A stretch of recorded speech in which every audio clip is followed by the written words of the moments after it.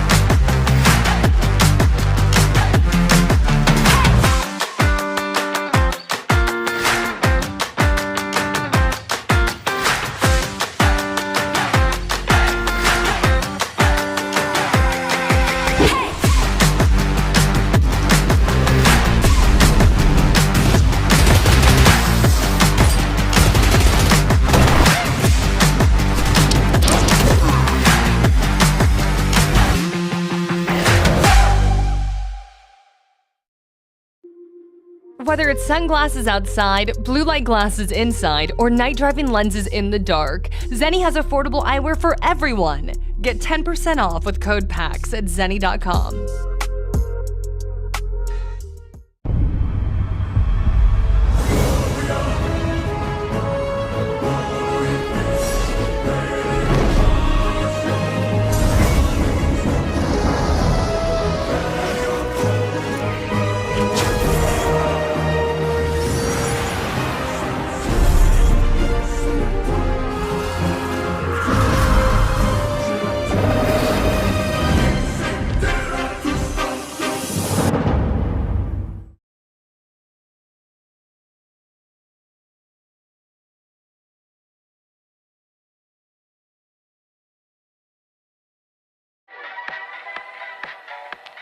Hi, I'm your girlfriend.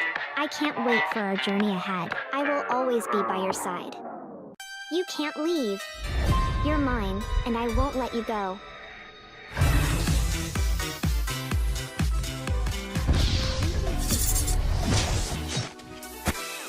I won't let you get away. We will be together, no matter what.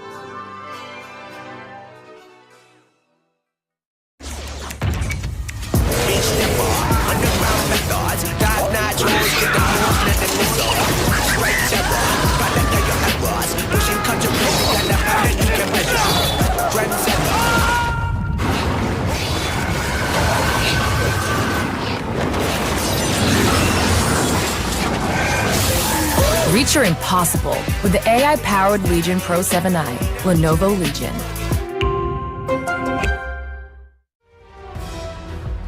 Here we go.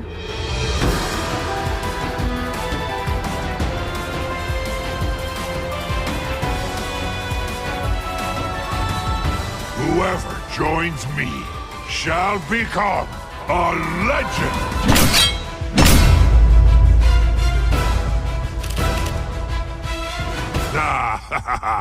This should be fun!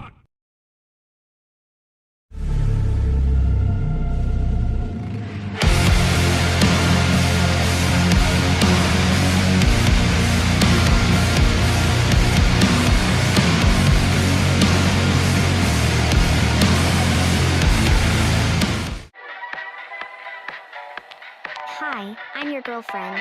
I can't wait for our journey ahead. I will always be by your side. You can't leave. You're mine, and I won't let you go.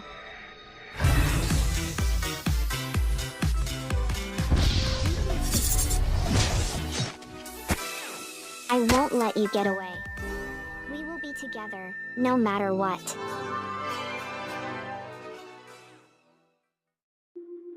Whether it's sunglasses outside, blue light glasses inside, or night driving lenses in the dark, Zeni has affordable eyewear for everyone. Get 10% off with code PAX at Zeni.com.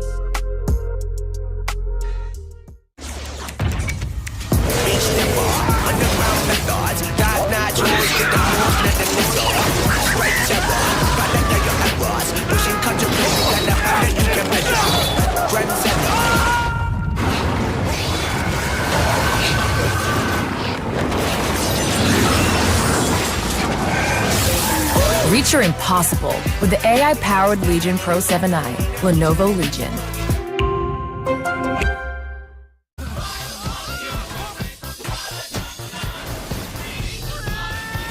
Close airlock 7! You really don't know me, do you? The best high-concept sci-fi rigmarole in the universe is back. Mob justice! Get back here! This is for your own good! Rick and Morty Season 8 premieres May 25th at 11 on Adult Swim. Get your mouth round it. Whether it's sunglasses outside, blue light glasses inside, or night driving lenses in the dark, Zeni has affordable eyewear for everyone. Get 10% off with code PAX at Zeni.com.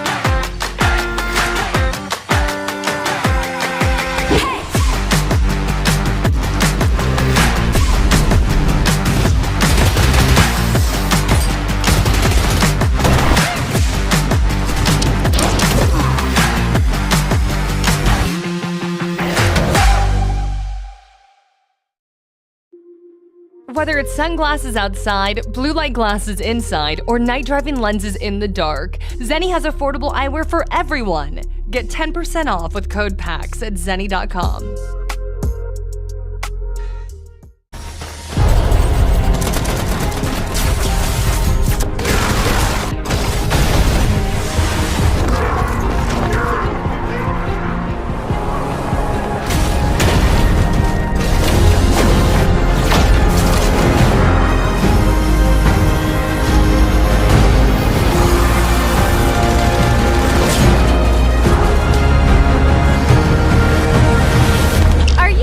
Ready to be shocked?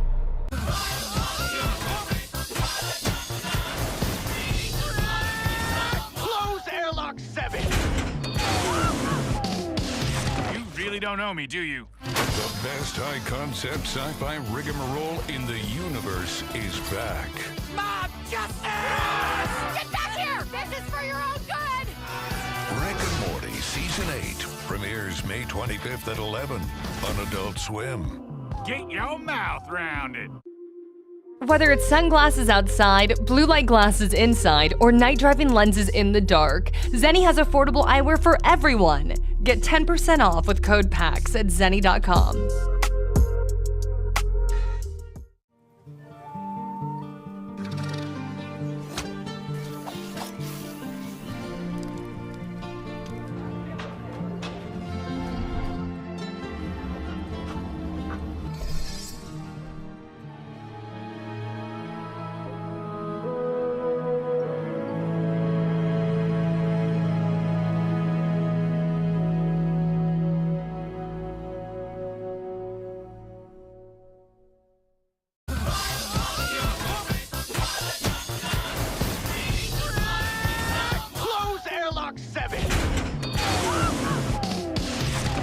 Don't know me, do you? The best high-concept sci-fi rigmarole in the universe is back. Mob justice! Get back here! This is for your own good! Rick and Morty Season 8 premieres May 25th at 11 on Adult Swim. Get your mouth round it. Whether it's sunglasses outside, blue light glasses inside, or night driving lenses in the dark, Zeni has affordable eyewear for everyone. Get 10% off with code PAX at Zeni.com. Techcrops awake, taking on a new form. Let me do the talking. Let's rock!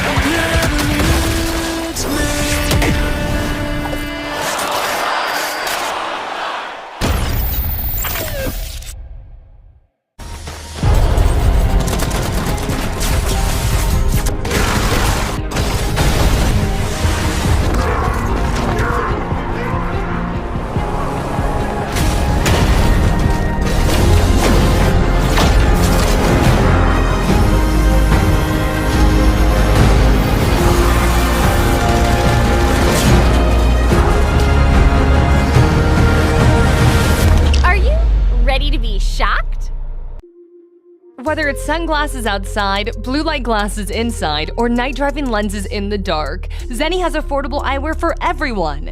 Get 10% off with code PAX at Zeni.com.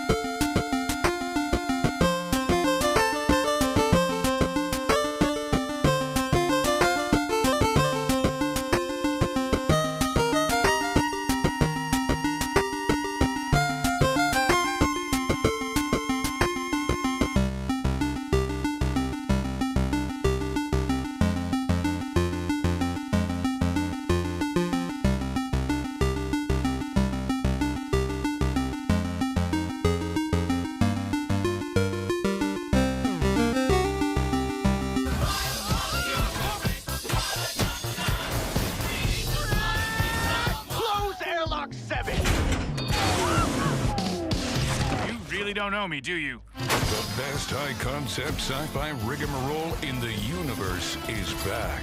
Mob justice! Get back here! This is for your own good!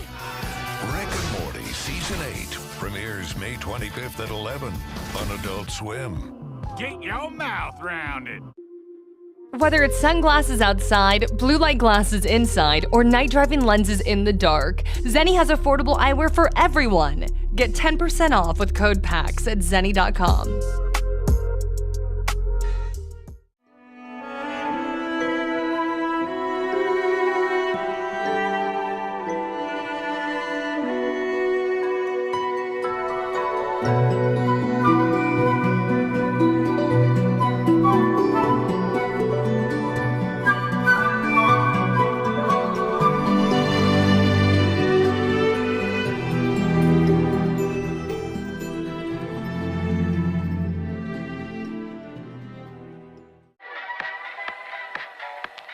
Hi, I'm your girlfriend. I can't wait for our journey ahead. I will always be by your side. You can't leave. You're mine, and I won't let you go.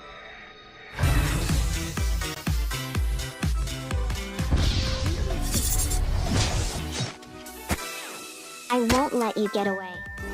We will be together, no matter what.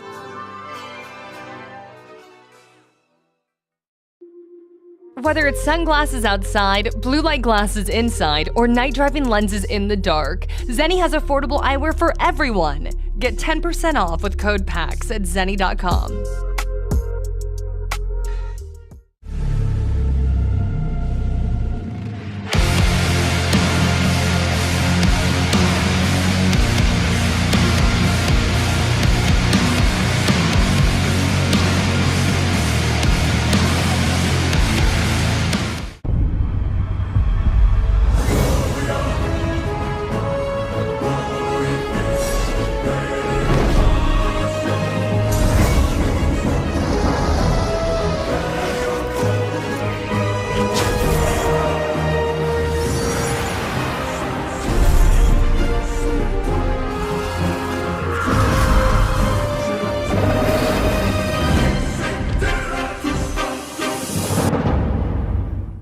Techrop's awake, taking on a new form. Let me do the talking. Let's rock!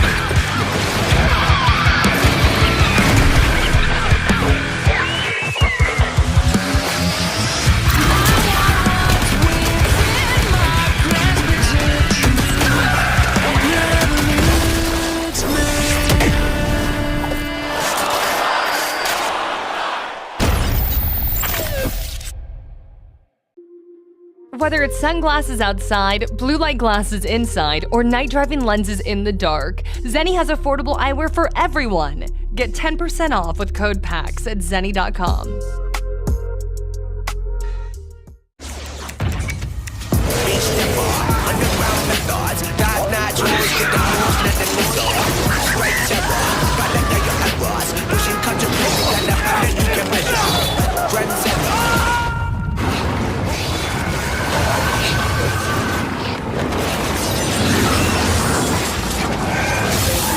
Reach your impossible with the AI-powered Legion Pro 7i, Lenovo Legion.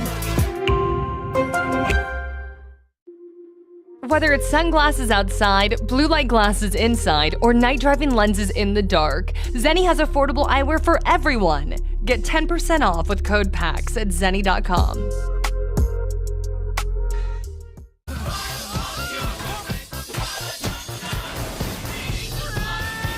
Close airlock 7! You really don't know me, do you? The best high-concept sci-fi rigmarole in the universe is back. Mob justice! Get back here! This is for your own good! Rick and Morty Season 8 premieres May 25th at 11 on Adult Swim. Get your mouth rounded.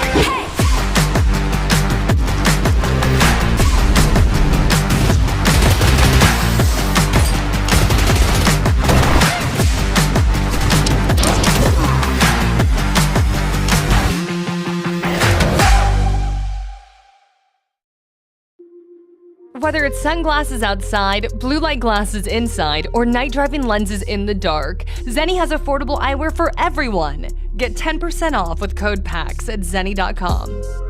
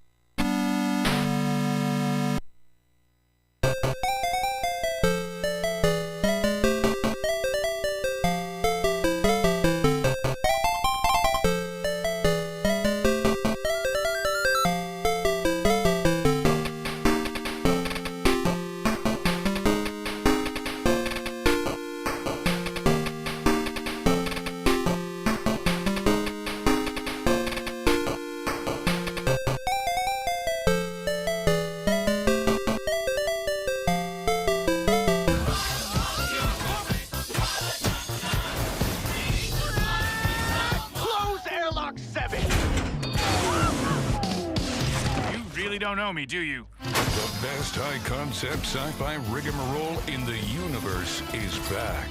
Mob justice! Get back here! This is for your own good! Rick and Morty Season 8 premieres May 25th at 11 on Adult Swim. Get your mouth round it.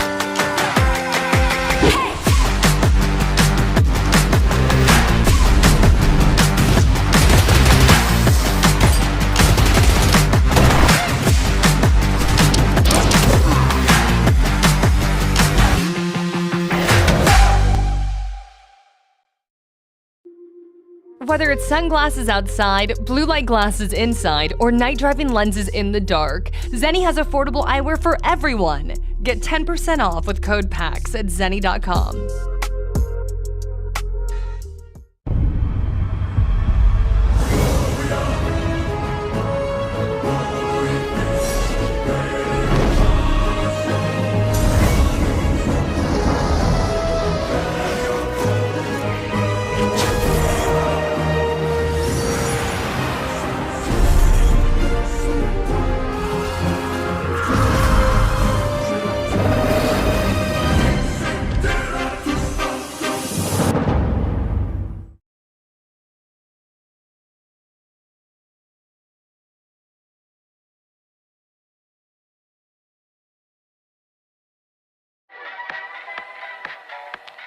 Hi, I'm your girlfriend. I can't wait for our journey ahead. I will always be by your side. You can't leave. You're mine, and I won't let you go.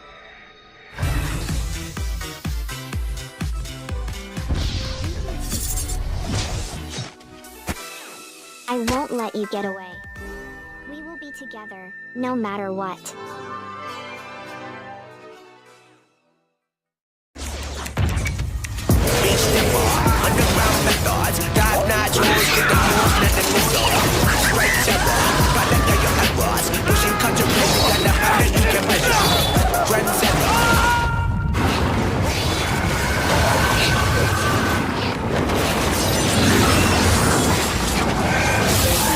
Reach your impossible with the AI-powered Legion Pro 7i, Lenovo Legion.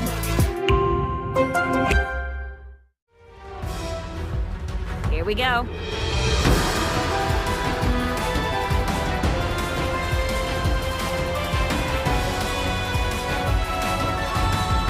Whoever joins me shall become a legend!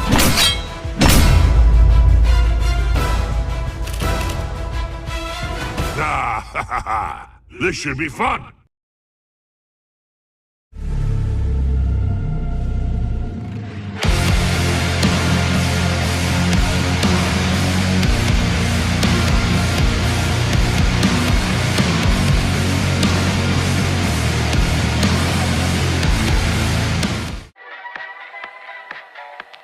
Hi, I'm your girlfriend. I can't wait for our journey ahead. I will always be by your side. You can't leave. You're mine, and I won't let you go.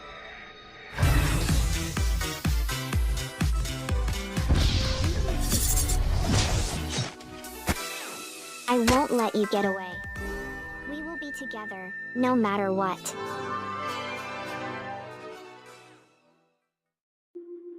Whether it's sunglasses outside, blue light glasses inside, or night driving lenses in the dark, Zeni has affordable eyewear for everyone. Get 10% off with code PAX at Zeni.com.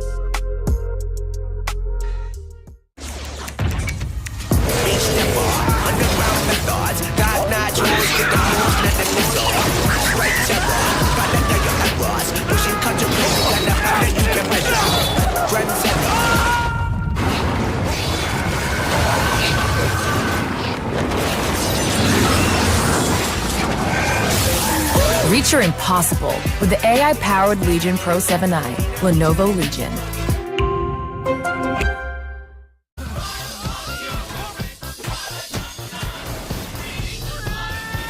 Close airlock 7! You really don't know me, do you? The best high-concept sci-fi rigmarole in the universe is back. Mob justice! Get back here! This is for your own good! Rick and Morty Season 8 premieres May 25th at 11 on Adult Swim. Get your mouth round it. Whether it's sunglasses outside, blue light glasses inside, or night driving lenses in the dark, Zeni has affordable eyewear for everyone. Get 10% off with code PAX at Zeni.com.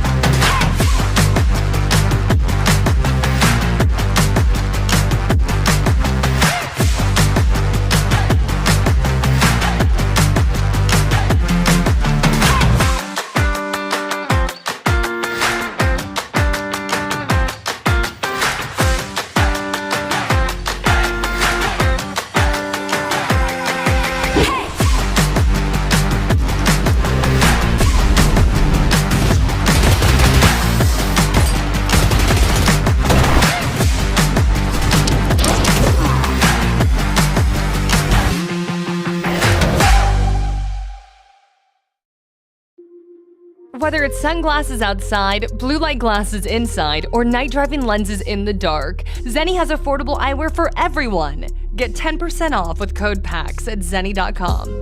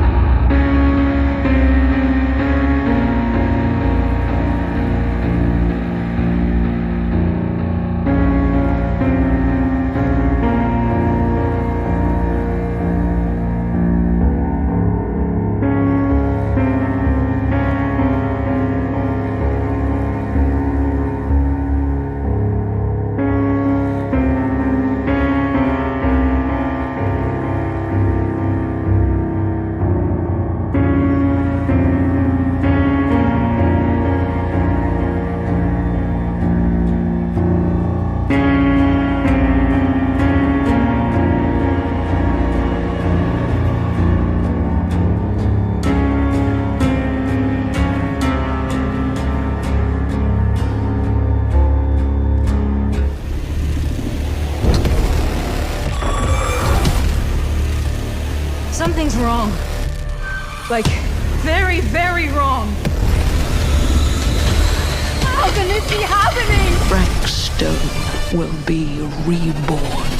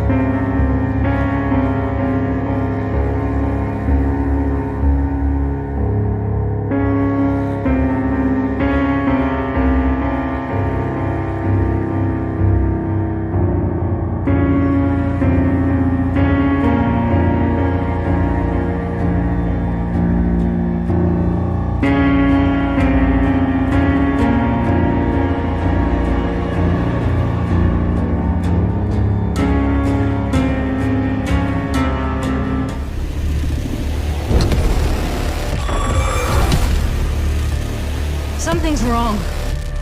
Like, very, very wrong. How can this be happening? Blackstone will be reborn.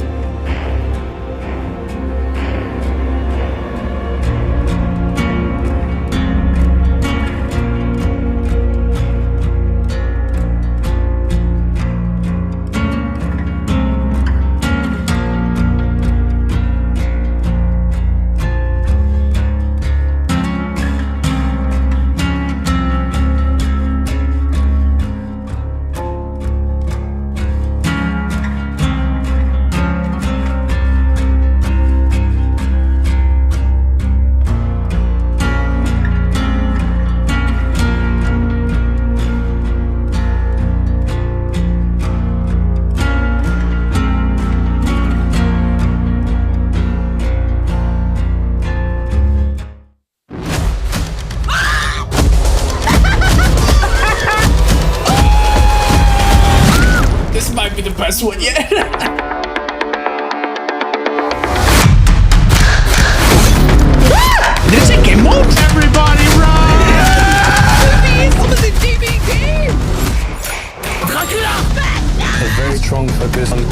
life. I found Dead by Daylight, and instantly it became a home. Thank you. Thank you. Thank all of you.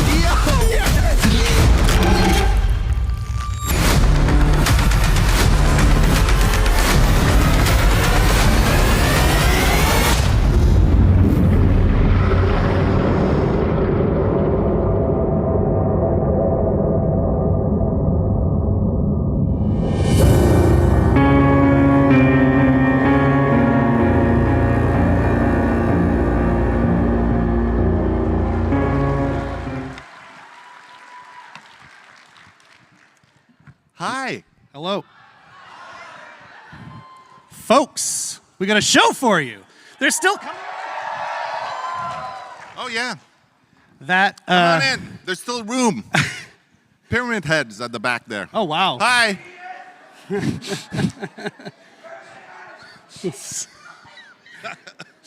So in the biz, they call that a hype trailer. Seems that it worked. I felt pretty hype coming out of that. Thank you, everybody, for joining us today for Dead by Daylight's 9th anniversary live stream spectacular from PAX East in Boston, Massachusetts.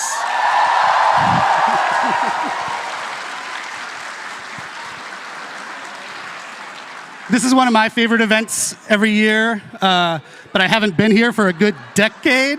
What's happening? I don't. Oh, is the unknown? Is the unknown here?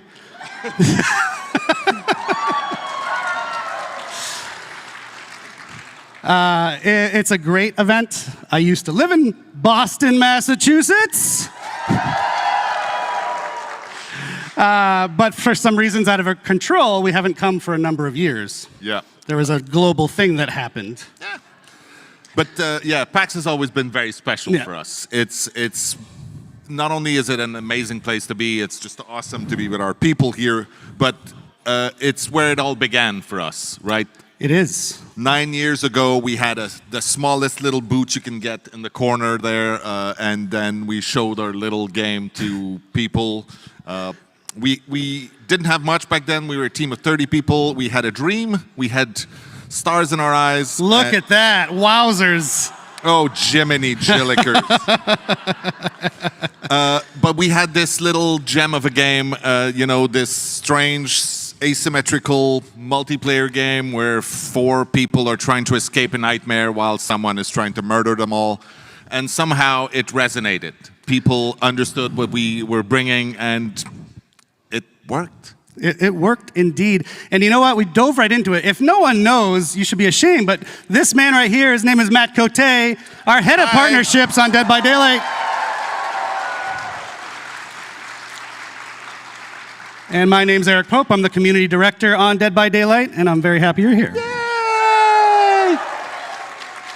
So as Matt was saying, PAX specifically is very important to DBD. And Matt, I don't know if you know this, we've gone back to the archives, not those archives, our archives. We've gone back to our archives, calm down. And we found a little clip of Matt from the very first one. So why don't we roll that? How many killers, how many survivors are you hoping to add? A lot more, or? Yes, many, many more. The idea has always been when you start the game, you don't know who you're up against, you don't know what powers are going to be facing you, you don't know which map you're going to be in, and the other survivors, you don't know what abilities and perks and whatnot they're going to bring. Wow. That's crazy. Wow. Not sure what was up with my eyebrows back then. Let's have a hand for Matt's eyebrows. 2016 eyebrows were very bushy. I love it. So I like to think the team delivered on what you said, and now we are in a place where we have 38 killers. 38 survivors, 45. Jesus, I have it backward. 38 killers, 45 survivors, and insane. 1 billion perks. About 1 billion perks, and so many really, really awesome licenses that came to join us over the years. Yeah, so I think you have always said it's kind of a love letter to the 70s and 80s horror movies that we all love.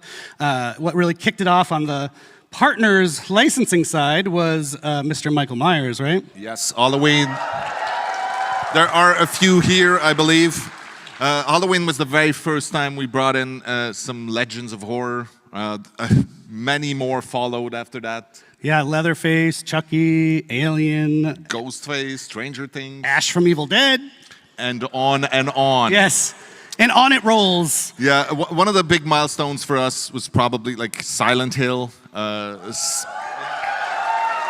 Silent Hill was the very first time we had a video game chapter, and for us it meant quite a lot because Silent Hill and Resident Evil specifically were games that inspired a lot of us on the team to make video games, right? They were with us when we were young, and being able to work with these people to create something in our game that they were proud of, that they thought their fans would enjoy, was so validating and humbling, honestly. We should do more with them, I agree. Yes. I'm just saying, that's my opinion, just a guy with opinion. I just realized, by the way, I want to apologize to this half of the room because I'm just looking over here at Matt. It's okay, I'm looking at them. Hi. Yeah, you get Matt's face, which is better in the end anyway. Or you can look at me up there. Sorry. So yeah, iconic licenses, Matthew. It's a nice segue, actually, to our show today. We've made add another or some? Yes. Well, then let's, without further ado, dive into the run of show to tell you what we're actually going to talk about instead of Matt and I just rambling. So if you want to put that up on the screen, we're going to kick things off, whenever you want, with Jose and Justin to talk about the upcoming content roadmap, as well as quality of life updates. Stop it.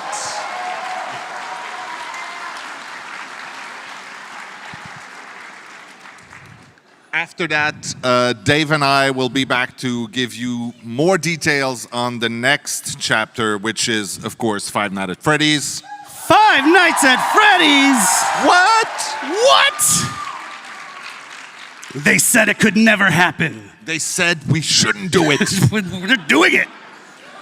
We're doing it live.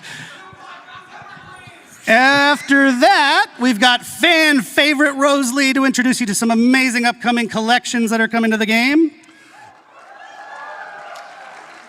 And then my favorite, Dave, no shame on you. No, that's not. Dave is coming back after that, and he's going to tell you about another one of our original chapters that we're going to do that has a major twist. It's a little spoiled on the picture right there. It says Yep. choose your own chapter, but just pretend you don't know what it means. Pretend you can't read. So I think that's enough. We can get things rolling now. Thank you, I Matt. should just leave? What? I'm just going to leave now. Well, but he's going to come back. Don't worry. Matt, I'll be back. Matt's not done with the show by a long shot. Thank you, Matt. Have fun. And now we'll welcome Justin Brown and Jose Ramos. Welcome, guys. Hello. Hello, everyone. Jose is our executive producer on Dead by Daylight. He's a vice president as well, for people who care about that sort of thing. Justin is our senior director of product management. If you don't know what that means, he cares a ton about the game, actually. He's kind of one of the main people that my team talks to from the community team to help make changes happen in the game. And so that's why they're here, because yes, we have the content roadmap that we're going to talk about, which is cool and new stuff, but also, more importantly to me, quality of life. The quality of life initiative couldn't have happened without these guys. Yes, absolutely. It is one way to do my very first live stream, so that's pretty amazing. Thank you, thank you. I think I will tell my kids that there were 12,000 people also. That's something like that. So yeah, as you said, I think we want to give you a sneak peek of our content roadmap leading us to the 10th year anniversary, which is crazy just to say it. We will also give you an update on our quality of life efforts, as you mentioned, something incredibly important for us, hopefully for you, and we'll make sure to give you all the details. Yes, of course. And before we dive in, I just want to give a quick shout out, a thank you to the incredible Dead by Daylight team back home. It is because of their hard work and passion that we're able to deliver this content and this quality, year after year. Shout out to the DBD team. Watching while they work, I hope. So, sorry, that's loud. I told everyone they can go do quiet mic. I'm very loud. Why don't we talk about some of the highlights of the past year, Jose, real quickly? Yeah, for sure. So a lot of highlights, of course. I think the main focus was to bring things that you have waited for many, many, many years. I think the main one, of course, is 2v8. So bringing 2v8 to life was something that we really wanted to achieve. Cross progression is something that also you waited for a very long time and that now you can have.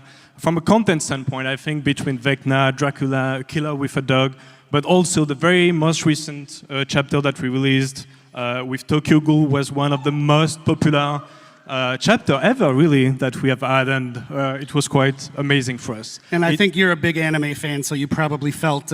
Yeah, and honestly, not only that, but the way we managed to bring the anime into the art sale of DBD, I think the team made really an amazing job. Yeah, that was really, really cool. Shout out to our anime fans. Many of them. Our anime fans in Boston, Massachusetts. Thank you for indulging me. But also, you know, this chapter gave us a chance, an excuse to travel to Japan for the first time in a very long time. It was long overdue.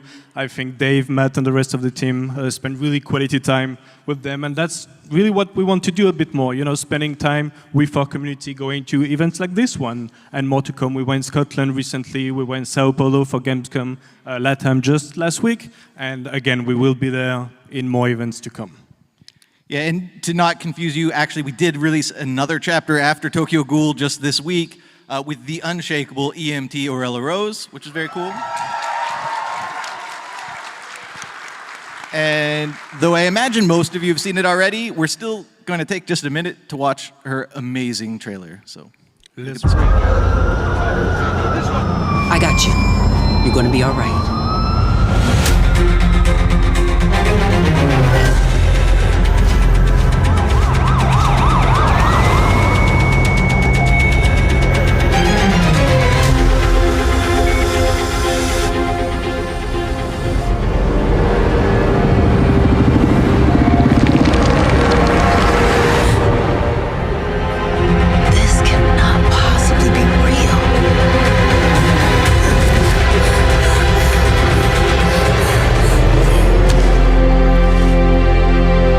My name is Aurella. I'm here to help.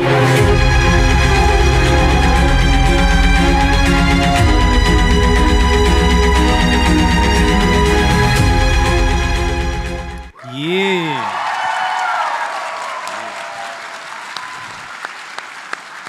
We got to do a lot of fun teasers for Aurella, so it was really cool to see people kind of fall in love with her before they even knew who she was. So we know people like teasers. We've heard that, so we're going to try to keep doing more teasers in the future. So thank you.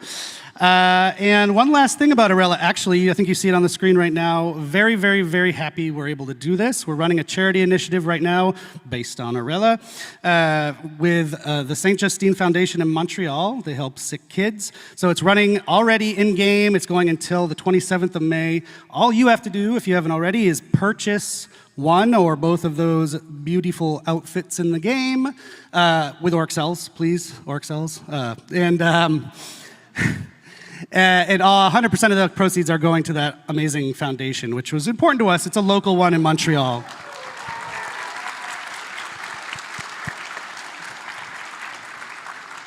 Thank you. We actually have a twist coming up in that campaign, too. Stay tuned. Aurella marks the last release of the Year 9 calendar.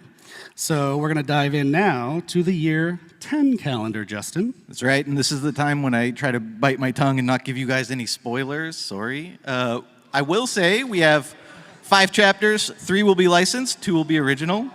Of course, the next chapter you guys already know, it's Five Nights at Freddy's. It's a killer and a map, but Dave and Matt are going to be up to talk way more about that just after us.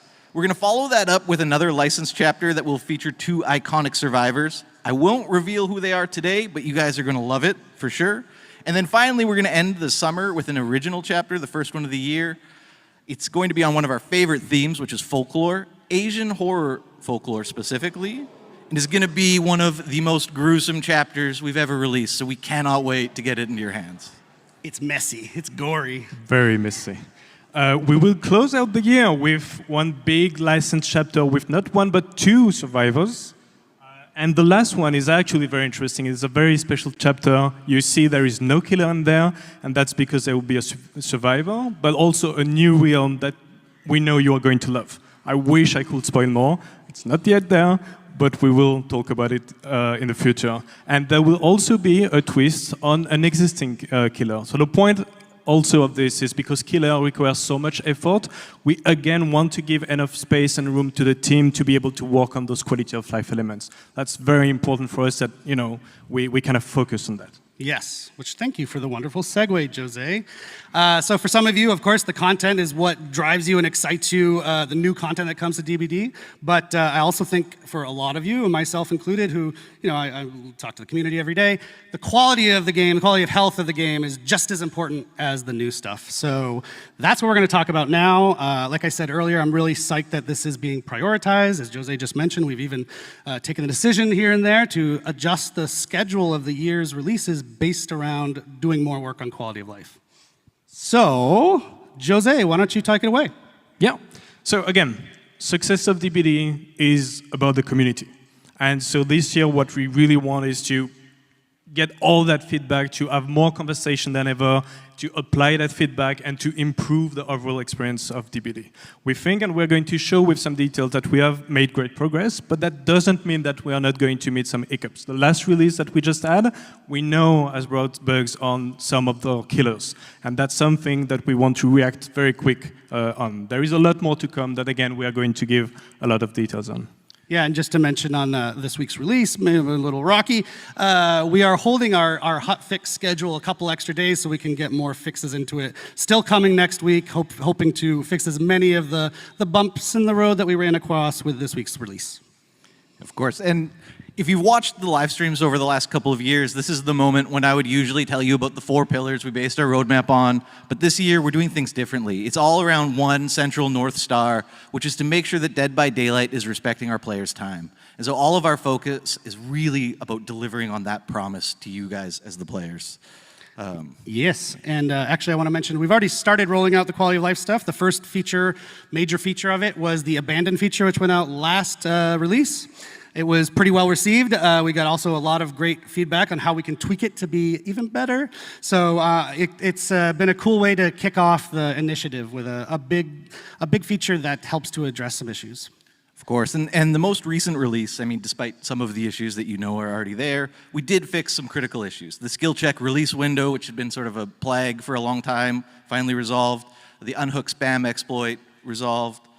We also finally added perk previews, which we had tested a long time ago, not to be confused with seeing your Survivor teammates perks, which is something we'll do later in the year as well. And then the sort of controversial quest system, we do plan on monitoring that. The intention is never to make it more grindy. In fact, it should be the opposite, if anything. So we're going to look at the numbers. We're going to see if there's tweaks we have to make on the quest system. But we're really happy that you can finally make progress on more than one quest in a match, in addition to removing that awkward pain point you've probably all experienced where you load into a match and then say, oh no, I already completed my last quest, now I can't make any progress on any quest in this match. So that's finally removed and resolved with this new quest system. Cool, so we've got an asset we can put up on the screen to help us for the next section. Yes. There it is. So a bunch of stuff in that screen. I'm not going to go through it all, but a few ones that I really want to highlight is everything you see in blue. So in green is what we have released. In blue is what is going to actually be released just in June. So very, very soon around the corner. And a few ones that I wanted to highlight. One is, for example, the gamma setting. We know that it can be tough when it comes to the darkness level of some map, and being able, especially for console players, to be able to deal with those gamma settings is, again, going to go a long way. The gun X prevention is quite important. Encouraging survivors to not give up at first hook is really something that we want to fix and improve. And one last one, sorry, that I wanted to discuss a bit more in details is the bulk blood point spending. Yeah. I was watching the stream of one of my favorite content creators just a few days ago with the release of Orella. She was super excited, saved millions and dozens of millions of blood points. And it takes a while. It takes a long time to spend those blood points. So being able to spend them in a matter of a few seconds is, I think, again, a small step for DBD, massive leap for DBD players for sure. And this is how we find out I'm not your favorite content creator? Wow. Sorry. Wow. No, that's great. I've had a few people come to the booth here at PAX just talking about the bulk blood point spending too. So glad that that's almost here. Almost there. Oh yeah, no, actually there is another one, which is custom game improvements. So this one is actually, for me, a cool story. Is we had... custom match, yeah. Custom matches. Can you move the mic? You move the mic when you talk. I want to make sure everyone hears Jose. Custom match improvements. Custom match improvement, yes. We had a really great conversation with tournament organizers, with some content creators, in order to understand what they really wanted. And the list was really good, but then we asked, but what is the top priority that we have? Because we want to make sure that we will be quick to deliver on this. And we have identified those, and they wanted to move from 1 spectator slot to 5 spectator slots. They wanted to have hotkeys to be able to shift pretty easily from one player to another, and we are going to bring those things right into this June release as well. So happy to go fast on this one. Yeah, and of course, that's not where we're going to end with custom match. That's just what we're delivering in June. In the future, throughout the year, we're going to add more customization options to custom match, including the ability to start selecting limited time event modes in custom match specifically, which will be very cool. What about 2v8? Can that be in custom match too? Yes, it will include 2v8 in custom match. Oh, yeah. Dave liked that one. Or maybe that was Matt. So, we built this list. My team got to be really involved in building this list based on your feedback that we've seen out in the community over years, some of these things. And we're going to continue doing that. So continue giving us your feedback, even as they release, like the abandoned feature. We know you don't get it one and done. We want to iterate and make them as good as they can be. So keep that up. It's not just lip service. Your feedback is super, super important. So thank you for that. And now, phase 2. We've already talked about stuff that people generally knew about. Now we can get into the second half of our quality of life initiative. Yeah, of course. And so phase 2 is meant to take us through to the end of the year and even beyond. And we are going to deliver a little bit more than we had even previously communicated on. So I guess I'll give it to Jose to tell us a bit more. Yes.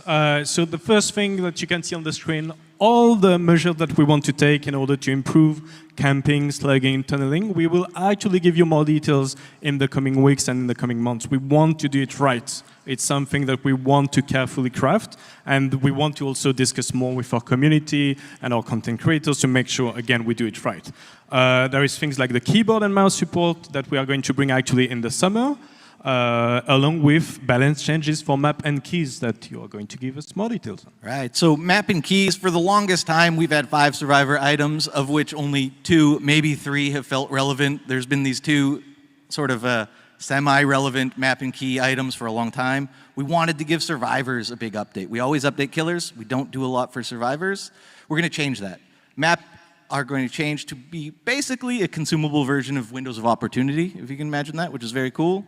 And then keys are going to focus on revealing the killer's aura. They will still open the hatch. And there's also going to be some new gameplay related to the chests that the keys take. Ooh. Ooh, people like this that. This next one's also going to be an ooh. Yeah, I guess so. So in addition to bug fixes, there's a bunch of things we're super excited to tackle. The first, probably the biggest, is an MMR revamp. We've been hearing you guys complain about it for a long time. We really want to focus on making sure that MMR takes into account the actions you take in a game and how you play, as opposed to the current black and white, just survive and kill. So that's going to be a really big change coming to MMR. We've heard it. We're excited to deliver that. We're going to MMR revamp, people. If you don't know what that means, it's matchmaking ranking, and it'll help with matchmaking when we fix that. Yeah. For the first time ever in an update, we're going to introduce a new survivor item this summer, which will be very cool, right in decor. It'll be exciting. Of course, we're bolstering our anti-cheat measures, because that's always a problem.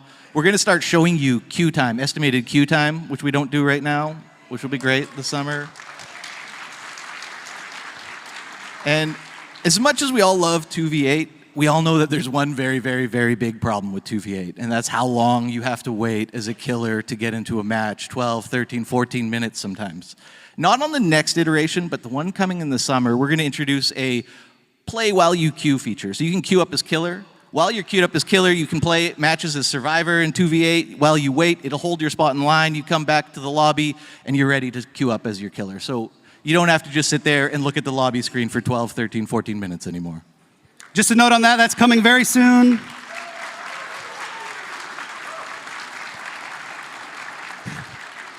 It's coming very soon, but not in the next iteration of 2v8, which is even ultra soon. So the next 2v8, just so your expectations are set. Okay, one last thing, we do need to wrap it. I got the wrap it up signal about 5 times now. If you're a content creator in the audience, we also have some quality of life for you. We are overhauling the Dead by Daylight creator program completely.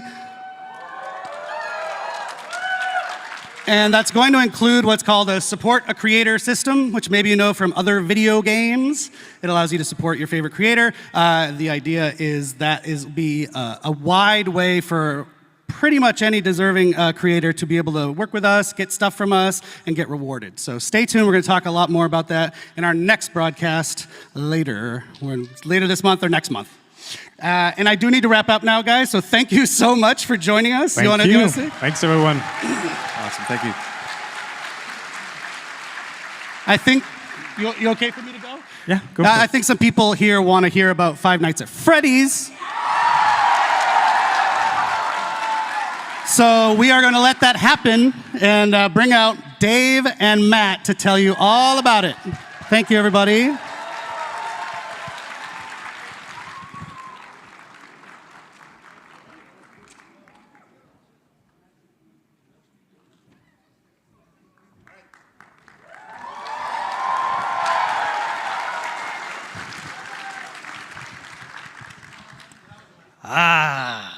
Hello, PAX! Isn't it awesome to be back here? It's amazing to be back here. It's nice to see you, even though I don't see quite well. It's nice to see you in person. Also, hi to everybody watching us online. And shout out to all the cosplayer. I've seen some of them. They're amazing. Especially Mr. Unknown somewhere there. Amazing. But I don't see anything, so, right? After. Yeah.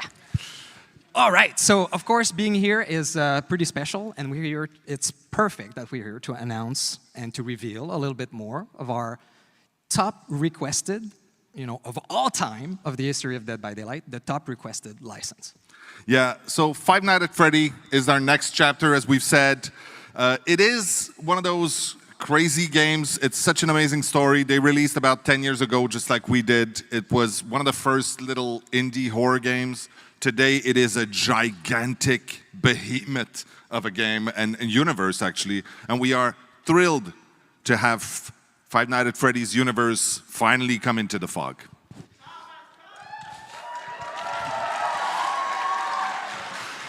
So, of course, the team has had a blast creating this chapter. It's such an amazing universe to explore.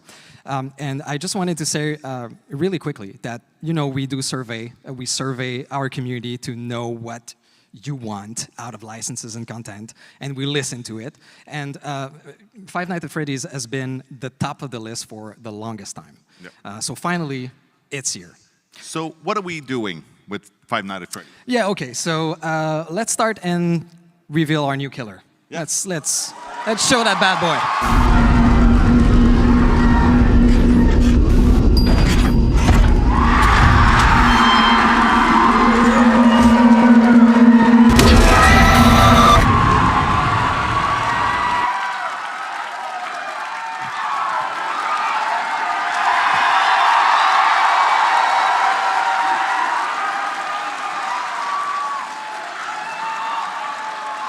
You like that? Okay. Well, thank you for that. So I guess we made the right choice. Yeah, it was obvious to us too. Of course, Springtrap is the ultimate villain of the series, and for the first time ever, you'll be able to be in the suit. Isn't that amazing? You'll be the killer. You'll be Springtrap. He will be known as the animatronic in our game. Absolutely, yes. So the animatronic, today we won't go into the power or the perks. Oh. Yeah, we're not revealing a lot, but we'll show some screenshots later, and if you watch closely, you might see something very interesting. We're adding on top of the killer a very interesting survivor and killer mechanic that's quite unique to this chapter that will appear every time you play as Springtrap or that you face Springtrap. So you might get a clue about this. So obviously, we will reveal more of that in a couple of weeks in another stream. But I want to say that the power and the perks are really authentic to the universe of Five Nights at Freddy's. Yes. Now, one of the other ways that we like to bring authenticity to the content that we create is with cosmetics, of course. And there are going to be a few really cool ones as we release this. But there's one we absolutely need to talk about today. A legendary outfit for Springtrap that we will have will be taken directly from the movie, and we're going to show a little thing.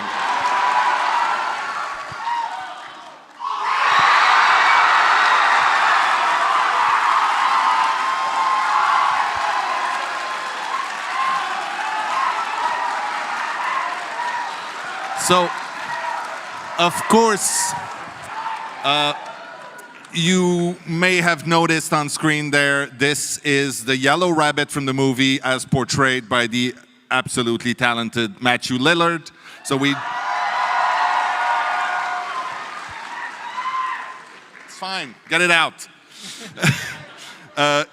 Not only are we gonna have his pretty face in the game, but he was nice enough to record all the voiceover for the characters.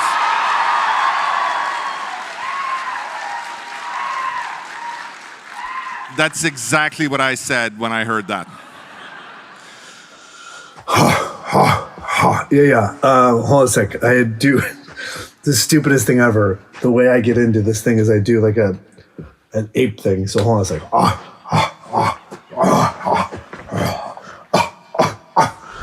Ollie, ollie, oxen free. Ollie, ollie, oxen free. Ready or not, here I come.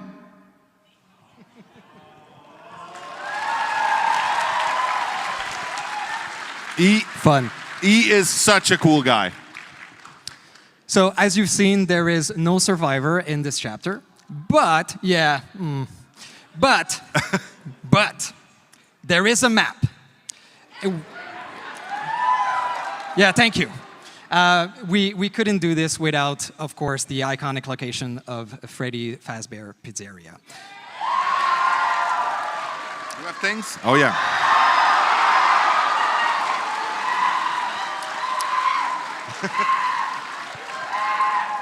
So we took inspiration from the first game, so most of it. So instead of looking at it through camera, you're actually going to walk in it, and it's filled with Easter eggs, surprises, and of course jump scares.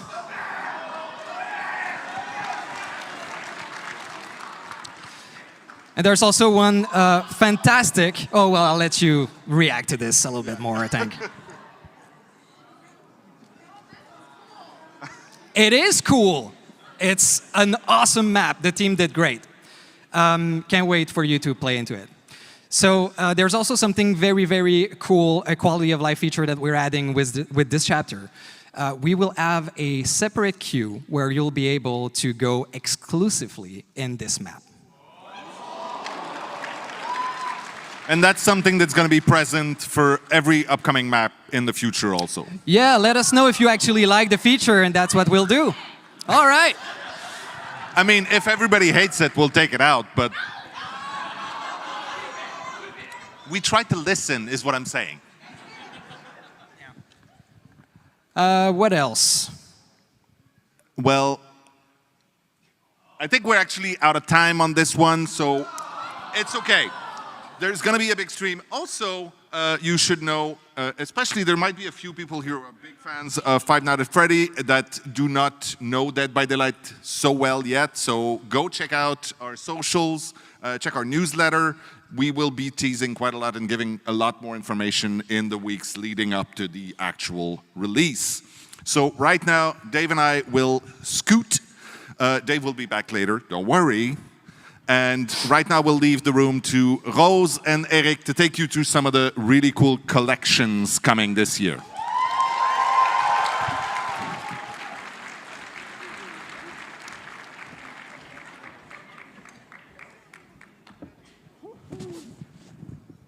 What is it we're removing? We're removing the map? No? Okay. I couldn't hear backstage. So Five Nights at Freddy's, huh? Wow. How do we follow that? I have no idea. Well, I'll tell you how, Rose. With upcoming collections. See? Thanks for joining us, Rose. Rose is, as often as we can, we get her on stream to share the cool cosmetics that are planned, and today is no exception. So why don't we dive in, because this show is running by us very quickly. So speaking of very quickly, I want to remind people or let people know maybe for the first time, about a year ago, we did a community contest where people got to submit designs for killers and survivors, among with other things. And they've just started rolling out in this week's update. So I think we have a little image or video. Maybe. We got Jake Lone Wolf. Jake Lone Wolf outfit by Fairy Kun, Little Friend Badge by Yuki Yamato, and Singularity Death Top by It's Your Boy. You may have heard some discussion about the Singularity, that it's missing something on its face. Should we add the frowny face back to that?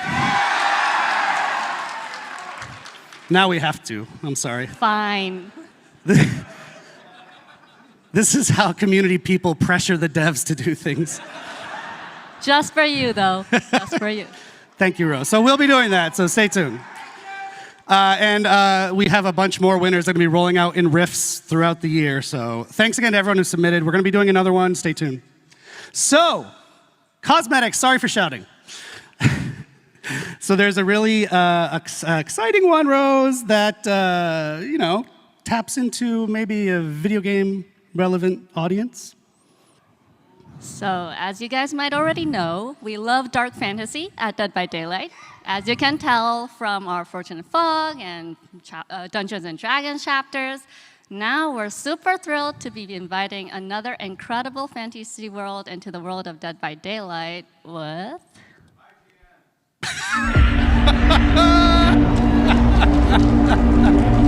Wow. This place. There's evil here. Death hangs in the air.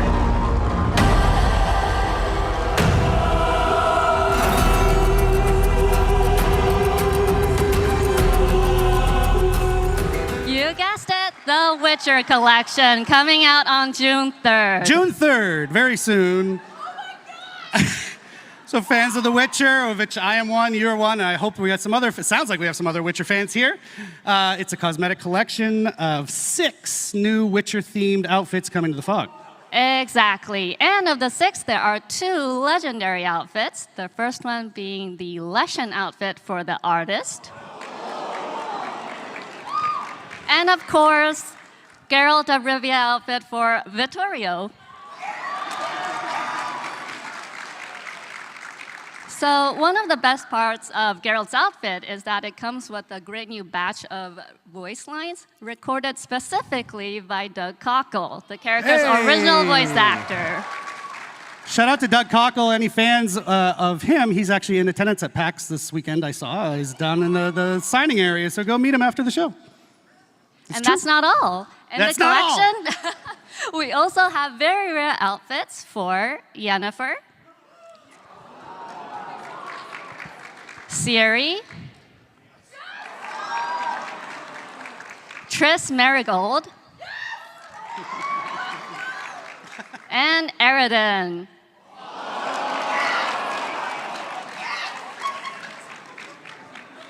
So stay tuned. We'll release more info on our socials later. Wow. I actually didn't know we were going to show all those. That's great. We change things at the last minute a lot of times. So those look fantastic. I'm excited. Just a note about if you're wondering, if you're kind of deep into this game, his medallion, Geralt's medallion, the eyes light up in the Witcher. That's not going to happen in our games because the entity doesn't want him to have kind of suppresses all magical powers. Yeah. So in case people were worried about that, it's not happening. Okay. So we also have some super cool Witcher-themed rewards attached to an upcoming Chaos Shuffle event coming out at the same time. And one of them is this amazing Geralt in the Tub player card. We couldn't talk about The Witcher without sharing this, so enjoy. Our requisite feet content has been met for the show. So yes, June 3rd is right around the corner. Get psyched.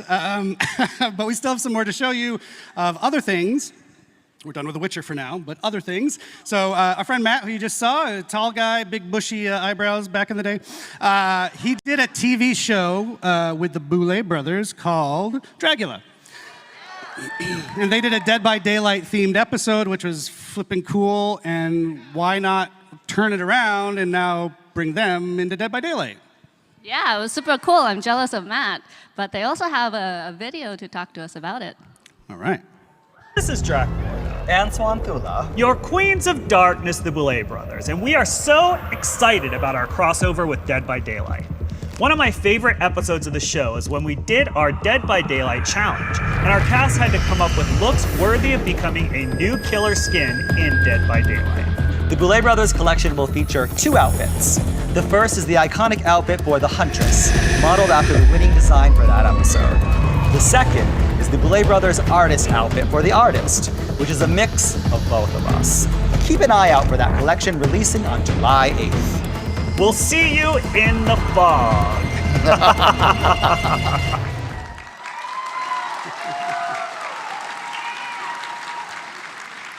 Look at that. Couple of concepts here of what you just saw. And we're gonna keep it rolling because this show doesn't have a limited time. So next up is something from the extended world of Dead by Daylight. Yep. What can you tell us about this one? So last year, Supermassive Games released The Casting of Frank Stone, which explored the origins of a brand new killer. This year, Frank Stone in his transformed state will be entering the entity's trials as a cool new legendary outfit for the Trapper. You can look for the Frank Stone's champion outfit to be released in September. And just as a note, if you played the game, you know that's a screenshot from the casting of Frank Stone. It's not an in-game shot just yet from Dead by Daylight, but that is what it's based on. So stay tuned for that one. All right, last one. Oh, actually, before I go on, in case you haven't played the casting of Frank Stone, which I think you should, it is now 80% off right now. No excuse not to buy it. Go play that amazing game. And shout out to Supermassive. We love them. Okay, last one that Rose has brought for us today is adding some new outfits to an existing fan favorite collection. Yep, we're adding 2 new outfits to the Tomb Raider collection. Both of which are releasing on August 5th. The first one is Lara's classic ensemble, which is the iconic Tomb Raider, Lara Croft. Yep, this is the iconic look that started it all for Tomb Raider, and we're super happy to be bringing it to Dead by Daylight. We'll also be adding in another outfit, but we'll be sharing more news about that in the future. Yep, wasn't ready yet. Just stay tuned. Fans will recognize it, though. That's true. Get hype. Thank you so much, Rose. I told you this would be fine. FNAF is a big deal, but these are a big deal too, right, guys?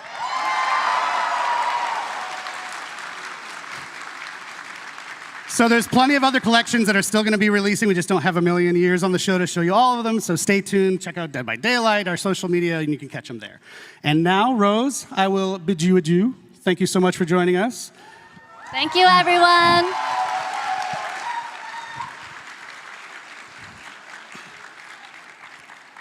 Folks, now you get to spend a minute with me. I'm sorry. So we are here for Dead by Daylight's 9th anniversary, but we are also Behavior, a game studio that does other things, and we thought, why not just take just a minute to tell you about something cool that we're doing outside of Dead by Daylight. There is a desire from ourselves to help out and publish other smaller horror games where we can, and our first foray into that is with an amazingly cool little game, and it's called It Has My Face. Not my face, don't worry. So it is a first-person roguelite set in a dystopian city, and within the city you have to find and kill your own clone. if the clone doesn't kill you first. It has my face, started as a game jam creation by Nightbite Studios, which is 2 people. And in fact, they have recorded a little message for us today just to introduce themselves. So let's go to that. Hello everyone, I am Salih, founder of Nightbite Games and the lead developer of It Has My Face.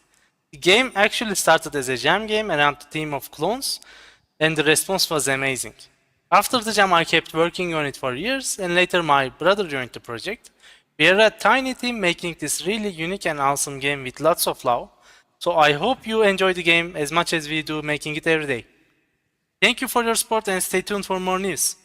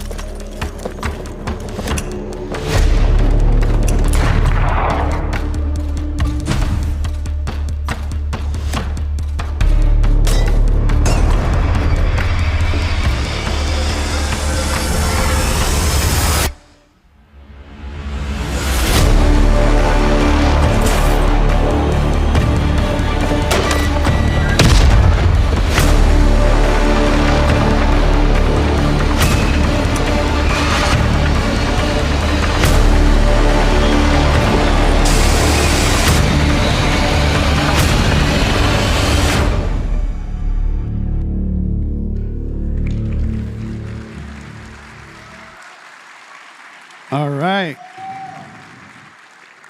So you can actually head to Steam right now if you want to check out the demo of It Has My Face and wishlist it. It's going to be in early access later this year.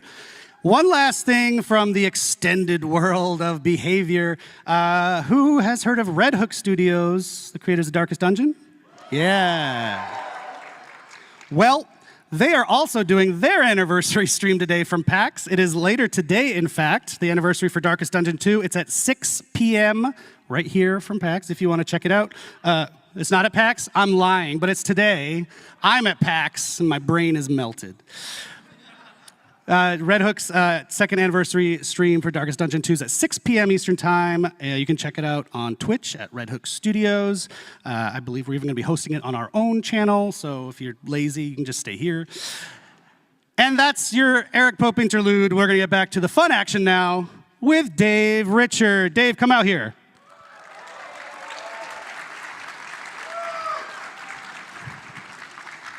Hi, Dave. Hello, Eric. I got to readjust myself. Hi, Dave. Hello. All right, Dave.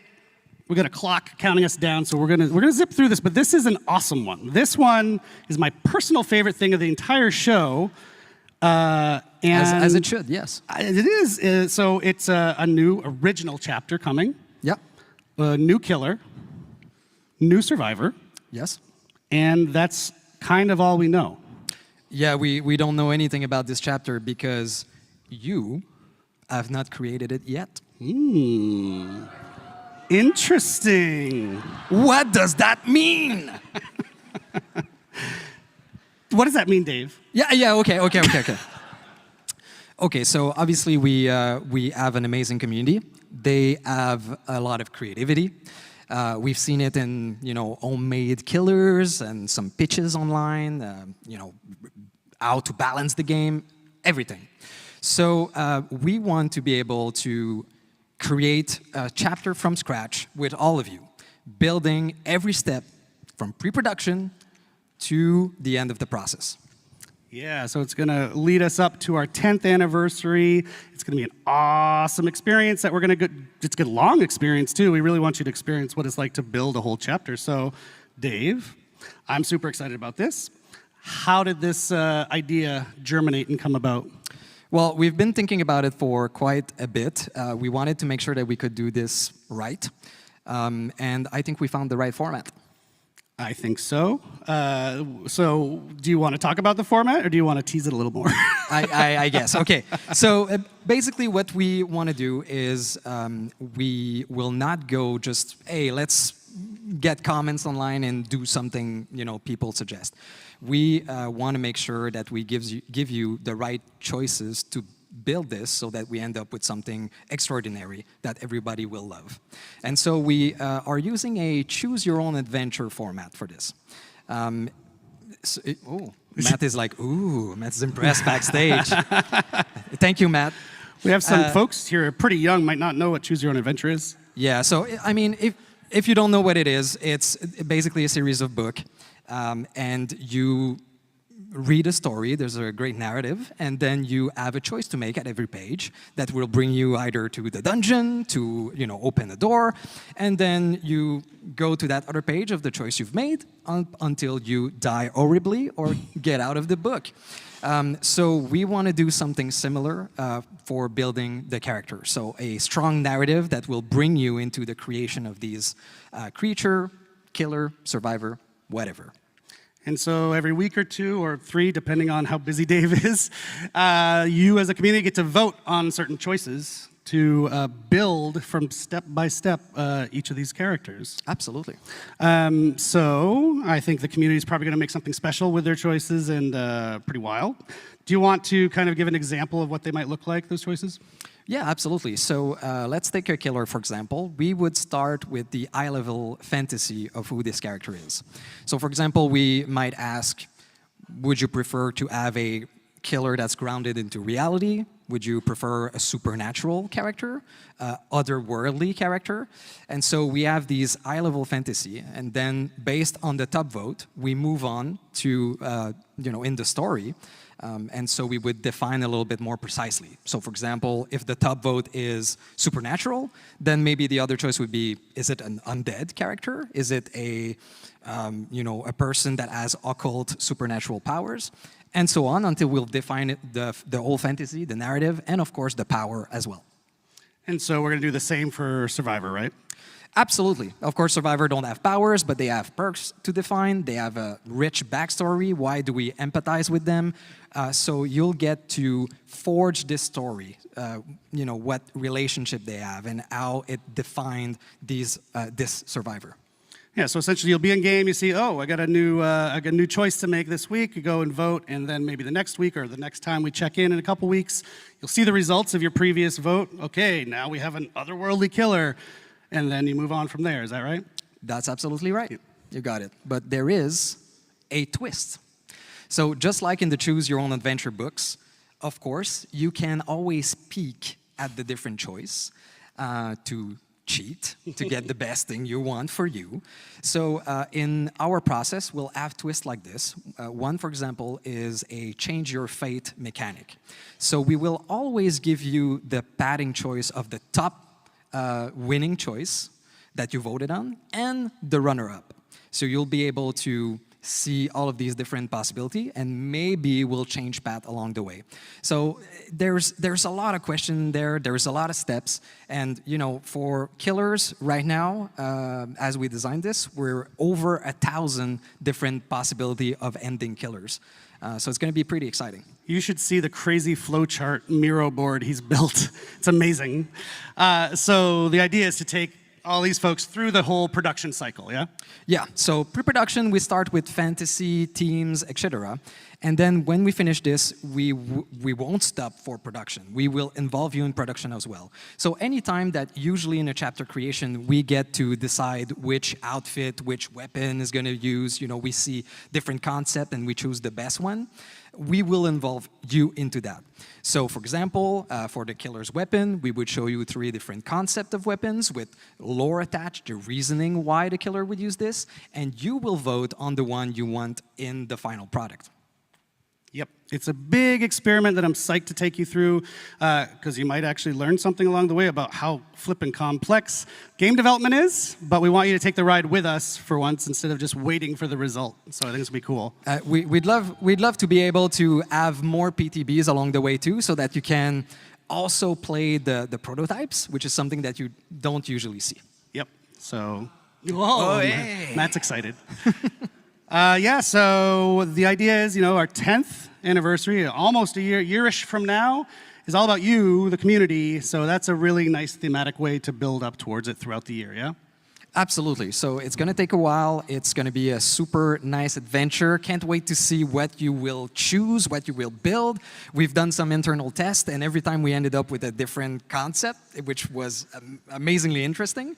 And yeah, we want to have this available for our 10th anniversary year, so sometime in 2026. Yeah, it's been super fun testing it internally. Dave's essentially been our dungeon master as we create this new character. It's super cool. So, right, we're not going to wait too long to get started. Just hang tight another couple weeks, and our first vote will roll out, and then we'll just go on from there. We can do pretty much what we want. We keep coming up with questions during this process, like, oh, what should we do for this? And the answer keeps coming back, well, whoa, let's let the community choose. So right down to the name of the chapter, you know, we're talking about everything. So we'll see you out there. So keep an eye out on our socials so that you know when it starts and you get to vote on the first choice. Awesome. Thank you, Dave, no problem. for joining us one more time. Thank you, PAX.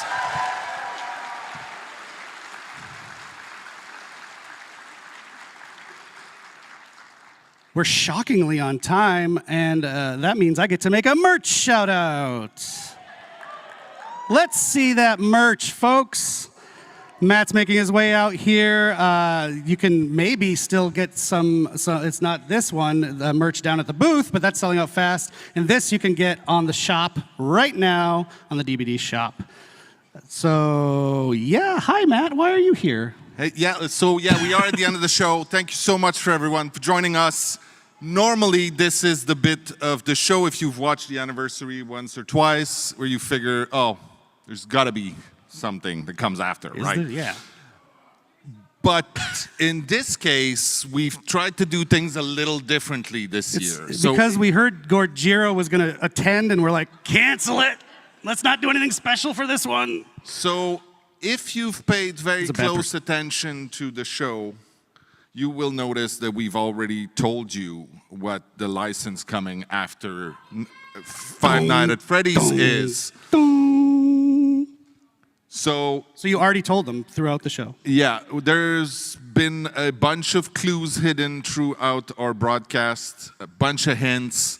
So I want you to put on your tinfoil hats. Polly, we're looking at you. And then give us our best speculations and theories on what you think it is. Actually, anybody here knows? Shrek is what was shouted from the crowd if you're watching at home. I think Shrek is in the maybe pile. He's not even joking.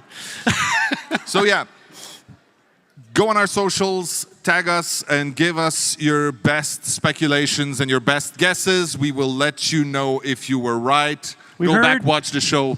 We heard they like teasers, right? So let's do some teasing of what the next chapter is instead of just shouting it at you on a stage. Shout out to the Binding of Isaac, actually. They were just talking about us on Twitter, yeah. But it's not that.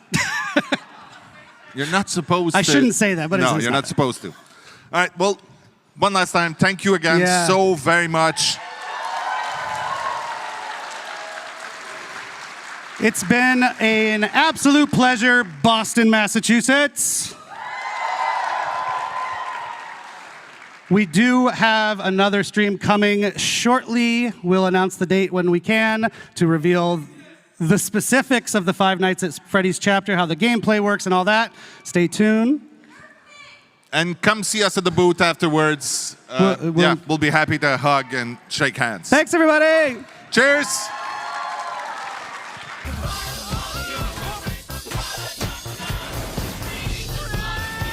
Close airlock 7. You really don't know me, do you? The best high-concept sci-fi rigmarole in the universe is back. Mob justice! Get back here! This is for your own good! Rick and Morty Season 8 premieres May 25th at 11 on Adult Swim. Get your mouth round it. Whether it's sunglasses outside, blue light glasses inside, or night driving lenses in the dark, Zeni has affordable eyewear for everyone. Get 10% off with code PAX at Zeni.com.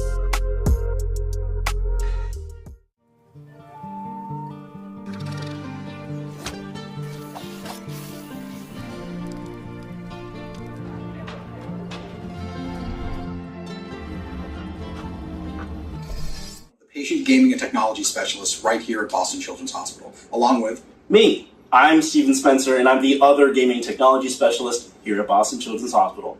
Welcome to PAX, where the joy of gaming meets the power of giving. Together, let's power play for Child's Play hospitals. Last year, you helped fund so many things, including gaming consoles and video games, VR headsets, 3D printers, and even people like me and him to game with patients at the hospital. My role here started thanks to Child's Play. These donations make it possible to support hundreds of patients a month, from one-to-one bedside gaming sessions and procedural support to big hospital-wide events. Use your phones and scan the QR code on the screen and power more play in 2025. Just wait until you see what Jerry and Chris are about to do thanks to all of you.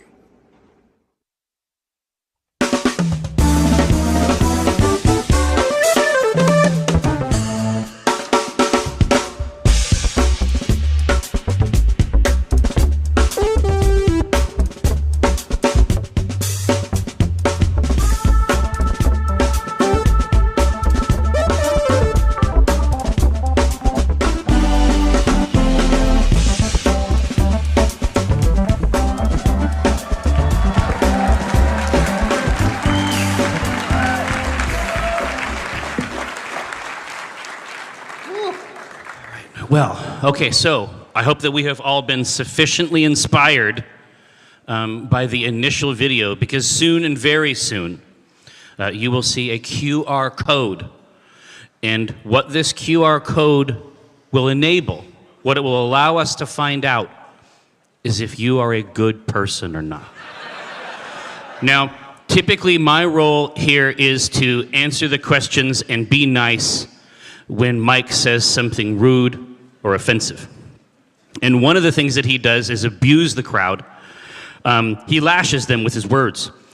And okay, there's some fans of that, apparently.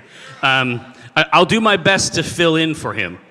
But the main thing is that occasionally I'm going to entreat you to examine this Tiltify QR code, and then I want you to look within.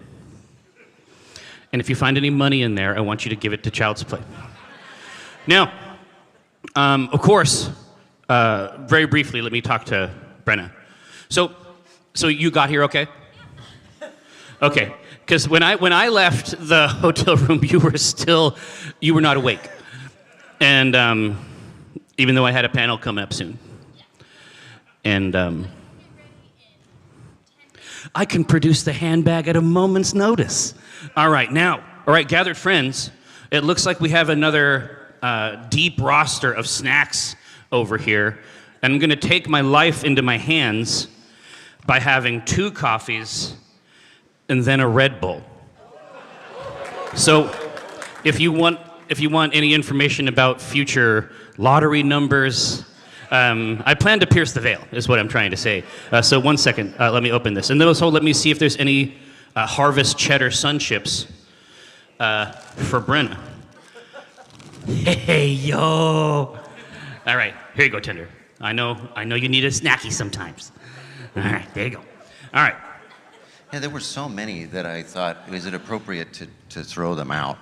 Or is there a law that can't be done? Yeah, some Boston ordinance. Just a hazardous. Well, it's like, the snack chips incident of 1871.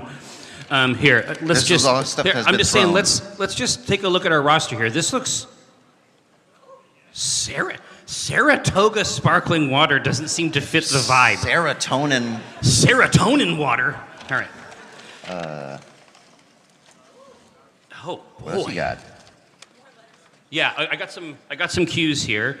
Fruit fucking roll-ups. Oh shit! Why Frank's Red Hot? What the? Laura is concussed. What? Makeup remover towelettes? Flushable moist wipes? Ooh, yeah. What do you expect me to do up here? Wait, what are you looking? Chris, of course, reaching immediately. Oh, these are just like generic, and they're not like the masculine for your balls. Yeah, exactly. These are okay for everybody. Yeah, rub these on your gross balls, men. All right, now. Why would you buy a product that says that? And they say that on there. Why would you buy it? I'm not going to bring that to a cashier. No, absolutely not. No. All right. God, do you remember the era where it's like you would like buy condoms, and it was like you felt like you were being judged by the universe? Oh no. And yes, like you have to. the check lady was like, I know where you're gonna put that. I know exactly where. You don't have to tell me. All right. Beef jerky? Oh shit. Listen, yeah. So if anybody feels snacky later, I'll just ask, and then I'll bring you a snack. I'll deliver a snack. Game over, Greggy's not giving you a snack. You know what I'm saying? Yeah. Brian Sibley from PS122 New York City asks, hi. I love painting many little men in my spare time, and even some of my non-spare time. Now, in my mind, we are not talking about models. He just has within his acquaintance several small men, some no longer than a thimble. Yeah, and they brought their own paint. Exactly. So exactly. what else is there to do? Paint me with this. Okay, story's getting weirder. Sometimes I am painting tiny men in my sleep. Sometimes I think I am painting wee guys, while I'm also painting the wee guys like I am living my life twice at once. I am worried about what might come next. Sometimes they don't like the way I paint them. Uh-oh. Sometimes they tell me what I should have done better. Sometimes I listen. If any of you can ascertain a question in this treatise. Oh, that was the end of it? Yeah, that's the whole thing. Yeah, exactly. No, this is just a balance struck. It just sounds like we're good. No, it sounds like you have a reasonable situation here. Yeah. There's a client. Mm-hmm. You know what I mean? Oh boy, okay. Here, Chris, can you just read this real quick? Oh, of course. Sir Topham Hatt, don't call me the other thing, from Shane Gooney asks, I'm not sure we can get you out. We can't lift you out with a crane. The ground's not firm enough. Let me see. I wonder if Gordon could pull you out. Yeah. I bet he could. I'm betting he does. All right, now I've now seen that I know which color is the Topham Hat questions, you can dodge it. well, now I have to strategically interleave them. Unless we want to do like a elite mega drama, like 4 in a row, and just turn this into a different kind of convention. I'll consider this. Think about it. All right, I'm going to You grab have this. to burn through them at the end. That we do it that way. Indeed. Jim S. from Pittsburgh asks, any chance we'll see the Ack Inc. crew in grim darkness of the far future, aka Warhammer 40K? Ooh. Omen as a rogue trader seems like a given. Now, if you want to see some real perversion, our merchandise manager, Lydia, her husband, Brian, who I understand is called Bri, as he did a bunch of custom kill team models that essentially are arrayed as all the characters from Acquisitions Incorporated with custom rules and stuff. That's on the YouTube if you really want to engage in that type of perversion. But there is a really, really cool role-playing game that is set in that era. And I mean, Jasmine and I have spoken more than once about trying to put something like that together. All right. Drowning Rabbit. Chris Lefevre, I guess, from New Hampshire asks, what's the cringiest moment you have had in the last 25 years of PAX? A fan-vendor interaction, or even an adjacent to PAX situation, while dining maybe. See, part of it is that just psychologically, my threshold for cringe, I'm not sure if you've ever seen any of my work. It is far beyond what a normal person can endure. Like my level of not knowing what's happening is incredibly high in social situations. I realized that someone was flirting with me 20 years later. What am I supposed to do about it now? She's married. Oh, sorry. Sorry, Brenna. Happy Mother's Day. I mean, have you had a cringe? Have you had an experience? I know that I can find something just because the opportunities for cringe at PAX do occur. Yeah, I guarantee that they exist that I could recall. But while my threshold is not so high as yours, my inability to remember anything shields me. So I don't have them. They're not here. I have experienced them, and I'll probably go into those situations again. Yeah. But I can't tell you about them here. I mean, I can only repeat the mistake over and over. I mean, I have... Look, every day at PAX, I have 4 to 7 conversations with a person who thinks I'm Mike. And there's no universe in which I can stop that train. I'll just keep going. They'll ask me how Kara is. And I'll be like, she's good, she's good. And the boys that I have also, they're doing exceedingly well. And it's great to meet you, Gabe. And I'm like, well, it might have been. In a parallel universe. 76 trombones from the big parade ask, what are you most looking forward to doing after this, or rather in the course of this PAX East?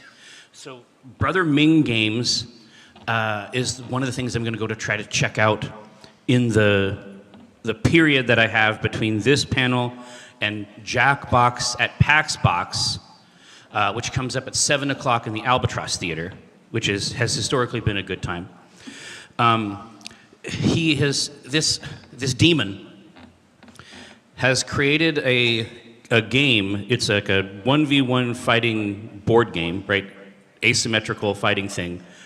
But the way that you get your energy for all of your fighting game style moves is a board that plays like Bejeweled. So you pick up little gems, and then the new gems fall down and fill in the board. And I don't even need the game.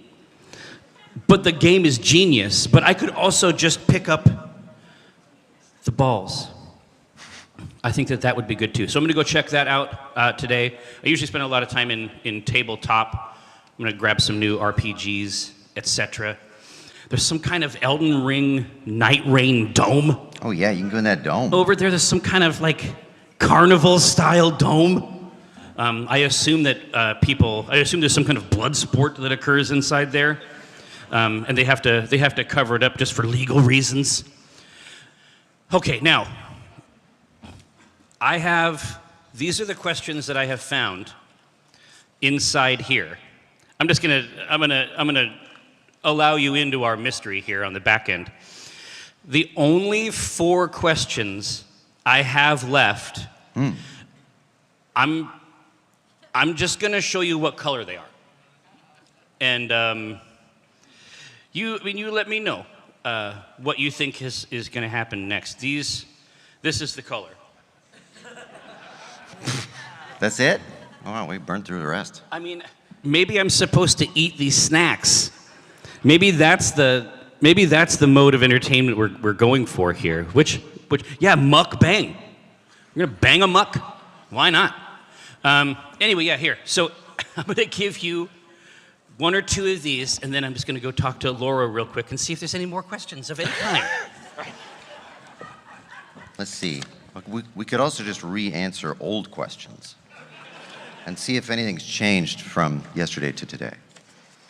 Sir Topham Hat from Ballyhoo asks, you're a special mixed traffic engine. You can pull coaches or trucks quite easily, but you must learn from your mistakes. You've given me a lot of trouble and people are laughing at my railway and I don't like that at all. Ooh. A curveball. Edward from the Northwestern Railway asks, that's not the same voice. I don't know what the voice is. They'll hiss me, sir. They say tender engines don't shunt, and last night they say I have black wheels. I don't have, do I, sir? I can't get a read on Sir Topham Hat, like, what is his management style? He seems hot and cold. He seems challenging to work with. I hear Jerry's saying something, but there's no microphone. No. There. He seems like a very difficult person to build a rapport with. Because he keeps you guessing. Well, because he's either saying it's not your fault, or he is bricking you over. And he just so that you can see your friends being useful engines with the top part of your eyes. Yeah. Here's what you should have done. Yeah. Be like them.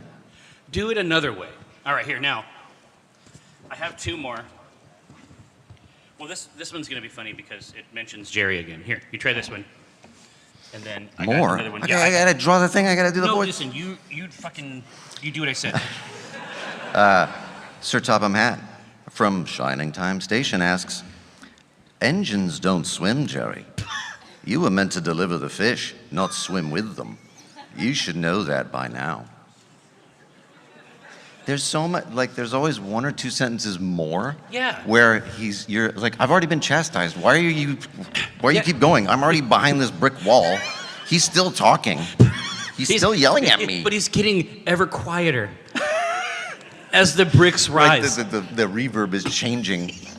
Hard to make out what he says. Some of these words just continue to echo inside the chamber. Sir Topham Hat from Sudre asks, I was waving to Henry when my hat was blown off into a field where a goat ate it for tea. Now how will I be presentable for the governor?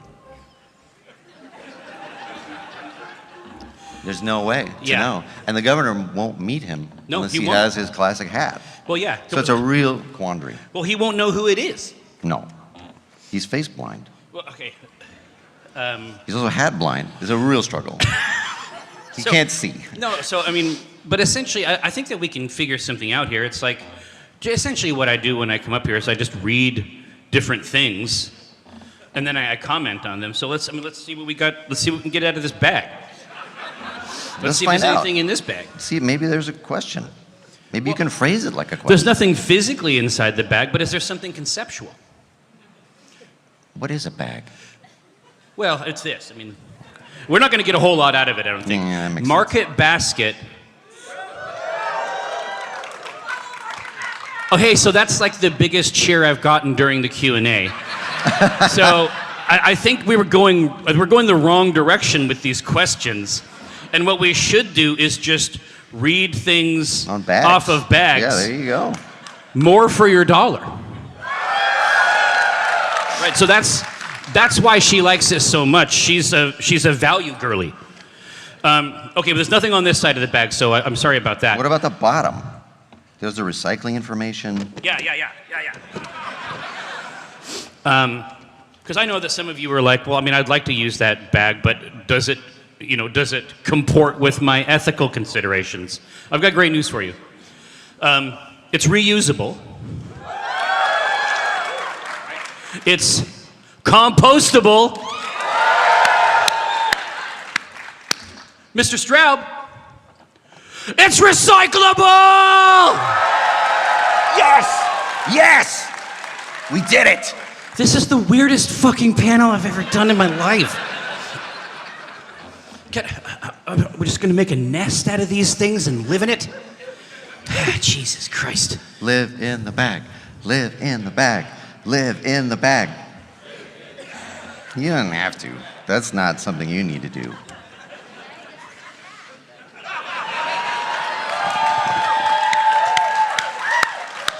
It was made for me. The cheer coming on when the bag went over the head, I think, is one of the most mortifying experiences I've ever had in my life. Yeah, So we've transformed this. I mean, ostensibly there's a strip. Now, let me take a moment, obviously, to appreciate you for the $5,000+ for Child's Play. Of course, this ancient sigil over to the right there will allow you to go even crazier should the need arise. But you did have a chance. Oh, hey. Hey. Oh, hey, Laura, what's going on? I've become the questions. What? Oh, nice. How? Is it live? Are they coming in? Huh? You got some more? First of all, this chair farted, and that was rude. Well, yeah. It wasn't mic'd at least. It's true.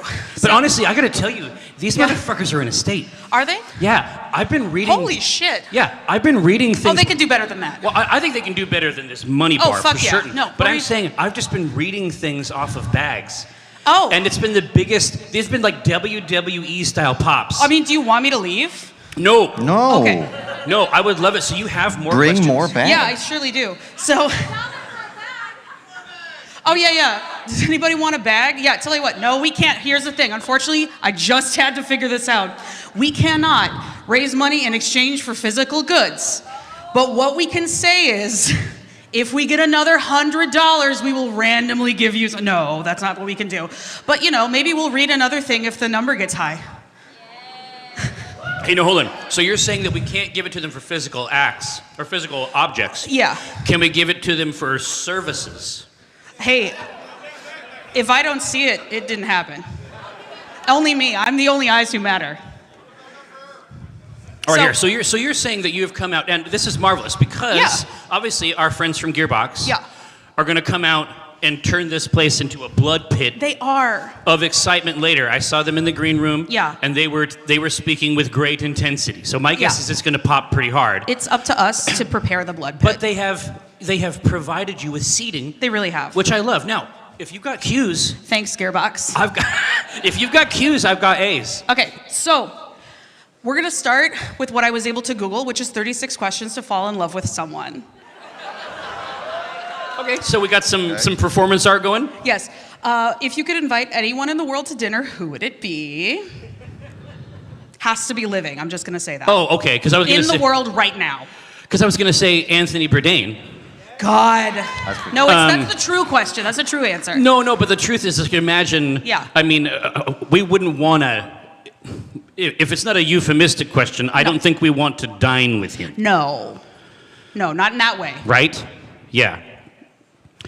Let's see. That's part of the question. Anyone living to go to dinner with? Go dinner, living man or woman or anyone. Or squirrel. Yeah. Brenna Holkins.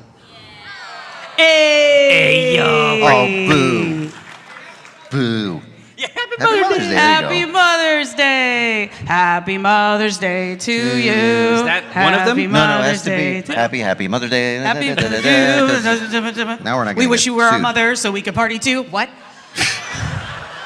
So really quick, just so that I know the boundaries here, I understand last time I was on stage while a strip was being maked. It is even now being maken, madam. I was given instruction not to speak to the maker of the strip. Oh. Because I would wreck his focus and it would ruin everything. Oh, see, this is the thing. That's Mike. I know that's Mike, and this is Chris, but I wanted to make sure I spoke to his friend. This creature can endure unbelievable amounts of abuse. Oh, well then in that case, let's stand over. No, so I've been... Why are you drawing it that way? I need you to bump my arm. Yeah, I'll just sit here and just occasionally jostle you. How about that? No, I had him reading questions and shit. I had him doing voice acting. Yeah. Oh God! All right. Well, It then was in that incredible. case, yeah. So here, sorry. Yeah, Would you got something good? The second one is great. Would you like to be famous? If so, in what way? How would you like to be famous?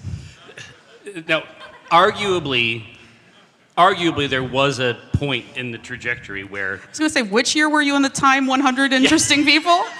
God, that was a weird night. But the pictures are hot.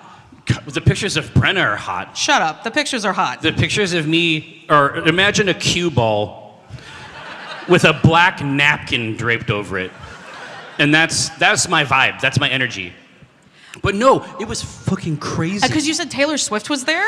Dude, it was But nuts. she was just another of the 100 people? No, it was fucking dumb. Here, Yeah. I'll just hook you up. Please. We got all kinds of fucking time now, I guess. That's true.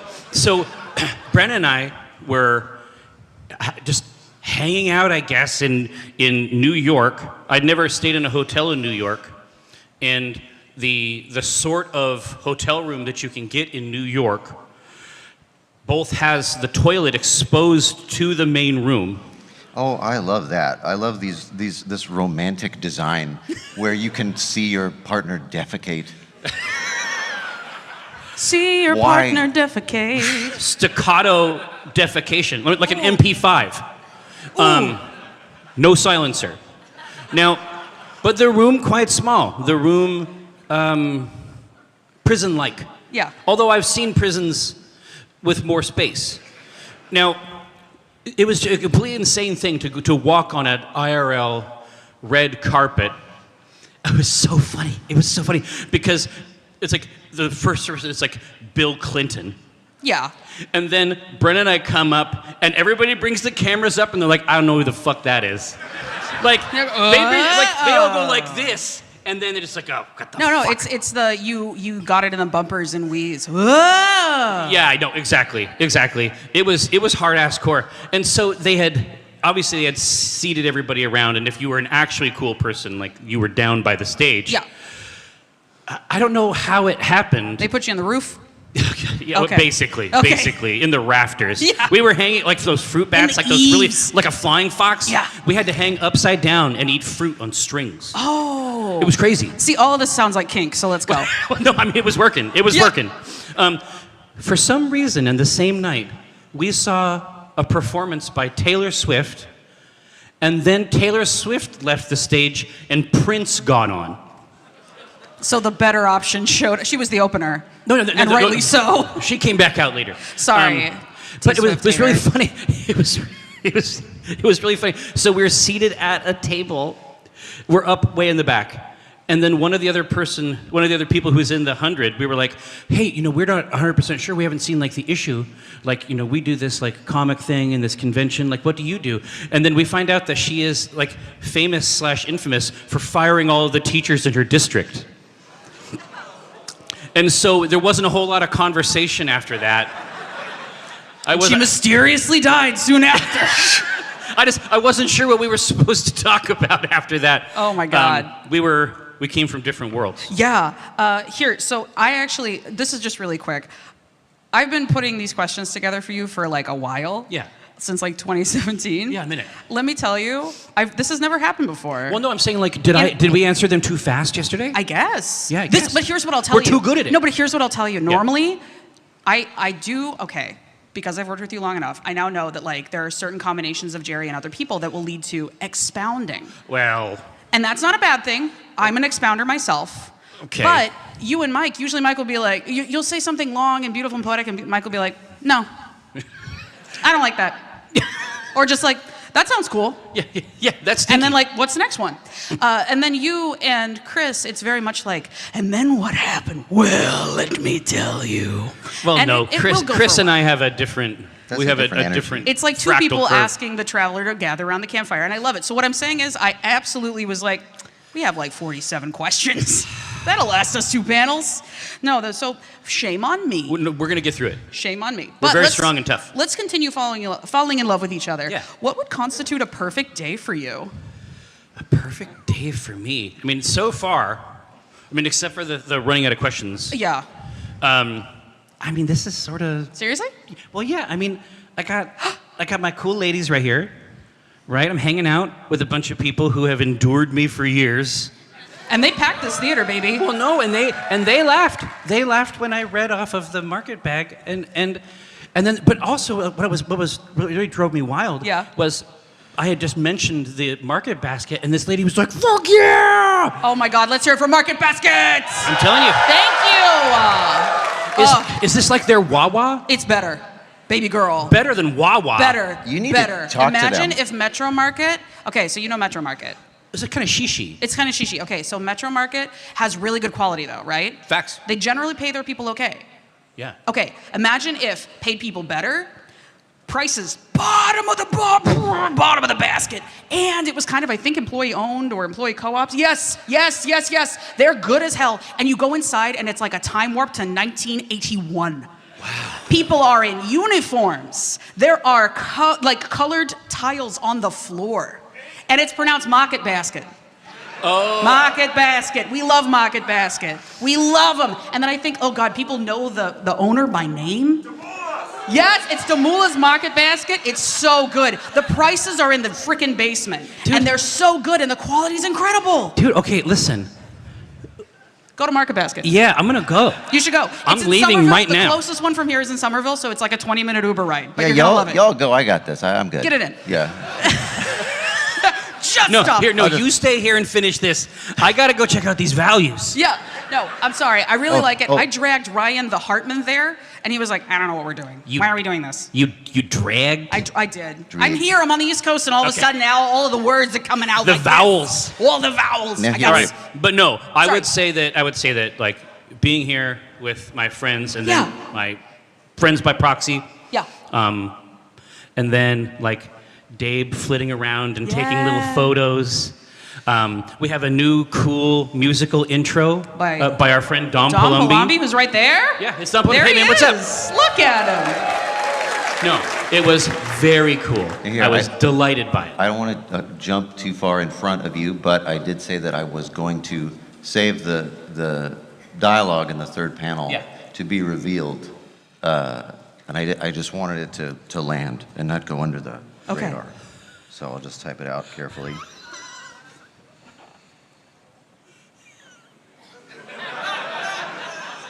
The thing is, it's going to hit even harder once I get that bold italic on there.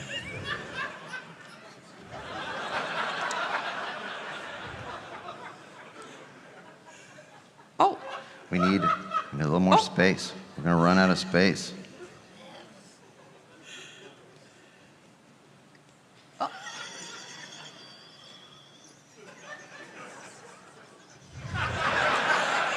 Now, We did it.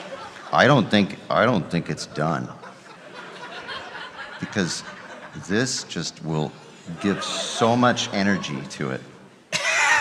So much momentum. Yeah, it just creates, an Now, exigence. you have to understand, in the original, like, the script that I gave him has those in capital letters. Do you want them in caps? Do we want caps or do we want italics? Here, we're gonna do two things. I'm not crazy about how this font does caps. Okay, the designers have. Okay, listen. We have heard from Penny Arcade lead designer Gav Greco, and they're giving us an italicized energy. I respect it, but for me, it's just the capitals would it would communicate the idea that this is an important bomb. Well, here's the thing. I'm going to go ahead and let me get this in caps so you can compare. I don't like the way this font. Gavin's gonna throw up. I know you're not gonna like it. Hold on a second. Nope. See? Nope. Look at that. Nope. Look at Never mind, that. no. Look at that little short little descender. Oh my God. I had to see it. It was so much worse. All right. So guess what? People know my number, and they've texted me a question. Billy! Is that okay? Billy, don't lose my number. The They're not anywhere. The decade by you. Something like that. So the best part is I now have the other. Billy! Sorry. No, it's okay. The next question on the falling in love was, when's the last time you sang? Oh. So we got that. That's in the bag. I'm throwing this thing away. You did it. So yeah, here's a question. Yeah. How much money do we need to raise for Jerry to cosplay Sir Topham Hatt? He looks just like him already. Oh. I'm sorry, I didn't read the rest of it. I didn't read the rest. All right, here. So, like, where? What show? What show? Like at West? PAX East. Well, you did it here. Oh, just straight up, like, back here next to your top of Yeah, hat. yeah, just Fuck for no yeah. reason. No, here. Tomorrow? Yeah, like No. somebody's No, got no, a no, it's top gonna take hat. it. Listen, I want it to be good. We'll see when you can get tailoring. No, listen, I can flex it at West too. Listen, Yeah, I got mad seamstress. Once you get a perfect suit like that, No, you're dude. gonna want to wear it everywhere. No, I live with a super hot seamstress, and so it's like, it's not a big deal. I would say if we hit 10. Yeah. If we hit 10, Topham Hat, debut at West, but I'm gonna come back and bring it to East. So yeah, Topham 10. Yeah. Topham 10, baby! Hit 10K! Absolutely. Let's go! Like, that would be I would love to do it. If you were able to live to the age of 90 and retain... I mean, that's enough, yeah. We're I like asking that. a lot. Thank you. Next question. My body is not a temple like 100%. Do you have a secret hunch about how you will die? What is this? This is not a fall in love question. I feel like this date is getting weirder. A secret hunch about how you will die? Yeah. Do you have any allergies? Like real Can serious you eat allergies. shellfish? Hey, what's your exact address? Yeah. No. How I will die? Yeah, a secret hunch. A secret hunch? Do you have a public hunch? No, I'm about to make it public, I guess. That's true. My fantasy, my optimal fantasy. Yeah. At home, surrounded by friends. And I'm hoping. Yeah. I'm hoping and praying you can make this happen. Oh God. Assassination. Right? Oh, Brenna says no. Hey, Brenna, do you have a secret hunch about? No. Yeah, Brenna, don't assassinate my husband, you know. I was actually, the next one is name 3 things you and your partner appear to have in common. Oh, now that might be worth. Oh, appear to have in common. Appear to have in common. We live in bodies of flesh. Bones. We have bones. Can't see. You're right. You're right. Can't see the bones. Oh. Oh, yeah, no. Bones, teeth. As Brenna is fond of saying, Teeth are outside bones? teeth are outside bones. Yeah. They hang from your lips like bats. Yeah. Yeah. Yeah, I mean, we're both do that.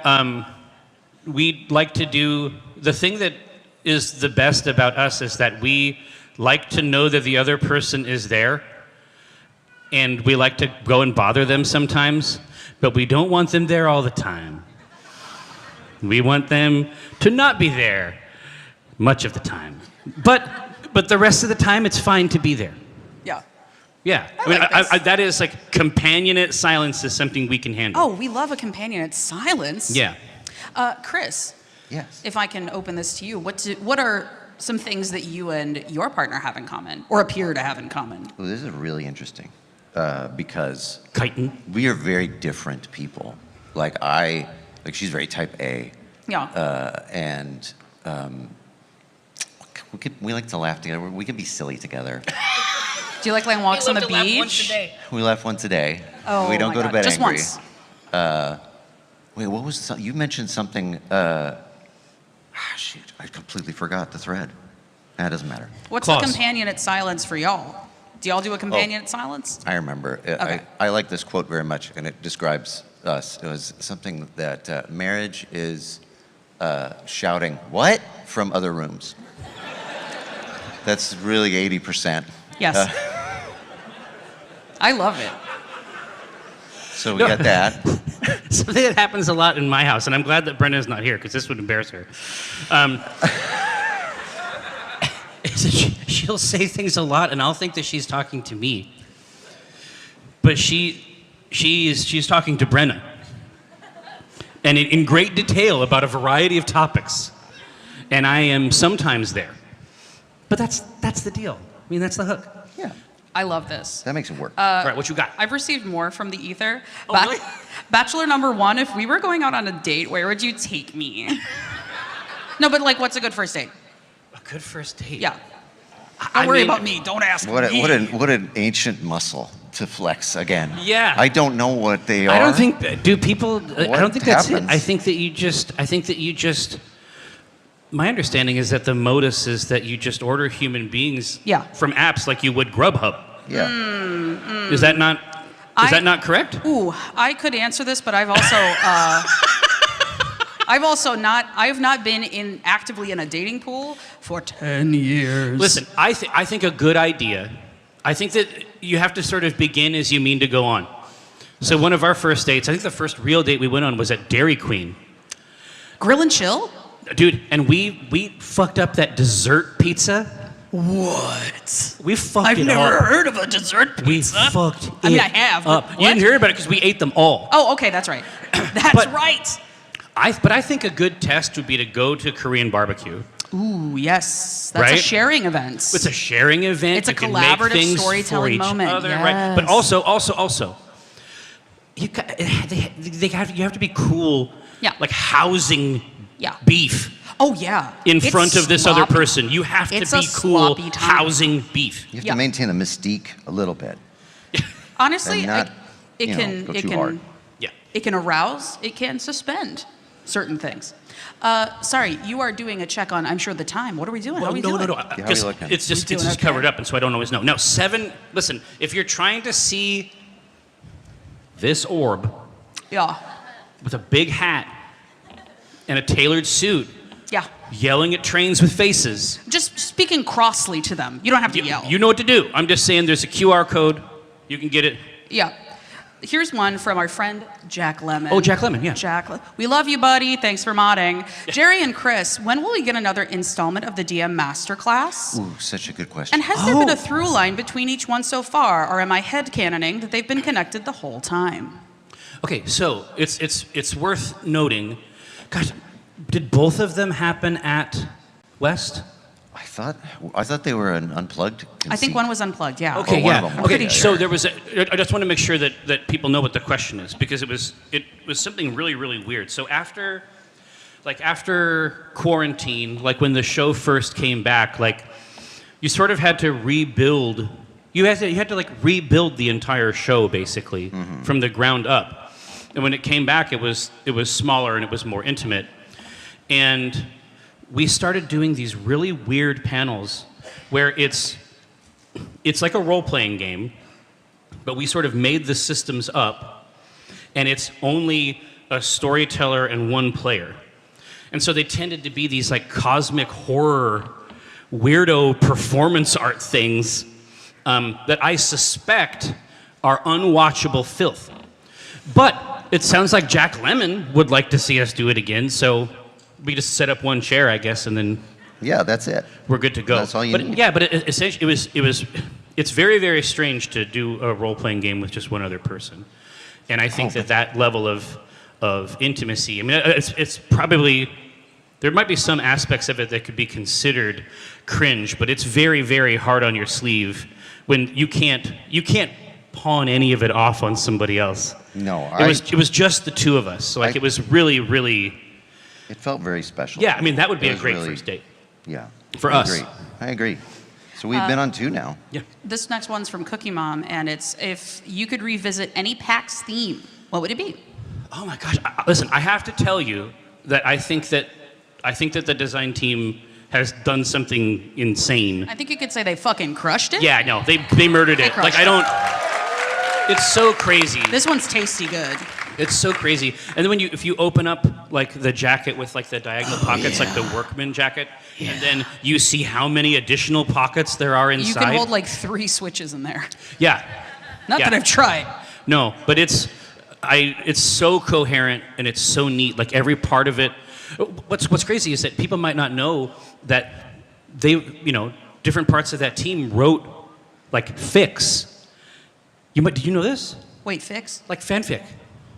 They wrote pieces of fiction to sort of define. Oh yes, yes, So yes. they've like a brand defined story. they've defined certain things Sure. about this metro system yeah. and what it's like to live in this town. No, I thought we were talking like sure. Okay, because I've talked to them about this because I usually have to do that when we make the templates are then being interpreted. Yeah, like what the designers do is Yeah. super like esoteric, and like Mike is a artist. Yes. But he is like a illustrator, and so the things that they can do just in terms of shapes, like how they manipulate these shapes, for us are like sorcerous. Totally. And I can't believe how many times it just expresses itself through all these different things. Yeah, absolutely. Anyway, it's at the store. No, it's good. So none that you would revisit in the past. You just Well, this no, one's I the was best. just going to say, well, obviously this is the very best one, but the one that I thought was really fun before was the space one. Ooh, space. Yeah, both of y'all are With the gonna be into that. remove before launch. Hell Like that yeah, was one of girl. our coolest original jackets. And that was a Kiko one. That was a Kiko helmed that one, I believe. Oh yeah. But then Chris had the opportunity to do insane bullshit. So every one of the shows. Oh, I loved what he did. He designed a spaceship. Yes. This was a custom T-shirt for each one. Yeah. And he designed a spaceship that looks like the center. Yeah, and then that it it's had, like- held. And it was like, and he did that. I remember the diagrams because He labeled all the parts. It would describe what they all did, which is great. No, but that one was really special. I Good think. fake science words. Well, and great pins because obviously yeah. those solid pins, like the really high quality. Oh yeah. Badges and shit. Chris, do you differ on this? Oh no, actually, I was going to bring up the space one. It's space all the time, Yeah, baby. I very much, because like there was so much just populate with science-sounding words. Yes. That will Your specialty. would make my dad like me more. So it was the perfect venue. Whew, a lot to unpack There's there. different types. There was different types of fields. Yeah. Yeah. Oh yeah, absolutely. All new fields. Hey, really quick, I decided to just give up on the falling in love questions because one, I know most of the answers to them, and two, I think we've also asked most of them in some way. We have been around each other. So instead I opened reddit.com and I opened, what's the worst question you were ever asked on a date? And I'm gonna just read some of those. Yeah. First, has anyone ever told you you have birthing hips? No. No? Okay. I haven't gotten that one. Can you show me your feet, followed by can I touch your calves? Your calves? Calves. I hate it. I hate Okay. that. I hate it so much. Is there such a thing as a calf man? I mean, mean, a rancher, I guess. There's somebody for everybody. Yeah, I guess. Calves? Oh man. What are we gonna do with a calf? Get your life right. Squish. Why squish it, of course. And then what? Well, that's great. Yeah. Oh. Is there a calf man? It's me. No. Yeah. Oh no, unfortunately this is Reddit. No, someone You find some novel items? honk. No, there's a reason this is good to stay on the internet. I was asked from someone else who has my number, a question for the asker. What's your least favorite musical? Oh, we don't have time to get into that, baby, but what would you like to offer for that? Do you have a least favorite musical? I have most. It's a good laugh from Brennan. No? No. You're not gonna get into it? No, Ronya is constantly pushing musicals on me in the house. Oh. In my home. Yeah. There's been an incursion of musicals recently. I definitely have like a musical that fell in my estimation, which was Hello, Dolly, because I was in that one. And then I thought, oh, I do this thing with my beloved husband, and it's very normal, and we can talk about it. When we don't want to watch a news event that is happening, we turn on the musical that I have chosen, and we drink margaritas. It's Margs and Musicals, baby. And we tried to watch, I've gotten him to watch, like, Calamity Jane and The Greatest Show on Earth and Funny Thing Happened on the Way to the Forum. He liked that anyway. But I tried to watch Hello, Dolly, and drunk off our asses, we couldn't get through it. Really? You could not long endure. It's so boring, it turns out, because they stretch it out. Anyway, it's definitely... Like the Barbra Streisand one? Yes. Or a later? Okay. Did you know that Walter Matthau said that she had as much talent as a butterfly's fart? Yeah, I know they hated each other. Yeah, but because I saw that very young. Let's go. I didn't realize that, like... That was an inappropriate age difference? Oh, yeah, that's exactly what I was going to say. Yeah. I was like... Also, I was at the age where I couldn't parse how old she was anyway. It's like, yes. well, they're all probably Adults like 50. are happening. I don't know. No. Sure. But she was, what, like 18? No, yeah. And Walter Matthau was never 53. young. Yeah, He was born like a raisin. Yeah. Mr. Vandergiller. Yeah. If you've ever watched the movie A Face in the Crowd, I highly recommend it. Yeah. Walter Matthau is the hottest thing on two pegs, and Andy Griffith is the scariest man in the world, and that's my pitch for A Face in the Crowd. Wow. That's a good But I movie. want to go back to this butterfly fart. I'm so sorry, Like, yes. No, I mean, I feel like as a metaphor, as a euphemism, I feel like that could go a couple different ways. Like, I don't think a butterfly fart has to be a problem. That's true. I mean, I assume... Are you a calf man? I assume it sparkles. Well, but what if butterflies are like goldfish, and they can't fart, so they die? If they eat too much, they die. That's why goldfish die when they eat too much. That would make that metaphor incredibly sophisticated. That's actually true. You know what I mean? But he's a good boy. Yeah, there we go. That's true. I actually have a question. Celebrity hall passes, while we're at it. Not in the sense of, I'm absolutely planning to meet Walter Matthau in real life. But like, do you have a person who's like, actually, you know what? Okay, yeah, maybe? Not like a whole, like... Well, or just in the sense of like, I would probably have to hug and kiss them. I would want to hug and kiss them very badly. Not like I want to do anything. Is this... I feel like you want to do something. That's my read on this. Oh. You can't hide it. I just want Clancy Brown to read poetry to me, okay? Okay, Clancy Brown, Clancy Brown! Here, that voice is in the basement! What's your favorite Clancy Brown? Let's just talk about which one is your favorite Clancy Brown. First of all, the one that turned me into a Clancy Brown forever girl is the Kurgan. Are you kidding me? I hated Highlander every minute of it until Clancy Brown shows up, and then he's kind of mean to nice people. But that's about it, because he's just a huge evil man, but he's like I'm gonna tell you bad bye, like I say bad night kind of evil. Like, that's all I can tell you. A sort of clownish level? Yes, he might as well be patting a big cat and saying, I'm gonna get you, gadget. That's his whole thing. But he looks punk rock as hell, and he's got a dope-ass song in his Trans Am. Give me that man. I'm Candy. Of course you are.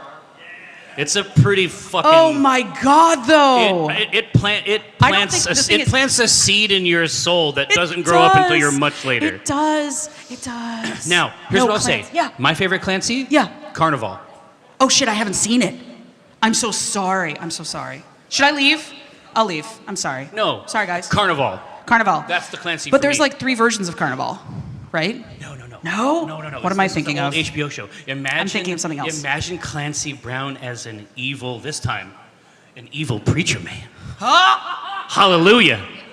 Oh my God. It's Raining give me Man. that Akron native Clancy Brown. Y'all gonna love it. Akron. Y'all gonna love it. God. Now, right here, so what are you looking for? Am I dressing up as Topham Hat? No. We're running out of time. But guys, listen, we have 7.5 minutes. If we don't get enough. To get a hat on this thing. If we don't get enough, we're gonna have to make a ramshackle piece of shit costume out of discarded enforcer shirts. If we don't get enough, I'm just gonna wear the hat. Yeah. No. Okay, I mean, I'm just gonna wear the suit. Yeah. See, now we got it. Oh, here, no. So what do you got? Let me see. Oh my God, I had the button. Really quick, what's your favorite Thomas the Tank Engine? I know you know. I like the troublesome trucks. You like the troublesome trucks? I like the troublesome trucks. Seriously? Yeah. Do you like it because they... Yes, well, no, we had the troublesome trucks. We actually had a ton of Thomas shit. And it had a little battery and a speaker in it. And so if you push down on the troublesome trucks, they went... Why are they so troublesome? I did it until the battery ran out. Like, we would start over in the beginning. Yeah. Get up, get up. Yeah. Get down. Get up and get Troublesome down. trucks in your town? All right. Yes. Yeah. No, I like Toby a lot. Yeah. It's a tram. That's a tram. Chris, you gonna join us? I don't remember enough of them. I do. Fuck you. There was one. Yeah. It's deserved. But just immediately. I'll finish this strip somehow. Give me that. Like a can of soup thrown at my head. No. Kill him. Kill him. There was one episode where, God, was it Gordon? I know he was a big asshole. Gordon's a big round blue fellow, and but he it was looks like this. here's a new type of engine. Yeah. I always like when you throw that in. That dynamic is like, no. what? It's a twisted. It is for the darkest. It's like Mean World. It's like 40K levels of grimdark. Absolutely. But it's just Sir Topham Hat. Yeah. No, he's Mark. the one. Sir Topham Hat. He's asleep. Sir Topham Hat. Well. Yeah. Listen, we can't say you didn't try. Listen, if you donate more, Mark will wake up and press the Sir Topham Hat button. Hopefully hopefully a crazy sound will happen back there and he'll wake up. Hey. All right, now. Here, so you got them hot cues? I absolutely do. At this point, I said I absolutely do, and then I hit a button. I was going to try to ask you Muppet Treasure Island trivia. Oh my God. Is that okay? We saw that recently. Yeah. I hadn't seen it, Muppet Treasure Island. Yeah. And my only experience with Tim Curry was it. And I know, right? He's so much more than that. Okay. But I didn't realize that so much of that clown. I was like, wow, that's fucking scary. That's just him. That's just him. Yeah. It's not a character. No. No, that's just him. They just He put was him in a doing that clown to the outfit. Muppets. I'm sorry. I have this on a Google Keep thing because, yeah, of course I keep notes of Muppet Treasure Island trivia in my Google Keep. Is this real? Chat, is this real? What do you mean, Muppet Treasure Island? I'm saying, but you have a special dispensed area on your phone exclusively dedicated? Yeah. Okay. All right. Laura from work, everybody. I'm just throwing it out there. You only have to write it once. So, do you happen to know who made a brief debut in Muppet Treasure Island? Oh, boy. Like a famous Sesame Street actor? No. How many Muppet performers do you know? I'm so sorry. I don't know if we're coming into this. Some. Steve Whitmire? No. Oh. No. He subbed in for Fozzie Bear for one day. Oh, then I have Anybody got it in the audience? no idea. Kevin Clash. Elmo. Whoa. Elmo. Dude, you're dropping real science on us here. It's okay. I actually kept it open on bad date questions. Do you have any debt? No. Yes. If you could get away with murder, would you? Yeah. Oh, can I see your phone? That's the dumbest question. Obviously, yes. Do you have games on your phone? Is another one? Actually, no, really, for real and truly. Yeah. Do you tell me have more. games on your phone? Yeah. Is a question for a 14-year-old who is going on a date with a 35-year-old. Yeah. Like this. Yeah. It's wrong. Well, do you have games on your phone? That sounds like something a man without games on his phone would say. I got mad games. Don't What's your talk to me about current my What's games. your current sad obsession that Once you're like, Upon a ooh, Galaxy. Once Upon a Galaxy. Why is it good? It's one of the best games I've ever played. You can literally play it forever and it's always different. It's like sort of a card drafting thing, of course. Of course. I can no longer be satisfied by physical cards. Really? I need cards that project into the digital dimension. They're not up there. Oh, that's just a I was ready. No, it's fine. I was ready. Cards descending. Here, all right, now, let me know what you guys, because I think that we have long endured. Oh my God, really? 9,205? Oh, You can do better than that. No, we've got Come 3 minutes. on. We 3 actually minutes? have 3 3 minutes? minutes to get this top and hat shit popping. All right, let's get topped. In hat. Let's top him. Hat. Let's get tops. Let's get topped. Tops are going to be involved. Tops sports cards. Yeah. From Mark's non-sports cards. Exactly right. That classic. All right, here. We got a couple minutes here. 9,205. I like what I'm seeing. Ask a question. Okay, it continues to rise. Here, I'll ask you another really good secret video game night question. What's Donald Duck's middle name? Ooh, that's one I used to know, but I ain't got that one. You ready? You want it? Yeah. You want to take a guess? Middle name? Yeah, who knew? Middle name. He has a real middle name. It's like Ambrose or something. No, well, it's close. It One sounds of like these. that. Yeah. What Is is it it? an OG? Yeah, what's his actual middle name? Alistair. Fauntleroy. Okay. Donald Fauntleroy Duck. Yeah. Yeah. His mom loved him. His That's mom what you know. loved him. That's why he's so friendly. Yeah. Yeah, I'm gonna hunch. I agree. We should, like a gargoyle. I think we should all. Over this bar. I think we can all agree that 9,506. Oh, 9,510? You gotta drop the 69 on him. Okay, so nobody can afford I more was just than gonna say, $20 for in the that classic, children? Well, in that classic 520 Blaze It. 520 blazes. Okay, now we're good. Hey! Let's Look at get that. the top of hat Look at going! All right, now we're gonna make it pop next year. This stage, looking like a millie. I'm gonna have to put on 40 pounds, but I'm ready to do it. It's gonna be a transformative experience, and you're gonna go through for the art. Yeah, KBBQ, son. I'm gonna get it dialed in. Here, no, do you have one more question before we leave these people to their adventures? Oh God, what's one thing you've seen or are getting excited to see right here on the fucking floor? Oh, okay. I already talked about Night Rain.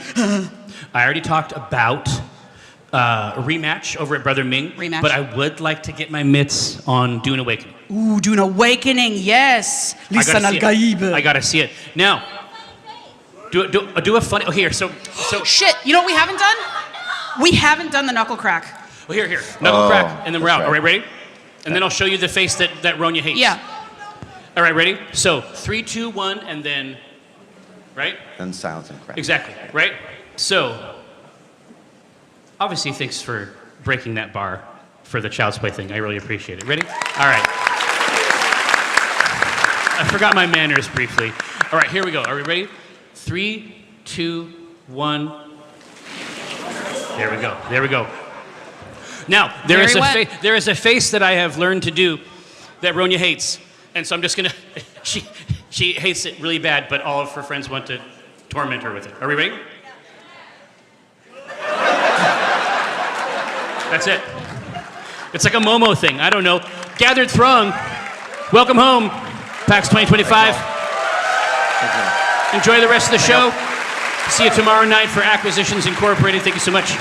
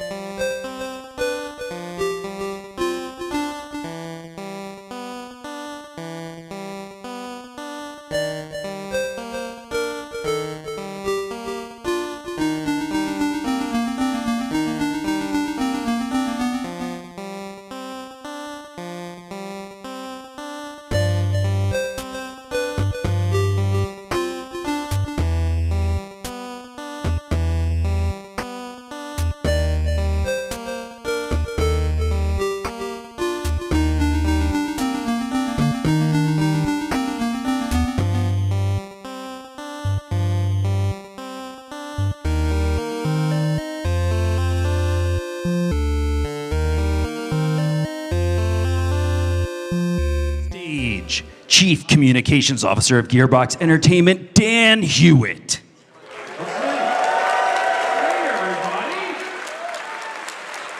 Hello, PAX people!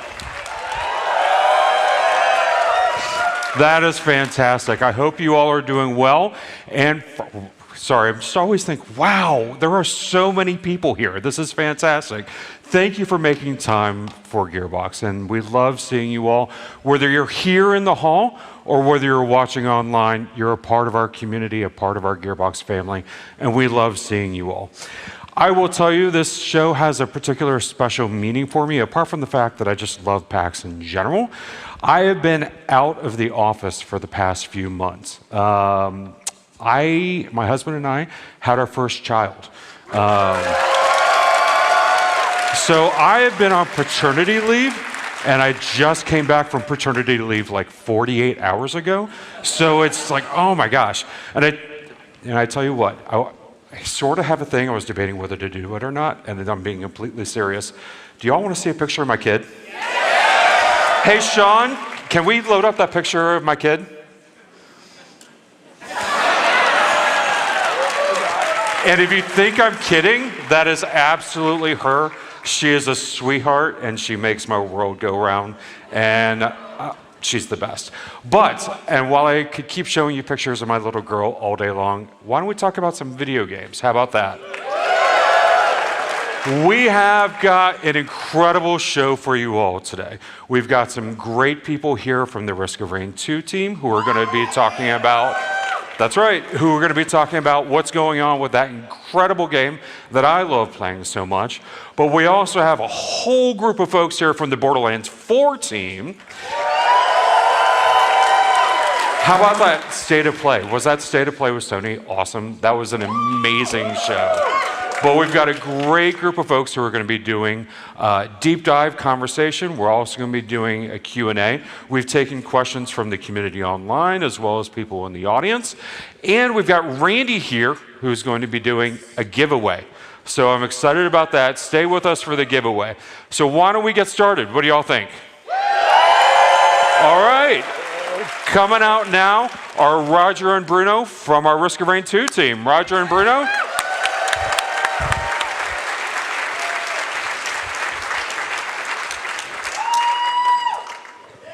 Well, what a crowd. Lovely to see y'all. Crazy. Hi, I'm Bruno Fontanetti, lead designer for Risk of Rain 2. And I'm Roger Court, technical director for Risk of Rain 2. Oh man, I'm so excited to be here. Okay, since Hopu Games and Gearbox first launched Risk of Rain 2 in early access right here at PAX, it's been so exciting to see over 10 million people engage with Lemurians, Wisps, and the adorably squishy Gubs. Now for the uninitiated, let's bring you up to speed. Risk of Rain is a fast-paced, third-person shooter roguelike where up to 4 friends are dropped onto a hostile alien planet and forced to survive as long as possible. The catch? Time is your enemy. The longer you play, the harder it gets. You choose from a roster of up to 16 unique playable survivors, each with their own playstyle, and battle increasingly difficult enemies across dozens of environments. It's all about finding loot, stacking wild power-ups, and balancing risk versus reward as you either try to escape the planet or stick around and press your luck for ever longer, crazier runs. Most of the time, though, you're gonna die. That's true. Diving into Risk of Rain 2, one quickly finds out that death is only the beginning. Every playthrough has the potential to unlock powerful new survivors, items, artifacts, all in purpose of the next run. Now, think adrenaline, chaos, and strategy rolled up all into one death-defying experience. Oh yeah, that's right. It's still me, sorry. A little more. After the early access update, Risk of Rain 2, we went into full release 1.0. Then a year after, we had the anniversary update where we had Bandit and a slew of other content.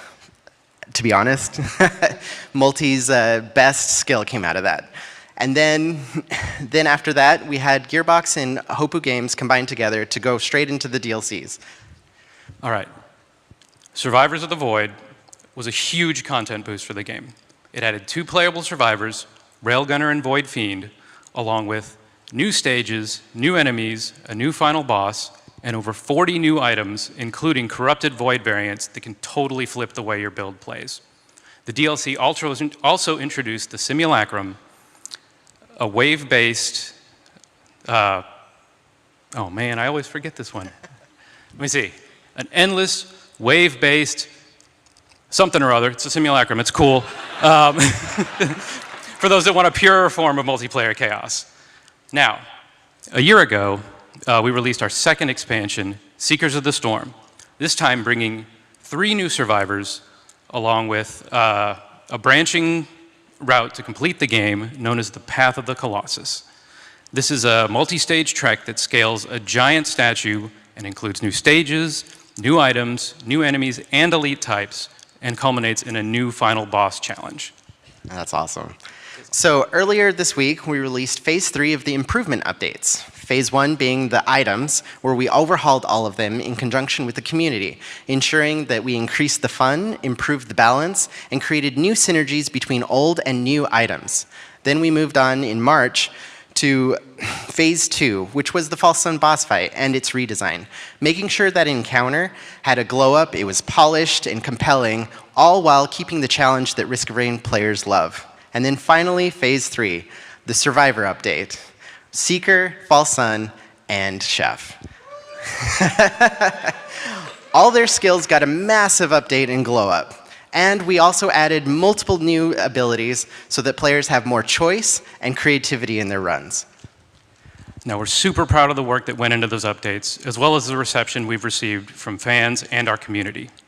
If you haven't already, we truly believe that there's never been a better time to play Risk of Rain 2. Now, I know what you're thinking. That's a lot of content. But believe me, we're far from finished. Fans have been asking us, what's next for Risk of Rain 2? And today I'd like to share with you all a sneak peek.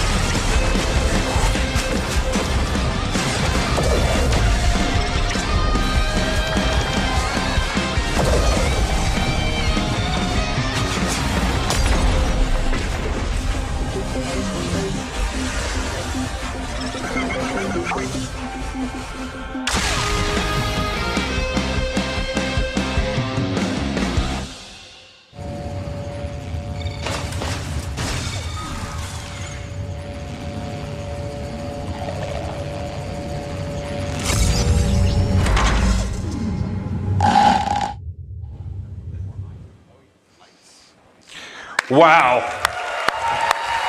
That looks so good. I cannot wait to get my hands on it. All right. So now, first off, thank you, Roger Bruno. That was great. Now I want to bring onto the stage 2 of my best friends from Gearbox. Please put your hands together for Randy Pitchford, founder of Gearbox Entertainment, and Andrew Reiner, our Global Chief Creative Officer. Hello, gents. Hello. Hi. Randy, how's your PAX going? Oh my God. You guys who's played Risk? Has anybody played Risk of Rain 2? Like, holy shit. The game, like for a humble, dude, this is like, they're $25, man. Just do it. It's freaking great. I'm addicted to this game, this humble little thing that and there's like 10 million people that have jumped on. If you haven't tried it yet, you owe it to yourself to check it out. It's freaking awesome. I freaking love it. And I'm here right now with you guys. We're here together. Amazing. And I get to talk about Borderlands 4. Reiner, how's your PAX? I'm having an absolute blast. I love this show. PAX is one of the best shows. I've been going to video game shows since 1995. Holy shit. And PAX is one of the best in embracing the community and bringing gamers together. It's so much fun to just sit and talk games with all of you and seeing all the cosplay. Look at this front row. I'll let you guys get to it. Have a great conversation. All right. Holy shit. Yeah. Are we doing we this? We have most of the Vault Hunters here. This is great. Yeah. Holy shit. Look at bad that. guys oh my over God, here. You guys look amazing. This is trouble over here. I want some photos with you guys later. Is that cool? Awesome. Yeah. Awesome. Hell yeah. Hell yeah. All right. Should All right, we get to it? let's do it. Yeah. All right. Cool. So just a little table setting here. You know, we recently released the PlayStation State of Play Showcase. Deep dive, 20 minutes, giving you a primer of what the game is. Today we're going to go a little deeper into the game and kind of show you some of the things you've been asking questions about. I actually have community questions that I got online that we'll be asking as we go about this. But it's not just going to be Randy and me talking today. We have developers from Gearbox here. The team's hard at work on the game right now, but they took some time to answer your questions and be here with you today. So please give a warm, loud welcome to April Johnson, our Associate Narrative Director. Nick Thurston, Lead Game Designer. And Grant Cow, Associate Creative Director.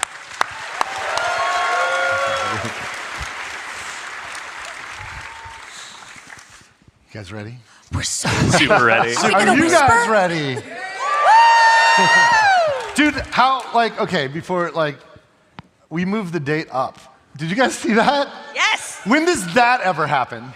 Everybody was like, oh yeah, GTA 6. Like, dude, we had no idea. We discovered it when you guys did. We've got this, you guys. This game is in great shape. We're cooking. We are cooking. We are cooking. We are cooking. Yeah, baby. All right, sorry, Reiner, go ahead. Well, I'm going to ask you a question Okay, first, okay, Randy. So, yeah, stay on the edge of your seat here. This is an intense question. No, you've been involved with every Gearbox release so far. Yeah. That's every Borderlands game, of course. Brothers in Arms. Yeah. You even worked on like Half-Life game, Duke Nukem. You've seen it all. You've done it all. How do you feel at this moment in time where we're at with Borderlands 4? It's pretty good. We're on offense, you guys. Like, look, sometimes we're like white knuckling to the landing, you know? And look, we got a lot of work to do. We're working our asses off. But the momentum is insane. The velocity is insane. I don't think we've ever been in a better spot this far from launch as we are right now with Borderlands 4. And I'm really, really stoked because I kind of need a game like this right now, you know? I kind of need this. So I'm stoked to play it. I just can't wait to get it done so we can all play together. You guys want to play together? Yeah. So let's go back to the end of Borderlands 3, kind of connect the dots for people. Just spend a few seconds before you get to the new stuff, setting the story, Randy. Lilith teleported Elpis away. Why did she do that? What was the purpose of this? Yeah, so you know, like with the numbered sequels, we're on a continuum with a story, and at the end of Borderlands 3, everything that we knew was at stake. Pandora itself, the planet that everybody lived on, was a vault, and the moon of Elpis was the key. And if the key went into the vault, Lilith and all of her friends would die. So she effectively sacrificed herself to save everyone and bamfed Elpis away. But where did it go?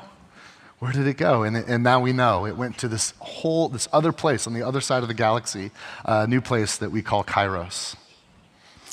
In April, this is a community question that I saw online. Where are the rest of the Crimson Raiders? So the rest of the Crimson Raiders, they just cannot give up on Lilith. There's always this hope for them. So they have split up trying to find her throughout the galaxy. So we haven't seen the end of them, but we're going to get to visit with some of them in Borderlands 4. And we know the Timekeeper is our big bad in Borderlands 4. Boy, howdy. And he rules Kairos with an iron fist, or a golden fist, but we don't know much about him, his motivations. Can you walk us through who the Timekeeper is? So the Timekeeper wants everything under control. He doesn't want anything to deviate from his vision of what Kairos needs to be.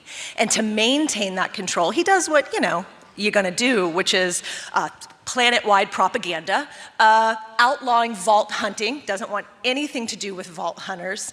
And, you know, I mean, if you're going to do it, you might as well have a massive unyielding army, which is our Order army. And then, you know, you could get a cybernetic implant, put that in everybody's back, and, you know, just control them into submission. So yeah, he holds Kairos very tightly, and he is clever and he is calculating.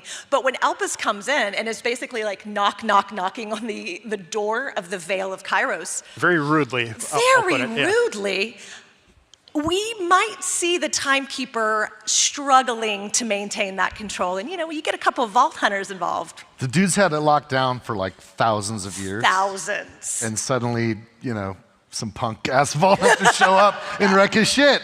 He's not cool with that. So what's happening on the surface now that Elpis is here? So now that Elpis is here, the people of Kairos didn't really have anything other than abject control in their lives. And so when Elpis comes in, I mean, these people see the stars, like the reality of the stars for the first time. And they start to go, what if there's more? And of course, there's always the first. So someone took the risk of ripping the bolt out of their spine and out of their neck and encouraged everyone to seek that same freedom. Now, the risk of that is you might have a little bit of a personality change, or you might just vomit and die. High risk, high reward, as we say in the biz. So we're gonna see a lot of unique personalities and how ripping out these bolts has affected the community. And you're also going to see how the pressure of remaining under this control, where there's hope and where people are trying to find each other to escape this and make Kairos better for them. I mean, as good as you can get shit in the Borderlands.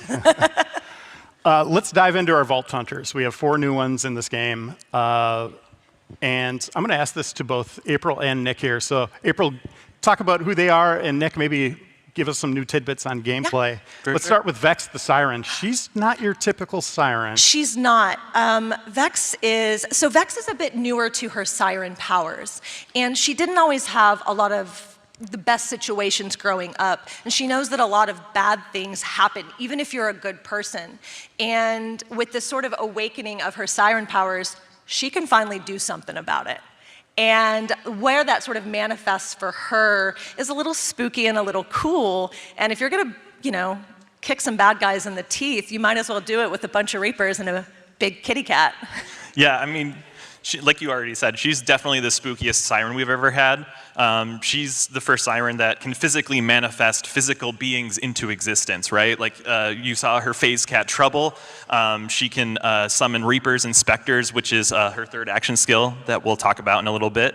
And she's also the first Siren who focuses a lot on kinetic damage. She can actually switch between all the elements, but there's a heavy hook there for those of you who enjoy like lifesteal or draining the souls of your enemies. So that's pretty cool. In April, you know, from the first day I saw our cat in the game, it was named Trouble. Like, there wasn't a placeholder name. Nope. I wrote, I was like, that shouldn't change. That's amazing. Yeah.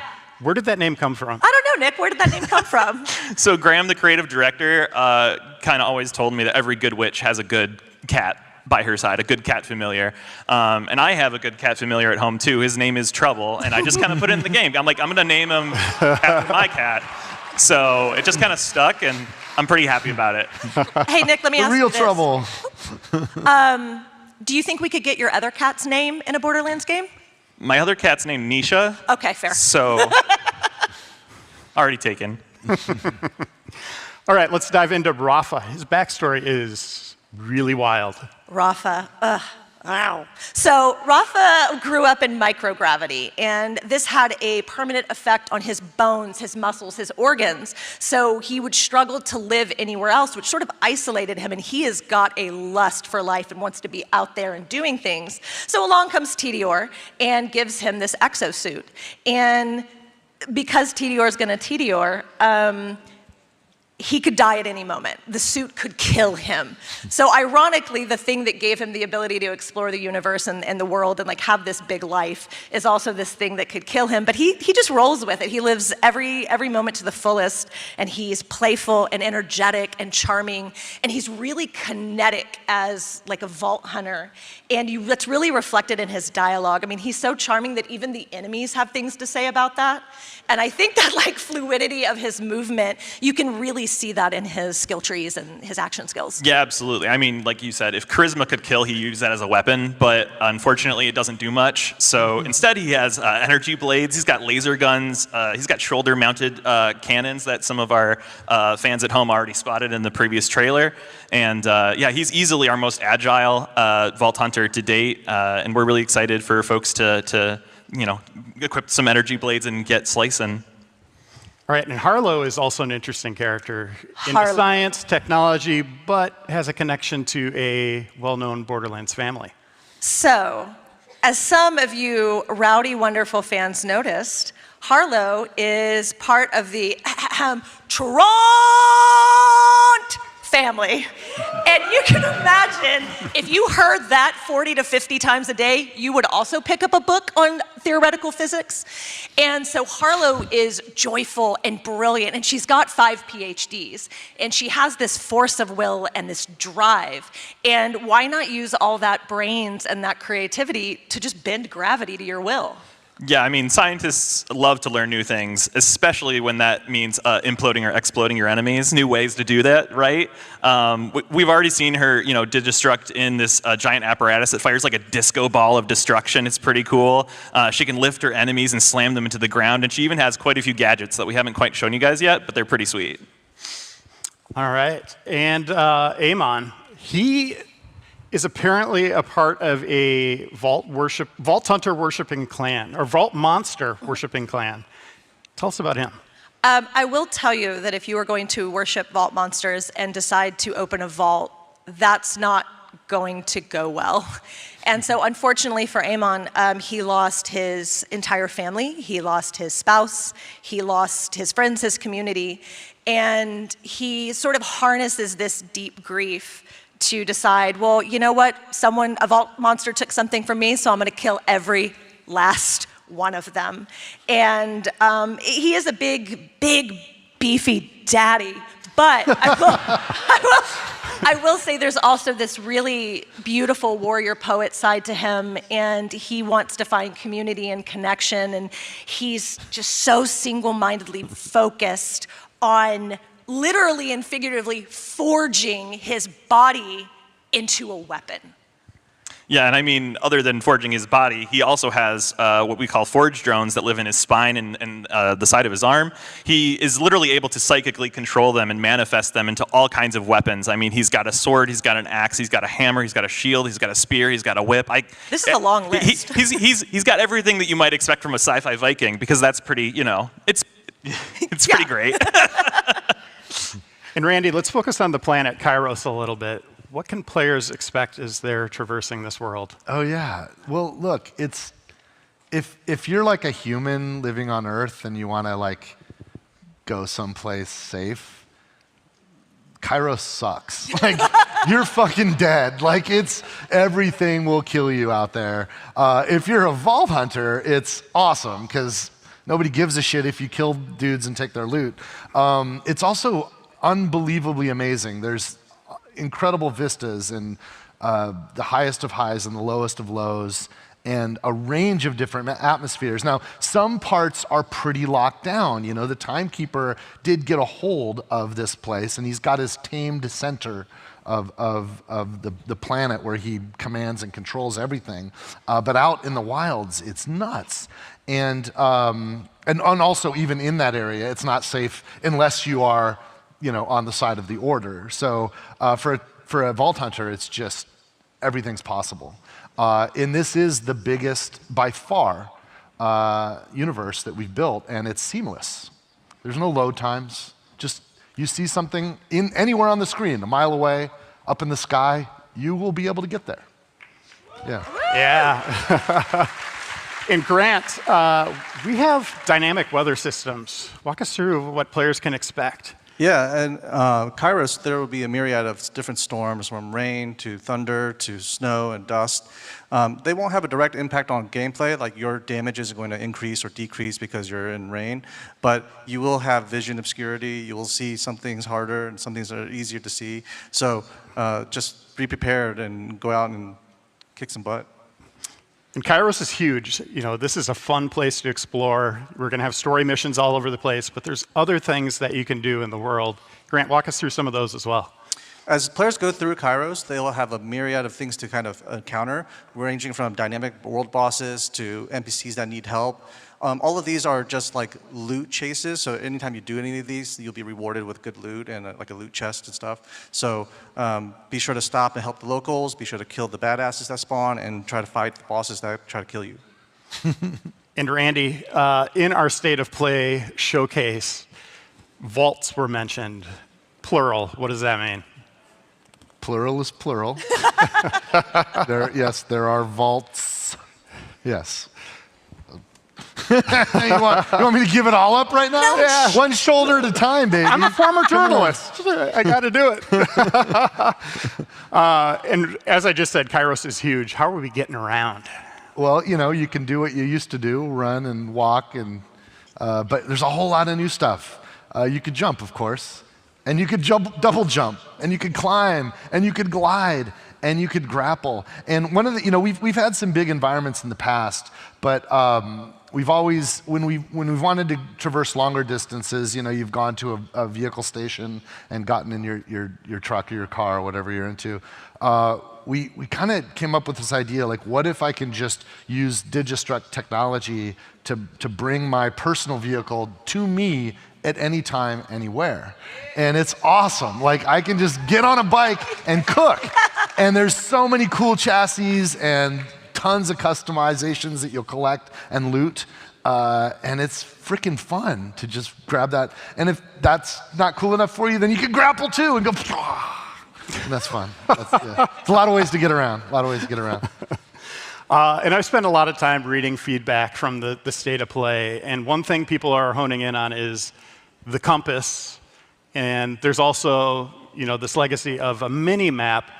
Why do you think the compass is the way to go here for Borderlands 4? And you're looking at me like you're going to throw the hard shit at me. I'm giving you the hard one. Yeah. All right. Well, look. Here's the deal. You guys haven't played the game yet. You know, obviously, when we did Borderlands 1, we didn't have a mini map, and we added it in Borderlands 2.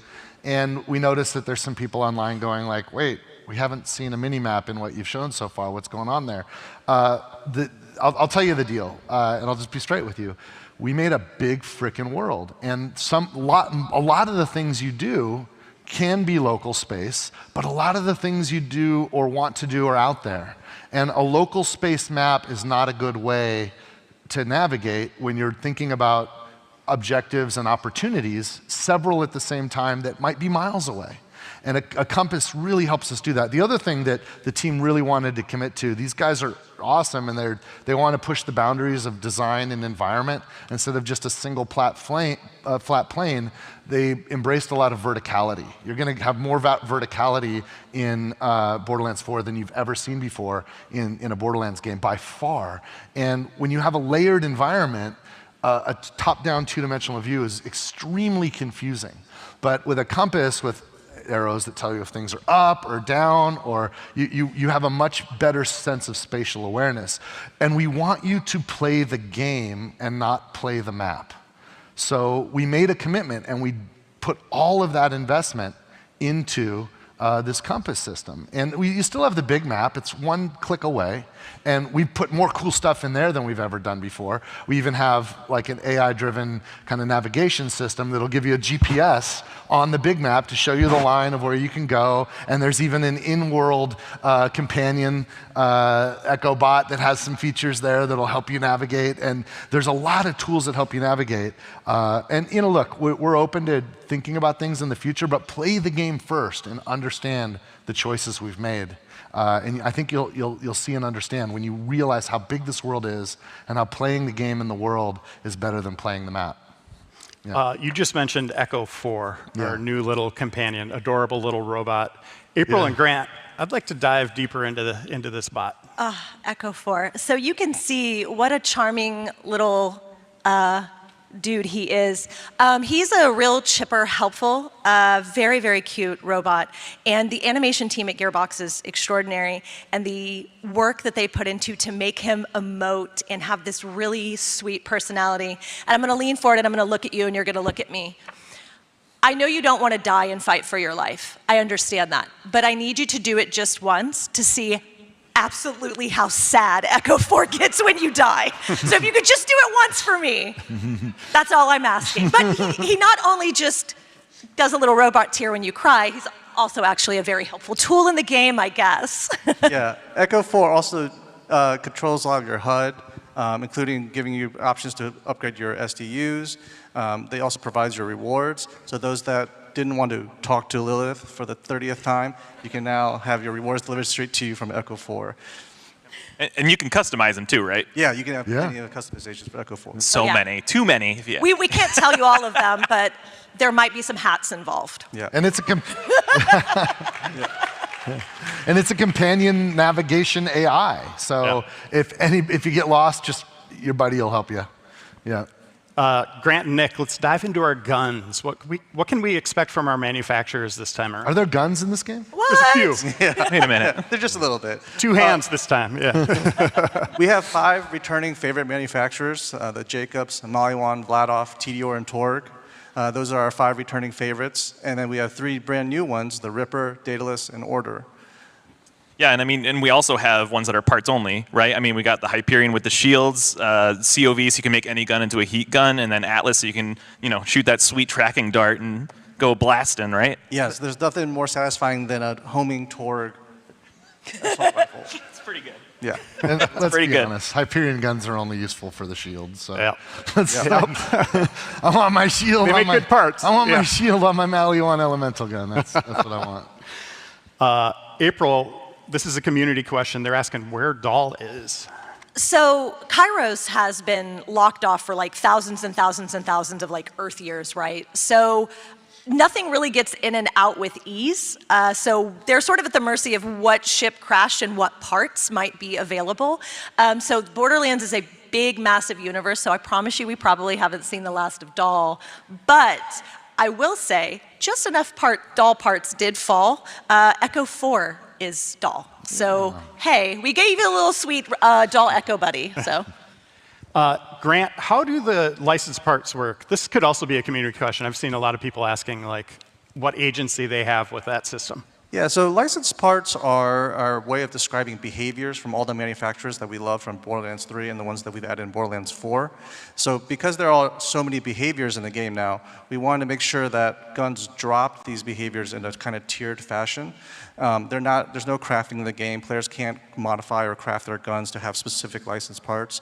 They're just drops in the world, and the way they drop is on a tiered system. So from common all the way to legendary, there's different sets of behaviors you can get. Epics having the most behaviors, and legendaries having one less behavior, but having their own unique behavior. And can every gun have a TDR part that lets you throw it? Every gun can have a TDR part that could be thrown. And most guns have something called an underbarrel. This is not something new to the series, but we're leaning into it pretty heavily in this game. Yeah, Can you give us some examples? Yeah, one of the favorite things from Borderlands 3 was adding underbarrels to a lot of our manufacturers. This time around, we're taking it up a notch. Vladoff, again, has like the micro rockets, but that technology has now been licensed by other manufacturers too, so that you can have versions of micro rockets, such as the Jacobs having a micro rocket knife that is attached to the underbarrel of their gun, and they can fire it and it does an exploding shot. This can be coupled with other licensed part behaviors like a TDR thing, so when you throw a Jacobs gun with an underbarrel Vladoff, it'll have shooting micro rockets while flying in the air. That's just awesome. Yeah. Grant, let's go into enhancements. That's another thing. Like, you're going to be kind of want to round up, specific manufacturers. Enhancements, they come back in the form, they were called artifacts in BL3, and we're calling them enhancements in BL4. They're a way to modify the play style. So if you really favor a manufacturer like Jacobs and you want to have that crit behavior that kind of ricochets the bullet, you can have that on another gun that has a Jacobs license part with the Jacobs enhancement, so that now a Torg with a Jacobs license part can now ricochet their sticky gyrojets on other targets. And our eagle-eyed community saw something that looks like set bonuses. There's airstrike there. What is that? Yeah, so for the first time ever, we're adding firmware, which is our end-game system, and it's one of our end-game systems to help boost the power of the gear. And as you can see in this screenshot, there's 3 parts to it, and if you can get all 3 parts, you get a big damage or utility increase. That sounds like gears, like sets to me. That sounds, yeah. Might be. Might be. Yeah. Previously, heavy weapons took up a gear slot, but this has been changed in BL4. How much variety will players find in this new system? Ordnance is our new revamped slot for grenades and heavy weapons. We no longer want players to kind of hold on to rocket ammo and wait till like one encounter and just pull out their big rocket launcher. Now players can use their heavy weapon, which is on the cooldown, and we can balance that accordingly so that big moments where they want to pull out a big laser beam or a rocket launcher or a chain gun, they can use it and mow down enemies and don't feel like they have to hoard that ammo or have to go find that ammo to go be able to use it. And in addition, we wanted to make sure that grenades kept their massive impact that they had in previous Borderlands games, but without being able to spam them constantly, so that we had to balance them down to be really low damage or something like that. So now you can literally throw nuclear bombs with different behaviors, because again, they can have licensed parts too. So you can have like an artillery grenade that summons like a giant nuclear bomb. So also on cooldowns. Also on cooldowns. Yeah, so that's a big shift. Yes. Yeah, and this is another question from the community. How will shields and grenades work? So grenades I just explained, but shields we're also amping them up too. We're adding a new shield type called armor, and that's a more offensive-focused shield type. We wanted to promote that kind of offensive gameplay. So if you're running and gunning and jumping into combat, your armor shield has a chance of regenning in combat, so that you can be more offensively focused. In this Borderlands game, Nick, brings more variety to the characters than ever before, our Vault Hunters. Yeah. What can we expect from those builds? I mean, it should be the most diverse builds we've ever seen. The skill trees are like 2 to 3 times, I think, anything we've ever done before. We have what's called like a trunk and then branches that let you specialize more than you've ever been able to do. And like, it's not only my goal that I want to have a Vault Hunter be able to have a unique build for every tree. I want them to be like unique per branch. I want you and your friend to have the same action skill and have meaningfully different builds. And there is more than enough in this game for you. So we could all have trouble, all 4 of us. Yeah. But they're all performing very completely different. That's so cool. Randy, these Vault Hunters, I know you love them. What can players expect? I mean, they're the best ones. we got the best. Look, I'll tell you, this is the simplest way I can talk about our Vault Hunters. My biggest customer is my wife. She loves Borderlands, and when we make her happy, it's a good day for me, and when we don't, it's not. There's usually one Vault Hunter where I'm like, this is definitely going to be Christie's Vault Hunter, and I put a huge amount of personal English on that character. This one's going to be challenging because there are at least 3 that have some variations in builds that are exactly right up the alley of what I know my wife loves, and that's just like a tilt on it. For my own choices, there's 2 that I'm probably just going to be flipping back and forth between. I think there's more for every player than there's ever been before, because of the sophistication of the skill tree system that we've designed, that is easy to get into and easy to develop, but there's like layers and nuance and subtlety that as you craft that character towards your own playstyle, you're going to find that, oh, this is me and I feel at home and comfortable. And we have more optionality than we've ever had before. So it's awesome, but it's going to be a tricky choice. Oh get yeah. to it. Every Yeah. time I boot it up, I'm like, oh. I know. Who do I want to play it? Well, we've had our like regular play sessions where we're bouncing around too, you know, and that's evidenced by like it's just all really fucking good. Yeah. Yeah, Nick, let's go a little deeper on this, showing Vault Hunters and Gear working together. For this example, let's focus on Vex and crowd control. Yeah, so I mean, the third action skill that Vex has is actually called Dead Ringer. We didn't show it off much in the state of play, but eagle-eyed fans have seen a spectral version of Vex wielding a scythe. It's a charge skill that kind of lets you decide to either spawn a Reaper, which will taunt enemies so to kind of take the heat off of you, or to summon Spectres, which are the opposite, which they specialize in damage, but they're very fragile. So because of the fact that Vex applies her elemental attunement to whatever she summons, you can do something like, have a Malawan gun that has fire and cryo. You can switch to cryo, make a Reaper, slow down the enemies all around you, so that way they're staying a safe distance, and then switch to fire and just spawn another 2 Spectres behind them that'll just light up the enemies. There's so much possibility with Vex and elemental gameplay. It's really exciting. You could put those anywhere on the battlefield, right? Like, absolutely, yeah. And by the way, there's at least one class mod that will let you actually pass on your gear to Spectres, which is always pretty exciting. That's awesome. Yeah. Grant, we talked in the State of Play showcase about gear balance, the rarities mattering again, legendaries matter again. What did we do? What else have we done to improve the gear chase? Yeah, because gear now has so many behaviors and they ramp up and they escalate in the amount of things that can happen. We want to make sure that we adjust the complexity so that players aren't bombarded with so many behaviors right off the bat.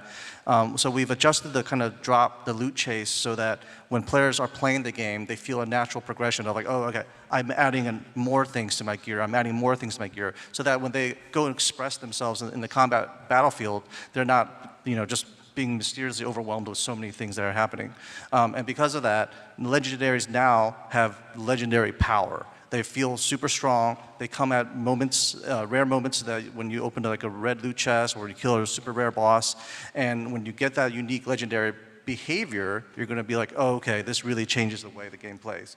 So we're reducing the amount of legendaries, but you're going to feel every single legendary when it drops. Yeah, legendaries are legendary. Let's spoil in every one. sense.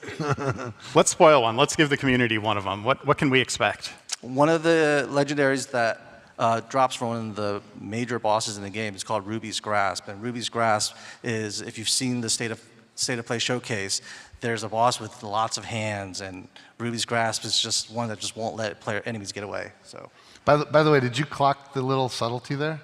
It dropped from that boss. Does that mean dedicated drops from bosses? What? Yes. Yes. The answer is yes. Yes.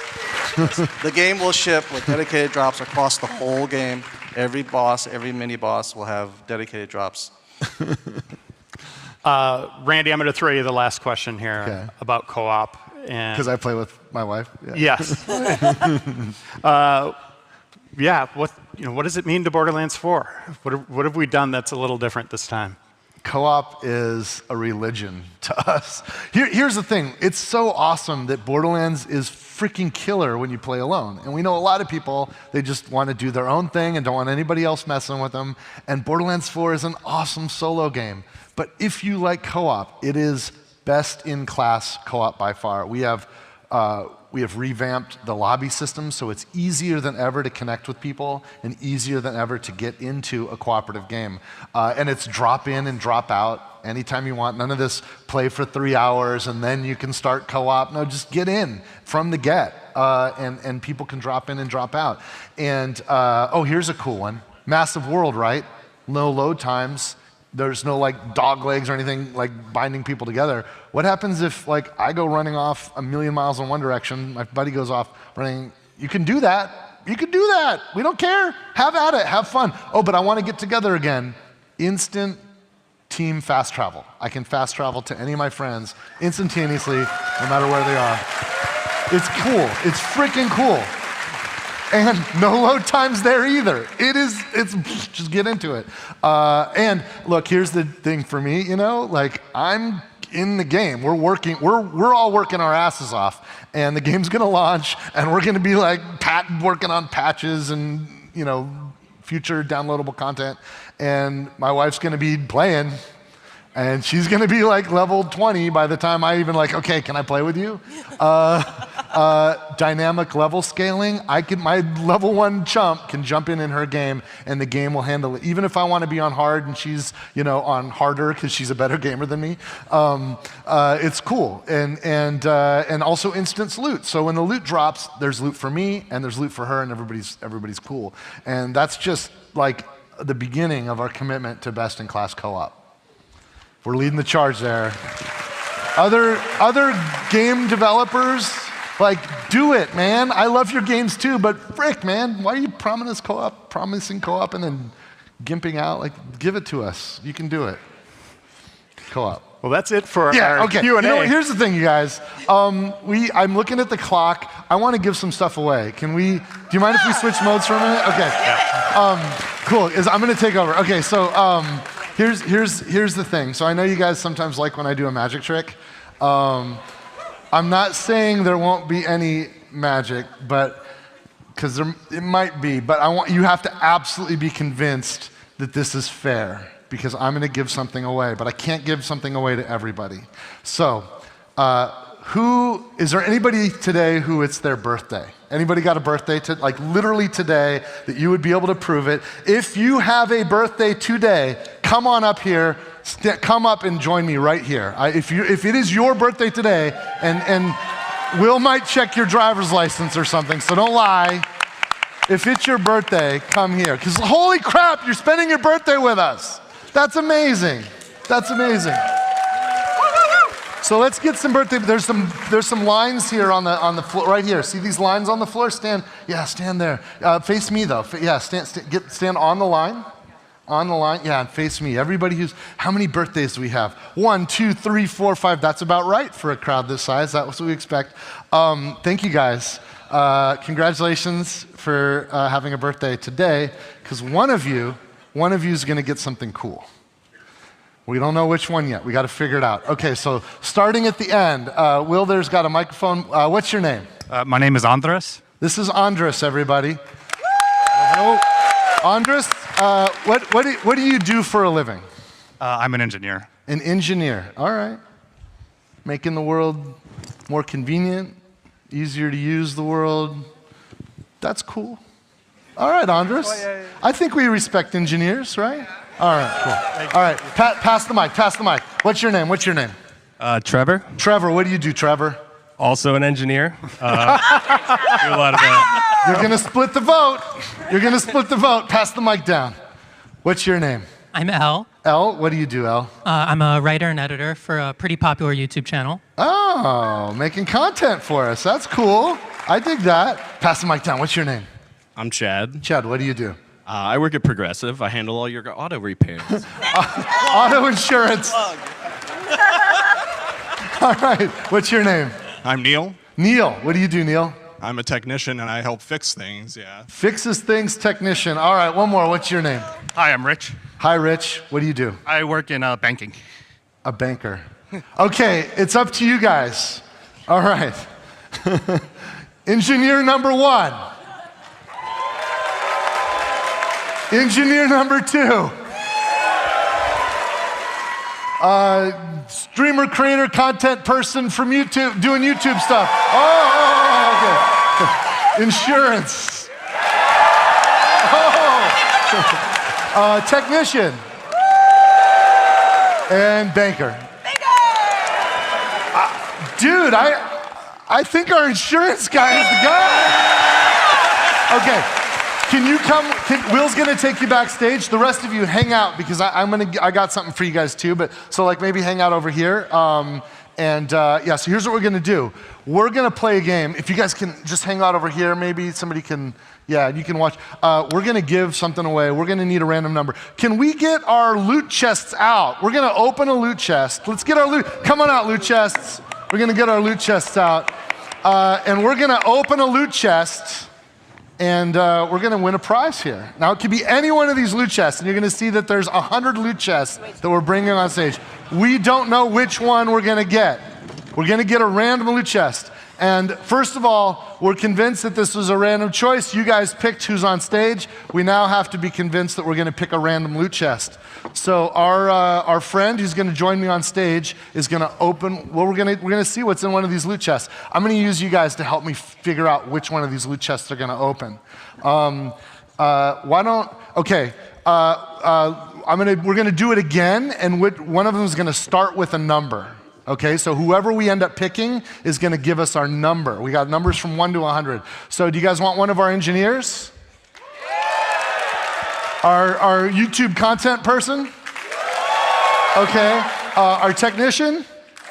Or our banker?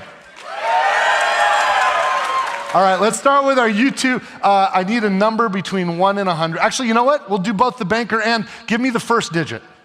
What's the first digit? We're going to... 2. And what's the second digit banker? 9.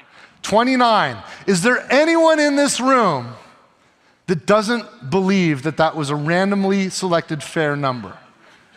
Is there any skeptic that isn't absolutely convinced that 29 is a random? I saw a hand go up over there. I saw that hand. Stand up, skeptic. Stand up back there. You don't believe that 29 is random? You think that was a setup? You think they're stooges? You think they're in on this with us? Okay, you know what? Give me some other number, and we're gonna just give me some other number. 8. Should we? And who? There was another U. Are we gonna add 8 or subtract 8? I think you gotta put a 1 in front of that 8. Okay, 1 in front of the 8. Now it's 18. And the other person, are we gonna add 18 or subtract 18? Subtract 18. What was the number we had over here?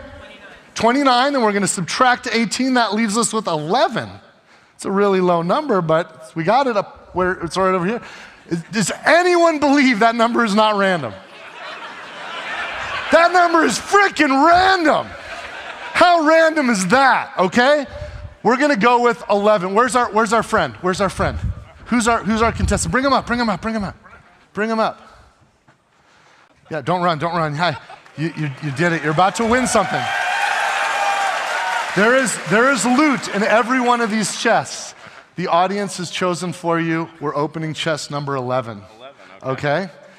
Before we change it, before we do it, are you confident that that's a random number, or would you like it to be made different somehow? No, it sounded random from back there. Okay, because it sounded random. We're all convinced, right? We're gonna go to number 11. Okay, are you ready? Let's see what you get. You guys are keeping this honest? We're going to see what number 11 is. Let me see here. This is really cool. This is a Stay Cool custom shirt that has been customized by the artists of the Borderlands 4 team. It has been this is really cool. A custom shirt. Do we have it? Can we get it from backstage? We're going to give him his gift. This is one of one. This is a really cool. Look at Stay Cool. Here, hold that up. Show everybody. And all the art on there was drawn on. Yes, that's awesome. Now I know what you're wondering. You're wondering what could I have won? What would all the other prizes be? Do you guys want to see what the other ones could have been? Go ahead. Let's turn them all around. Let's turn them around. What could you have won?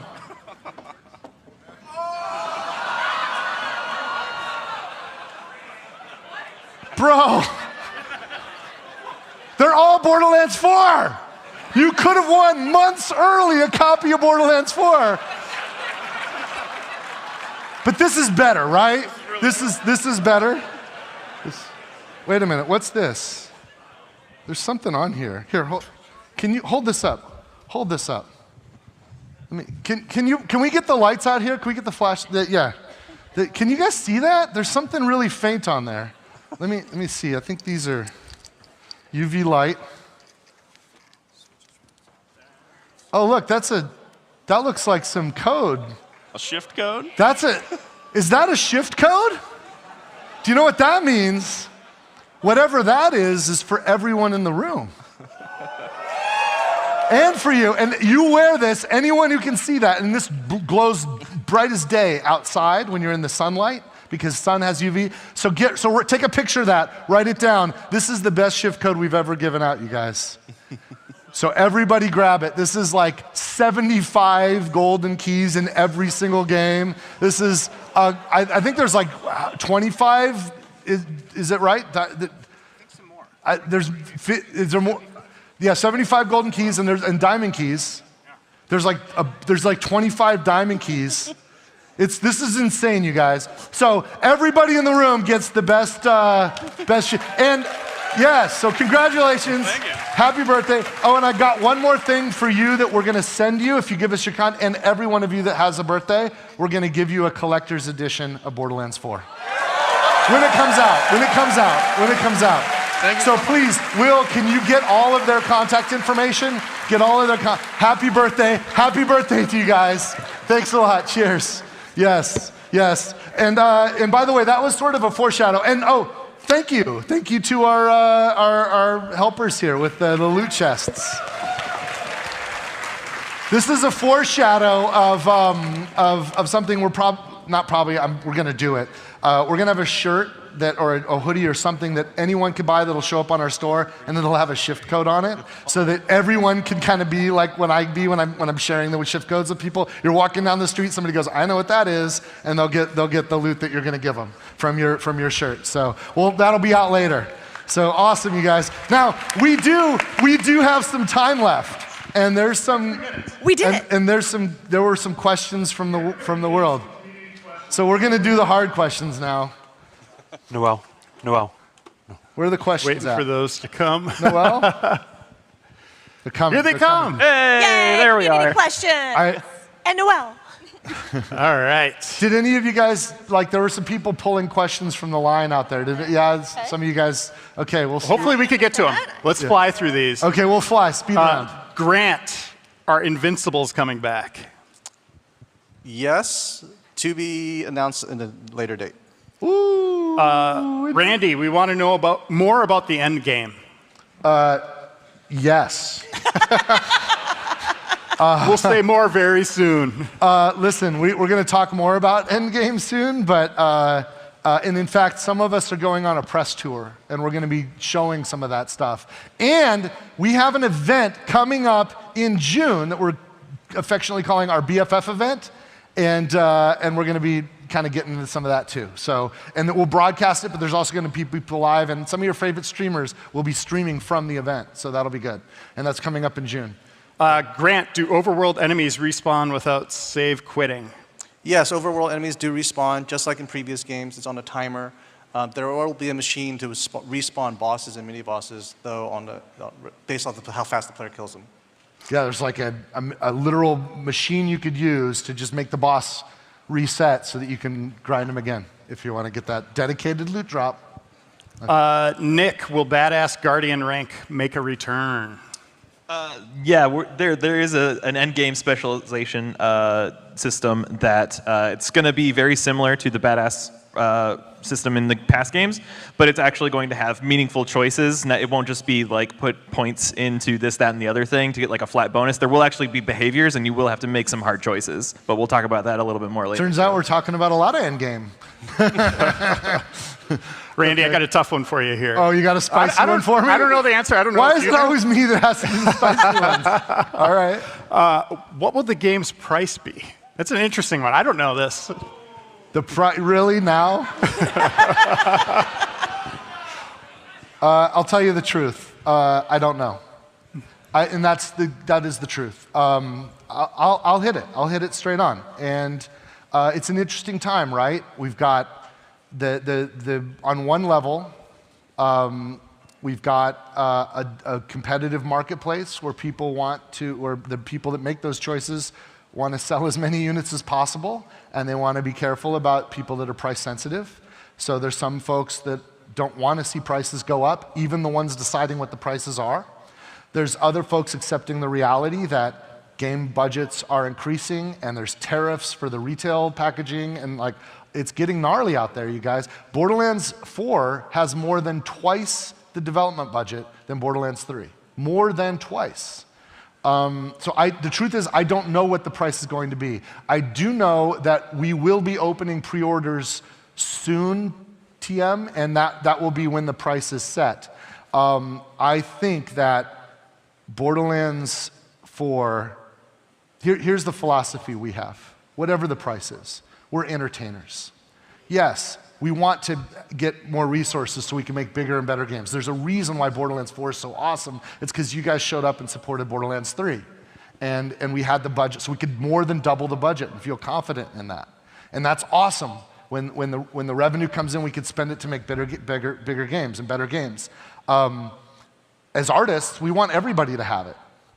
You know, we want to make it as easy as possible for everybody to enjoy what we're creating. So it's a weird thing, but the fundamental philosophy is we want people to buy it so we have the resources to make more, but we want everyone who buys and plays a Gearbox game to feel certain that they got the better end of the bargain.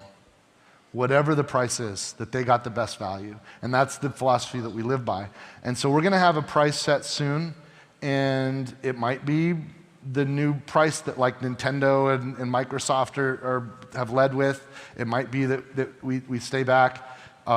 It's going to be the people at the publishing house that decide that. And if it is cheaper, then maybe we'll sell you that mini map that you guys want, but we'll develop later. How bad do you want that? $10? I don't know. I'm just kidding. Or am I? I'm just kidding. Or am I? I'm just kidding. Or am I? I don't know. We'll know soon. Yeah. I think it's going to be fine, whatever it ends up being. I think it's going to be amazing, whatever it is. Borderlands is fucking amazing, and it's worth it. It's worth it. Yeah. We haven't got kicked off stage yet. I'm just going to keep going until they Yeah, we can go until you guys leave or they kick us out. There's nobody on after us, so, Yeah. April, what is Ordinite used for? Ordinite. Yeah, what is Ordinite? Ordinite is sort of like the sister element to Iridium. And so it has an opposite effect. Ordinite is used for a lot of different things in the game that we don't want to quite talk about yet, but I will tell you this, it is not a currency. So it is not a currency, I promise. Yeah. But it will explode shit in some One of ways. the goals when we were in the room, and I think I'm the one that actually named it, because I'm like, how cute is that? The Ordinite.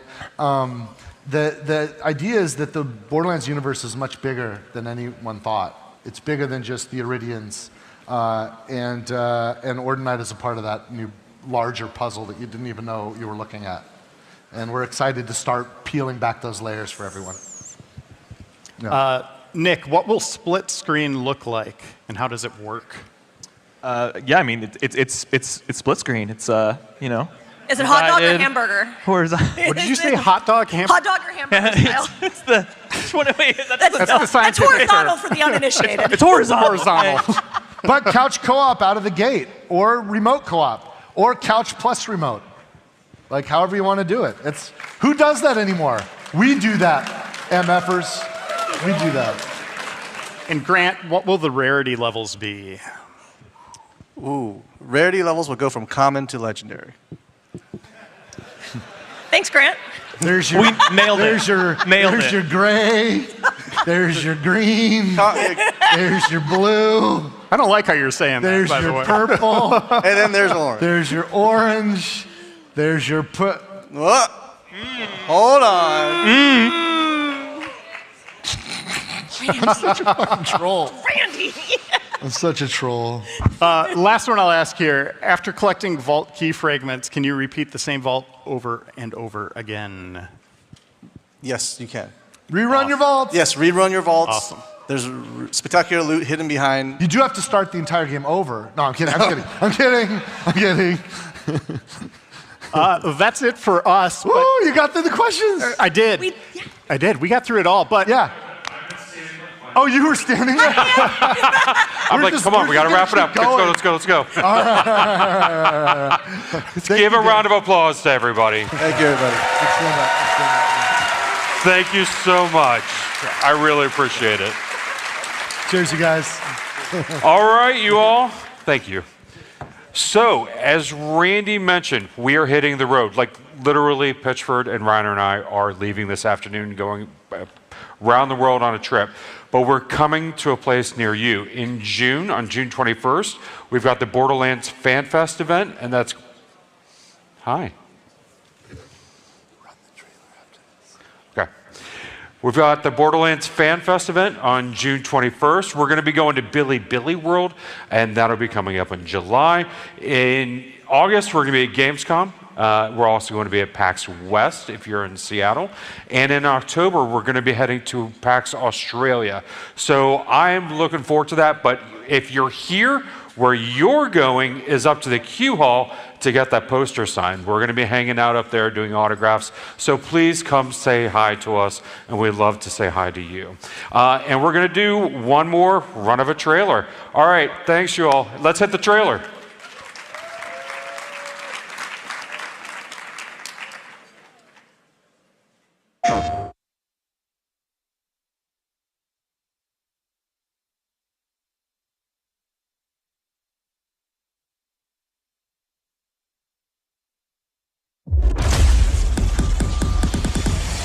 What use is a vault hunter?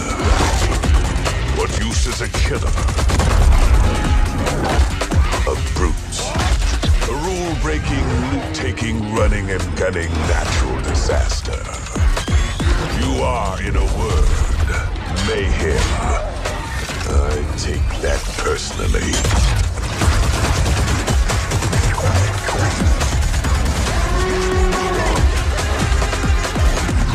Nothing wrong, nothing wrong, ain't nothing wrong with a little bit of hot. No, nothing wrong with a little bit.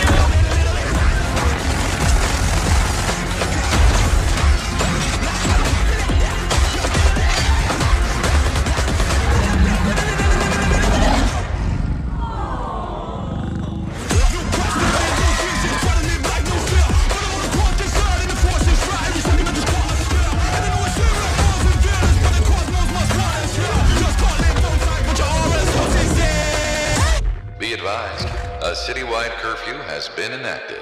Violators will be shot on sight.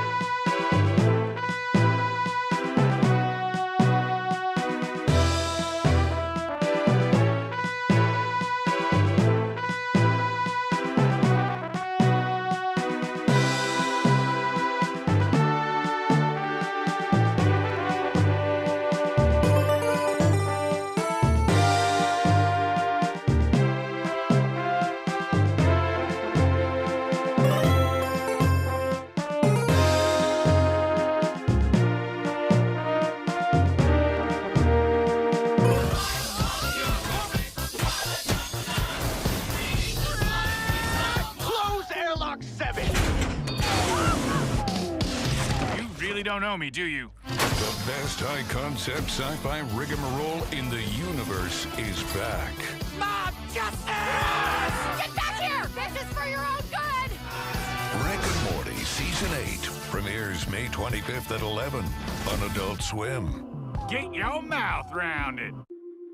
Whether it's sunglasses outside, blue light glasses inside, or night driving lenses in the dark, Zeni has affordable eyewear for everyone. Get 10% off with code PAX at Zeni.com.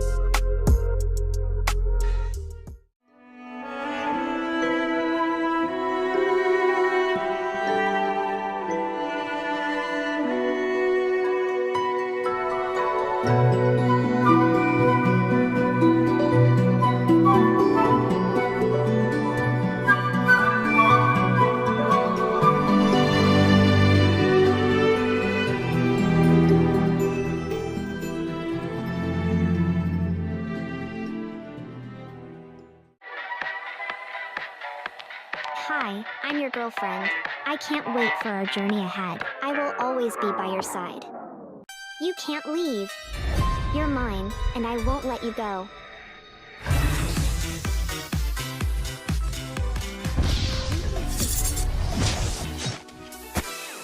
I won't let you get away. We will be together, no matter what.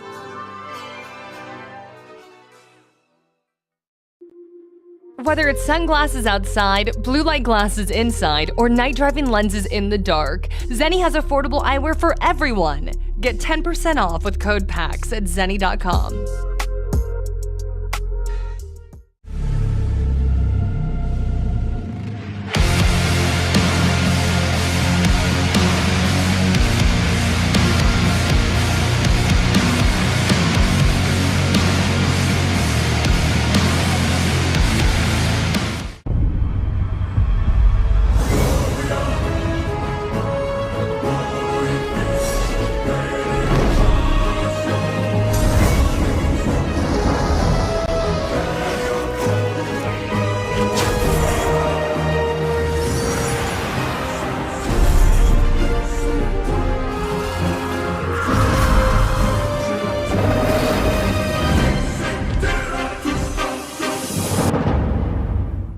Techrot's awake, taking on a new form. Let me do the talking. Let's rock!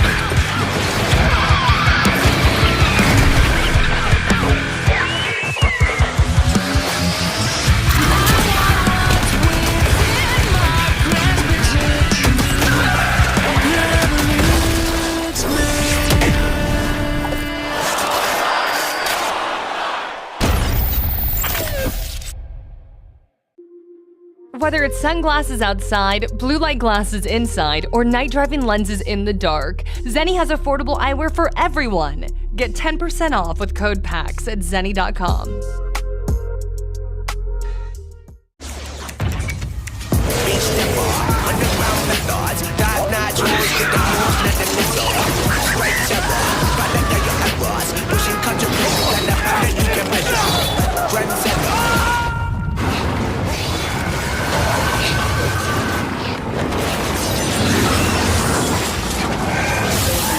Reach your impossible with the AI-powered Legion Pro 7i, Lenovo Legion. Whether it's sunglasses outside, blue light glasses inside, or night driving lenses in the dark, Zeni has affordable eyewear for everyone. Get 10% off with code PAX at Zeni.com.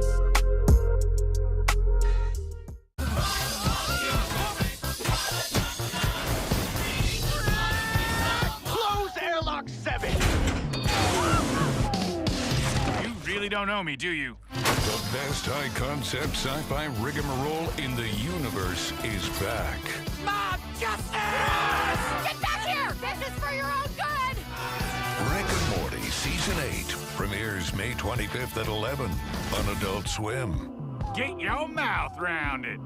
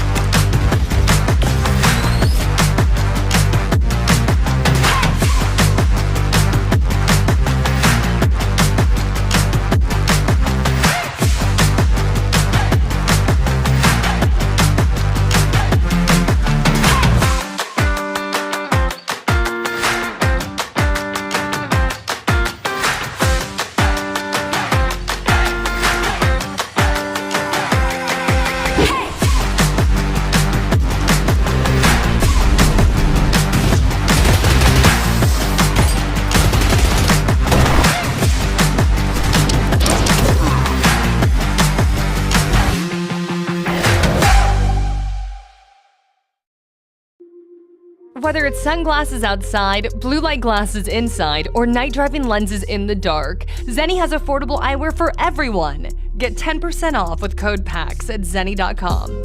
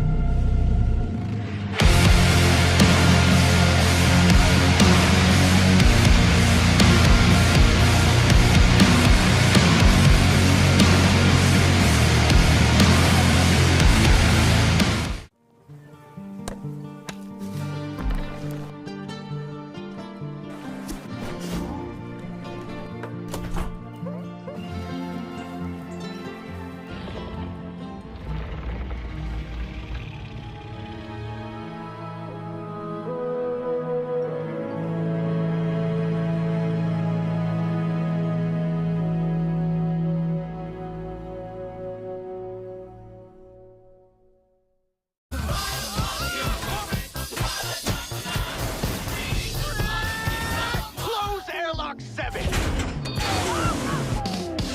You really don't know me, do you? The best high-concept sci-fi rigmarole in the universe is back. Mob justice! Get back here! This is for your own good! Rick and Morty Season 8 premieres May 25th at 11 on Adult Swim. Get your mouth round it.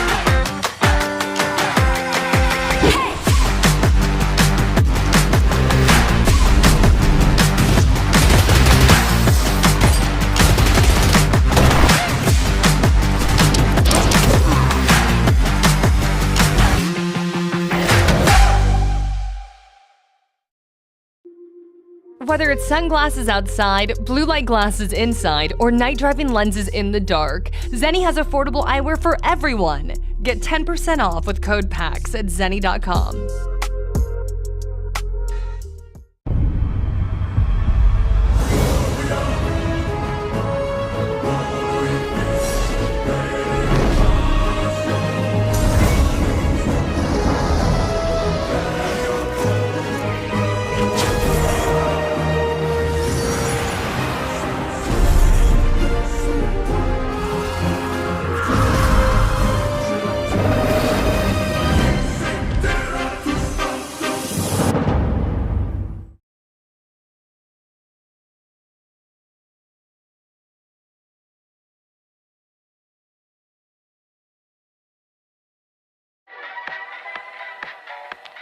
Hi, I'm your girlfriend.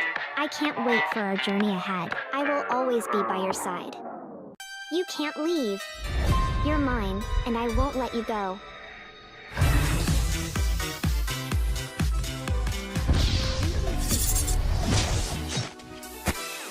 I won't let you get away.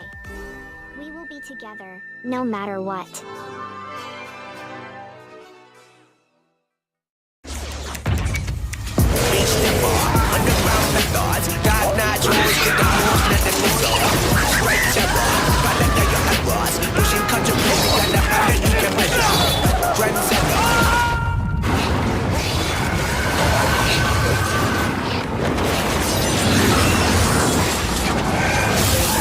Reach your impossible with the AI-powered Legion Pro 7i, Lenovo Legion.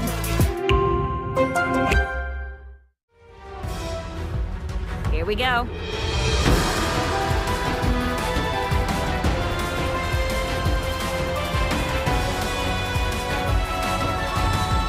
Whoever joins me shall become a legend!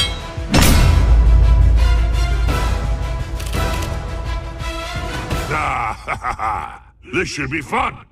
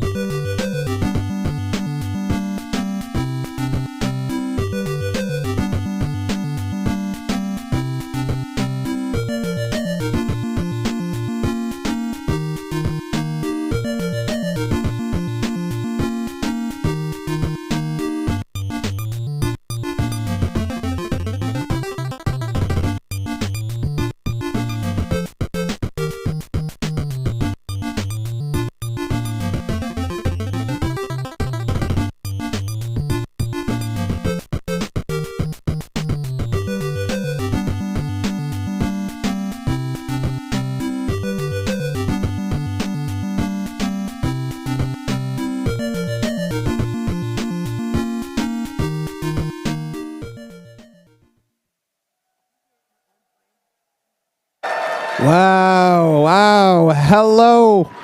How is everyone doing? All right, I love to hear that. I just got in. I'd say about an hour ago. Yeah, my flight was delayed. It was supposed to be a red eye. I was supposed to get here early, go ahead and craft this game that I'm putting everyone through. And I'm sure it's going to be completely seamless that I had to do it all in 15 minutes. But yeah, this is Iffy Waddy Ways Nerd Decathlon. Something to note, and based on the information I just gave you, is I originally pitched it as the triathlon, meaning there'd only be 3 things, and it'd be way simpler. But I made it a decathlon for reasons I will never understand. I think the Adderall was hidden that day, and then I had the hubris that I can do tasks. But let's introduce our panel. I don't need to be this close, but I don't like it this far. You could say it into the mic. Yeah, press your button. You go ahead and repeat yourself. That's what she said. Okay, there it is. Didn't want that to be missed.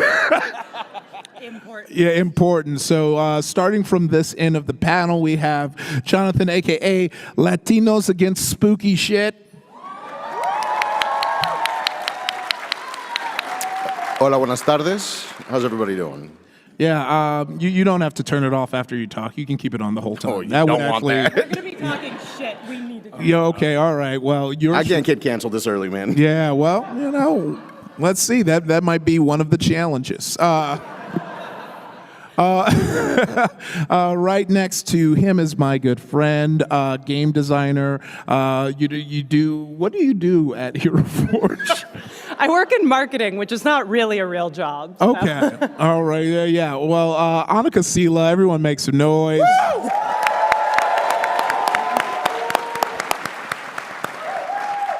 You have a new game that's going to be kickstarting soon, right? Do you want to talk about that for a second? Absolutely. My very first game I ever made, it's called Sin Eater. It's a solo journaling game based on the historical practice of sin eating, where someone would eat food off of a dead body to absorb their sins. It's metal as fuck. Can I swear?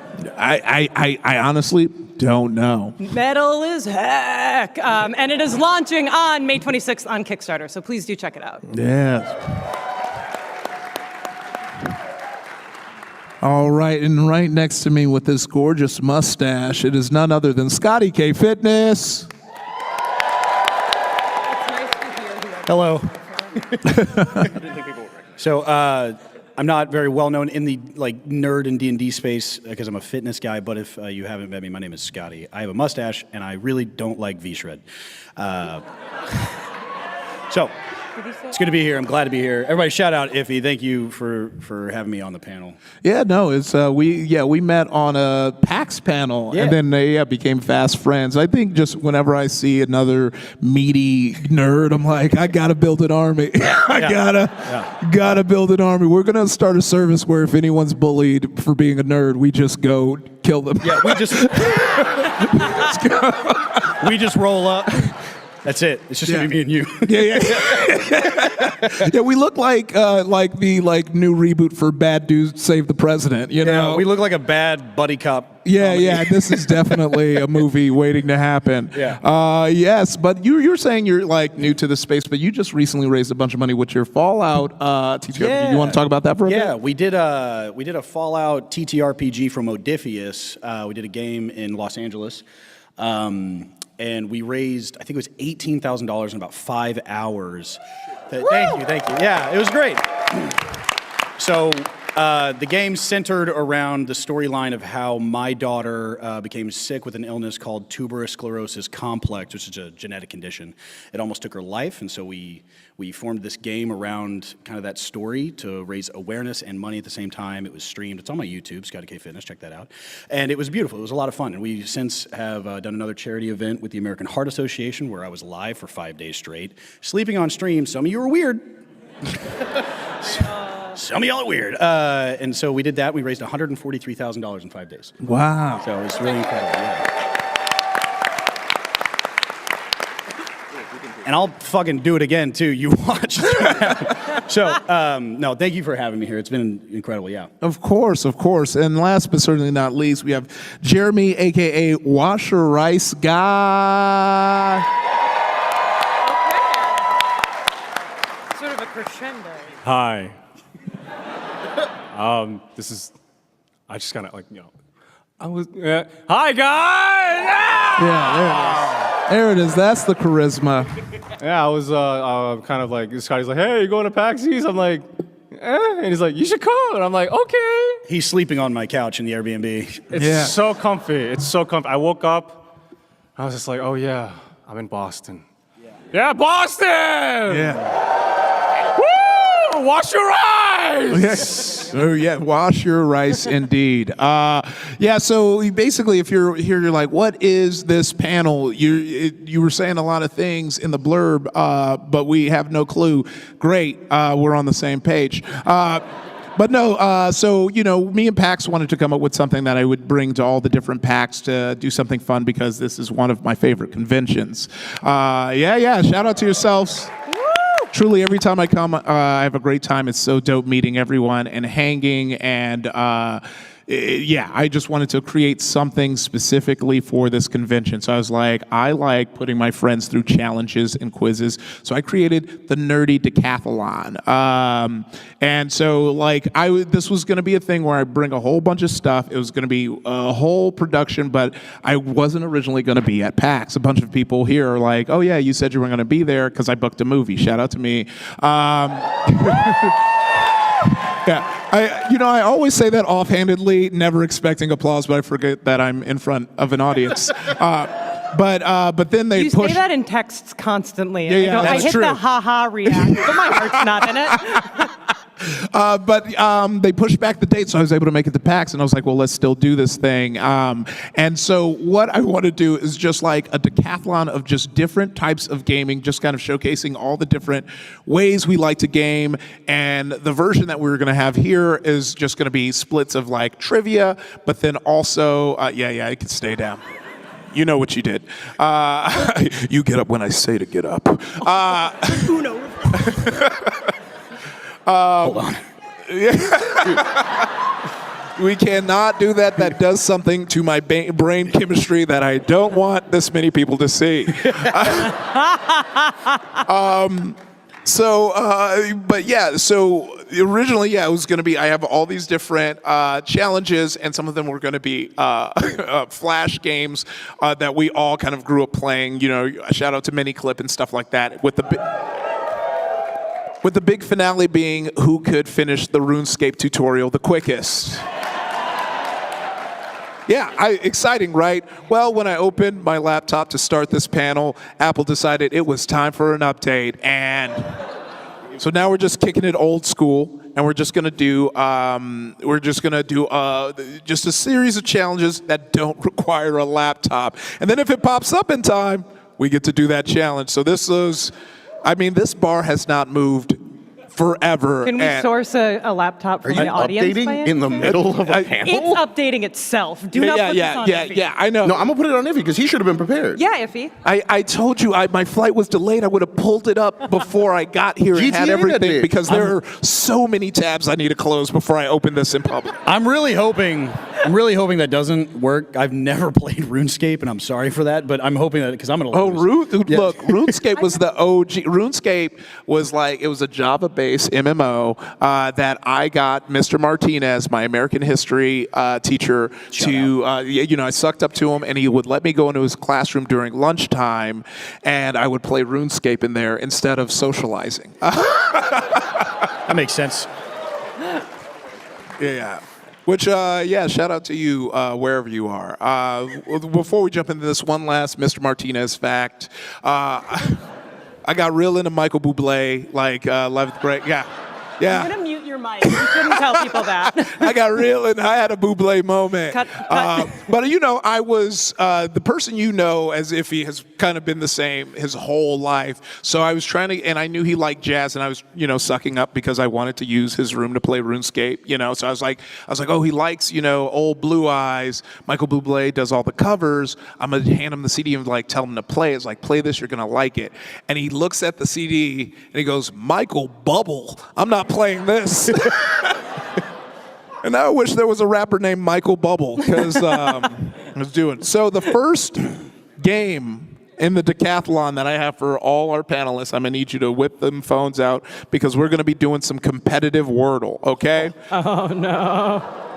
Oh no. Yes. Yeah. So what we're gonna do is everyone, I'm gonna count you down. I'm gonna make sure everyone has it, and everyone has. We're gonna see who can figure it out the quickest, and also make sure you out there you can play along because we're gonna yell out what it is after, and I don't want you to spoil it. So figure that Wordle out.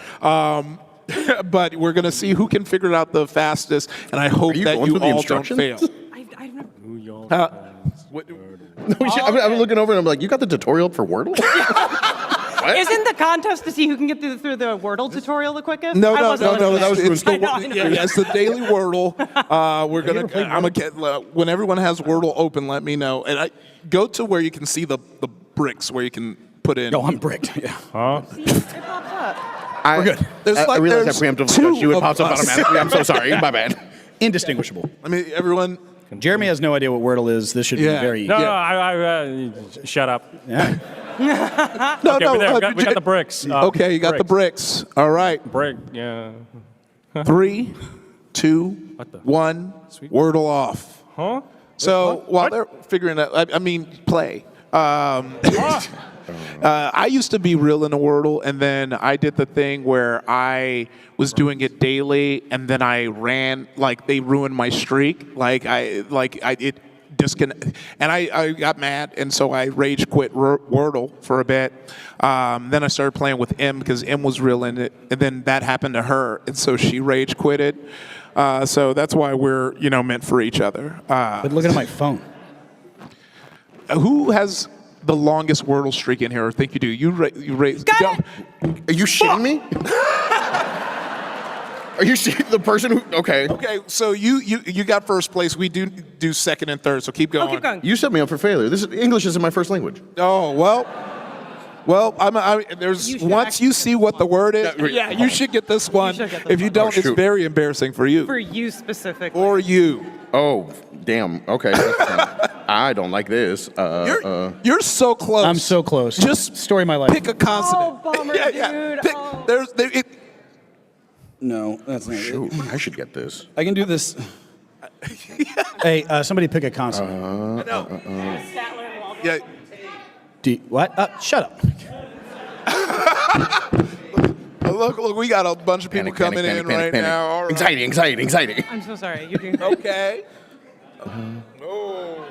Does it make you feel worse? Stop it. Okay. What is that word? But don't worry, I will explain it because it's going to be used to make fun of Jonathan. Bunch of vocabulary words, nerds. Huh? I got it.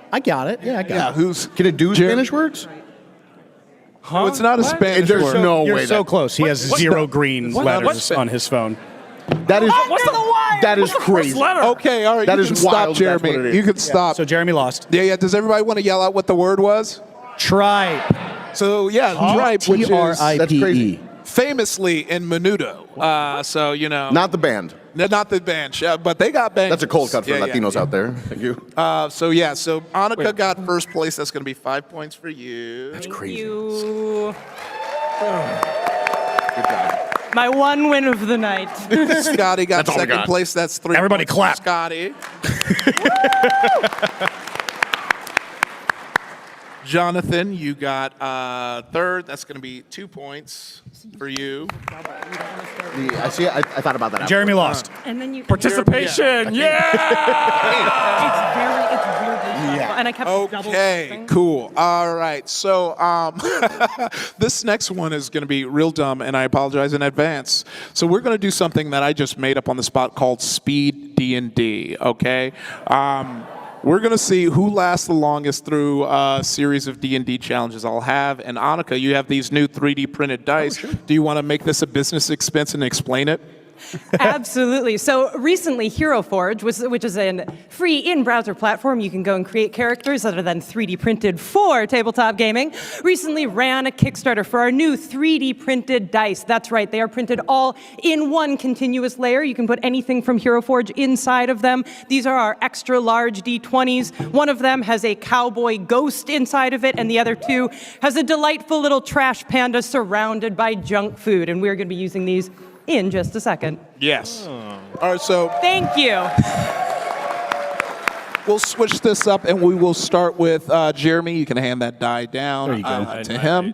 And yeah, what we're going to do is we're just going to run you through a quick, one shot live in front of everyone, and you'll see how far you survive. You got it?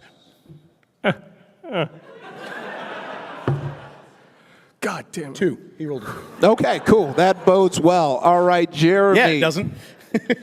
So yeah, we'll just do it as ourselves just to save time. Jeremy, you wake up in your bed. You think that you wake up in what you normally see when you wake up in your bed. I don't know what it looks like, so I'm not going to describe it. What You're you instead such a good see, DM. Thank you. Not even theater of the mind, just the theater of fuck you. Responsibility. But yeah, what you see when you wake up is the kind of canvas overhang of a wagon, and you look around, and everything seems like it's from a different time. You notice you are surrounded by these 3 large figures wearing hoods. They're all holding on. Go on. Warm up those hands. One looks to the other and goes, "He's awake." Oh, yes, I am. Is that what you say? Oh no, I'm probably gagged and screaming like. No, you're not gagged. Oh, I'm not gagged. Oh, so you choose to scream? I choose to say, "Hello there, hi, how you doing?" Give me a charisma check. Oh, jeez. Yeah. 13. 13. Okay, 13 Maybe. is like, "How you doing?" And the other grabs his. He's like, "Hey Jerry, you have someone at home. Relax." Because we picked you up because we found you on the side of the road, and we haven't seen clothes like yours before. But we wanted to take you along for a ride, and maybe you can help us out with something, and we might be able to help you out. Buy me dinner first. Where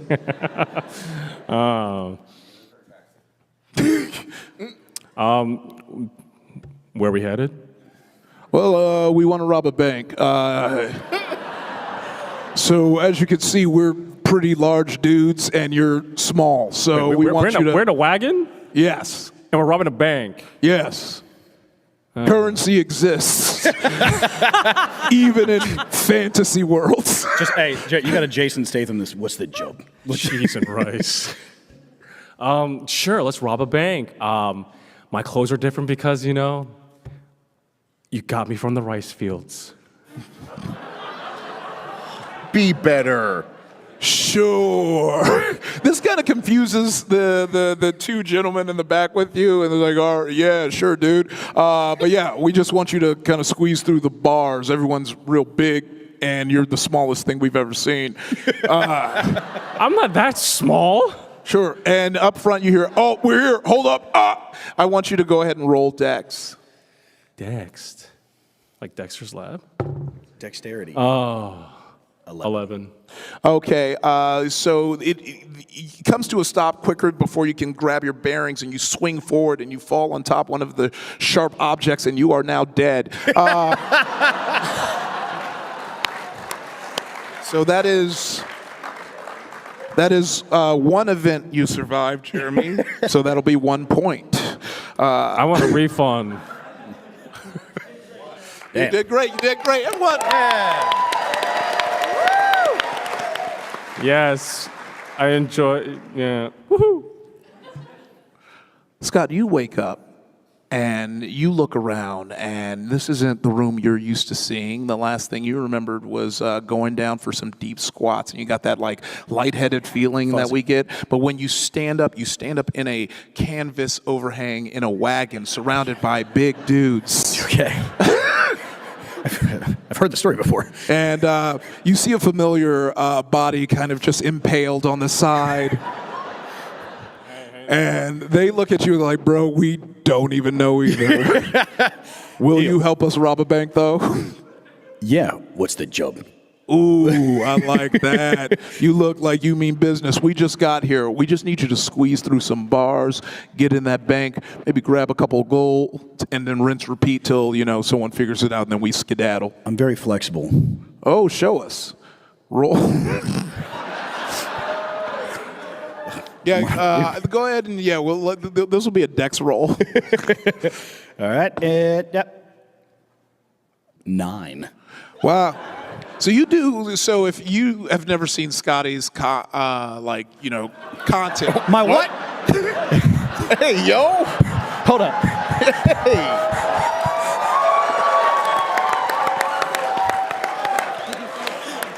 We don't. Content. If we you've don't. Never seen. It's just content. We don't FaceTime that often. Scotty is really good at doing splits, and you try and do the same here, and you actually do it well, so well that you keep doing the splits, and whatever. This is D&D. Your nuts get caught in the middle of the wood plank. Yeah, wooden plank, and you stand up too quick, and you bleed out and die. No, yeah, cool. I lost my nuts. I love that. Yeah. That's zero. That's 0. 0 points for me. What kind of a round of cruel applause god are you? for my nuts? That's great. I don't even have nuts, and that sucked. I know, yeah, you would have survived that one. Yeah. I would have figured something out. Annika, you awake. And your room is not in its like cool aesthetic, semi-goth, I'd say like Midwestern emo style that your bedroom is known for. You look and you awaken in a canvas overhang. Uh-oh. That is in this back when 2 large hooded beasts standing there. See a familiar face, Jeremy, impaled. Scotty K Fitness leaned over, blood specifically from the groin region. Oh my God. And they go, let's get out of the wagon, please. Hello, boys. Roll charisma. Can I make sure I'm doing this with my face when I do it? Roll with disadvantage.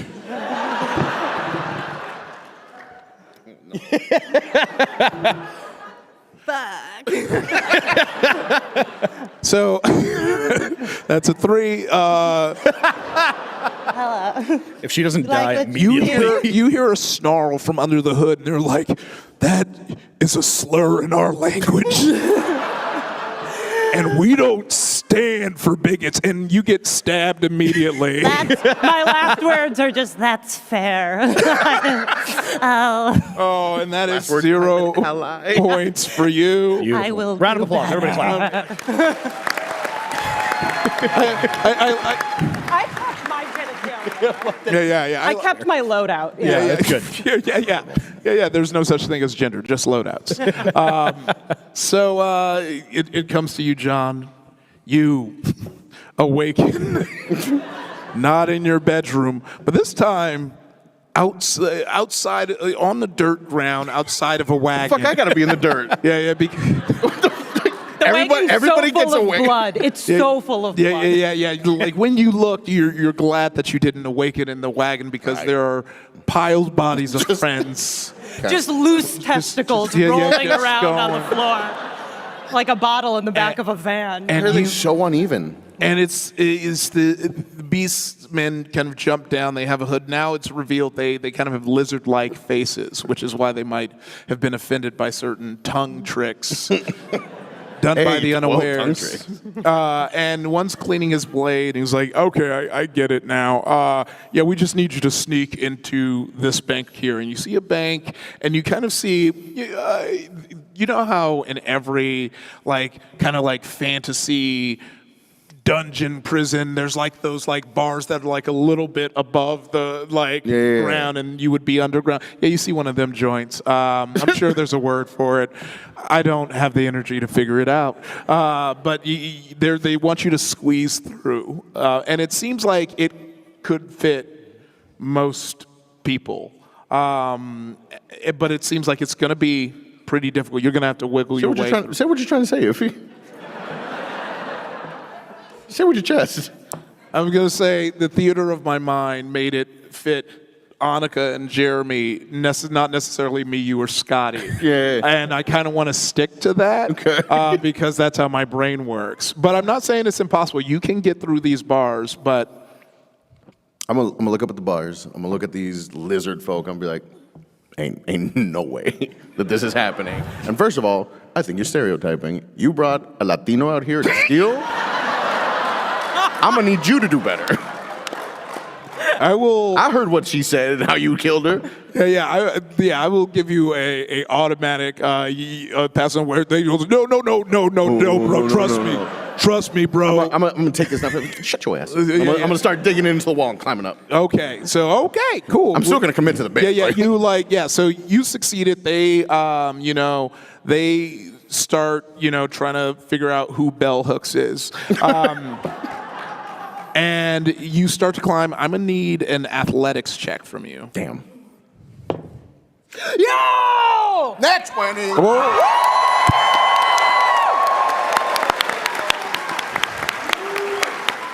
Kiss your biceps. Thank you, Hero Forge. Get your dice available now, heroforge.com. Not available now, available this summer. Available that summer. That's what I said. What did you say? Can you give him Pre-order. Yeah. So I win, right? Like that's it. I mean, yeah, because let's see. Yeah, I win at racism or whatever. There was only. Jeremy only had one success. I was going to give you 2 successes for a nat 20. You can, you can just take the dub here and get 2 points, or you can see how far you can make it to get. I'm gonna get at least one more. I'm gonna try to climb through the bars. Okay, just to prove a point, on principle alone. So you use these blades and climb up, and you climb through a window, and immediately you see I'd say about 8 foot tall armored individual with a broadsword who turns around and says, "You done messed up." I'm gonna be like, housekeeping? Deception. Listen, I didn't say that I can't play into the stereotype. They can't play into the stereotype. That's 2 different things.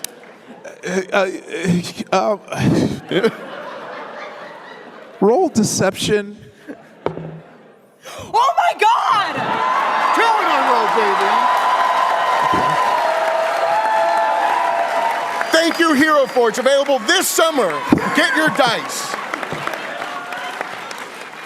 Yeah, you can keep that. Oh, fuck it. Okay, so with the second nat 20, and this guard seeming very conflicted about I just didn't want to assume. I just didn't want to assume. I'm dusting with a knife. No, I get it. No, I get it. Of course, the housekeeper would come through the window with 2 swords. It must be a new technique of cleaning. You're free. You're free to head the bank. Yeah, and he just kind of runs out the room. So in this room, you look around and you see, you see 3 options in front of you. There is kind of like assorted gold pieces that would easily fit in your pockets, and you can climb down with that. You see kind of like large jewels that you wouldn't be able to fit as many as the gold pieces you'd be able to fit in, but they take up more space, so you wouldn't be able to bring as many. And then you see a large diamonds encrusted golden dragon statue. Y'all know which one I'm going for. Okay, so you're the dragon statue? I'm gonna take a dragon. Okay, I'm dragging it out of here. Okay, give me. Cut your money. Okay, I'm gonna give you inspiration for that one. And use that inspiration to roll for strength. That's a 10. That's a 10. Okay, so you try and pick up this. Yeah. You have your inspiration. I'm gonna use it. Yeah, you should. Yeah, it's a 10. All right. Hero Forge, cut me. Yeah, so you go to try and pick up this large statue, and you feeling confident being able to just dart up the wall, come in, and you just fooled this knight. You're kind of feeling yourself. So you just confidently go to pick it up, and you pull your back out. The crack that sounds, you know what chicharrón is, and you know when you crush the bag? What is chicharrón, Iffy? I've never heard of this in my life. I will. Do better, Iffy. Do better. We've literally talked about chicharrón. I know we You will did. not do that. You will I got not a text do that to message me. about it. For those who don't know, it's like pork cracklings, and for those who Yeah, don't so know, chicharrón that- is the pork skin, and you blister it. So you and know it's when got you the meat grab it, it soak. makes that like pop, pop, clack, clack. That's what his back sounds like. And you kind of fall over in pain. My last words are, this ain't what I meant when I said back shots. Yeah, we'll say you die there. I'm taking my dub. Like, we're good. This is so cool. You can actually keep that. Oh, I appreciate that. Thank you. Oh, which one is this? It's we have two directors. Okay, so in the speed D&D round, Annika, you got 0 points. Scotty, you got 0 points. Jeremy, you got 1 point. And and Jonathan, you got 4 points. Bringing the total scores now to Annika with 5, Scotty with 3, Jonathan with 6, and Jeremy with 1. So,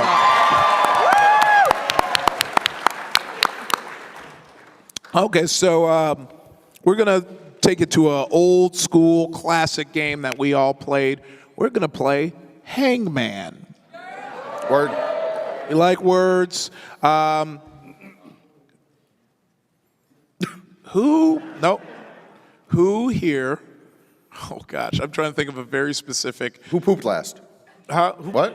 Sorry. No, you're banned That's from why I'm questions. letting you know. Actually, you're banned from questions. Did you know that? You're done. You're done. Who here? I'm trying to think of a actually specific thing. Who here has seen?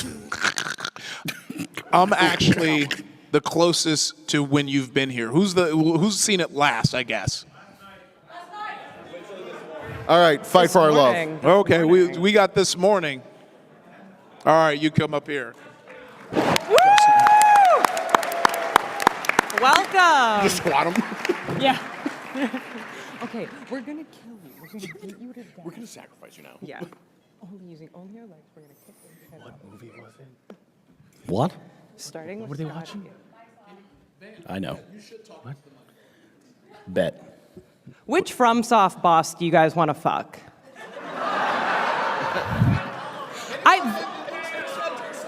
Vicar Amelia's hot, but I don't know. She's young before she transforms. Listen, I think we all agree. Anything with tentacles, right?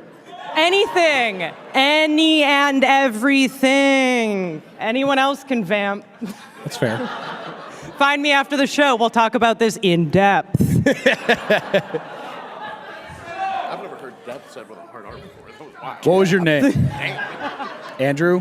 Everybody, round of applause for Andrew. Thank you so much. Thank you for your help. So, Andrew, thank you. Andrew helped me find a word. We went over there. Now I got to do the thing where I write it down so I remember what letters go where. And just so you know, if I lose this, I'm holding you personally accountable. Okay? So. Yeah, I guess keep yelling out hot Dark Souls bosses. Please yell them out. She's so hot. Daughter of the cosmos, more like mommy of me. Am I right? God damn. She got macaroni face. It's so sexy. Anyone else can vamp. I cannot stress enough. Well, I don't really know. I haven't played. You want to do a quick boxing match? That would be. You want to teach everyone how to throw an elbow? Do you want to elbow me in the face? You want to punch each other like in the abs? That would be I will great. die. Yeah, I will that's- have a hernia if you do that to me. I'm not very strong. I promise. I'm not. This is all fake. It's not. Just one punch, shitting, crying, coming. Just, Yeah. You asked who last shit. And while we're waiting on if he. Okay, cool. We're not waiting on cannot it bring anymore. it into this conversation fast enough. Thank you so much. It is written down, and we'll go with Jeremy since you're in the biggest last loser. place. Yeah. In the caboose. I will let you get the first guess of a letter. P. There are 2 P's.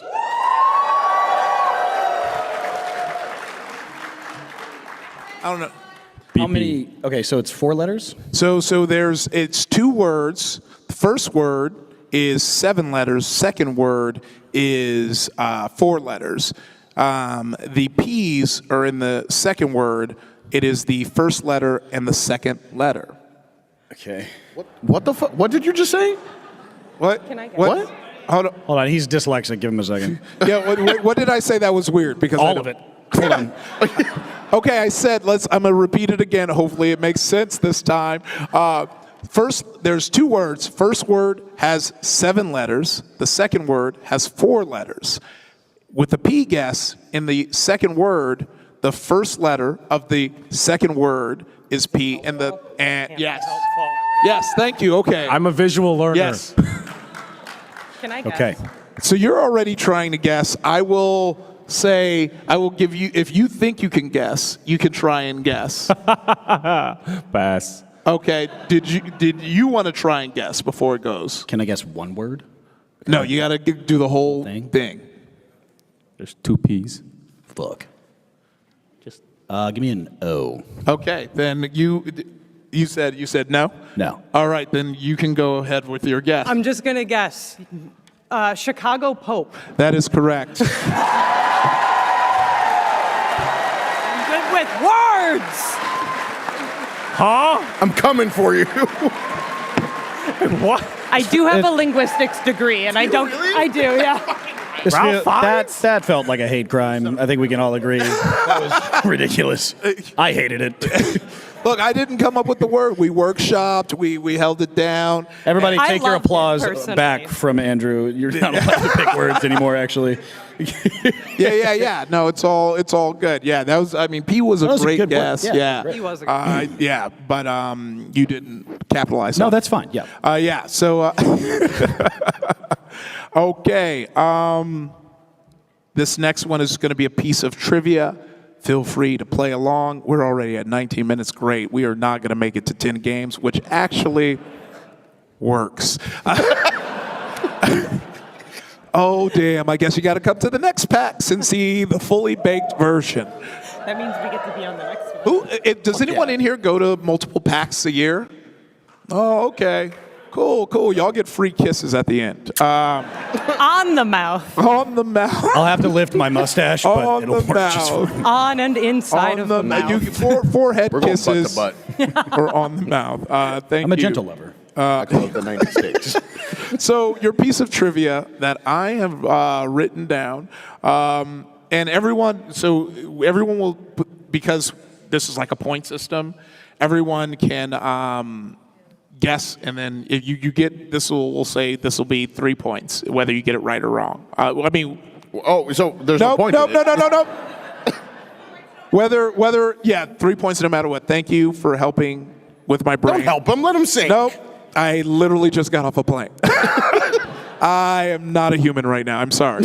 But thank y'all, everyone. Are we having a good time? Hell yeah. Oh yeah. You didn't clap. I saw you. Okay. Good. Just wait. It's only going to get better. But all right. I feel like some of y'all are going to know this. This is going to be fun. Your trivia is the Stanley Parable originally had 19 endings. And then the Ultra Deluxe Edition added how many endings? Was it 50? What? 4.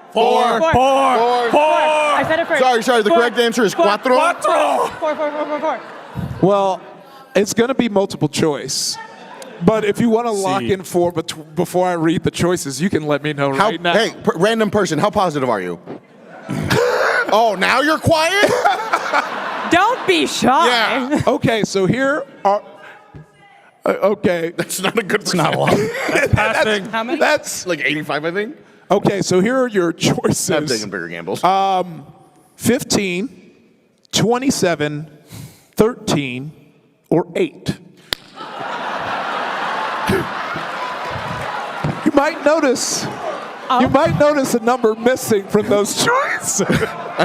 We fucked up. We fucked up. Number 3, my lord. Number 3. So which guess are we going? It's 15, 27, 13, or 8. I'm going 8 because that's closest to 4, and I trust you. I'm gonna go 13. Okay, Jeremy. D. Yes. D would be 8. Jonathan. Listen, I can't trust a random person in the audience. Last time I did that, I'm not allowed back in Baltimore. So I'm gonna go ahead and do A. Which is 15. Whatever that number is. Okay. Someone actually shouted out the right answer, and it was neither of those. It was 27. 27 endings. Shout out, got that right.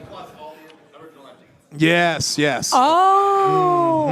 Yes. To be fair, I didn't hear the question. I'm not glad. I never played that game. I thought it was a TV show. You could ask me to reread the question. Not now. It's done. It's over. Okay. So no one got points for that. So yeah. Hey, but if we suck, we all suck together. That's what's important. Also winning. Things I've said Winning before is at a quinceañera. Okay. So sorry. And I forgot to say, Annika, you got 3 points for nailing that hangman in just like one shot. So our current scores now is Jeremy with 1. Scotty with 3. Such a difference of applause. How dare you? Jonathan with 6. And Annika with 8. Damn. Okay, so this next game we're going to play is something that I actually used to play a lot with my friends, and some of y'all might have when you played it. And I do attribute it to me being so good at actually. I need everyone to open your stopwatch on your phone app, your stopwatch app, and we're going to see who can start and stop it the quickest. Start, stop the quickest? Yeah, start and stop the quickest to get the lowest number. Okay, stop doing. I saw you practice. You were checking. You're warming up. Okay, yeah. Cool. I'm not warmed up. You know, I'm over here hosting Raw. Okay. I'm not touching that one. No, it's Raw. Okay. All right. On your mark. Get set. Go. Point 4. Damn it. Point 11. Whoa. Jesus. I'm good with Point 2. Okay. Wow. I demand a rematch. Not touching that one. I'm better than you. My phone screen's broken. Yeah, we'll do best 2 out of 3 because we have the time. Y'all can just give up now, you know. Okay, so for that one, oh God, I should probably just hold on. I got to keep the rankings of each one. I realized because of math. Oh, and that's why I started doing comedy. So that was a bad. Okay, on your mark, get set, go. Point 09. Jesus, dog. Point 14. What the? .08. Honestly, my seat. What? Yeah. Okay. By .01. Okay. Everybody watch out. Jeremy's fingers are warm now. Yeah. Honestly, my secret to a fast finger, and this is a cold cut, Metal Gear Solid on the PlayStation when you're getting electrocuted, trying to survive. Yeah. All right. Point 14. Bad. You both had .14? Yeah. Okay. Oh my God, we stuck together. Yeah. The boxes with our My thumbs are sore from grinding the lockpick skill on Oblivion. Oh man. I hate lockpicking in that game. It's the new like TikTok trend of people just doing skooma and then doing weird stuff to Juicy J soundtrack. I was like, this is content that was made in a lab specifically for me. Like every time I have to watch it, there's something about Juicy J's voice and his consistency in making every song about drugs. I was like, man, it was great. Like I didn't know scissor was drugs when I was a kid because they just had baby bottles, and I was like, oh man, that must be like a new candy. Hey, scooming in it. Yeah, skooma. Also, yeah. You didn't say it couldn't. Okay. He's cheating. All right. Well, this is the last round. Let's do the last round. God damn it. 3. You watching me? I'm doing it. 2, 1. Do we go on 1? Or Yeah. Wait. What do we? Yeah, you moved and you freaked. So I wanted to false start that because you moved. So we going on 1 or? I had No, you're going on go. Here this 0.07. No, you said go. It's on go. Okay. So don't even press it till I say go. I'm waiting. Annika. Huh?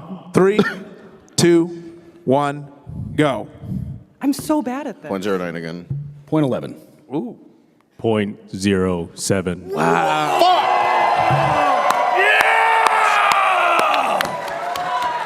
Can we take a moment to realize this is the only thing he's been good at so far? Yeah!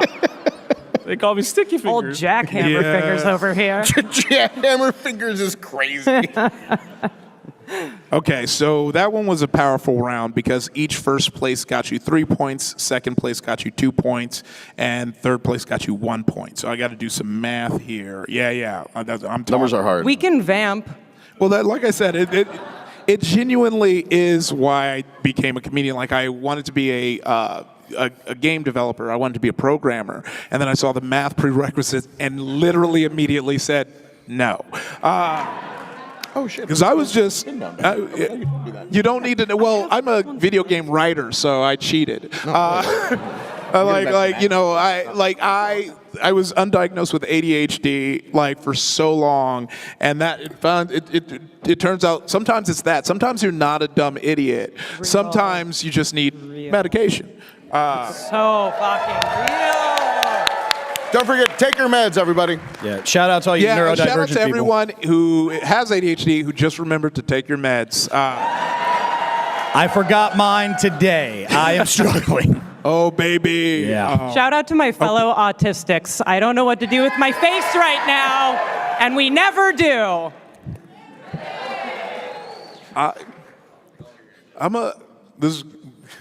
You good? Don't tell nobody this. This is going to be real vulnerable, but I slept with someone who's autistic, and they're like, what's your last name? Because I keep a list. And I was like, that sounds tight. So I started making a list, and I'm like, that's weird, huh? Yeah, No, I don't think it is weird. I What think other it's cool. information goes on Maybe this I list? shouldn't ask you. I was like, It's cool and good and normal. Hey, Iffy, what's my last name? maybe if you respond to the text. Okay, wow, I actually like that we did this because this is wild because Jeremy, you got 7 points that round. Yeah! Jonathan, you got 5 points. I'll take it. Damn. Scotty, you got 2 points. Fuck. I'll take it. And Annika, you got 3. Hey, you did I'm so actually good. You surprised did by so that. good. I thought I I'm got so 0. proud of you. Hero Force. All thanks to the Hero Forge die. Interesting. So that brings our current scores to Scotty with 5. Yeah, make some noise. Thanks. Jeremy now bumping up with 8 points. Woo! And a tie for first place between Annika and Jonathan with 11 points for each person. I will kill you if you win. There's still a chance. There's still a chance here. I will kick you to death if you win.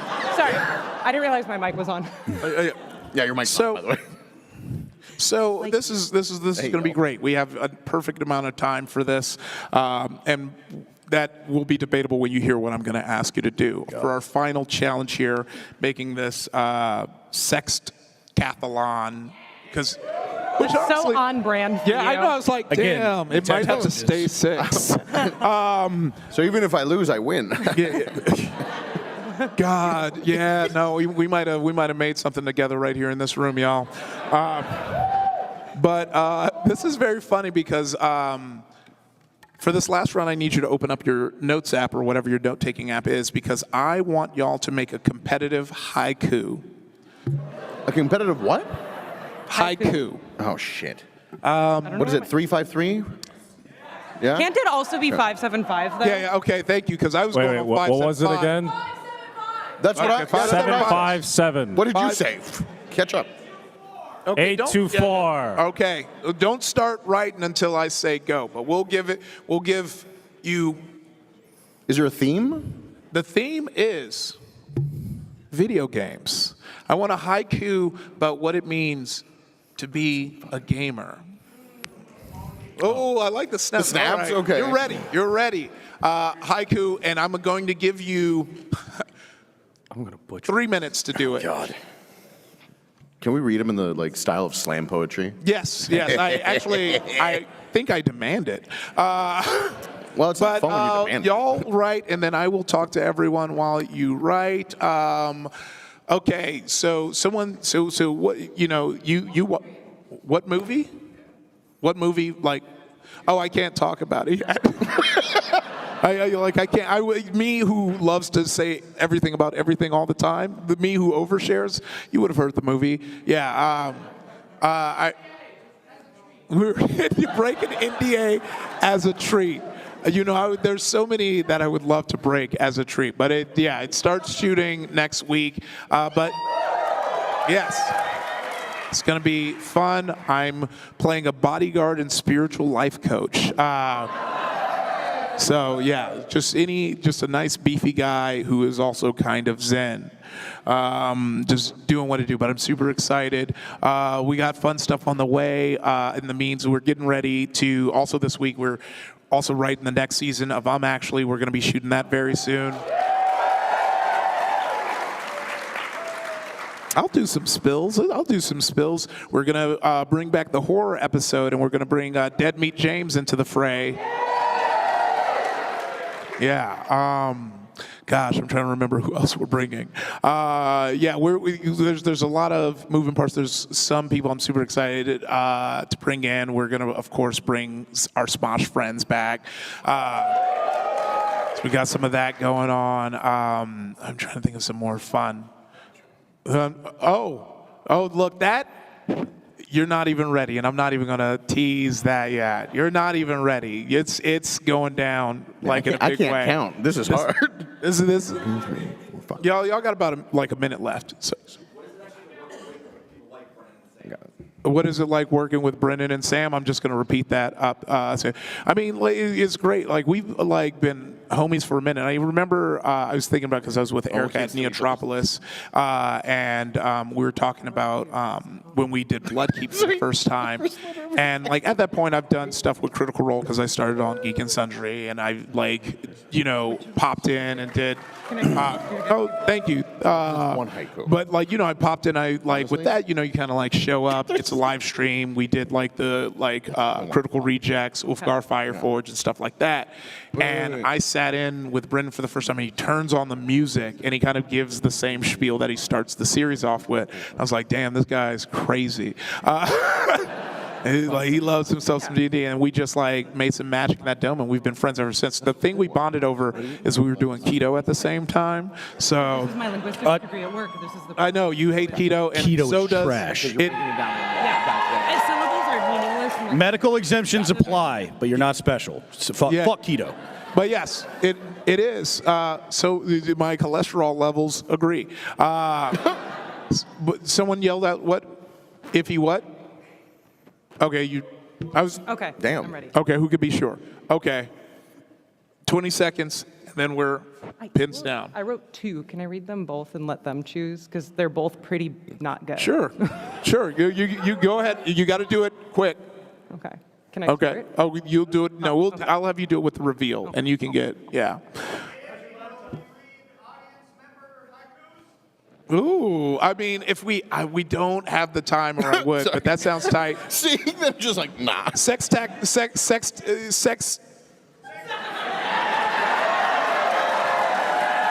many times have you done that in your life? I didn't realize that me stuttering sextathlon was just going to be me saying. Somebody's going to sample that audio now. Well, because sex. Well, in my head, it was me just trying to say the word sextathlon. I wasn't even registering that I was repeating sex over and over again. Sex. All right, pencils down. We're going to start with Scotty. Yes. So read your haiku. Okay. It's Fallout, so. Hell yeah. Steel against the rust. Vault-born rising through a banger. Okay. Oh yeah, we're fucking later. Jeremy, go ahead. Oh my God. You held that up to me like it was spaghetti art. I forgot the topic for a second, and I was very. I desperately want you all to prepare yourself. Oh no.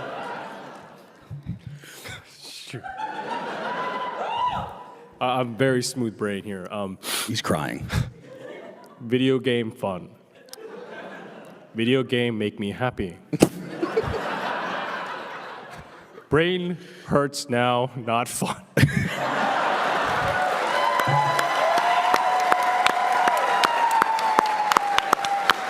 It's always the simple ones.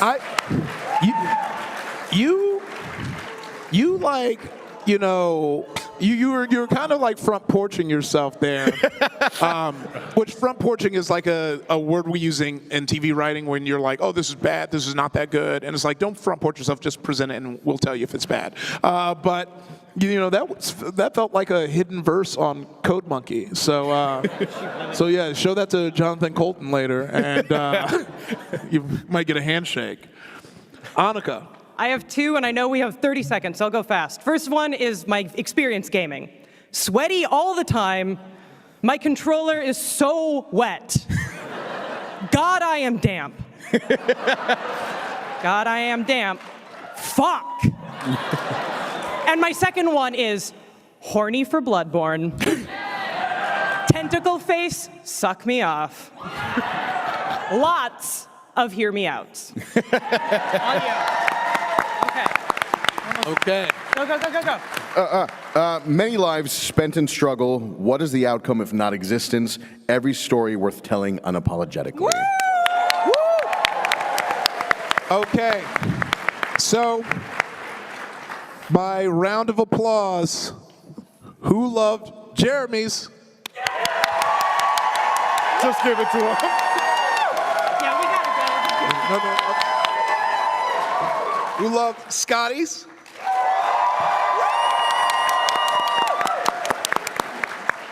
Who loved Annika's? A lot of hear me outs. That's a lot of him. And who loved Jonathan's? Okay, I'm just gonna have to call that quick. I think that went to Annika, which gives them the win for today's Sex Decathlon. You betrayed me. Thank you so much, everyone, for coming to my panel. It was great. It's been Jeremy, Scotty K Fitness, Annika Sila, and Jonathan, a.k.a. Latinos Against Spooky Shit. Thank you so much. I'll see you all. Thank you. Hi, I'm your girlfriend. I can't wait for our journey ahead. I will always be by your side. You can't leave. You're mine, and I won't let you go.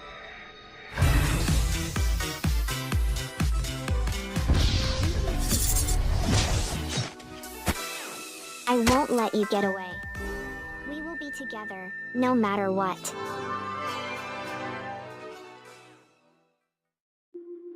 Whether it's sunglasses outside, blue light glasses inside, or night driving lenses in the dark, Zeni has affordable eyewear for everyone. Get 10% off with code PAX at Zeni.com.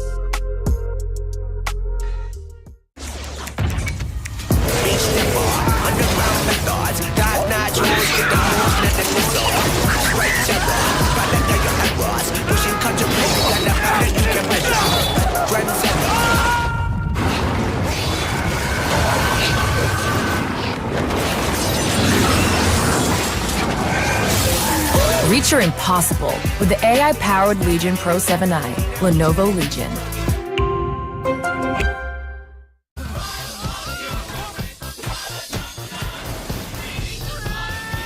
Close airlock 7! You really don't know me, do you? The best high-concept sci-fi rigmarole in the universe is back. Mob justice! Get back here! This is for your own good! Rick and Morty Season 8 premieres May 25th at 11 on Adult Swim. Get your mouth round it. Whether it's sunglasses outside, blue light glasses inside, or night driving lenses in the dark, Zeni has affordable eyewear for everyone. Get 10% off with code PAX at Zeni.com.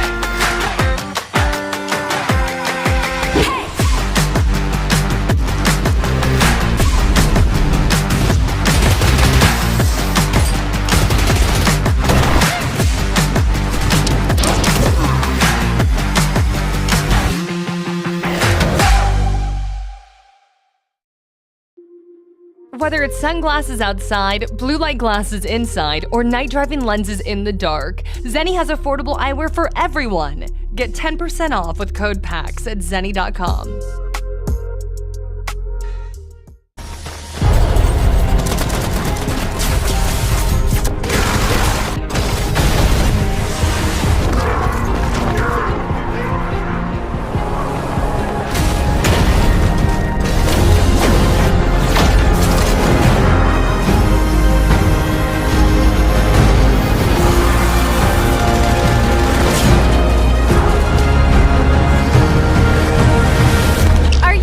Ready to be shocked?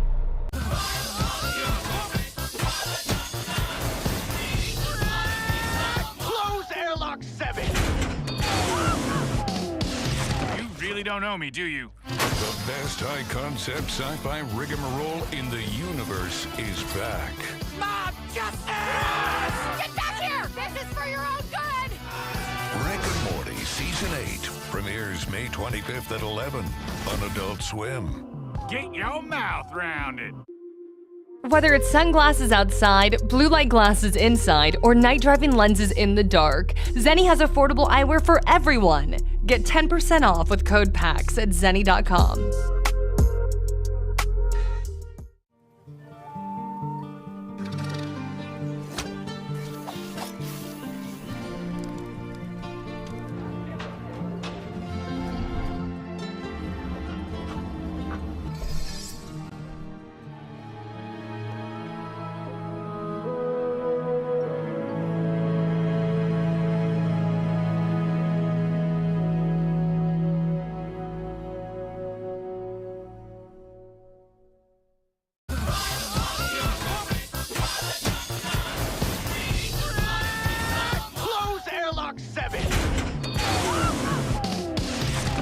Don't know me, do you? The best high-concept sci-fi rigmarole in the universe is back. Mob justice! Get back here! This is for your own good! Rick and Morty Season 8 premieres May 25th at 11 on Adult Swim. Get your mouth round it. Whether it's sunglasses outside, blue light glasses inside, or night driving lenses in the dark, Zeni has affordable eyewear for everyone. Get 10% off with code PAX at Zeni.com. Techcrops awake, taking on a new form. Let me do the talking. Let's rock!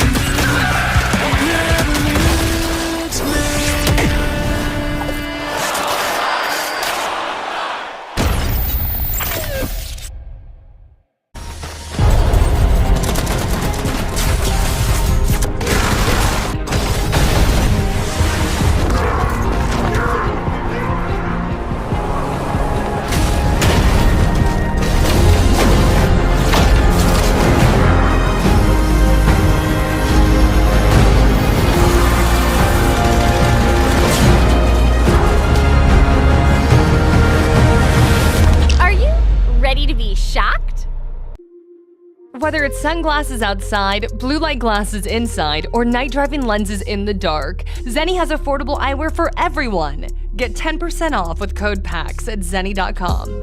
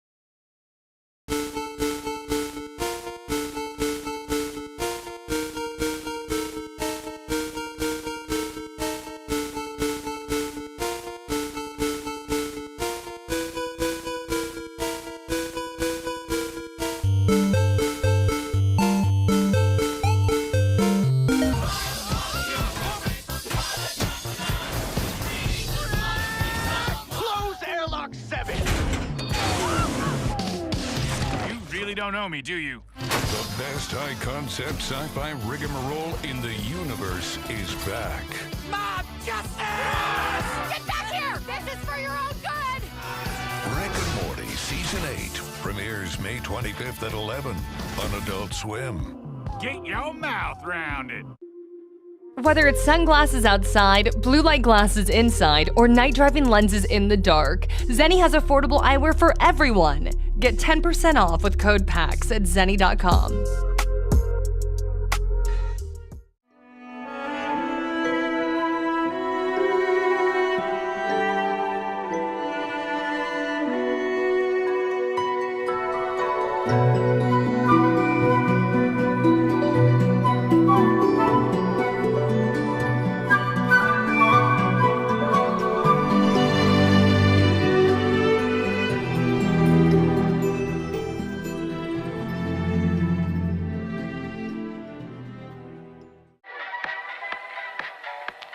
Hi, I'm your girlfriend. I can't wait for our journey ahead. I will always be by your side. You can't leave. You're mine, and I won't let you go.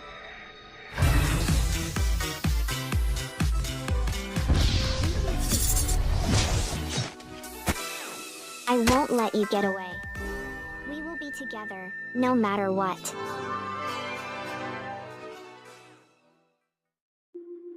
Whether it's sunglasses outside, blue light glasses inside, or night driving lenses in the dark, Zeni has affordable eyewear for everyone. Get 10% off with code PAX at Zeni.com.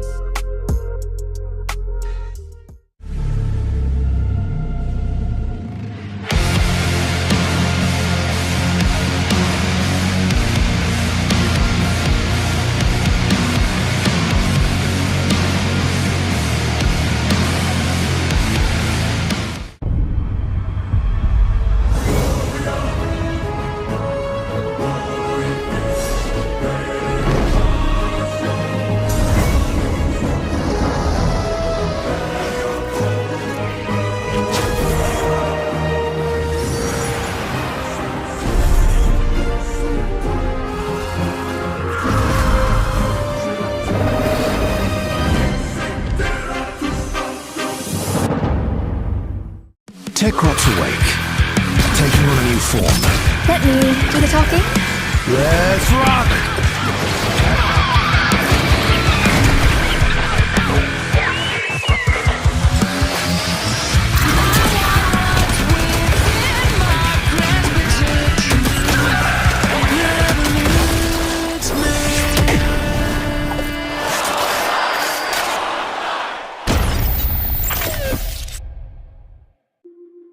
Whether it's sunglasses outside, blue light glasses inside, or night driving lenses in the dark, Zeni has affordable eyewear for everyone. Get 10% off with code PAX at Zeni.com.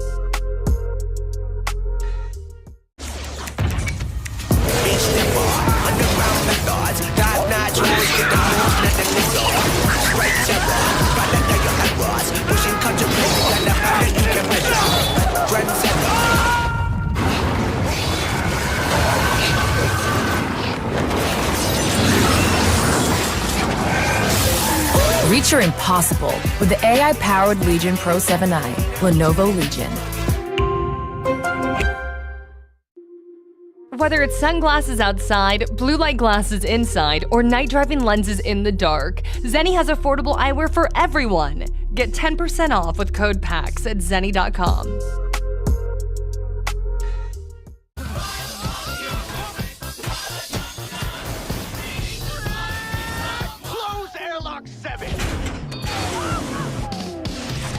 You don't know me, do you? The best high-concept sci-fi rigmarole in the universe is back. Mob justice! Get back here! This is for your own good! Rick and Morty Season 8 premieres May 25th at 11 on Adult Swim. Get your mouth round it.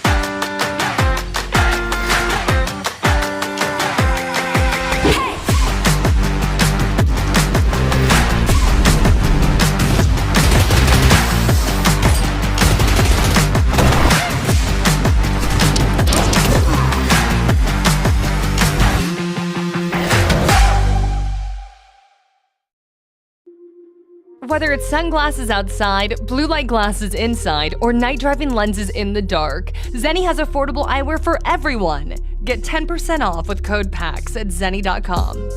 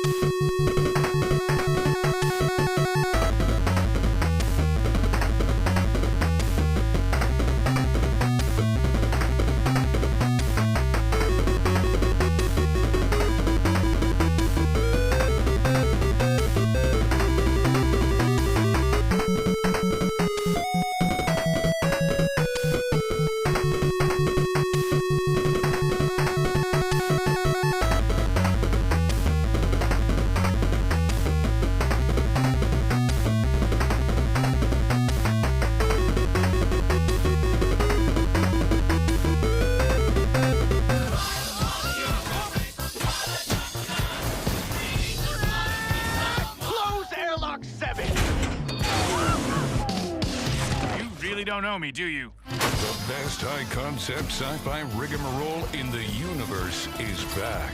Mob justice! Get back here! This is for your own good! Rick and Morty Season 8 premieres May 25th at 11 on Adult Swim. Get your mouth round it.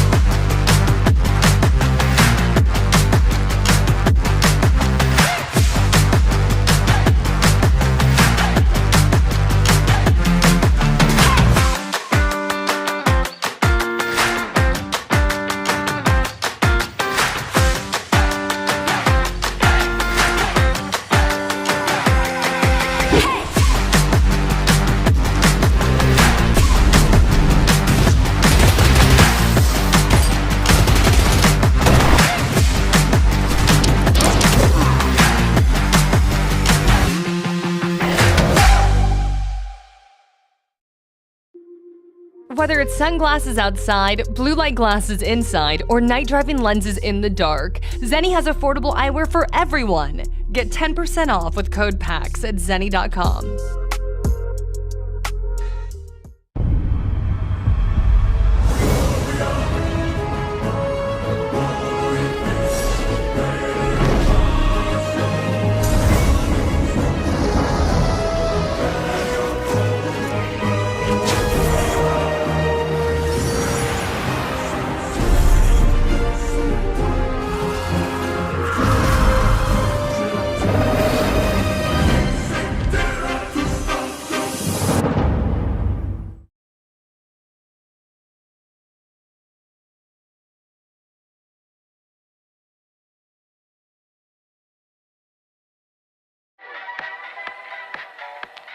Hi, I'm your girlfriend.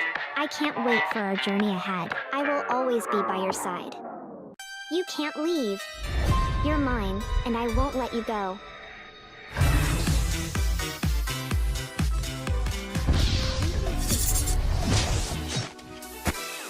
I won't let you get away. We will be together, no matter what.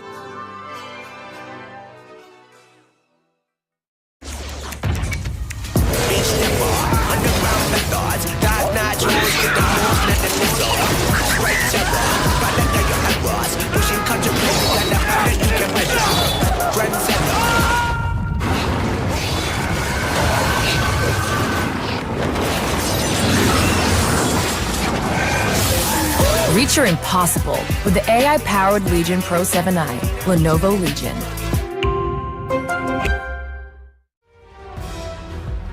Here we go.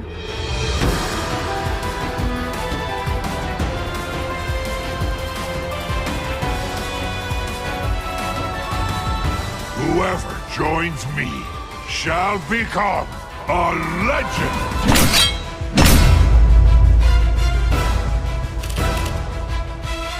Ah, this should be fun!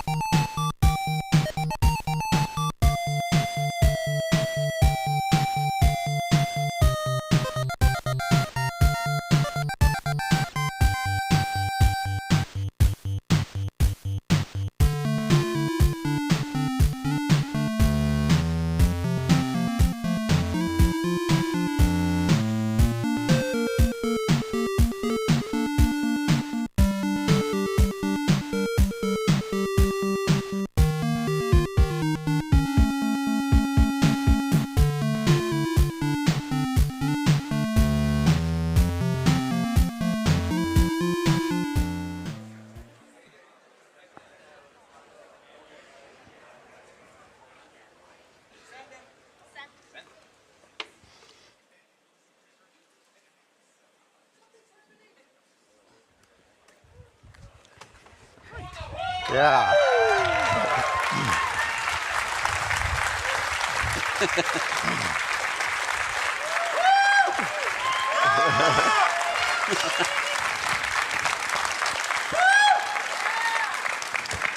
Hello, everyone. Hello. Welcome to our panel on the evolution of Azeroth. I'm Randy Jordan, a community manager with the Warcraft team. I started playing World of Warcraft 20 years ago, and I joined Blizzard 6 years after that. I want you to meet my coworkers, starting with Paul. You start with me. My name is Paul Cubitt. Nice to meet everybody. I am Associate Game Director on World of Warcraft, working on the Midnight expansion. You can see a younger picture of me right behind me here.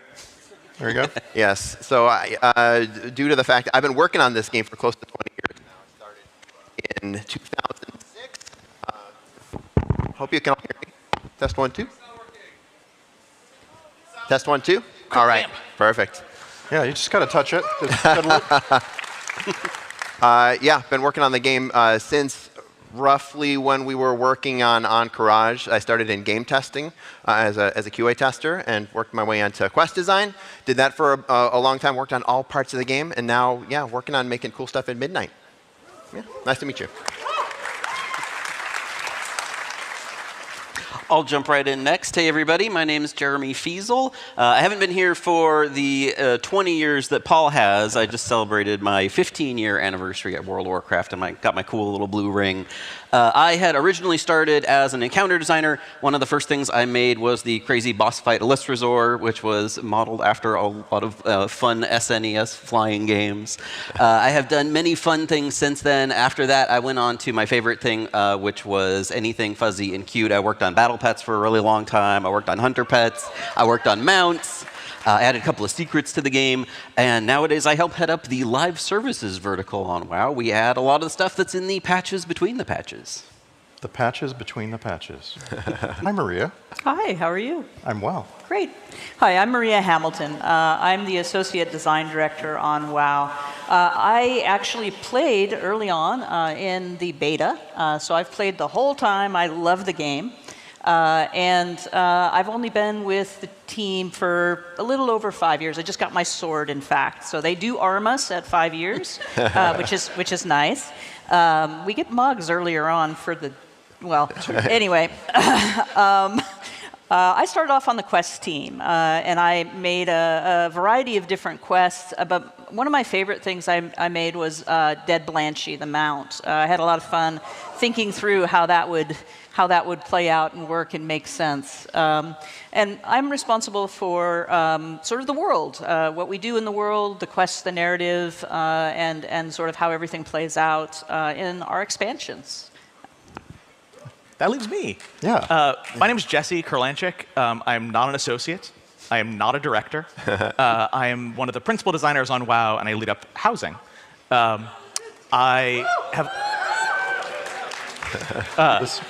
I've only been on the WoW team for 3 years, but I played WoW longer than anybody up here, since the technical friends and family alpha. I used to be very, very hardcore. Now I'm very dad, and so. All right. So let's go back to the beginning. Thinking back on the beginnings of World of Warcraft in 2004, how did the development team envision the living world of Azeroth growing and evolving? Yeah, I could take this. So we've been thinking about Azeroth as a living world for since the beginning, and that a living world can kind of mean a lot of different things. I think first it means the world is changing, and that can be from a minute to minute, hour to hour basis when you're looking at things that were in the very first version of the game, like rare mobs or treasure chests, variation in the space that it wasn't always predictable. Day to day, the mere existence of a day-night cycle sort of makes the world feel a little bit more alive when you log in Elwyn at nighttime, and it's darker than when you were in earlier that day. It feels alive. And then, of course, the game can vary from week to week, month to month, year to year, as we go through the seasons, and we have things like world events and holidays. We had a team at the very beginning called the World Events team, which is just a group of 3 intrepid designers who were entirely in charge of building things like holidays. They built all the first Winter Veil and Hallow's End and things like that, moving on to Brewfest later on in Burning Crusade and so on. But also just populating the cities and the spaces and making it feel like the world was alive. So that's sort of like the first way that the world is a living world. Second is how it's sort of evolving and the story progresses over time. In that first, before we got to BC, I think we had 13 patches. It got to like 1.13. There was all sorts of things, just like the story advancing over time with the addition of things like new dungeons, new adventuring areas, new quest lines, raids, all getting added in over time, sort of figuring out how we were going to progress the story. And of course, that continued into later expansions as the story moved further and further. And last is just having players in the world and the gameplay changing. The mere existence of y'all, if you play World of Warcraft, makes the world, sort of vibrant and variant from, play session to play session and day to day. I think even more again, you all have changed in the past 20 years. We used to be on Ventrilo and TeamSpeak. Now we're on Discord. We used to be on the forums. Now we're on Discord. Twitch wasn't a thing. YouTube was barely a thing. And so the way people play WoW has changed pretty drastically over the past 20 years as well. You have all sorts of things that come along that are instigated by the players. So, for example, I like to think back on the Terran Mill versus South Shore battles that would take place over and over for months in some cases. And I always wonder, where was the development team's head at with that? Was that a surprise? Was it something that really gave the team a different look at how the game was going? I like to say that this was intentional, and it very well might have been early on that someone decided that the positioning of Terran Mill and South Shore, these two Horde and then Alliance places, were perfectly positioned for world PvP to occur. But I got to imagine this was mostly emergent, that players were sort of discovering that this was a fun place to fight in general, and they found other places in Stranglethorn Vale and elsewhere where you could just sort of have fun interactions with one another. And that sort of emergent gameplay are things that we play off of in later designs when we build versions of Terran Mill and South Shore to in Cataclysm and beyond to even further encourage things like that and to build future PvP. PvP is a space where we do a lot of ideation based on the way that we see people interacting and players interacting in the real world. Or not the real world, but the outdoor world. It feels like the real world sometimes. My memory of the Encourage event for me and my guild was one of being on a boat in Menethil Harbor for the entire event. And I recognize now that gave the design team something to chew on and something to improve against. So were you on a boat because you were trying to get there or because you were trying to stay as far away from the ruckus as possible? I actually wanted to be there. I wasn't very lucky. Yeah. So the Encourage event was sort of the culmination of us, again, building and trying to build a living world, a space where it felt like the players were working together, acting together, this enormous war event. For those of you who weren't there or aren't familiar, this was an event where huge groups of players were gathering wolf pelts, and the Alliance needed Peace Bloom, and the Horde needed this, and we would all gather materials together, and then groups would choose champions, and you'd go through a difficult series of quests before one person on every server could ring the gong to open up this raid for their server, and it was this sort of huge, epic moment that's really defined a lot of the way that we've designed public events later, and really been instrumental in figuring out, how we can build this living world. It didn't come without consequences, as Randy said. He was stuck on a boat because it was a lot of these events had brought so many players that it just brought the server to its knees. But I think we've learned lessons over then. I mean, we have since repeated this in WoW Cataclysm, in WoW Classic to greater success in terms of we were able to get more players in, and the servers were not brought to their knees quite, at least to the level that they were in the first iteration. And of course, we have tools like just better server engineering in general and lessons we've learned, but also things like sharding to be able to make sure that when player populations do get to a point where there's so many people that you're not having a fun experience anymore, then we can split them out into two, and then everybody continues to have fun. So at some point after the launch of Original WoW, the team starts working on the first expansion. Tell me from a design standpoint, what does that mean in terms of getting to do some things that maybe you didn't get to do originally, or build on some things that you learned about after the launch of original WoW? Yeah, so for, did I lose sound again? Test one. There you go. Okay. I'll sit forward like this, and then hopefully it won't happen again.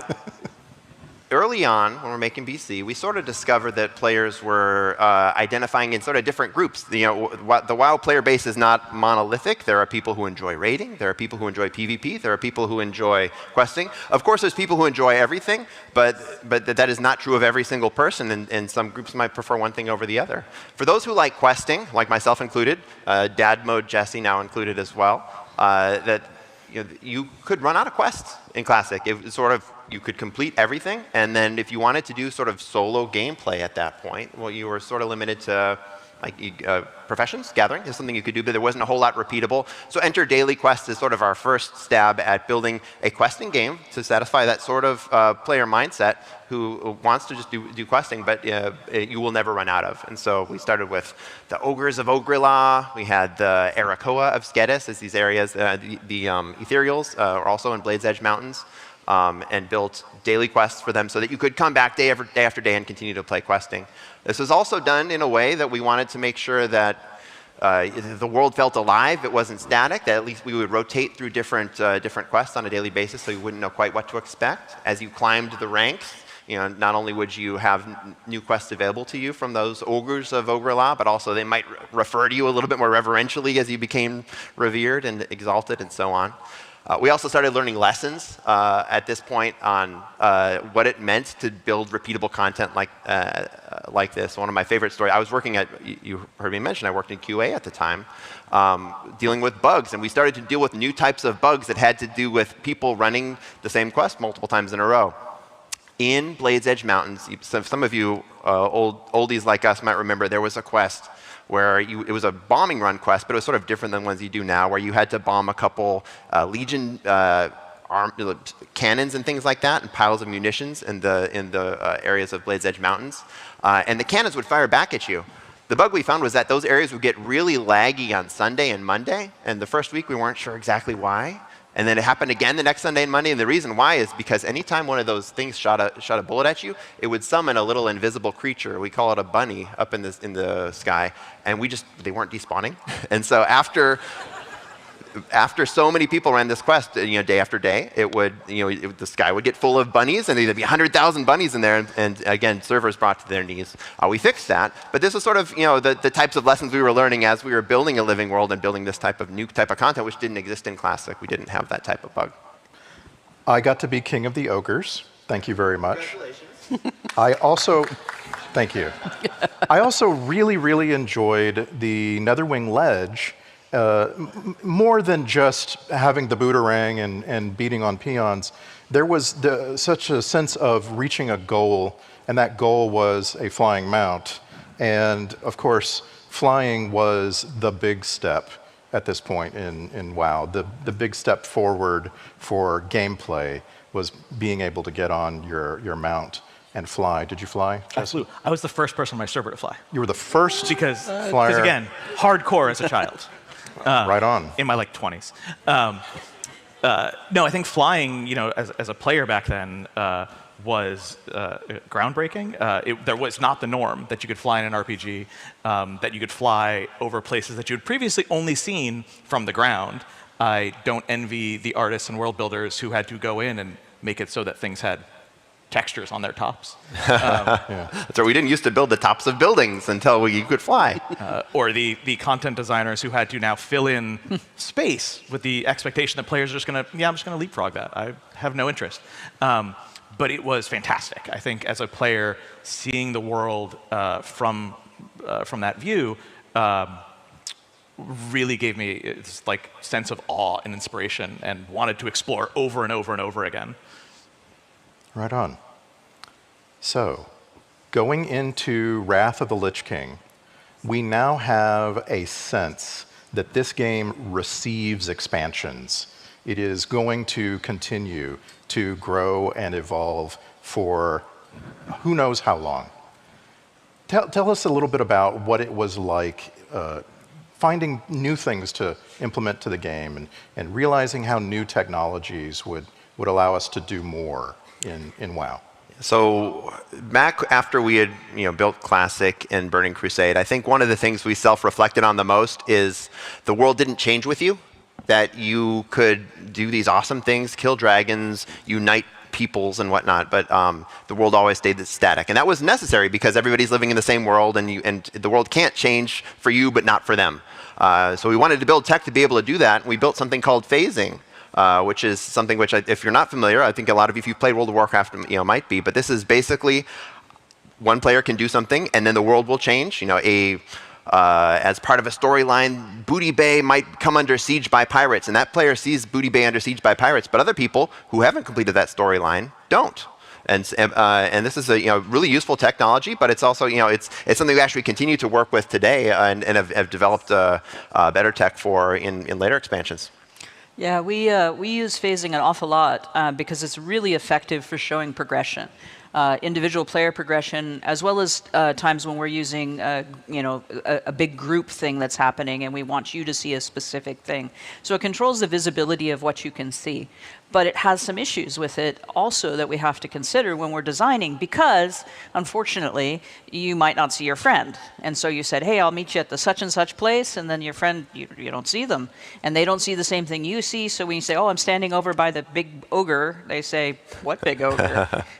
So one of the downsides of phasing is that it separates people. It makes it such that it may look like someplace is empty when it's actually full of other people, but they're in another phase. So now we're very careful when we phase, when we choose to phase, and also we have implemented party sync. If you're not familiar with it or you haven't tried it, you want to help your friend who's maybe behind you in the story, you party sync up, and now you'll see the same things that they're seeing. So very, very useful tool, but also can be detrimental to that feeling of being in a world if you're too separated from other people. Yeah, I'll say we phased a lot of that when it came out in Lich King because it was a new tool and we were figuring it out. And then as we sort of progressed, realized that phasing is a story sledgehammer. It is super powerful for telling story, having the world change around you, but that doesn't come without consequences. And this has been sort of a repeated pattern, I think, as you see designers on the team excited about new technology and they implement it in the first, sometimes a scrappy way, and then we'll iterate it over time.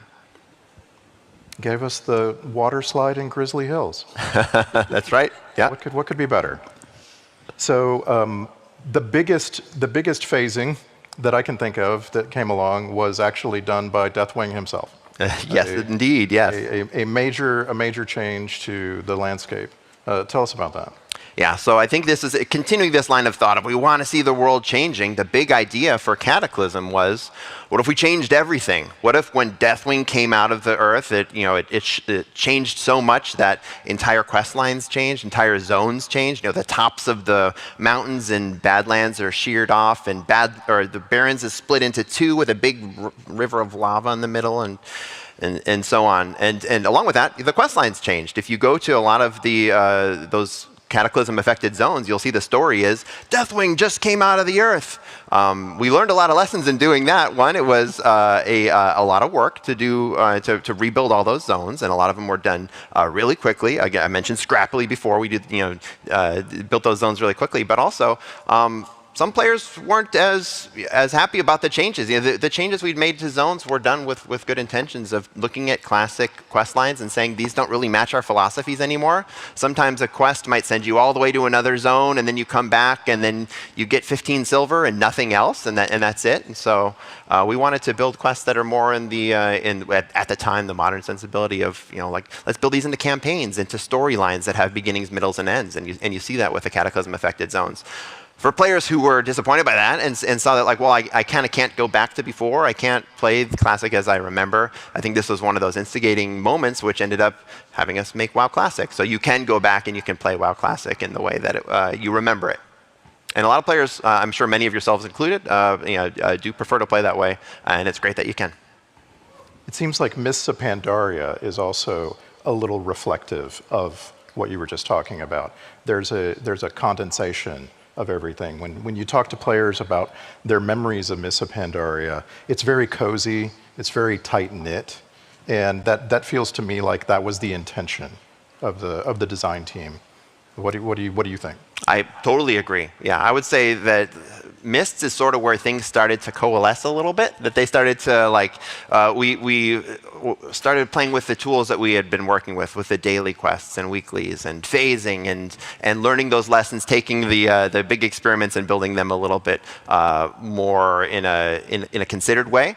That living world of Mists of Pandaria really felt like it was there. That the daily quests that you were doing weren't always going to the same place, but you could be going to the Celestial Temple in the north one day and the south the other day, or you could be helping out the Shadow Pen with something based on your actual, playing your class and fighting. But another time you might be helping the Anglers or the Tillers of Half Hill and like doing something which is a little bit more domestic. Maybe that's sort of the early stages of what ended up becoming housing, or at least those that style of playing WoW. I could very much see a connection from that to what we're looking at doing in Midnight.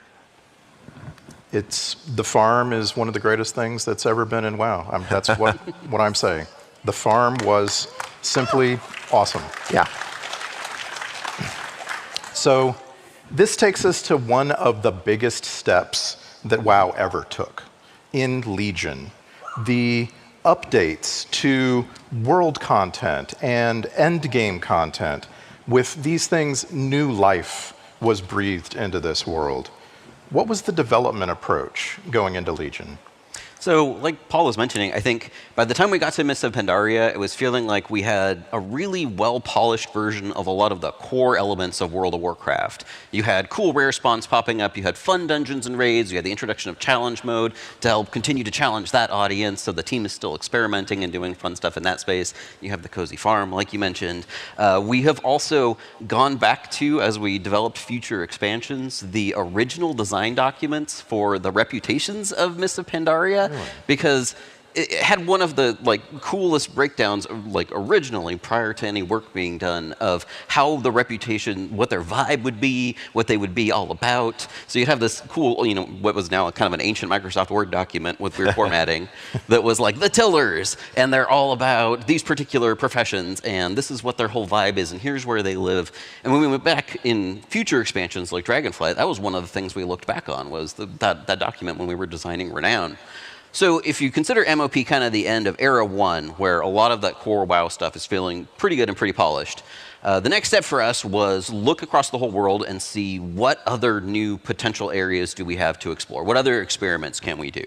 One of those areas was, like you mentioned, was world quests. We wanted to get out of that space of everything is on specific timers and has specific rewards, and it's always the same, because that was starting to feel like, hey, it's always feeling daily, it's always feeling weekly, it's starting to feel a little bit like a chore. What if, instead, the world itself started to populate a lot of the content? And not only that, but then the reputation and the rewards would be slightly different on a weekly basis. And let's get out of the space of things happening every day and instead have things happen every 4 hours and 6 hours and 3.5 days, and really kind of mess with expectations in a way that made the world really feel significantly more alive. And then you start layering all of the many systems of Legion on top of that, and how they can add a little bit of that randomness and a little bit of that spice to your day. For example, adding the emissary system, where you not only could do a whole bunch of world quests and get an awesome reward and potentially get a legendary from it as well, and that would completely change up what your week was going to be like. But also, we came up with this concept that we were calling capacitance at the time, where you didn't have to log in and do all of your emissaries every time they were up, or all of your world quests every time they were up. They would start to build up over time, which is another way for us to make it feel like, hey, the world is changing when you're not there, so that when you log in, it's going to feel significantly different. And then, of course, the team, throughout this time is also experimenting with tons of new content. This was our first time really taking our foray into special secret content and having this extra layer of what was, we tried to make undata mineable, and that was a real back and forth with the community for quite some time. But exactly how do we hide secret content when they know everything about our game? But with all the secrets of Azeroth that we included in the Lucid Nightmare puzzle or the Cosmoth the Hungering. Yes. What was the first secret?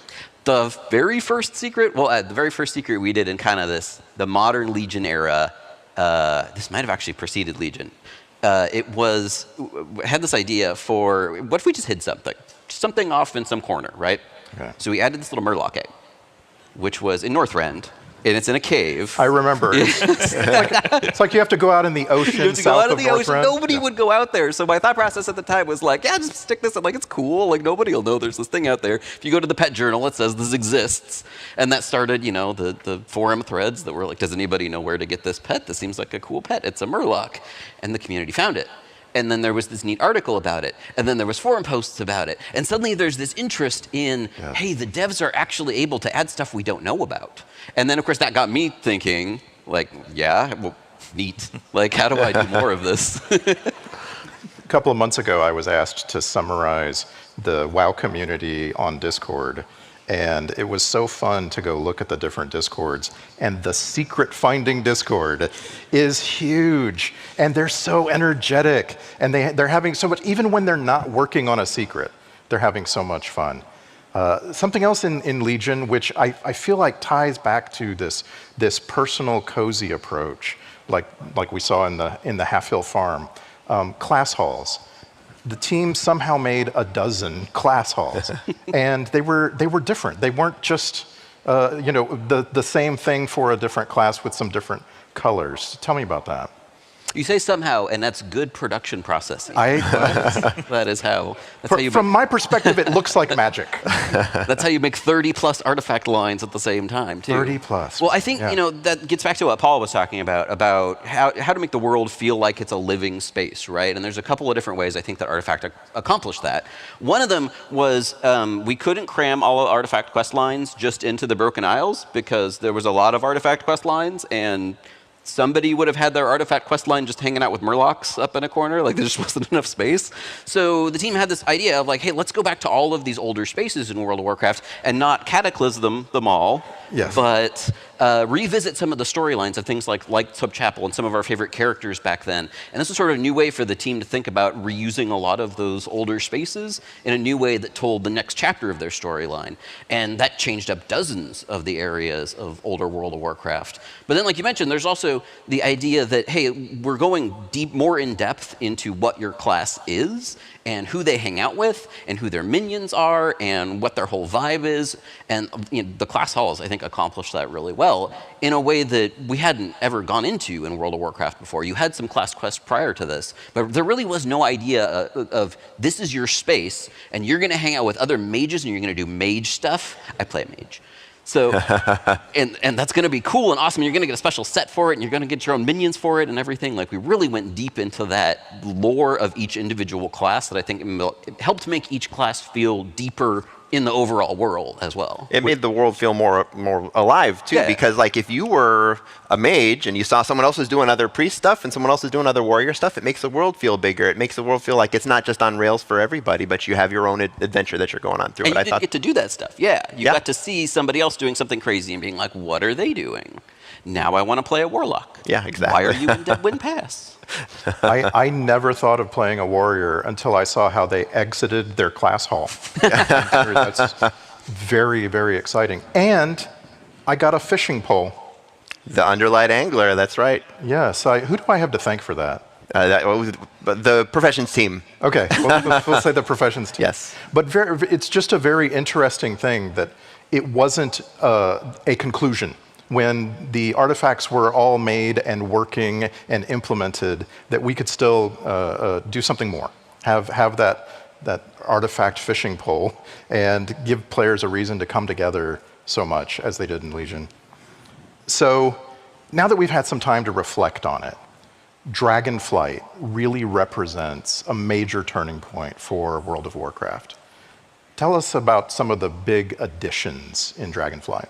Sure, yeah, I'm happy to speak about Dragonflight. I quite love it. So we were given enormous maps. So the world building team just made these massive, massive maps for us. And it fit really well with our themes, which was primarily about discovery and exploration. We're returning to the homeland of the dragons. We need to look everywhere and find all the things.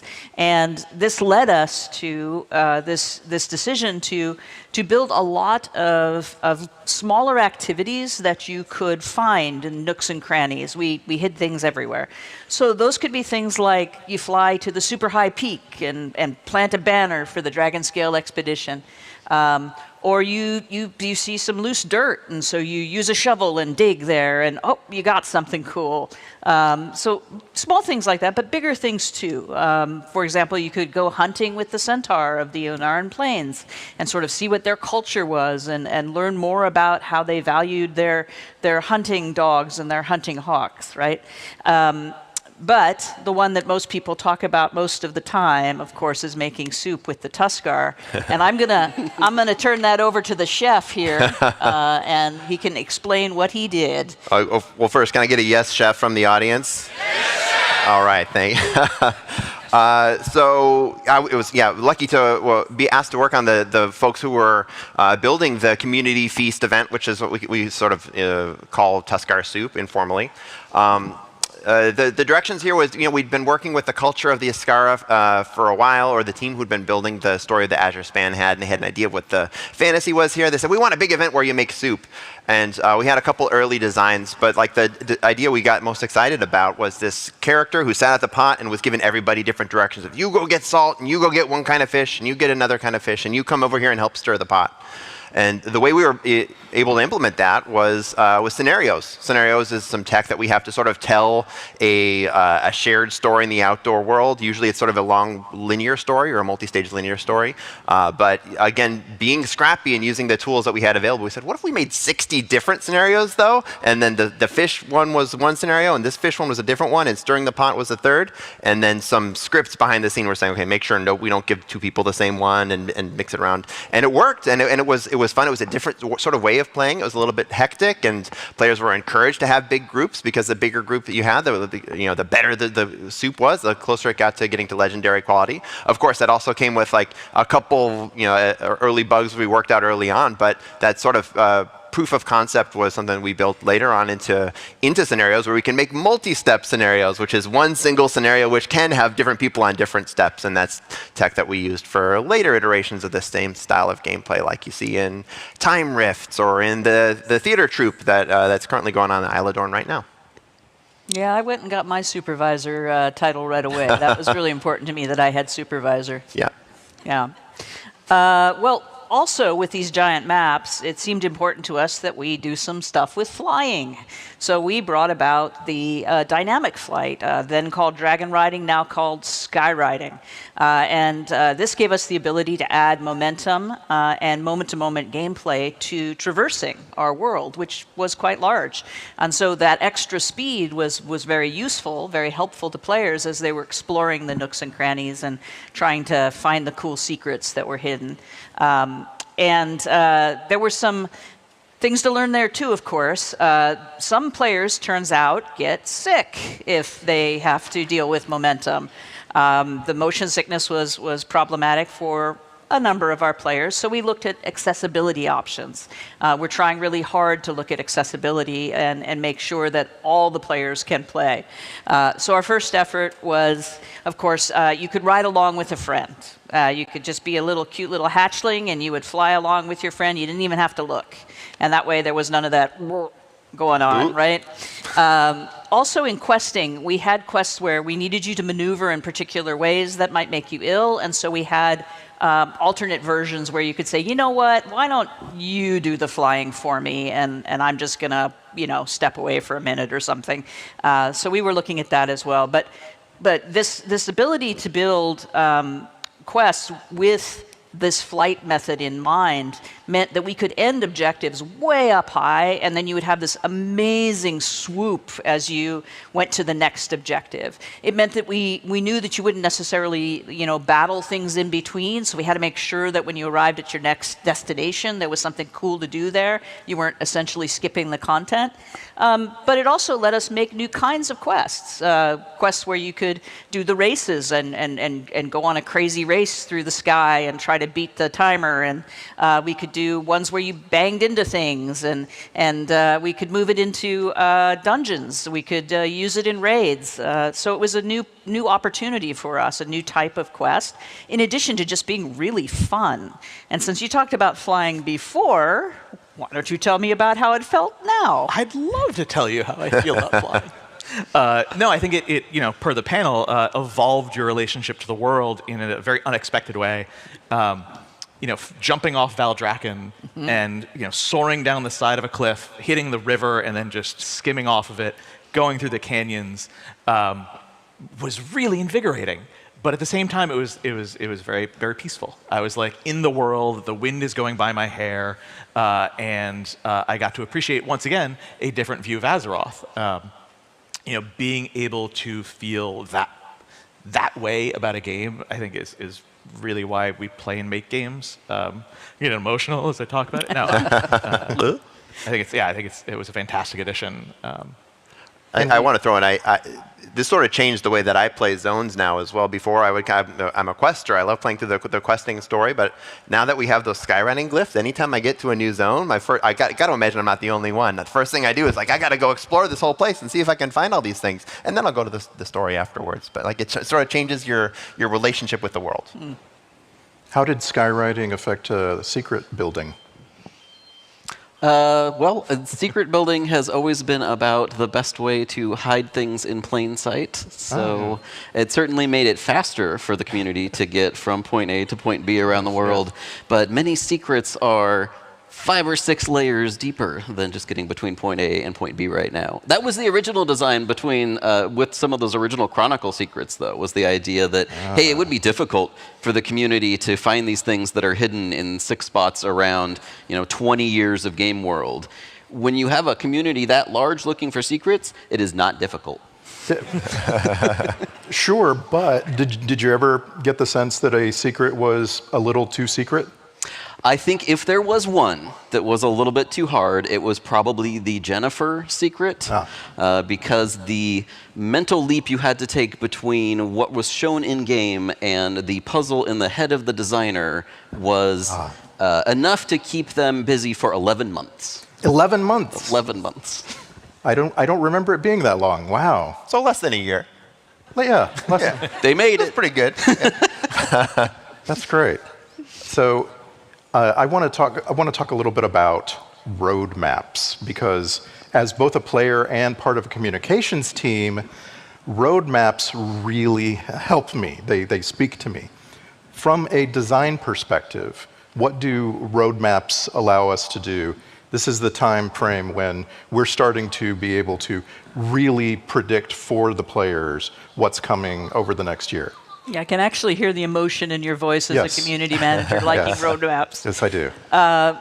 Well, of course, we committed to a cadence, and we committed to specific things happening in those cadence, at that cadence, sorry.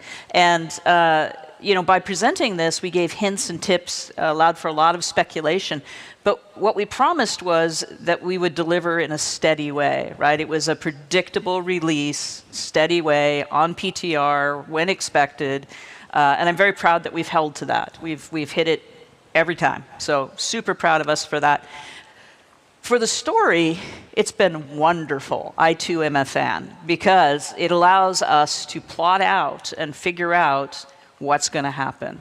So for something like the World Soul Saga, where we have a lot of story to tell over a lengthy period of time, we can build out, we actually have a Miro, which is a tool we use to basically map out everything and move things around. And it's like, who's going to die next? And this is great, right? I'm going to have a good time with this. No, we don't do the dying. Well, we do the dying a little, but yeah, so we can move things around, figure out like what we want to have happen where and why and how that all ties into the story. It gives us great opportunity to pace things and ramp things up. We get to make prologues for things and epilogues for other things. The Kirin Tor epilogue, for example, we were really looking forward to getting in there.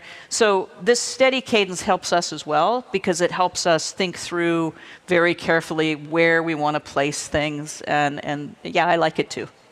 Good. Anything else on that? Yeah, we're good. Probably the biggest turning point in the history of WoW was when Chris Metzen at BlizzCon 2023 announced the World Soul Saga. Take me back to the concepting and the iteration that led up to that. Yeah, I think Chris has mentioned it before, but essentially we were working on ideas for the expansion, the expansion that was coming after Dragonflight, and we had, you know, a big story in mind, and his thinking was, it's just too big. It's never going to fit in one expansion. Let's really bring back all the people they expect to see. It's the 20th anniversary. We got to knock it out of the park. Let's do a trilogy. And we all went, a trilogy? Huh. All right. Let's see what that looks like. And like I said, we pulled out our sharing tool and started putting stickies all over and went, oh yeah, this could work. This will be good. Yeah, we can bring back all sorts of people. Spoilers-ish. Yes, please. And we can really build this up into something to celebrate. You know, this bringing the final sort of like what happens with all of these people's threads and what's going on, and just really, you know, doing the 20 years justice. So it was initially a little bit like, ooh, that sounds like a lot. But then, yeah, I mean, we're working on all three of them simultaneously. We have teams working on all of them. And I just played through second passes of the campaign for Midnight, so we're doing great, which is cool. So a ways to go yet, I'm afraid, but still a long way to go. Yeah, one of the cool things about working in a trilogy like this, though, is typically we've told encapsulated stories within the scope of an expansion, which is a number 0.0, number 0.1, number 0.2, and this sort of has a beginning, middle, and end. This has a lot more. There's a lot more places where you can put story, and it means we get to go to a lot more interesting places. We get to go to unexpected places. The very first diversion off of the Isle of Dorn and it's Khazalgar, etc., was to go to Undermine, and it's exciting to think about where we're going to go next as the story's kind of dealing around the void and the world soul and everything continues to unfold. And during this development of the World Soul Saga, the team has also been producing entirely new ways to get into the living world. What does WoW Remix Mists of Pandaria mean for you? Well, I mean, to the point that Maria was making about how the roadmap and having this consistent content cadence gives us great opportunities for adding a ton of new story content. Hey, it also gives us great opportunities for adding a ton of new interesting experiments, which we did all throughout Dragonflight. Everything from the revamped Secrets of Azeroth to the follower dungeons. Those were all little experiments that we were doing. And at the end of Dragonflight, we knew we wanted to take a couple of big swings on the experimental side of things. One of them was experimenting with reusing WoW content. And this was really like MOP Remix was really the combination of two different separate ideas that came together like a delicious cookie. One of them was, hey, can we expand upon time walking? At the time, we were doing things like turbulent timeways for the first time and finding that to be something that people were really enjoying. And we've continued updating turbulent timeways ever since then. But then we were asking ourselves, what is the most effective way to relive, say, a whole zone? Should we do zone walking? Or a whole expansion if you went even bigger than that? Meanwhile, a bunch of our team members were playing our sister game, Diablo 3, and we're doing a bunch of the Diablo 3 seasonal content, and we're saying, hey, can we get something like this Diablo 3 seasons in WoW? Something where I feel like I'm going through similar content, but with wildly different gameplay and a wildly different leveling scheme, and I'm really enjoying leveling up my character in this newest season. So as both of those ideas continued being iterated on in big whiteboards, as you mentioned, eventually they just kind of merged together into this great thing that ended up being MOP Remix. Let's go back to Mists of Pandaria, and we actually went and looked at a bunch of data, and we saw that a bunch of people hadn't even done Pandaria that were currently playing WoW, so it was also a great opportunity just to get people back to a space that they had, not even back to a space, to get people for the first time to a space that they hadn't done yet, because maybe a bunch of them had leveled up in Dragonflight. But then also, could we reuse this content in a way that felt different while I was leveling through it? So, and that was the impetus behind all the different itemization, the infinite Dragonflight, all the different layers on the content, the new ways to acquire the loot that you got from MOP Remix. You can see some of the interesting factoids up here. Some of our favorite leveling classes there were the Death Knight, and priest, and of course hunter and paladin, because everybody likes playing hunter and paladin. A bunch of people made it all the way to the very end and managed to kill a mythic Garrosh. We felt that MOP Remix was a really great experiment. It was a great opportunity to reuse the older game in WoW, but also give people a chance to do it fresh. And I feel like one of the key parts about freshening up a piece of content like this that we learned was that it's really the most fun when everybody gets to experience it together. And that's what a remix does. It's not just turning on everything all at the same time and saying, hey, go have fun. It's, hey, we're going to go through this together again. So it feels like it's a new expansion, and it feels like you're progressing with your friends again, and you're all learning about what the most overpowered item combinations are and finding these new secrets in the game about where did they put the special drops and stuff like that. It's a great learning experience for us, but also we got a huge amount of positive feedback from the community that they would love to see another remix at some point in the future. Are we ready to talk publicly about some more remix? This was going to be a fun panel regardless, but I think it will be an even more fun panel if we get to release a couple of juicy tidbits of information, maybe? Go ahead. Hit us.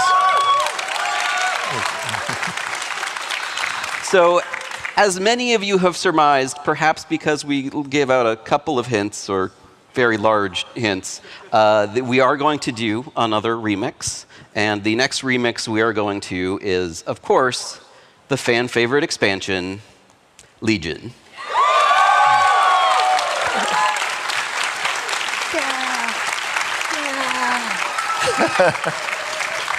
Now, like we mentioned earlier, Legion has a lot of content. It has way more content than Mists of Pandaria, and it has a huge amount of different systems. So the team is currently hard at work delving deep into how we are going to integrate all of these systems in a remixed way. Which systems are we going to remix? Which systems are we going to remix and add new things to? Which of all of the different drops that came from all over the place in Legion are going to be accessible via currency? Team is delving into those right now, and we will have a significantly larger info dump later that includes a lot of the details about the systems, but we don't want to leave you without at least a couple of interesting, juicy tidbits about the stuff that we're exploring and we're excited about. So here's two of them. First, Legion is where we first introduced the Mythic Keystone system. And this gives us a great opportunity to expand upon the audiences that we hit with MOP Remix by giving the Mythic Plus audience something to do in a remix space. Hey, wouldn't it be cool if you could do Mythic Keystones with the wild item scaling of Remix and see how high you can go? We think that would be cool. Yes. And we're really excited about folks getting a chance to do that and just figuring out how to completely break that game. We completely expect you're going to do that, and we hope you have a ton of fun. Right on. But some of us in dad mode prefer the outdoor world. So one of the other things we're actually really excited about that we can do in a closed system like a remix is try wild experiments with the outdoor world. So we're excited to let y'all know we are taking yet another page from our friends over there on Diablo, and we're going to try adding a increased difficulty world tier in Legion Remix.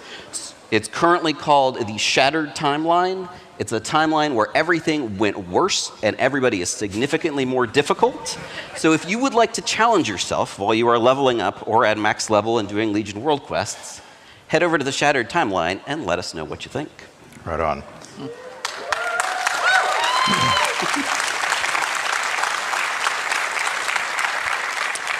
Remix isn't the only experimental game mode that we've seen in recent years. There was also something called Plunder Storm. What was that?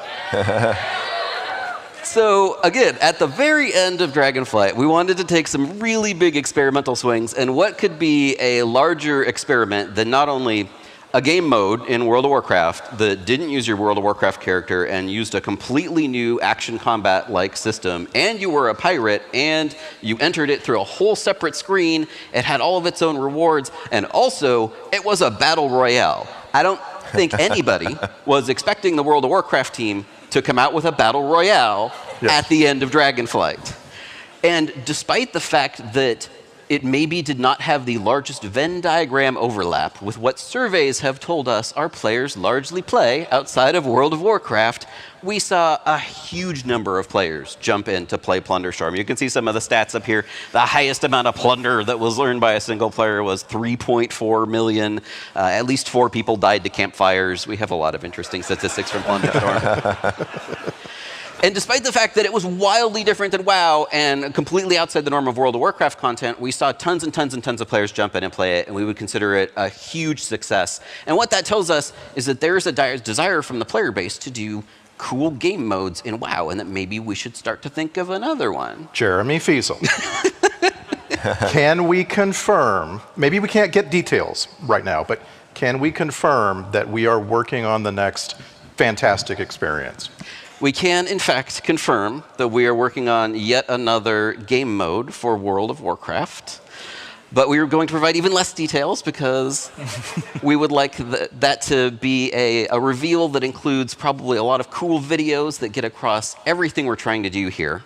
But to give you a couple of juicy tidbits on this one, it has a vibe that is a little bit on the scary story side of things, and it is not a battle royale. Okay. Okay, so we have 2 clues. Scary, not battle royale. Thank you. That's all right. Speculate away, and we would love to hear what you think. Thank you. So in my experience with this WoW community, there has never been anything that was more beloved and more requested than housing. Housing feels like the culmination of a question this community has been asking since the beginning of WoW. Tell me, Jesse, how did the team get started on housing? So housing has been worked on WoW for, I don't know, years and years and years and years. You can find old remnants of data mined houses and, you know, really crufty stuff going way, way back. Cruft. Lots of cruft. Great word. But the sort of the more modern, attempt at housing started years before I got here. And a team had been prototyping and sort of pitching and building towards it. And they had a bunch of really compelling prototypes and things that we were iterating on. I joined the team, started working on housing, started working on even more prototypes for housing because we were sort of very keen on dialing in a couple things. And so now we're here. We have a pretty big team working on housing. Everybody is super excited about it on the team. Apparently, folks are as well. And in the evolving of Azeroth, y'all have been playing for, in some cases, 20 years. But our character's been visiting Azeroth. You know, we come, we stay in an inn, we log off, and then we're gone. Now you have a home. You have your own little slice of Azeroth that you can make your own. You can make a spooky house. You can make a scary house. You can make a cozy house. You can invite your friends over. You can have, you know, birthday parties. You can do all of these role-playing things that the community's been clamoring for in a space that's yours. But it's not just your space. You're in a larger context of a neighborhood. So it's me and you and you and you and you and you and you. And there are groups of friends, there are communities, there are guilds who are inhabiting a shared space. And they will be able to inhabit that space for years to come. You know, your progression, on a tier right now is 6 months, something like that. Your progression in housing is forever if you want it to be. So it's super exciting when you think about the world, how we interact with it now and how we will interact with it in the near future. How does having a persistent space that players can call their home, how does it affect the way we build content?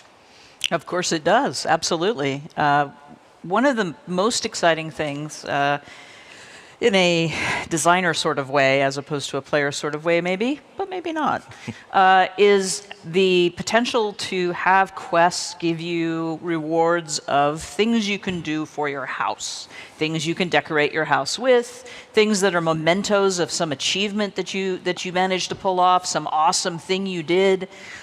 We talk a little bit about that Onyxia head and where we're going to put it, exactly. It also gives us an opportunity to look at what might happen if we brought content to you. So, we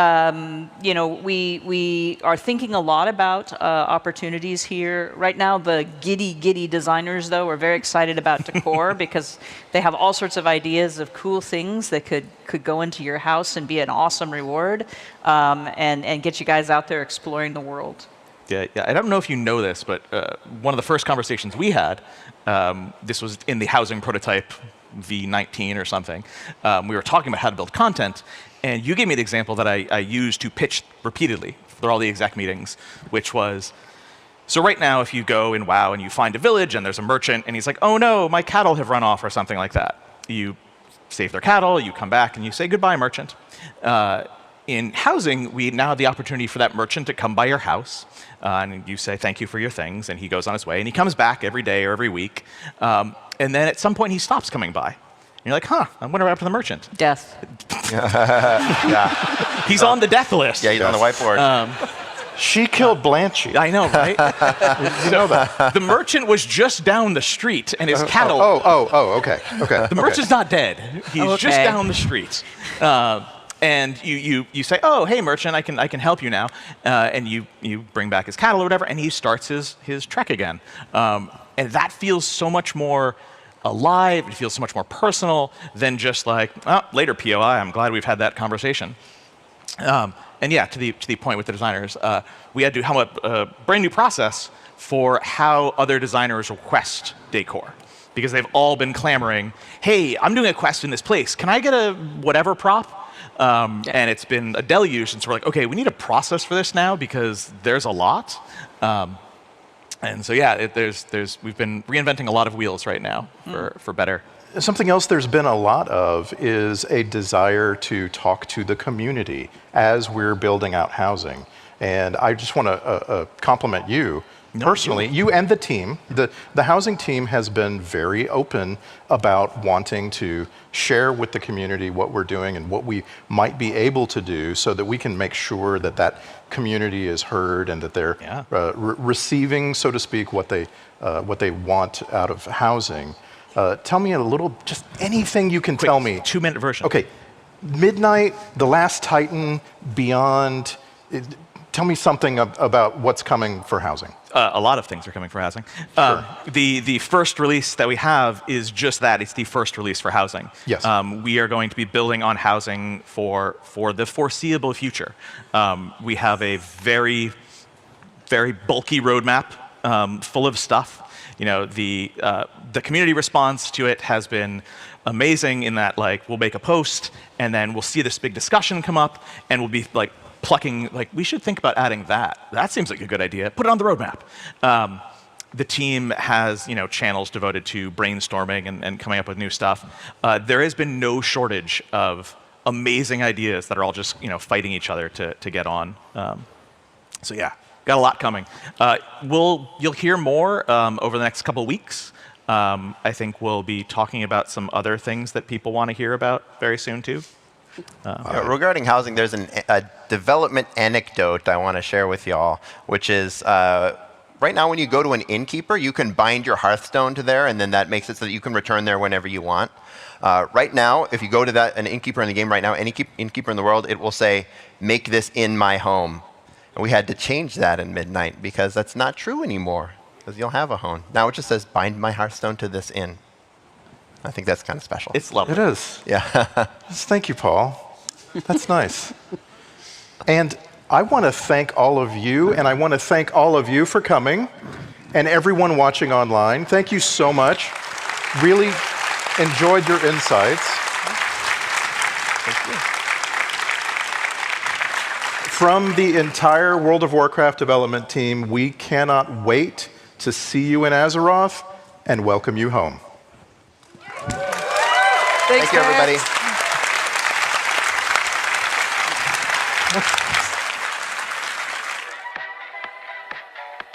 Hi, I'm your girlfriend. I can't wait for our journey ahead. I will always be by your side. You can't leave. You're mine, and I won't let you go.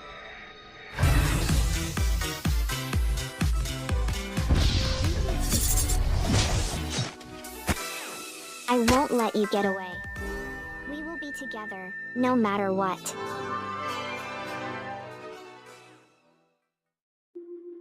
Whether it's sunglasses outside, blue light glasses inside, or night driving lenses in the dark, Zeni has affordable eyewear for everyone. Get 10% off with code PAX at Zeni.com.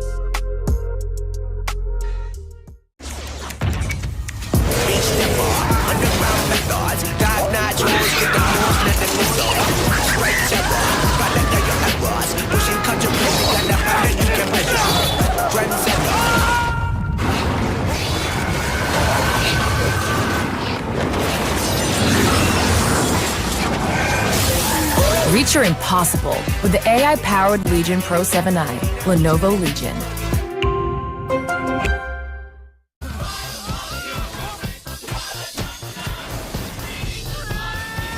Close airlock 7! You really don't know me, do you? The best high-concept sci-fi rigmarole in the universe is back. Mob justice! Get back here! This is for your own good! Rick and Morty Season 8 premieres May 25th at 11 on Adult Swim. Get your mouth round it.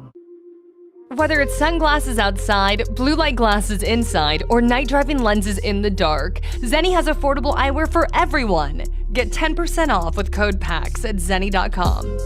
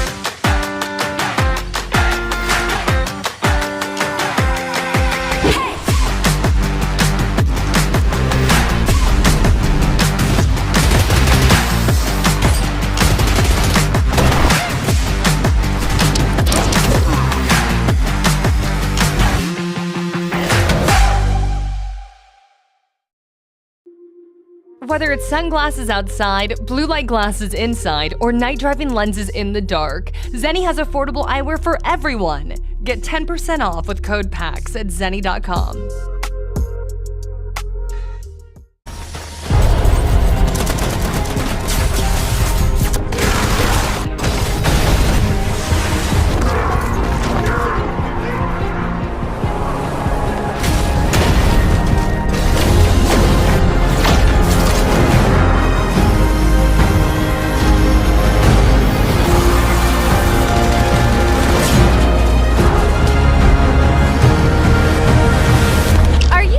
Ready to be shocked?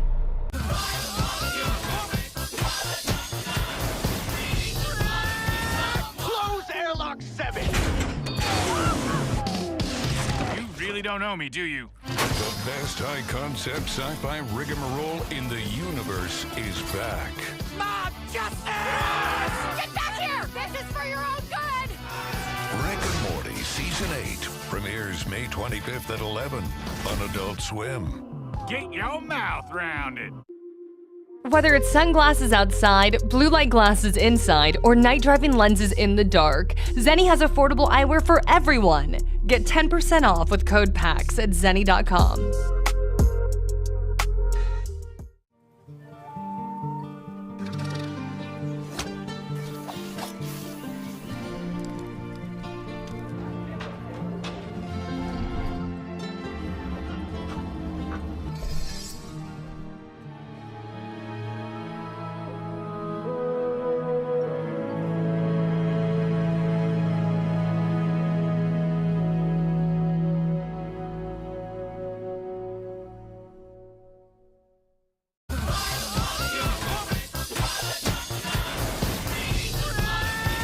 Close airlock 7!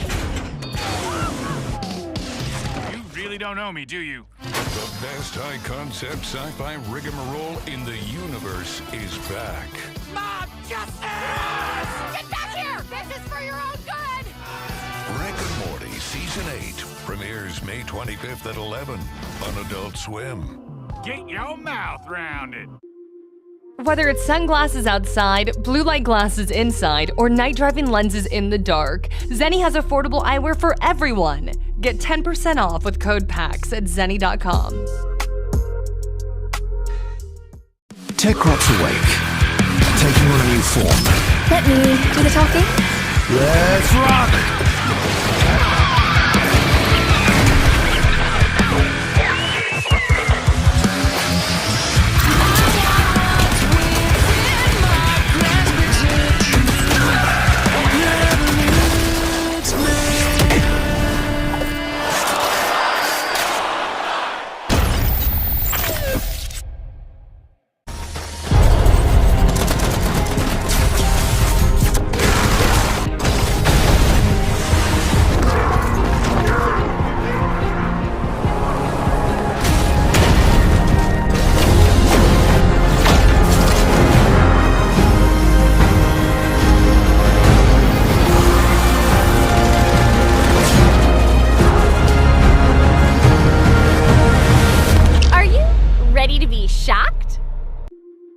Whether it's sunglasses outside, blue light glasses inside, or night driving lenses in the dark, Zeni has affordable eyewear for everyone. Get 10% off with code PAX at Zeni.com.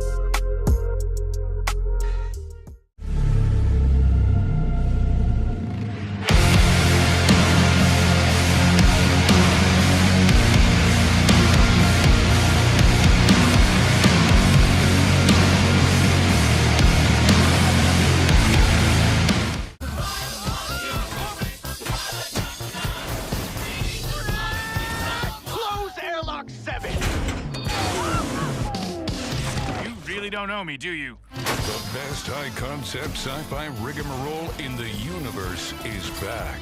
Mob justice! Get back here! This is for your own good! Rick and Morty Season 8 premieres May 25th at 11 on Adult Swim. Get your mouth round it. Whether it's sunglasses outside, blue light glasses inside, or night driving lenses in the dark, Zeni has affordable eyewear for everyone. Get 10% off with code PAX at Zeni.com.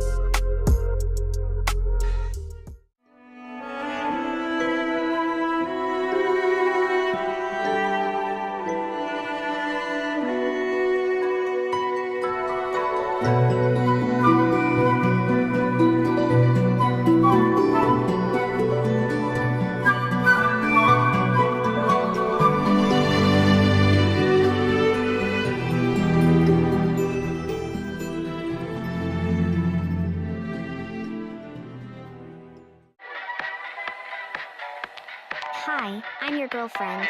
I can't wait for our journey ahead. I will always be by your side. You can't leave. You're mine, and I won't let you go.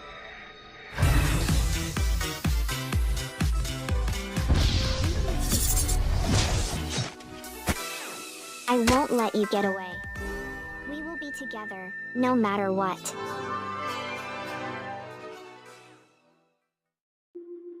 Whether it's sunglasses outside, blue light glasses inside, or night driving lenses in the dark, Zeni has affordable eyewear for everyone. Get 10% off with code PAX at Zeni.com.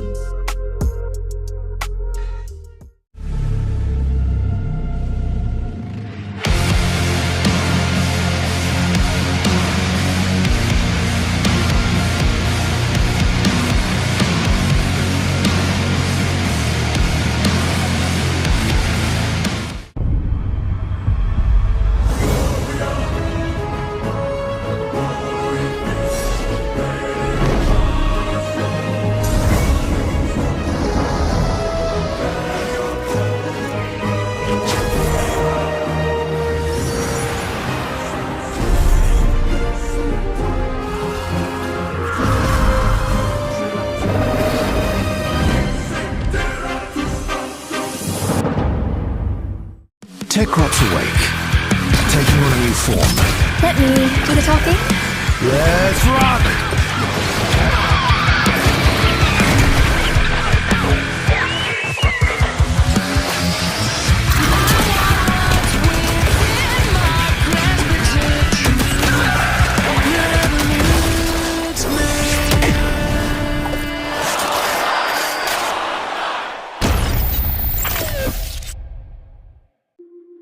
Whether it's sunglasses outside, blue light glasses inside, or night driving lenses in the dark, Zeni has affordable eyewear for everyone. Get 10% off with code PAX at Zeni.com.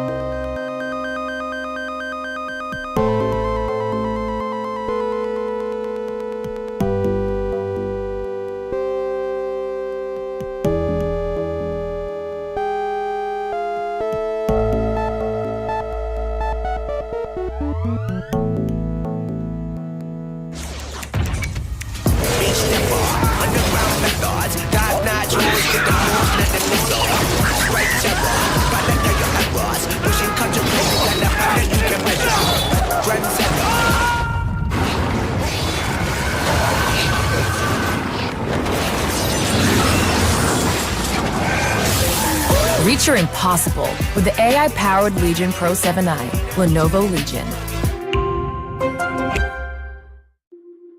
Whether it's sunglasses outside, blue light glasses inside, or night driving lenses in the dark, Zeni has affordable eyewear for everyone. Get 10% off with code PAX at Zeni.com.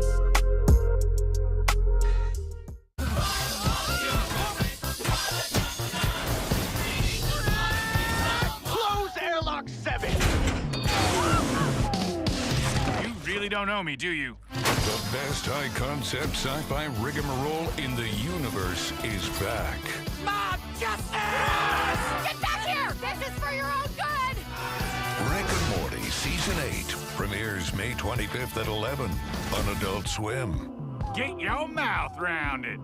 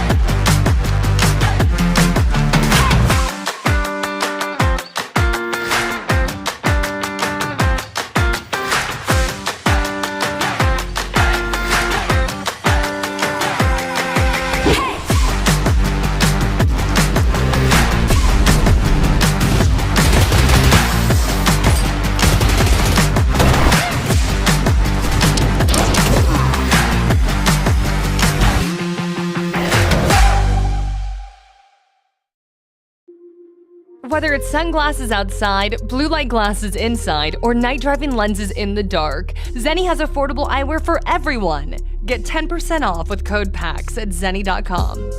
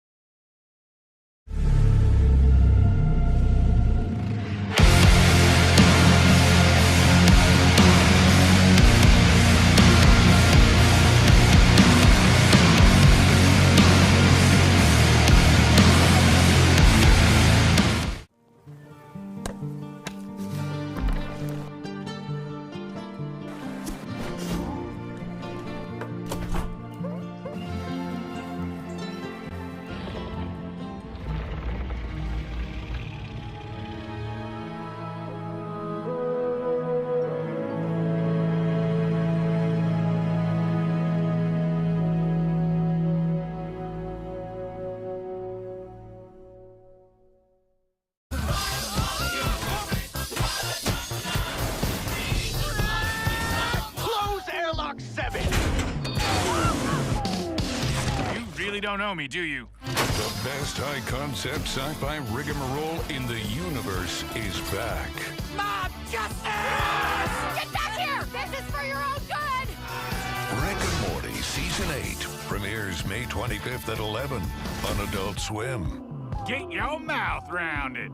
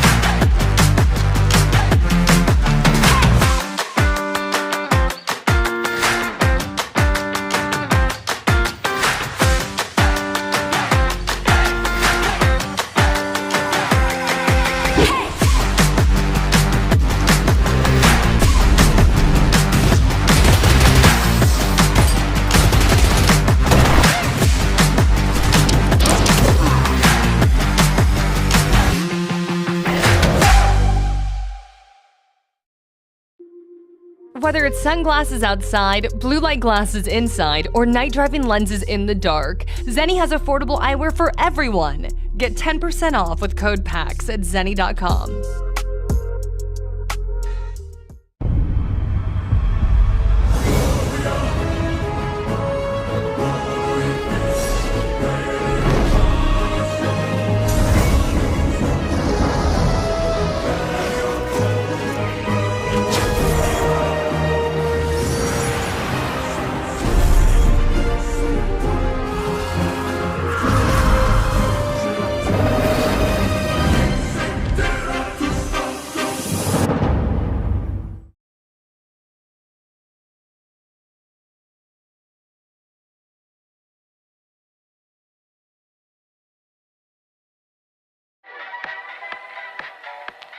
Hi, I'm your girlfriend.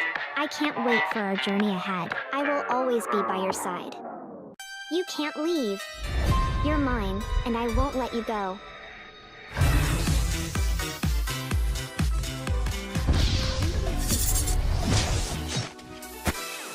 I won't let you get away. We will be together, no matter what.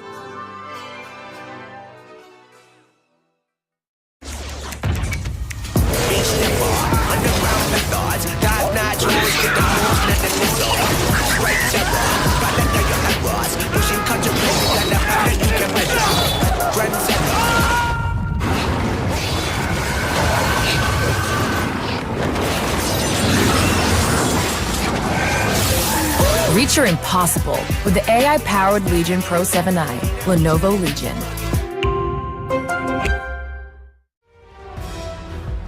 Here we go.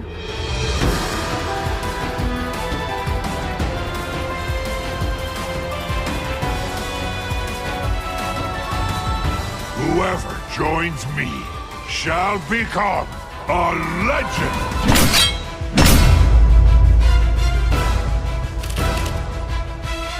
Ah! Ha ha ha! This should be fun!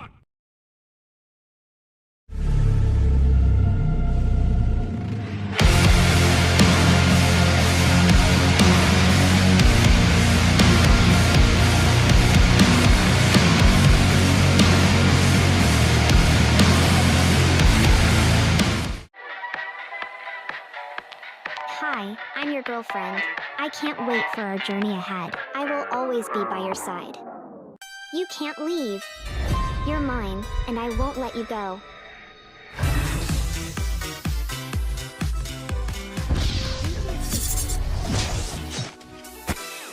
I won't let you get away. We will be together, no matter what.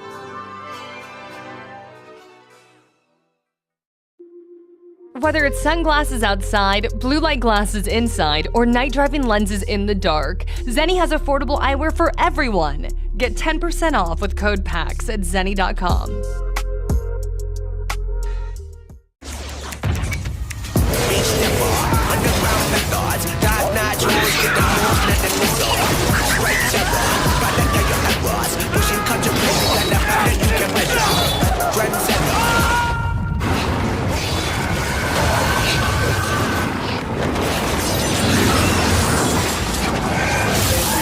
Reach your impossible with the AI-powered Legion Pro 7i, Lenovo Legion.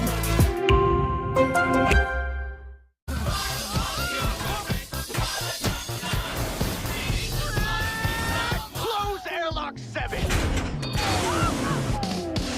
You really don't know me, do you? The best high-concept sci-fi rigmarole in the universe is back.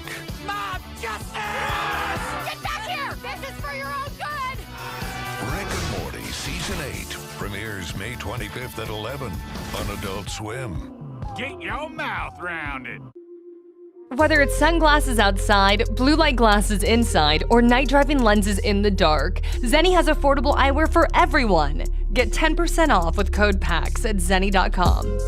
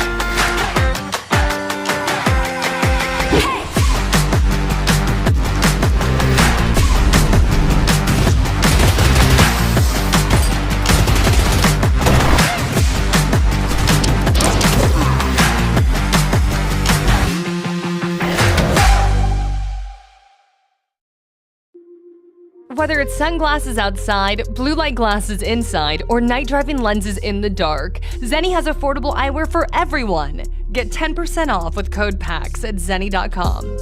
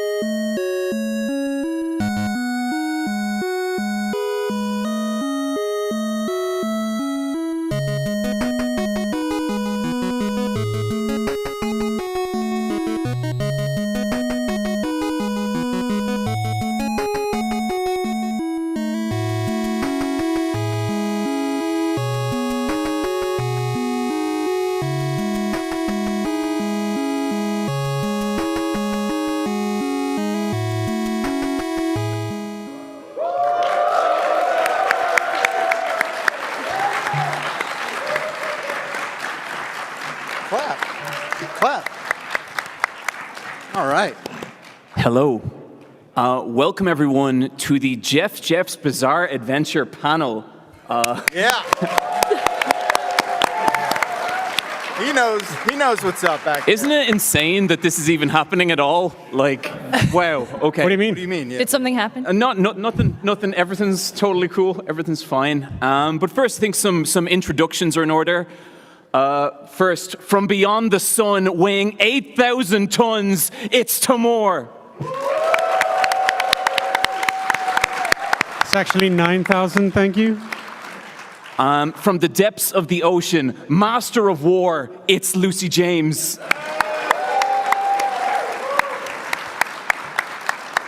And of course, everyone's best friend and worst enemy, Jeff Bacalar. Hello. Noticeably louder pop for Jeff there. I'm sorry? That was a noticeably louder pop for you there. Yeah, well, it's because it's my name His name's twice. on the podcast. Yeah, that's just how the cookie crumbles. I'm John. Sorry, Jeff, you've been overdone already. After several increasingly poor life decisions, I became known as Super Eye Patch Wolf. There's still time to change that. Sounds great. So, first of all, thanks everyone for joining.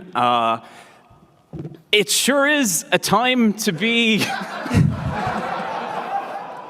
Look, I didn't know if I was getting on a plane like 3 days ago, but I'm so glad we're here. I'm so glad that we got to do this. And especially, I just want to kick off this panel just by saying to my co-hosts, thank you so much for being here. I am so glad we get to do this. Oh, yeah. I have no answers for anyone about anything, but yeah, look, it's awesome to be here. And I think what's kind of fun is that I feel like we've been on this journey for 3 years where we took someone who knew less than nothing about anime. And, Jeff... okay, sorry. Okay, yeah. I've seen Eon Flux before, right? Yeah. Does that count? And I think educating Jeff and raising him up to the point that, look, Jeff, I didn't want to say it before the You panel. can say it. You can say it. I consider you say it. an anime expert now. Thank you. Thank you very much. You didn't have to say this. I knew it. Yeah. We did it. Record time, too. Yeah. It only takes 3 years. I don't think it was. I think it actually took much longer. I mean, it took long and 3 different teachers to get him. It was there, also but- really frustrating, like nearly the entire way. Yeah. Yeah. Remember last PAX where he couldn't name any anime? Oh, yeah. Nah, no one remembers that. Oh, that was such a heartbreaker. At the last PAX, someone asked Jeff to name one anime. No, it's not. And I was just like, I was at home watching that, like just digging into my chair seats, being We like, were it in was the all audience. We were in the audience. You're We were misremembering. yelling. You're misremembering. I named JoJo's Bizarre Adventure. And I just did a very poor job of maybe explaining Hamon. Yeah. Which, Yeah. can you explain what Hamon is? It's just electricity in your blood. Still doesn't get it. Still does not get it. See, Yeah, Jeff, it's vampire. It's vampire. When sunlight It's hits the vampire. human body, It's there's- vampire electricity. Okay, never mind. But how never tall mind. are they in centimeters? I don't remember. Like Big fan. 500. Anyway, John, about me being an expert. Go on. Yeah, listen, I think you guys can all agree, like, even just from his poise, The way I this sit. is an expert in all things anime, Yeah. right? Like, no question. Yeah. There's confidence there. Yeah. And so I thought it would be kind of interesting to put this newfound education to the test. Because I think, Jeff, you have literally reached the point where you are able to see a small clip of any anime and immediately discern everything about that anime. That's right, folks. You're here to see a public shaming. Welcome.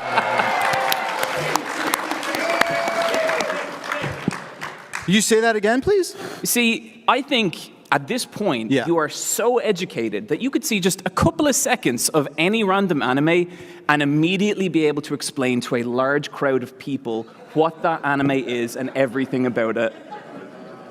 Could we get Here. Hello Darkness, My Old Friend playing over this? Thank No, thank you. All kidding aside, we talked about something a little different, right? I don't know. No, this is No. exactly what we indicated we would Was do there a something. different Google Doc? I feel like heavily Yeah. implied. Yeah. Yeah. Yeah. Okay. It was in Crowbros chat? Maybe. Oh, he's not in Crow Bros. So sorry. Sometimes me, Tam, and Lucy just come on a hang, but we don't want like the kind of that sort of thing.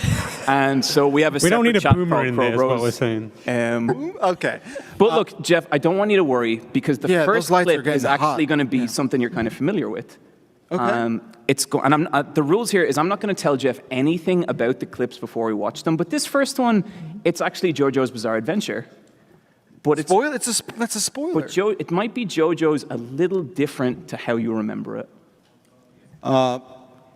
Okay, I have no choice. Can we play the first clip, please? Okay, here we go.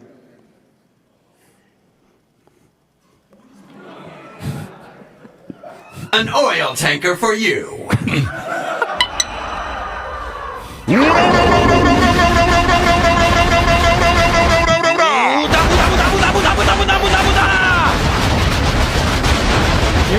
Crushed to death. 7 seconds. I'm going to roll all over you. We can put it there. I saw it. So this is the modern version. Wait, I've seen it. This one you've seen. Okay. First one was from a 90s OVA. What? Yeah, and I always kind of wanted to talk about it, but it never quite came up. How did you feel about that new, different iteration of JoJo's? And what is going on? Do you remember? Yeah, Can you what explain was what's the- happening? They were in that? so it was an allegory for like the reliance on oil. That is 100% correct. Carry on. And and how both sides of the spectrum are they're so dependent but divided at the same time, which makes a lot of sense. He's really looking more M. Bison there than anything else, right? Yeah. For sure. I was also thinking, Jeff, like just to get us warmed up here. Yeah. Just to get us warmed up. I did really good just now. Just over like the course of like Yeah. over the course of like 30 seconds, could you just recount the entire Jotaro Dio fight? Go. Yeah, so it got to the point where none of them had Easy Pass.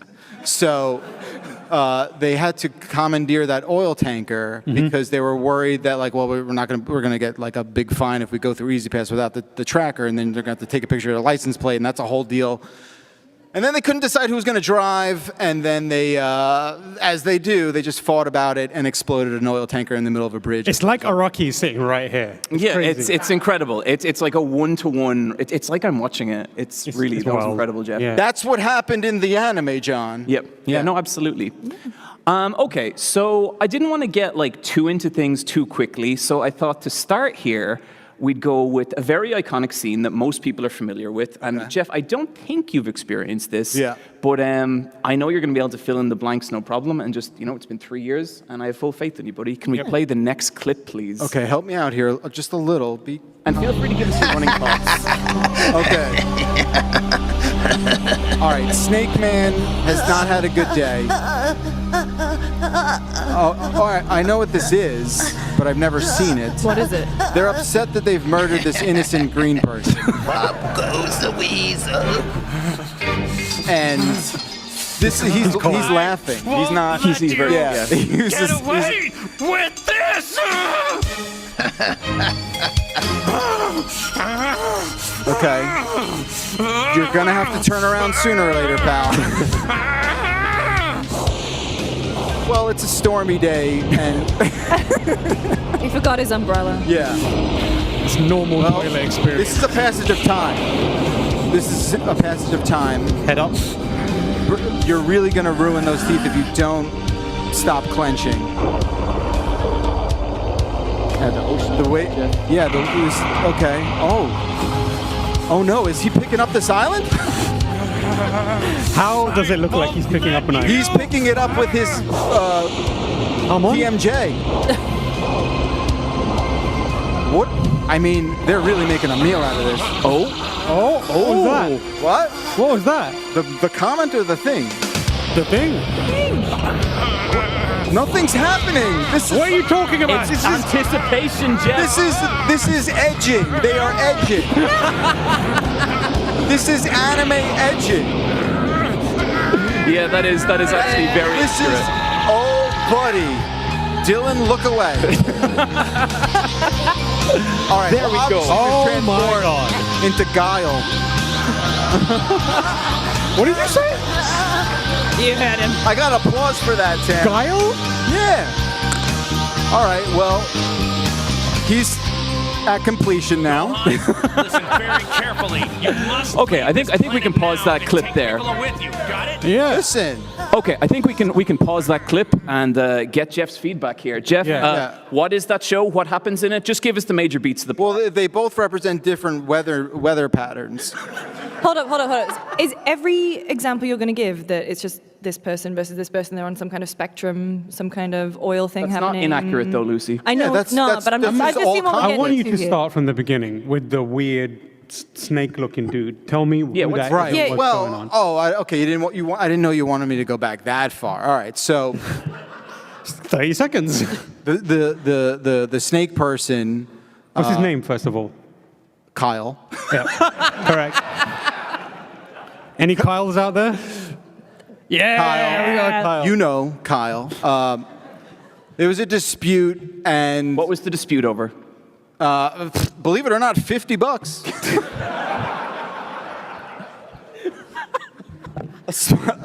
Small, not to them. So you mean dollars? Well, it's right? It's more about the emotion behind the $50. Yeah, in this economy is representative of so many unpaid gas bills. And if you calculate for inflation, how does the green guy fit into the $50 dispute? Yeah. So he had owed Kyle. Kyle owed the TMJ guy a lot of money, and it was getting rough. And they're like, look, this storm's coming, and we have to settle this dispute. I'm gonna lift this island and move it wherever I want, unless to the small claims court. Exactly. Another allegory, right? Exactly. Yep.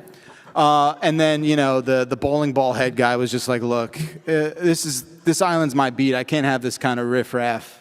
And And so the color change of the hair. The color change of the hair was basically what was going to happen if he didn't get the $50 by the end of the evening. It's like a Cinderella situation. He was going to turn into a pumpkin. So what is the TMJ guy's name? Benji. It's Benji and Kyle. What kind of is he? It's a simple story, Tam. What race is he?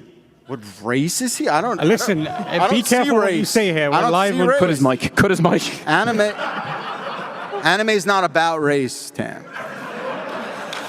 I'm an expert. Who else can declare such a thing? Okay, Jeff, I'm going to give you your score based on how accurate that was. Oh, we're scoring you also now? didn't say which one it was. Oh. What? Which anime was that? Yeah, what was the name of that anime? That was, the oh, my mic cut out. That was, I know it's Naruto. Yeah! No, you idiot. It's not Naruto.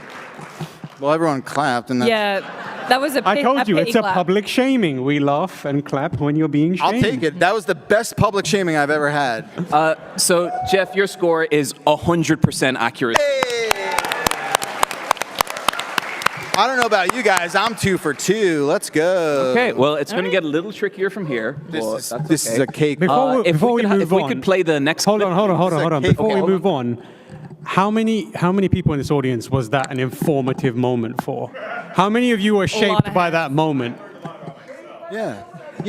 Look at that. See? There's at least 11 people who are raising There's their hand. at least 11 people who had a sexual awakening during that scene. If we could play the next clip, please. Dearest Mother, I have completed my enrollment for Cromartie High School.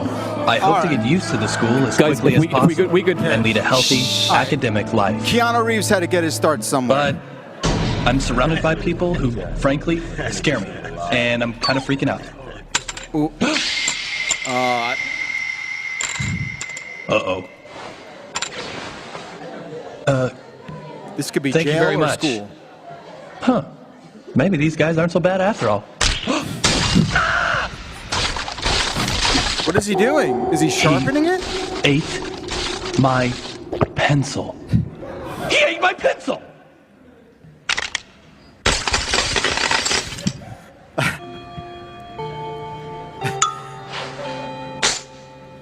No.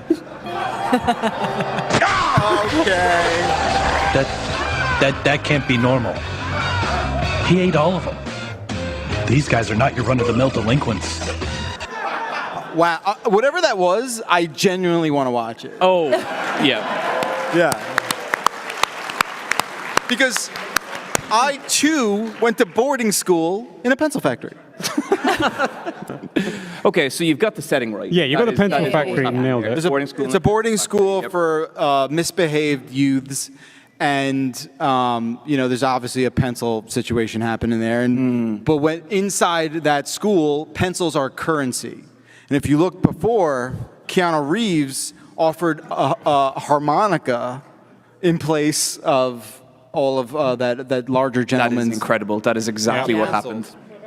So, I mean, we've heard that one before a million times, have we not? Yeah, the old harmonica in the pencil factory. What if I told you, Jeff, that anime is about anthropomorphic pencil sharpeners? All those humans are pencil sharpeners. I mean, Eve, oh man, Do you still want to watch it? I do. So you're telling me they're all these pencil sharpener people are stuck in a school together and they have to work? They train to become pencil sharpeners, yeah. Yeah, I'm on board. Let's go. Yeah, you into that? Yeah. Where do you think that story goes? Well, to the eraser. And, let's go. There it is.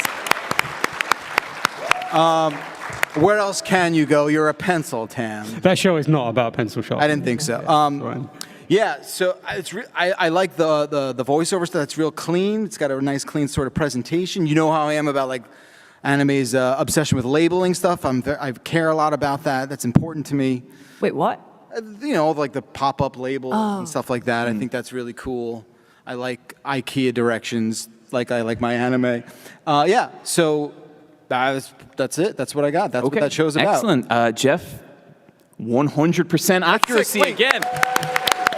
Now, you don't miss. He never misses. It's like Wikipedia. Yeah, we call that a hat trick where I come from. Here's the thing. What's it really about, though? Because I really want to know. So how many people are familiar with that anime? That is way more than I would have thought. Yeah, that's a lot. It's like a fifth of the room. So what's the answer? We'll talk. What do you mean we'll talk? We got 42 minutes. What do you... Jeff, there's a lot of clips. Wonderful. What say we go on to the next clip? All right. Okay. Why not?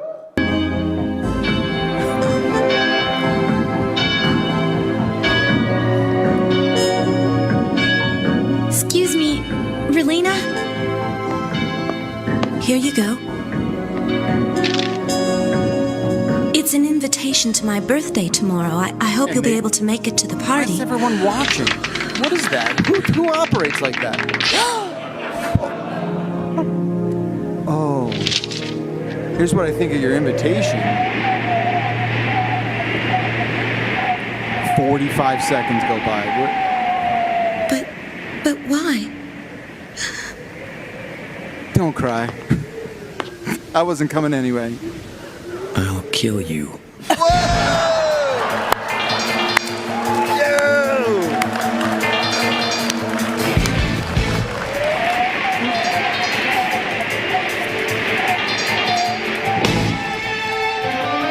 I get it. I know What kind of person is She looks different now. That's just a different person now. That's a stunt double.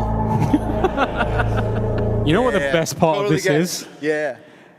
The face that you used to make when you first encountered anime with us, your son is now making. Yeah. He's like, what is going on? Yeah. So you're next. Yeah, but at least he's going through this at a very formative age. It's like, it's been very traumatic for me in my adult years to have to first do this. All right, that's a simple story. Look, I don't know why everyone had to like attend this invitation, but fine. It's Japan. You don't know their customs. Correct. So that's a high school situation, junior year in high school. Everyone's like, really sweating, getting accepted into college. And Jessica. Correct. Right. Yep.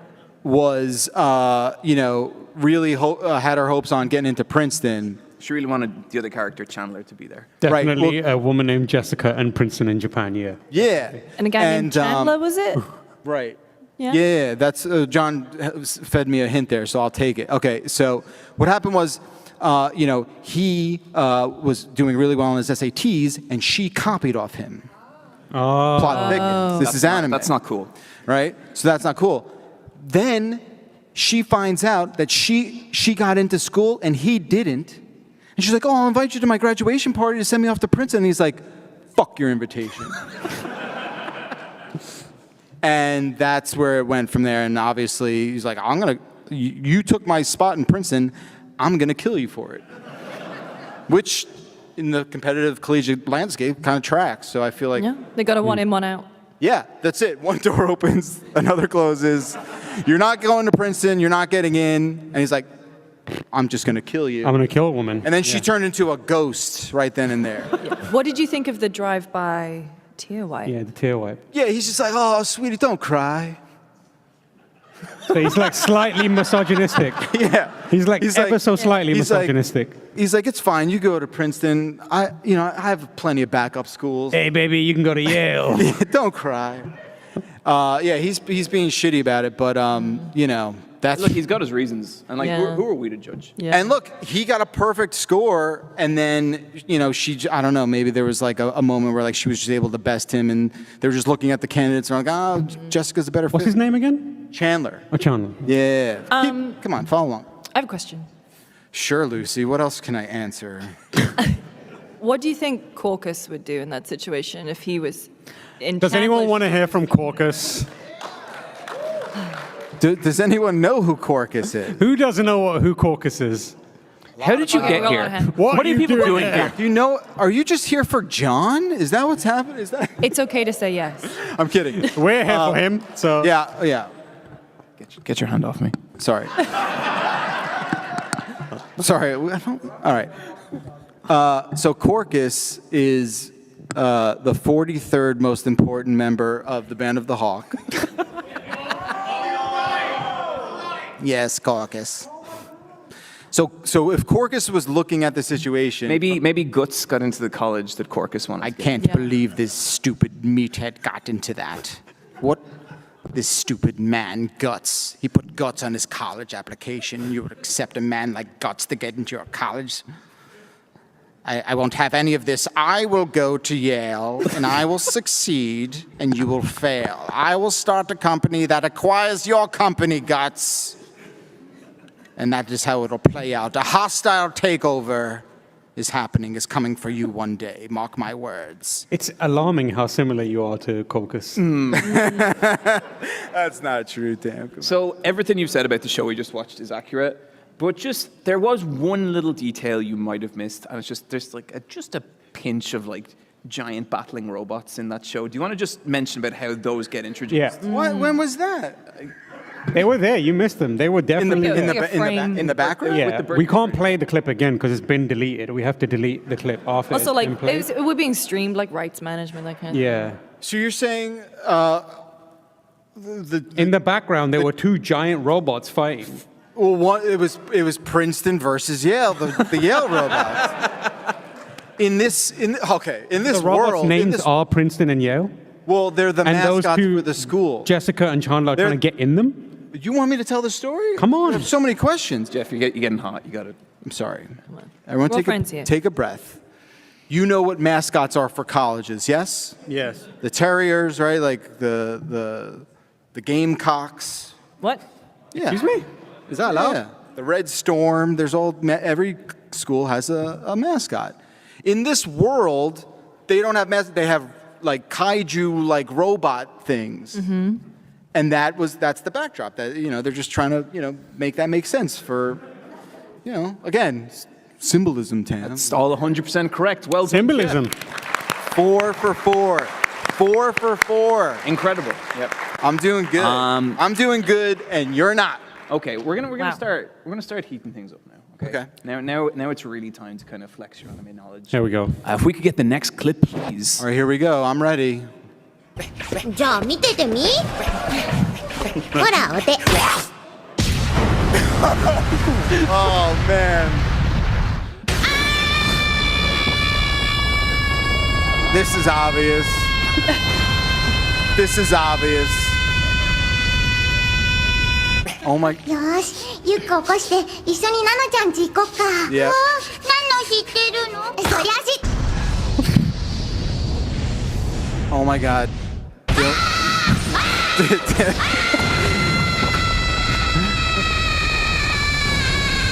Yeah.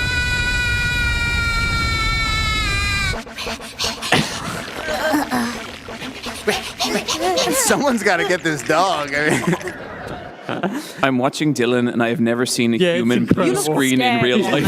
You're okay, right? It's just cartoons, right? It's fine, right? It's shaking his head. Everything's fine, right? This is going to be the context for your "I learned it from you, Dad" conversation. This is just like regular show, right? Yeah, that's what it is. Except people have like a nuclear reactor coming out of their mouths. That's all. First, what is the name of that show? Fido. So obviously in the beginning, the dog, he's a smoker. You could tell. Yeah. How does he hold the cigarette without opposable thumbs? Does he give some of this? Does he It's have a little anime, Lucy. You have to suspend some of that disbelief a little bit, okay? I'm getting anime-splained. Right. It's so infuriating to hear that after arguing with this man for like 120 JoJo's episodes. Yeah. It doesn't matter how the house got on fire, Jeff. It just is. I get it. The dog's a smoker. Everyone feels bad. And this was an intervention on the street. And they're like, oh, Fido, you're only going to live for 15 years max anyway. What are you doing smoking a pack of Marlboros a day? You're going to cut that 15 to like 12. And Fido's like, look, I'm an adult dog. I can do whatever the hell I want. If I'm going to smoke cigarettes, I'm going to smoke. And they're like, we really think it's a bad idea, Fido. You're just a dog. Also, how do dogs smoke cigarettes? Without opposable thumbs. Opposable thumbs. Yeah. And they're like, don't worry about it. And then they're like, no, we're actually taking the pack away from you, and we're drawing a line in the sand, and that's when Fido attacks. He loses it. He loses it. Yeah. Right. And everyone is very reactionary in this world, as you could tell.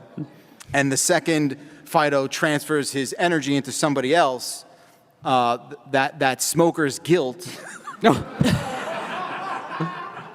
Right? So the energy is called smoker's guilt? Yeah, you're talking about that nuclear like laser blast? Yeah. Smoker's guilt. Yeah, that's what that is.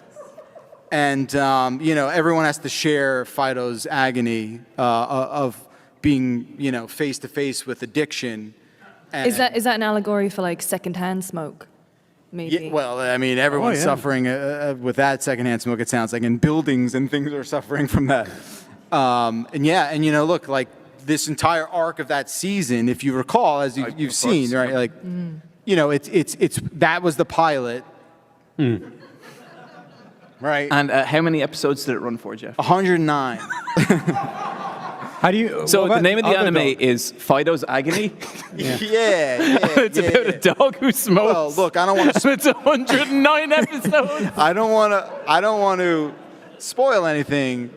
The entirety of the series takes place on that sidewalk. Can you tell us what happens in episode 2? In episode 2, they find out that he's also a drinker. Oh no, Fido, no.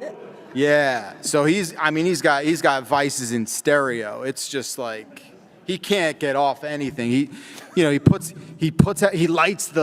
He's lighting the old cigarette with the new one, it's terrible. And everyone's like, oh, he smells so bad. Oh God, I can't believe he's allowed in the house like that. It's rough. I mean, what about the Oh my God. That's pretty good. What about the other dog? I'm sorry? The second dog. No, there was just one. And the second girl? Yeah, the second dog that there is not one of. It's tough to really like get into the meat and potatoes of Fido's agony and smoking guilt. It's dark. So how about? Look, that was his. That's okay. If I have to spoil it, I just feel bad. We're spoiling like 11 animes here. Does anyone mind if Jeff spoils Fido's You guys Agony? care? Okay. Everyone's People cool are good with it. People are good with it. Fido's agony, and we'll have T-shirts available for sale after the show. Fido's agony. The other dog. It's his brother. Oh no! His brother named. His what's that? I'm sorry? What's the brother's name? Curly. Okay. Yeah. Fido and Curly makes Fido and perfect sense. Curly. What's their relationship like? Are they tense? Yeah. I mean, you know, because Curly found a way to quit smoking previously. Nice, good job, Curly. They grew up in a Fido up, doesn't it? Yeah, and he's just like, oh man, he's like, you have such strong willpower and like support system around you, and like, I wish I had that for me and my family, and I just don't have that. So they both have families. Yeah, I was gonna say. Wait, That is what? dark. Yeah, and they're like, oh, every time I'm faced with my smoker's guilt, I bite someone on the leg, and they barf out a nuclear explosion, and it's like, the property damage alone has put me into debt for the rest of my life, and when you calculate, it's a mess. Yeah. So how do you explain the two giant mecha robots that were in the background fight? I don't know if you saw them, but they were there. I detect a pattern here, Tam. They were there. You're fibbing. I'm not. Okay, I mean, that was incredible, Jeff. 100% again. I was worried that you wouldn't be able to get some of these. Yeah. I'm not worried anymore. It's just. That's what they don't tell you. Like dogs. That's why dogs are just the best, because the sibling rivalry that they're able to put aside in times of when they really need each other. I mean, it's unmatched. No other pet's gonna do So that. this is a shoot. A while ago, I told Jeff that I was fostering a dog, and he goes, oh, "You got a non-cat." That's insane. Is that like the most disturbed thing? Yeah, it's messed up. Your hatred of cats overcomes your love for anything else. Yeah, I think so. It's fine. Yeah, louder. Louder. That's pretty bad. Yeah. That's fair. Your family is booing you. See, that's like, that is energy vampire shit for me. Like I love that. Really. Cats are fine. They're fine. Okay, listen, before you dive bomb this panel, we're going to go to the next clip. No, I mean, I could do another 20 minutes. No, on we're why good. cats- It's fine. You know what? Somewhere at Crunchyroll headquarters, there's someone writing all of this down to be like, we've got seasons here. It's true. I mean, yeah. If you don't want to do more cat stuff, No, please, for the love Leave of the God. cats alone. Let's move on to the next cats clip. they're fine outside. Jeff, shut the fuck up. Okay. You're not allergic. Is that what? Wait. Yeah. Okay.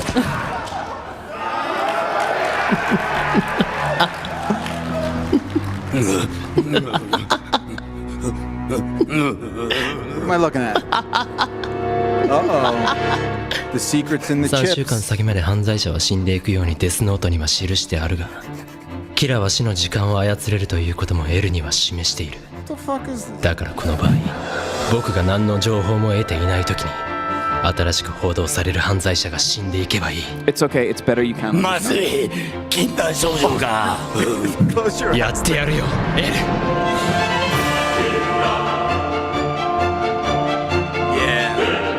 リュウクの情報と前もっての仕込みでどう見ても勉強している受験生を装いながら僕はデスノートで今報道されている犯罪者を I'm gonna do some rough translation. I reach into the bag. 右手で方程式を At 解 the き続 bottom け of the bag of chips was a 左 television? 手で名前を書きポテチを取り食べる And I bite the chip.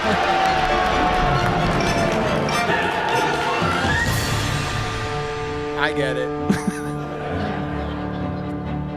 夕飯の後息子さんはテレビもパソコンもつけずずっと勉強ですねセンター試験まで10日切りましたから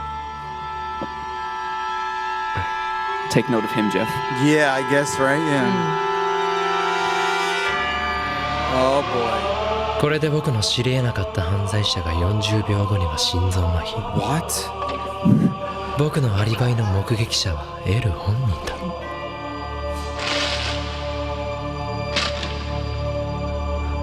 Oh, I... よしもう一頑張り Yep. Yep. Okay. You've seen it Shout out to 1,000 times. Crunchyroll, thank you Yeah, very much. shout out to Crunchyroll. I mean, that's... The best crisp packet you ever did see. Yes. What is that show called? That show is called Salty. Listen, here's what happens there, and it's a story you've heard 1,000 times before. You know, My man is being watched by a competing potato chip organization. It's a cutthroat industry, as you know, the snack food industry. Surely. Oh, yeah. It's real rough. But look, you got to spy on your competition. I get it. Okay. The more chips that our protagonist eats, the more he's uncovering the truth. About? And the truth, well, it's literally a news broadcast at the bottom of the bag. Let's dive a little further into that. What's going on in that bag? Yeah. What's going on in that bag is it's a potato chip world, and he's just living in it. And again, we're gonna have to suspend our disbelief just a smidge here, because the more, like I said, the more he eats a chip, he's inspired to finish the contract that he's been working on, laboring on for all these weeks and months. It's killing him. And the more he eats the chips, the more fulfilled, right? He feels more satiated.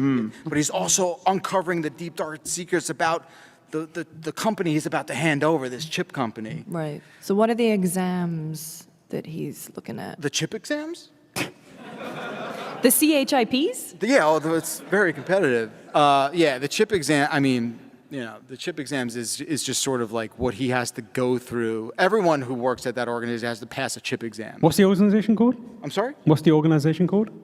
Well, it's CHIPS with it's an abbreviation. Mm-hmm. Wasn't that a cop show? Yep. It's the same one. What was his name, Jeff? That guy? Yeah, the guy with the tie. Oh, Matthew. Okay, and then the mopey guy who was kind of like watching him. What's his name? Matthew. Mayhew? Matthew. Matthew. So it's Matthew and Mayhew. You heard me. Okay. I like it. Okay.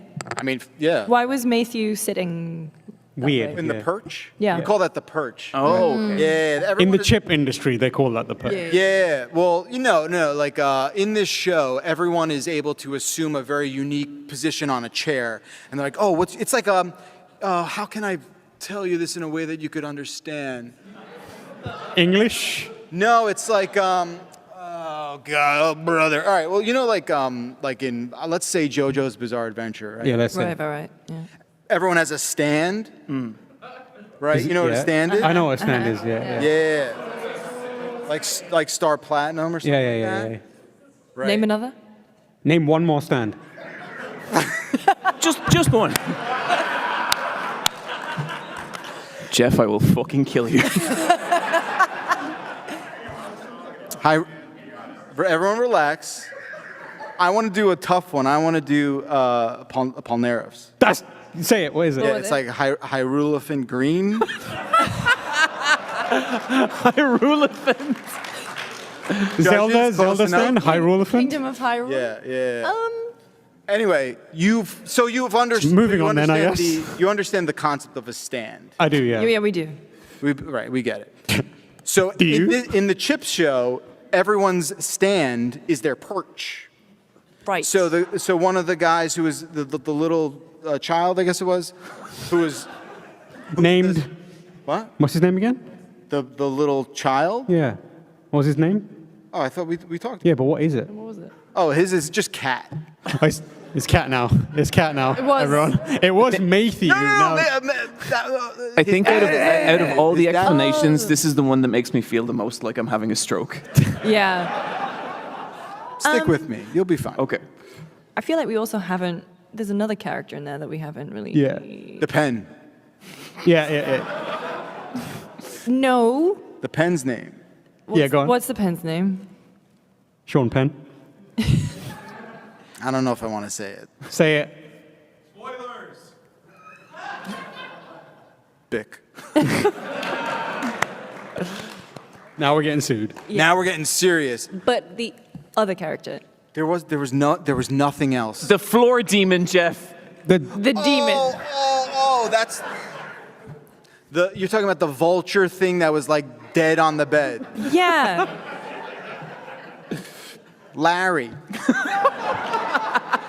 Larry the Upside Down Vulture. Yeah. He was born that way. Came He was out. born upside down, and Larry's got his own problems. Where does he fit into the whole chip? Yeah, the chip situation. Oh, Jesus. Okay, well, so, I get it. So if you noticed, Larry and Matthew are in the same room. Right. We definitely noticed that, yeah. Yeah. Seems like you might not have. No.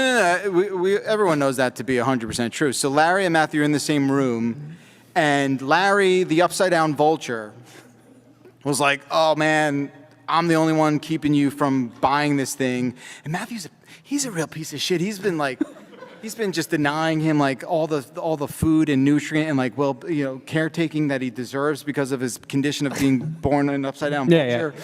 And he's just depriving him of all these like things, and he's like, I'm not gonna give you what you need to live through the night unless I get this chip deal done. Right. Yeah. Okay. So there you go. That's the answer. I mean. Okay. Yeah. Well, Jeff, What's that is give it to me. 100% accurate. How does he do it? I don't know how I do it, but listen, Dylan, that was scary, right? It was a little scary.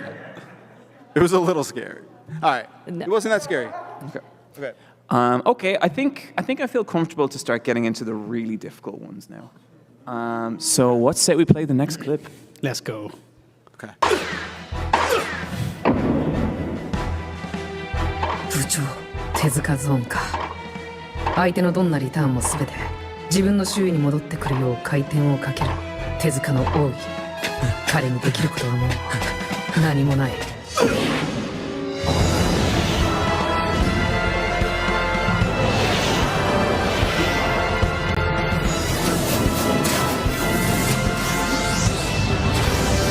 So it's all space, huh?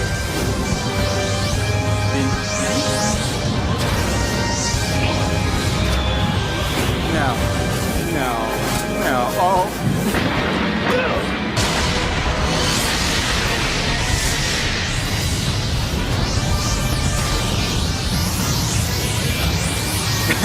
Come on. What are we doing? Okay.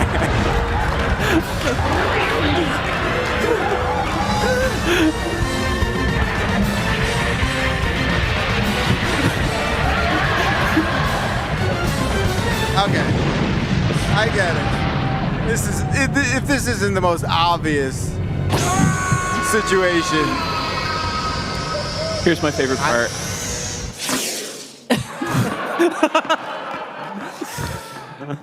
That's like the Wii font. Okay, so two things there. Two things I just want to point out. Can we First just give of all, a round of applause? Can anyone prove that isn't how the dinosaurs went extinct?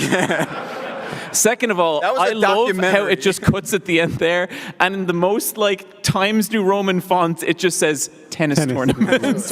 Like just in case you'd forget. I feel like we need to give like anime its due and give it a round of applause because that was like, come on, that was beautiful. You've seen Wimbledon before, right? Yeah. Yeah. No, what we just saw was a documentary. Called? Topspin. Okay. So, look, I don't have enough. We only have 60 minutes. I don't have enough time to explain wormholes to the group. Right. Yep, and yet you will. Or string theory or anything like that. Okay. Which you could. But it occurs to me that the thing we just watched was somehow trying to articulate that in the forehand. I feel like you started this sentence and you don't know where you're going. Yeah. Lucy, I got a secret for you. Okay, so in the moment of that forehand strike, which the ball boy presumably and the coach were talking about, like, oh, well, this is the ball boy. Yeah, you've seen a tennis match. Oh, a ball boy. Okay, yeah. What's the confusion? Have you not seen like the U.S. Open, bud? Like, I guess just I haven't watched enough.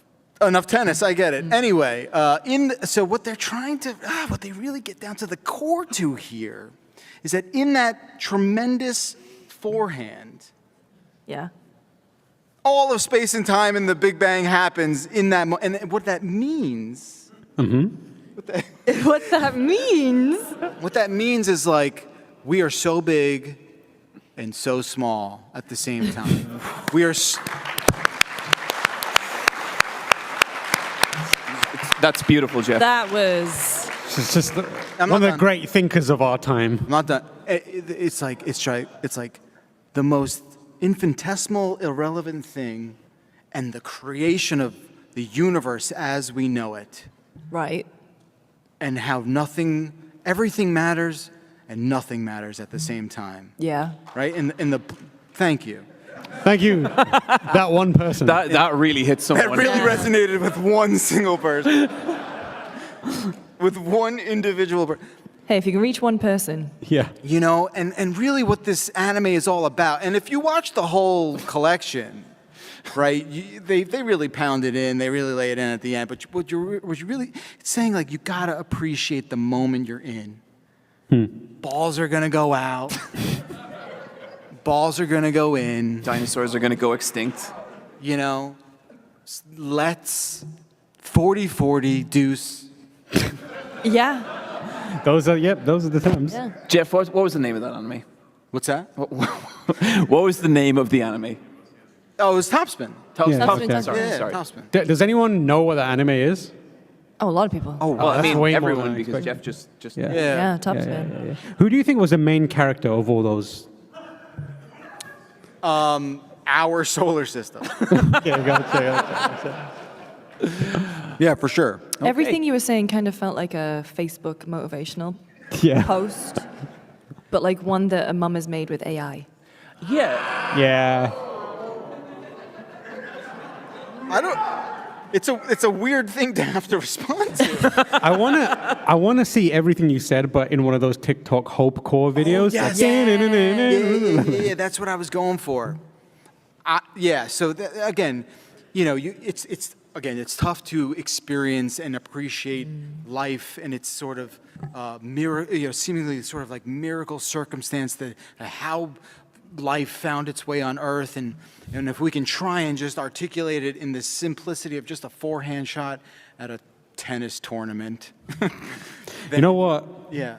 I remember watching that episode when it came out, and I was on a forum for that series. And let me tell you, when that episode happened, it was like Event Horizon. People were talking about it. Sure, yeah. Genuinely a week worth of... The thread was like hundreds of pages long about that one moment. You have no idea how profound that moment was in the anime Topspin. Yeah.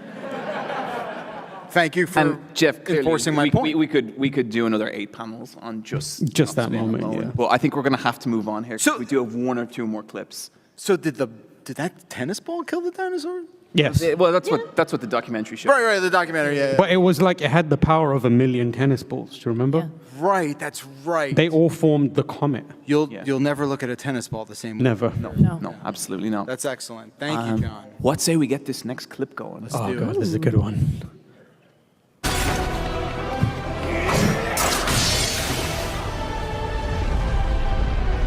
Dylan, look away.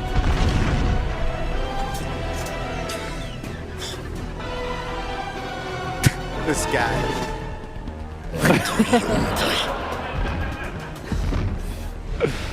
Oh man, my poor kid.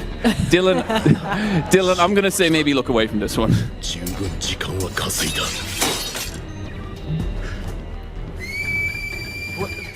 This is the worst Shadow of the Colossus I've ever seen.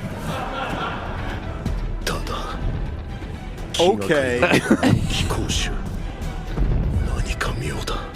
Something about this I kind of dig. I'm not gonna lie. Like, this is me at home. yes, tell me how tall this Titan is.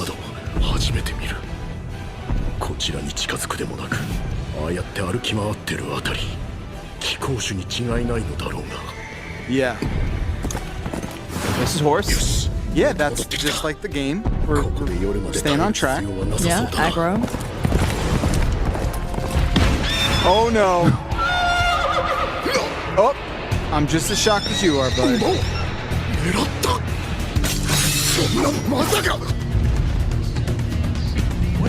What? Okay. Man, John, what are we doing right now? Okay.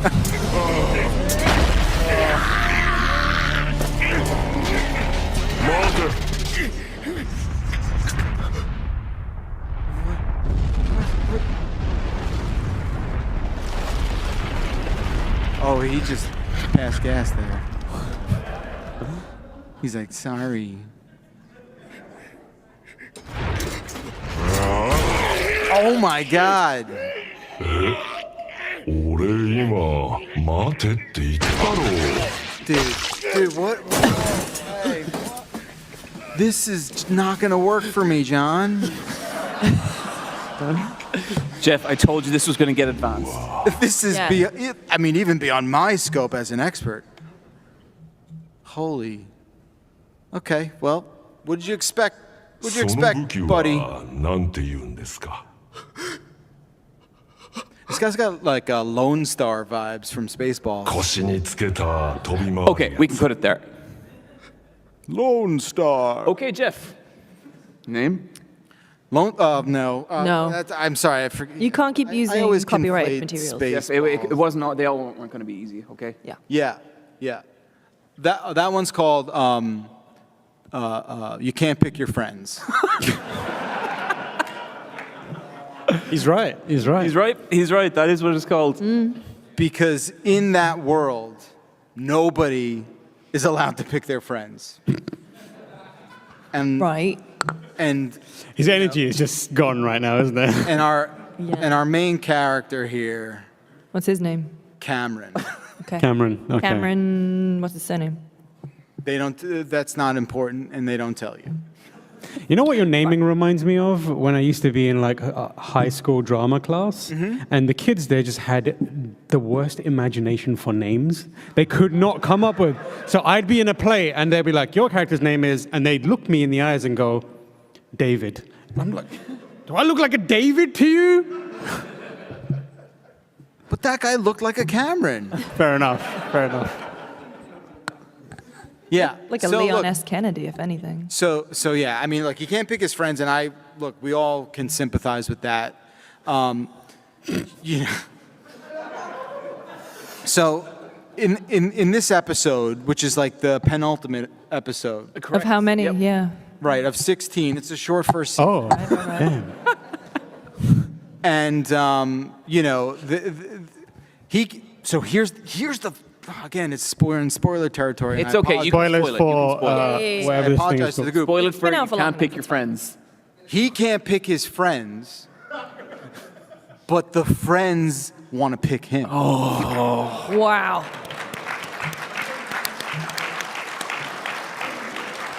And that emotional turmoil. I can't take credit.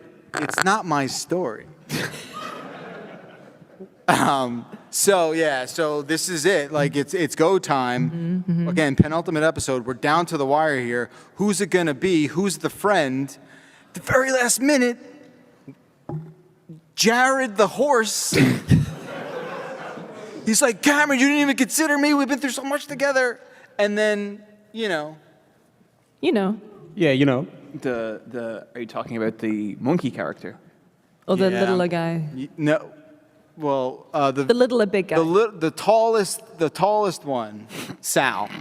What? What was his name? Sal. Sal. Short for Salvador. Okay. Okay. And who's the other one? Paulie Walnuts. Sopranos character. I've heard of that. No, it's not that. Okay, what's his name then? Vinny. Yeah.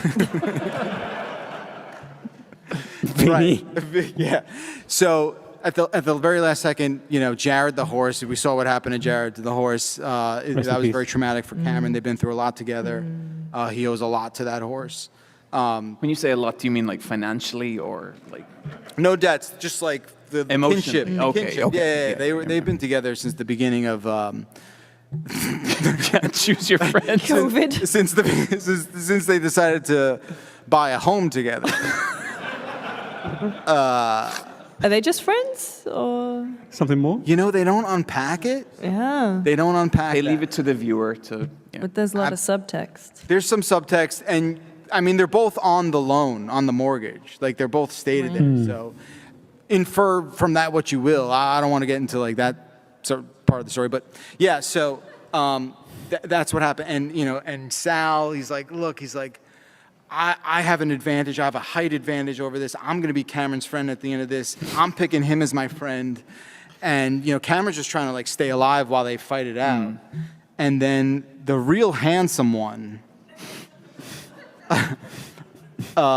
Vinny? Which one? That was Vinny? Vinny, yeah. Okay, yeah. okay, Vinny. He obviously didn't survive the conflict. Obviously, yeah. Obviously not, and so we're in the home stretch of everyone figuring out like who gets to be Cameron's friend. What is this an allegory for again? What's that? What was the allegory for? No, there's no. This is just a story that goes nowhere. I think it's kind of like we all want to make contact with the humans around us, and it can be difficult and it can be lonely, and so sometimes you just end up just fucking throwing a horse at someone and just praying that friendship results from it. Yeah. Is my read on that scene. Yeah, I think that was in Death Stranding. Yeah, okay.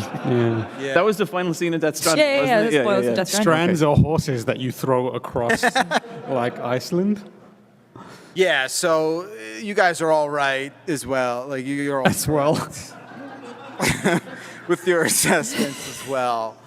So it's rough. We only saw a very small snippet of that final scene in episode 15 there, but all I can say is like now that Sal, Vinny's no longer with us. Jared, obviously he's toast.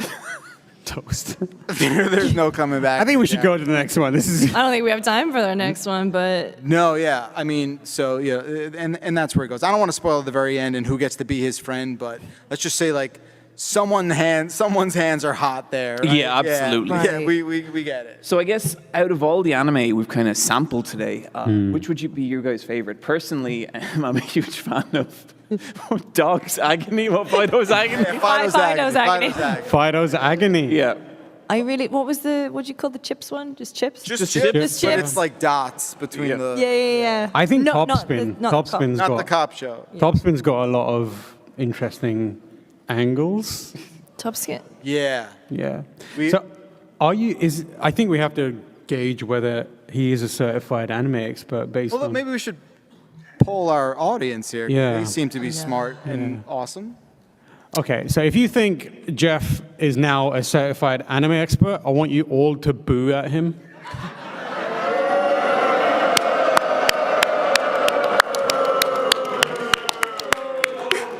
Thank you. And if you don't think he's an anime expert, I'm going to need you all to boo at him. You're a good friend, Tam. I like that. I think you did great. If you had to rewatch, of course, any one of them, what would it be? Well, yeah, like obviously when you know them by heart, it's like, do you really want to dig back into it? You I play get everything. that. All right. But I would probably want to rewatch Pencil Factory. Here's a fun thing we could do, Jeff. If the committee allows it, you can pick one of those anime, and we will tell you what it is and what it's about. Yeah. Okay, we only have 90 seconds here. All right.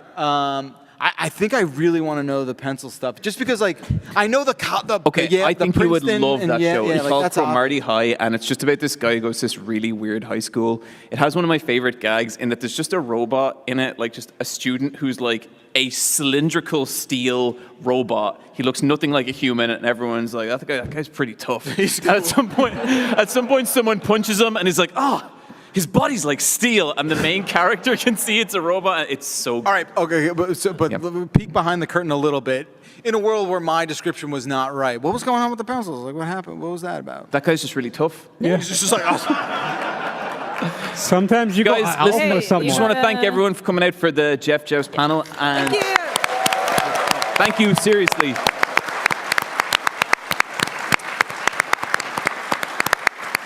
And just, whatever the future holds, guys, it's been a blast. And yeah, so thank you, everyone. Appreciate it, okay? Thanks so much. Thank you all. I'll stick around outside for a little bit, say hi to people if people want. Yeah.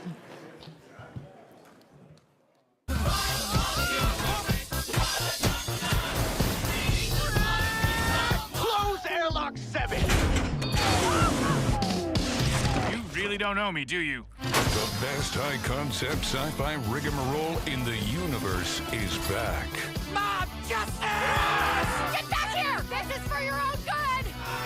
Rick and Morty Season 8 premieres May 25th at 11 on Adult Swim. Get your mouth rounded.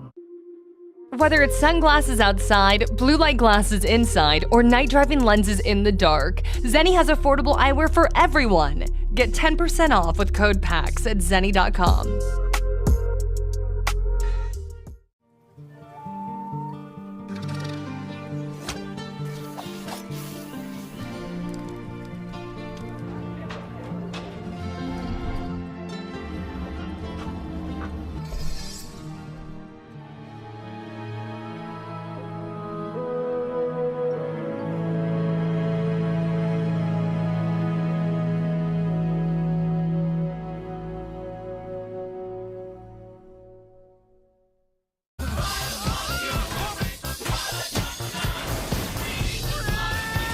Close airlock 7!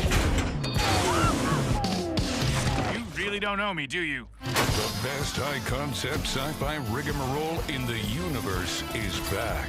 Mob justice! Get back here! This is for your own good!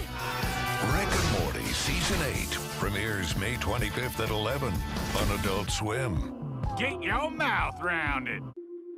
Whether it's sunglasses outside, blue light glasses inside, or night driving lenses in the dark, Zeni has affordable eyewear for everyone. Get 10% off with code PAX at Zeni.com.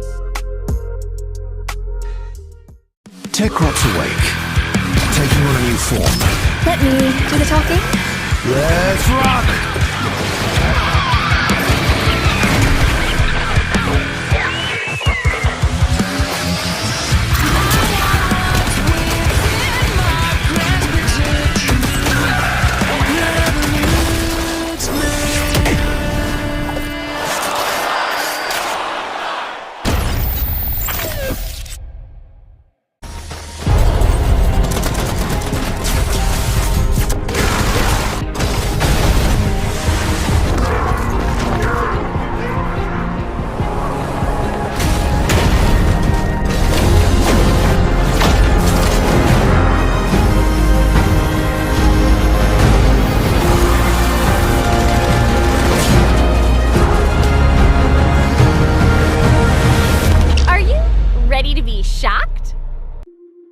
Whether it's sunglasses outside, blue light glasses inside, or night driving lenses in the dark, Zeni has affordable eyewear for everyone. Get 10% off with code PAX at Zeni.com.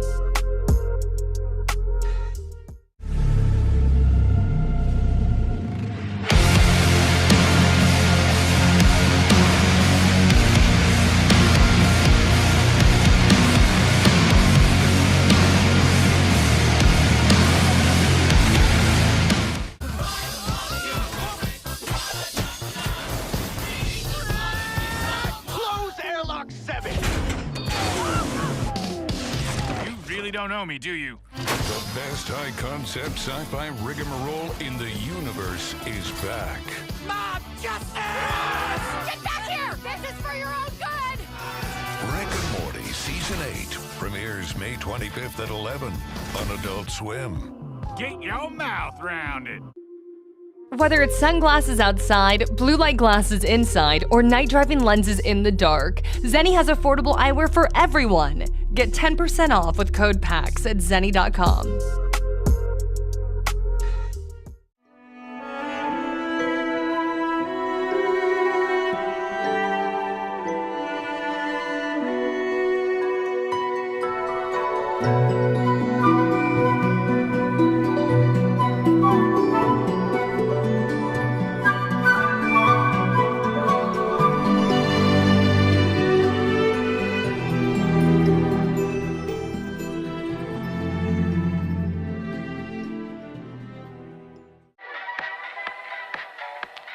Hi, I'm your girlfriend. I can't wait for our journey ahead. I will always be by your side. You can't leave. You're mine, and I won't let you go.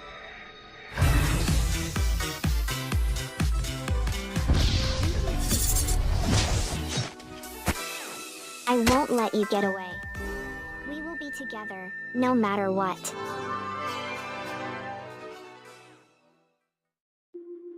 Whether it's sunglasses outside, blue light glasses inside, or night driving lenses in the dark, Zeni has affordable eyewear for everyone. Get 10% off with code PAX at Zeni.com.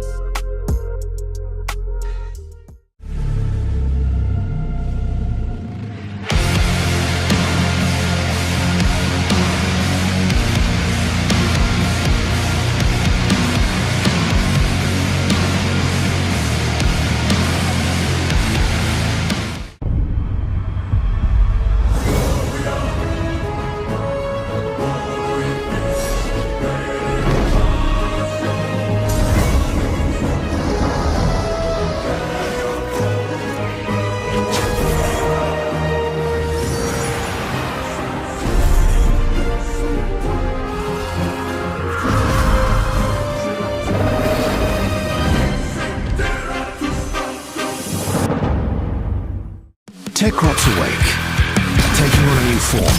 Let me do the talking. Let's rock!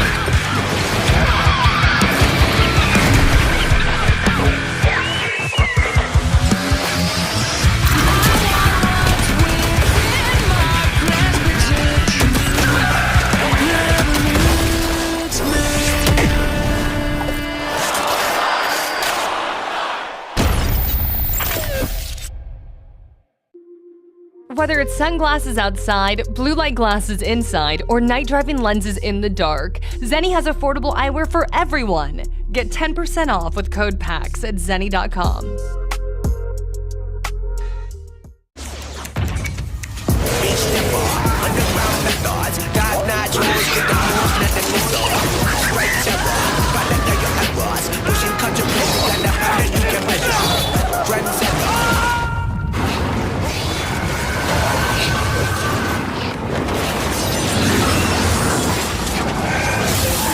Reach your impossible with the AI-powered Legion Pro 7i, Lenovo Legion. Whether it's sunglasses outside, blue light glasses inside, or night driving lenses in the dark, Zeni has affordable eyewear for everyone. Get 10% off with code PAX at Zeni.com.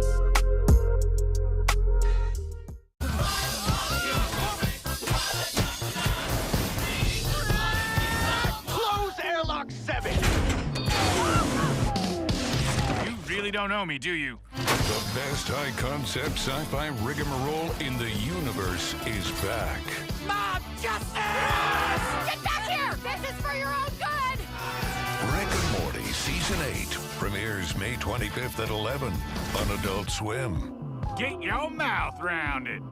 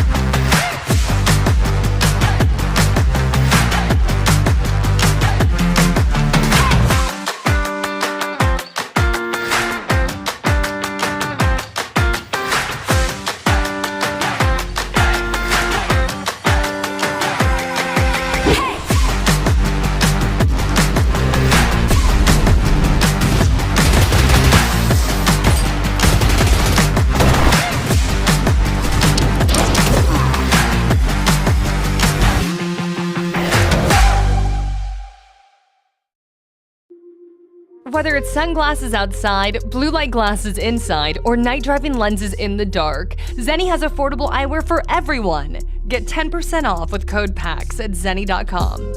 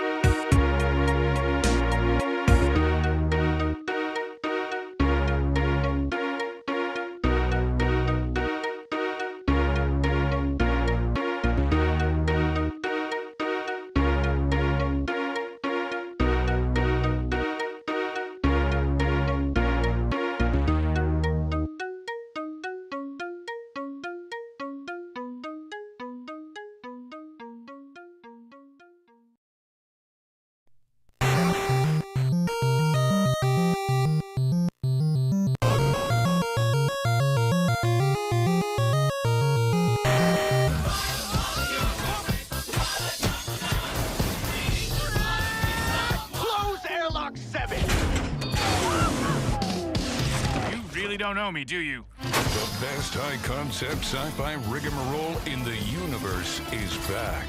Mob justice! Get back here! This is for your own good!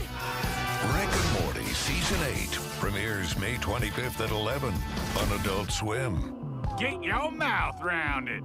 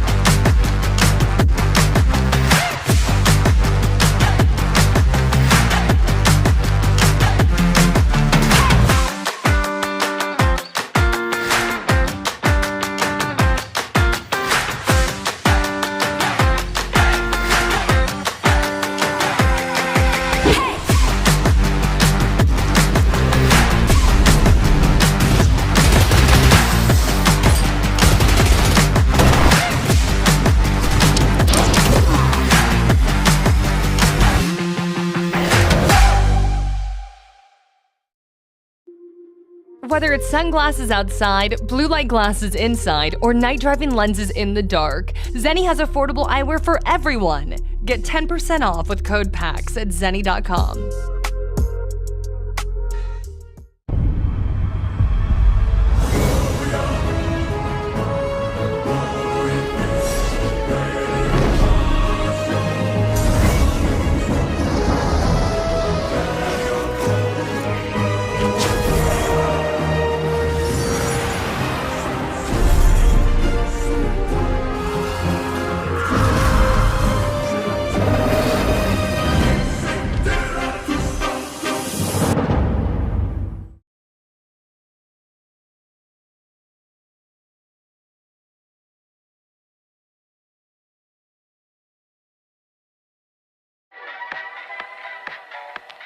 Hi, I'm your girlfriend.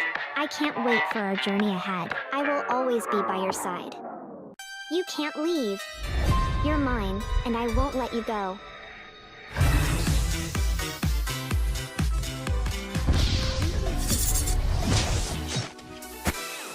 I won't let you get away. We will be together, no matter what.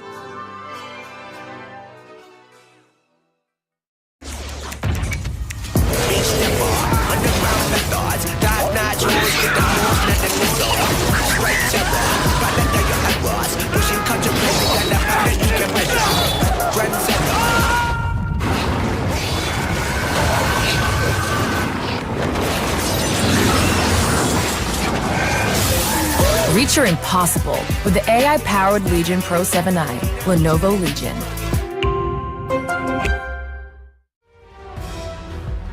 Here we go.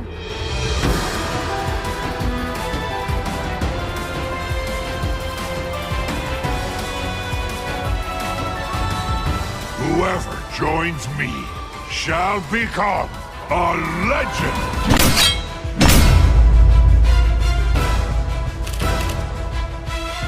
Ah, ha ha ha! This should be fun!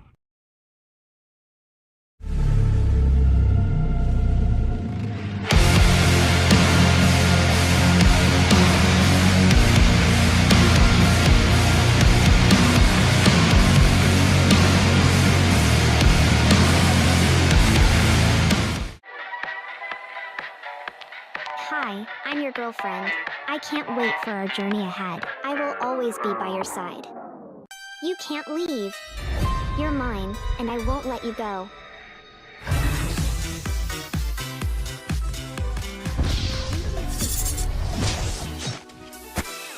I won't let you get away. We will be together, no matter what.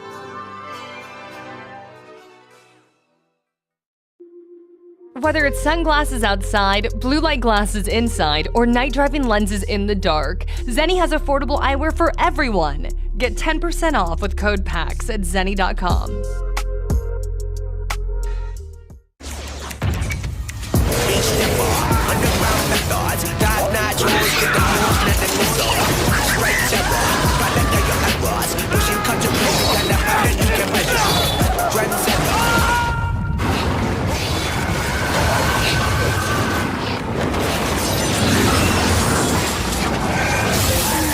Reach your impossible with the AI-powered Legion Pro 7i, Lenovo Legion.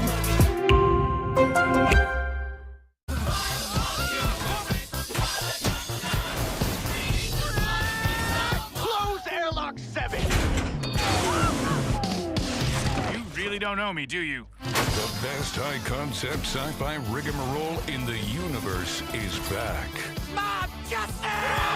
Get back here! This is for your own good! Rick and Morty Season 8 premieres May 25th at 11 on Adult Swim. Get your mouth rounded. Whether it's sunglasses outside, blue light glasses inside, or night driving lenses in the dark, Zeni has affordable eyewear for everyone. Get 10% off with code PAX at Zeni.com.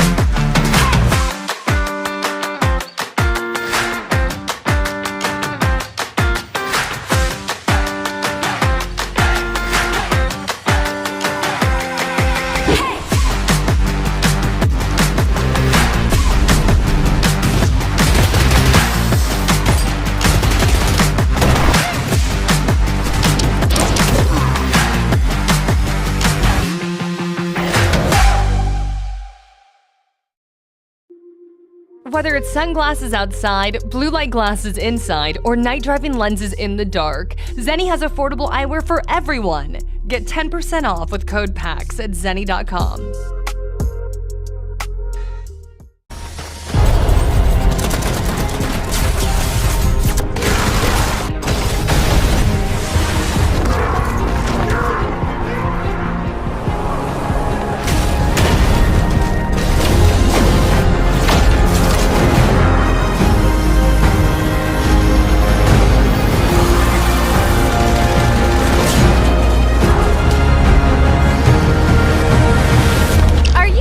Ready to be shocked?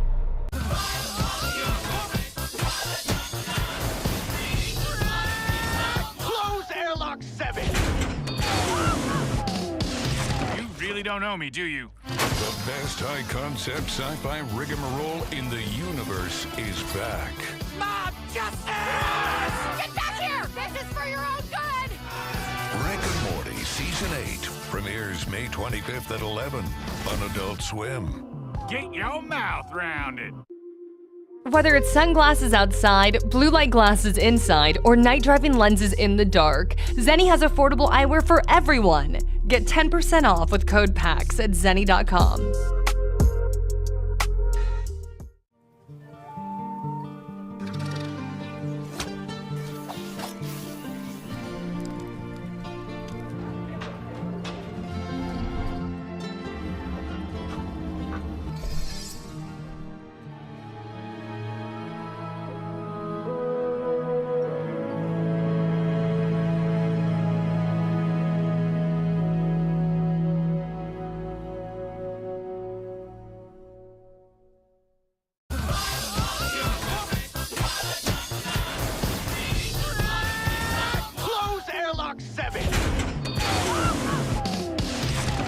Don't know me, do you? The best high-concept sci-fi rigmarole in the universe is back.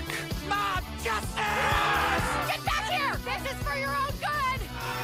Rick and Morty Season 8 premieres May 25th at 11 on Adult Swim. Get your mouth rounded. Whether it's sunglasses outside, blue light glasses inside, or night driving lenses in the dark, Zeni has affordable eyewear for everyone. Get 10% off with code PAX at Zeni.com. Techcrops awake, taking on a new form. Let me do the talking. Let's rock!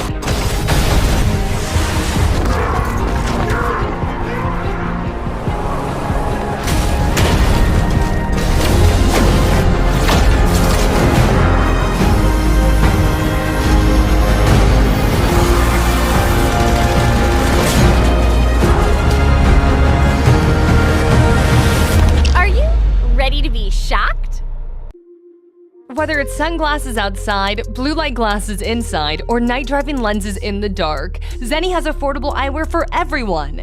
Get 10% off with code PAX at Zeni.com.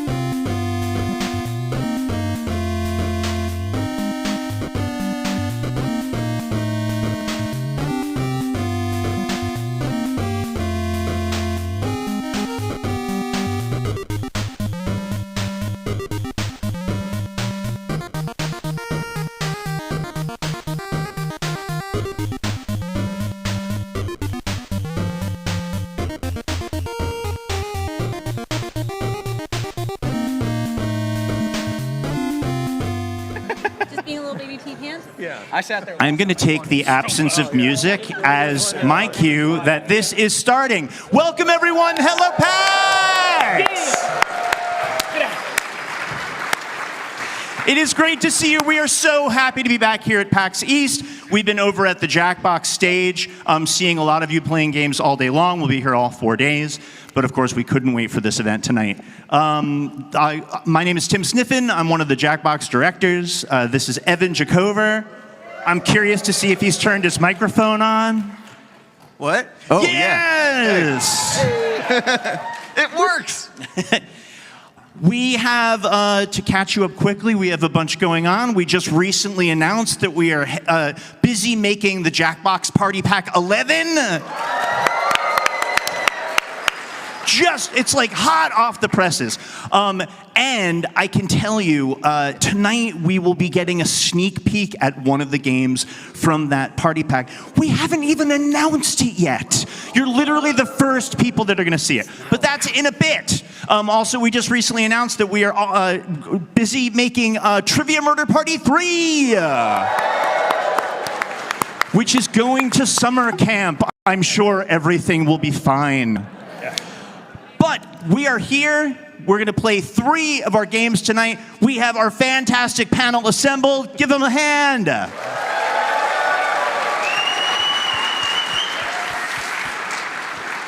Yes, why don't we go down the line and have our panel introduce themselves, starting with PAX patron saint Jerry.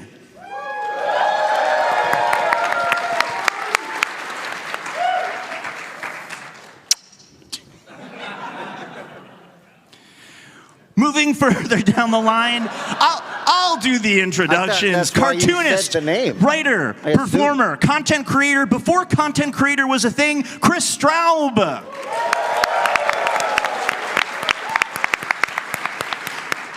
Comedian, writer, performer, current host of the show Actually on Dropout TV, Iffy Nwadaway. Hello.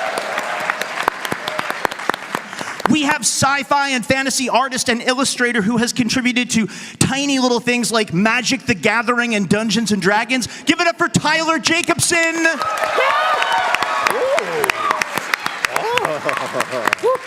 We have actor, presenter, poet, producer, hero, Anna Prosser.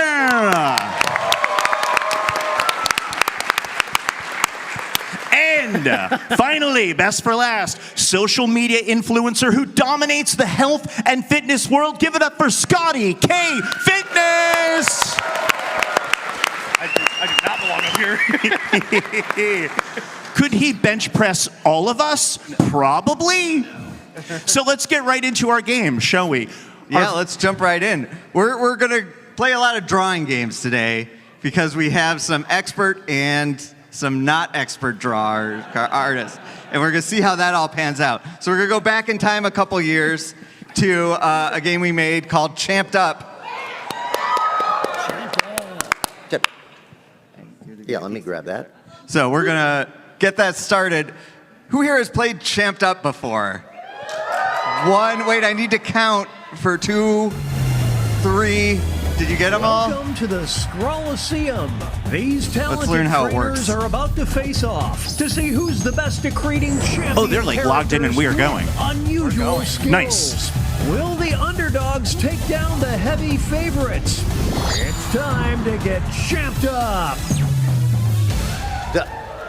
Everybody clap. You could turn up the game a little bit because the music is In this first step, delightful. the trainers will be prompted to draw and name a particular type of champion character. They'll be equipped with 2 tools, a pen for drawing and a thick marker for coloring in. Once a character is drawn and named, it can be submitted. The timer's been set. Off we go. So for those of you who haven't played Jackbox games before, you are all playing along. In fact, you are going to determine who wins each of these battles. So if you get out your phones, go to jackbox.tv on your favorite browser, and put in the room code that I can't read. Can you read it? Tim's on it. Room code is EHPE. There you go. We've got a tight viewing angle here. And what our panelists are doing now is they're given a prompt, something like the champion of business. And they have to draw a character that they think is the champion of business and give that character a name. So they're all working hard on that now. Let's see how they're doing. Okay. Whoa.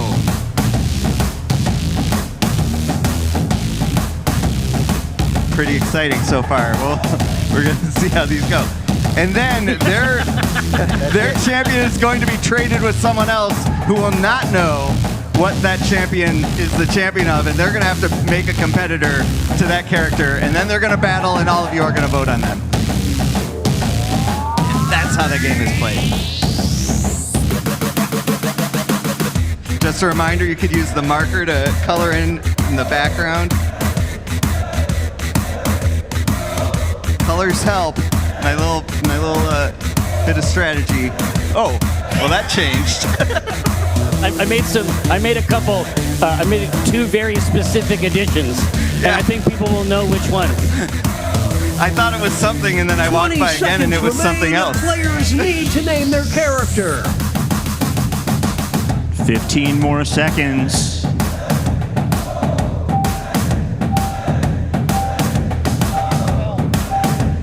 5, 4, 3, 2, 1. Pencils down. All right, now everyone needs to name their champion. The trainers are now moving on to creating a challenger. These characters will be the underdogs because their creators will see who they're competing against, but not what the contest will be. So they must analyze their opponent's unique skill set to create what they hope is a worthy challenger. Let's see the drama unfold. Challenges are at a bit of a disadvantage. You get more points if a challenger can defeat the first character. And in case you missed that intro earlier, Tyler has created illustrations for places like Magic the Gathering and Dungeons and Dragons. So we are looking for an illustration worthy of a Magic the Gathering card or the cover of the Monster Manual. We're gonna hold him to that standard. I hope he's not feeling the pressure. This might be a fun time to point out that at the end of the game, you can order a deck of cards, a pack of cards with these characters, and there is a trading card game with rules on our website that you can play with those. It is probably bigger and more popular than Magic the Gathering. That is a fair statement to make. With much better art.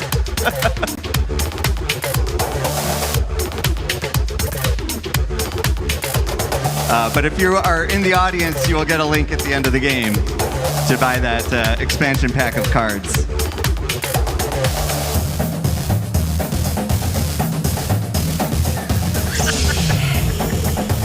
Oh, some snickering, that's always a good sign. Just so you know, panel, you got 45 seconds left to finish this character.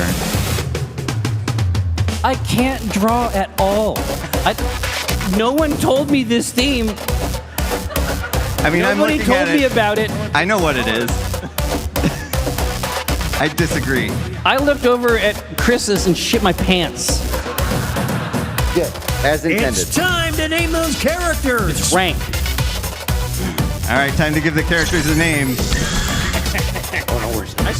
I start with the name. That's all I got. 10 seconds. 8, 7, 6.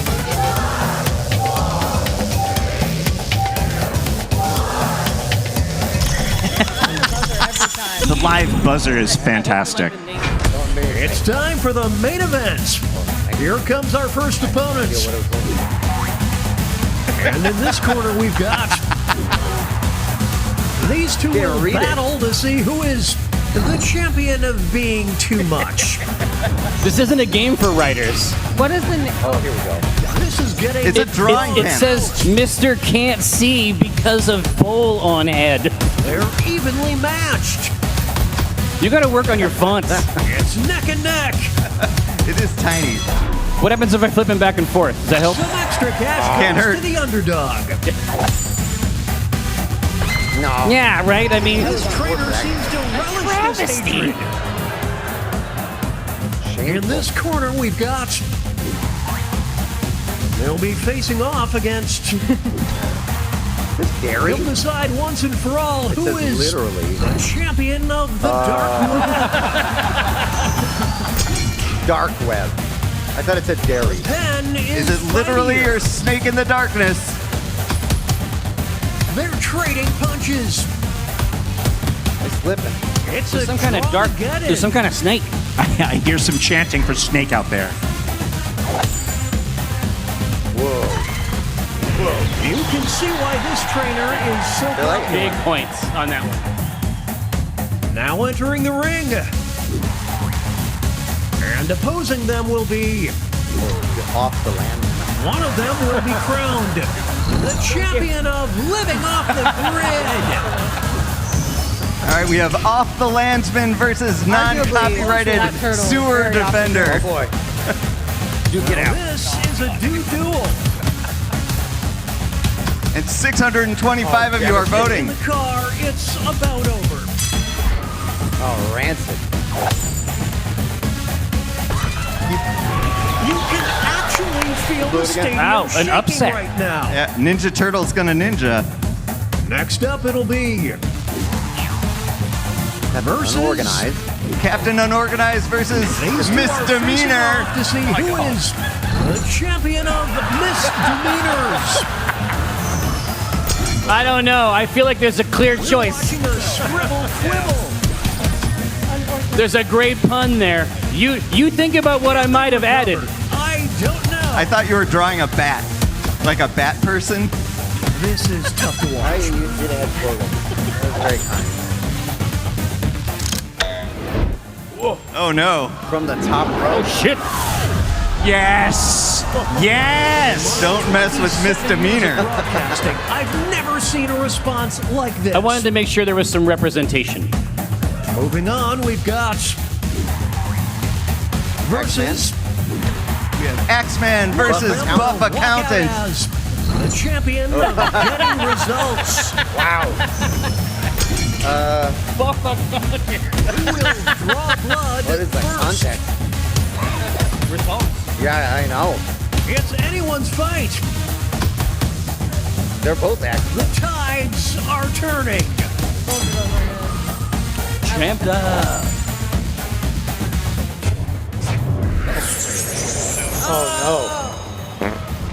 Oh Brutal. The crowd is simply going Damn, crazy Buff for this Accountant. trainer. Make way for versus Spider Frog and Spider Frogger Elite. champion of this player's secret club. Yuck. Ah, the art of war. With the crown. He's They're clearly trading better. punches. Listen, he's always been better. Oof, what a nasty uppercut.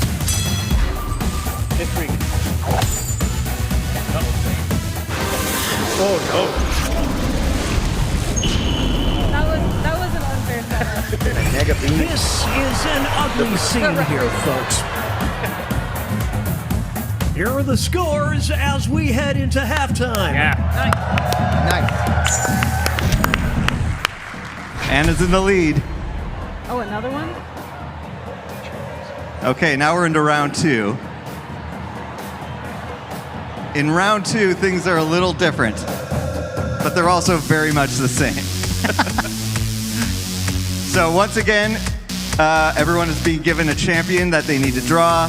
They're gonna pass that off to another player who has to draw a challenger without knowing what they are the champion of. But when they battle, it's going to be a two-tier battle, a tag team battle, and there will be a second secret champion title that those two characters will be battling over, and all of our players will have the option to tag in one of their previous drawings if they think that's a better challenger.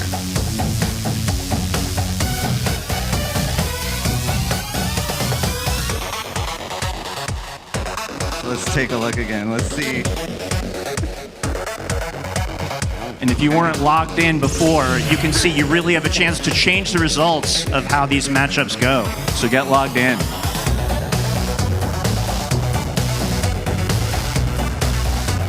Wow. Excellent use of color.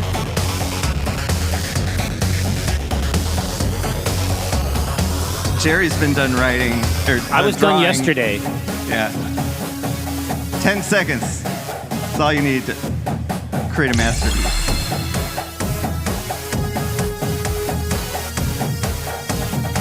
The rest of you have 30 seconds. 30 seconds left to finish this character.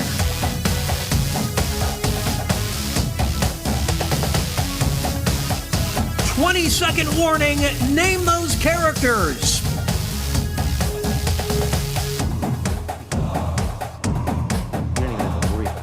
Get a name in. Start from that frame.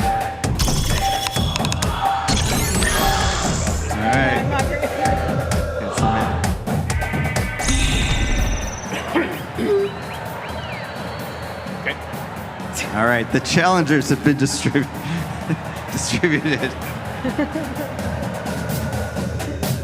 What could they be? One more character to create.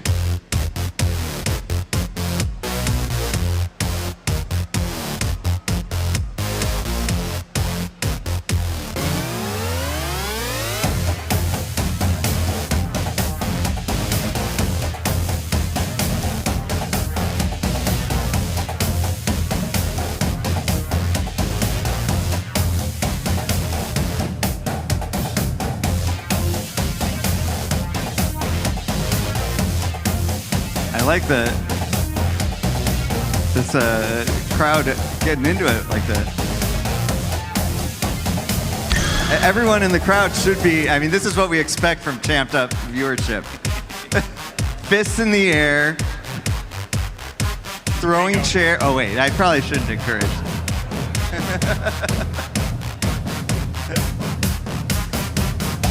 General hooliganism.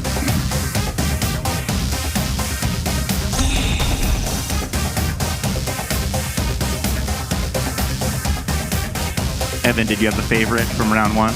Favorite character?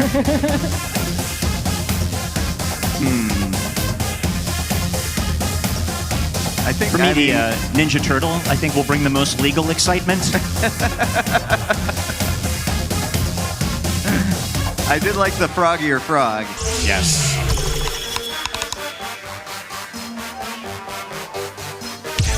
Seconds remain. Players need to name their character. Pretty solid. I like that. Hey. Oh, wow, that one. That's up to them. Yeah. Let's put it out there.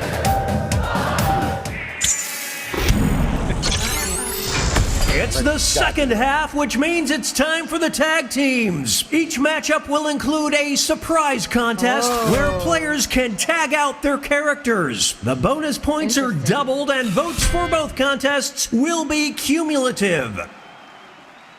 Let's start things off with our first two fighters. Wooden lowercase t. Who is versus Resurrected Jesus. The Cave. Wow. They're evenly matched.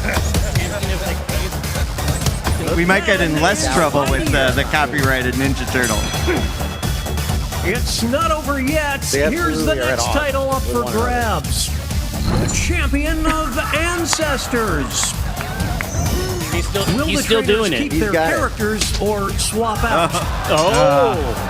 You could tag in your previous character. Sticking with wooden lowercase t. How do you choose?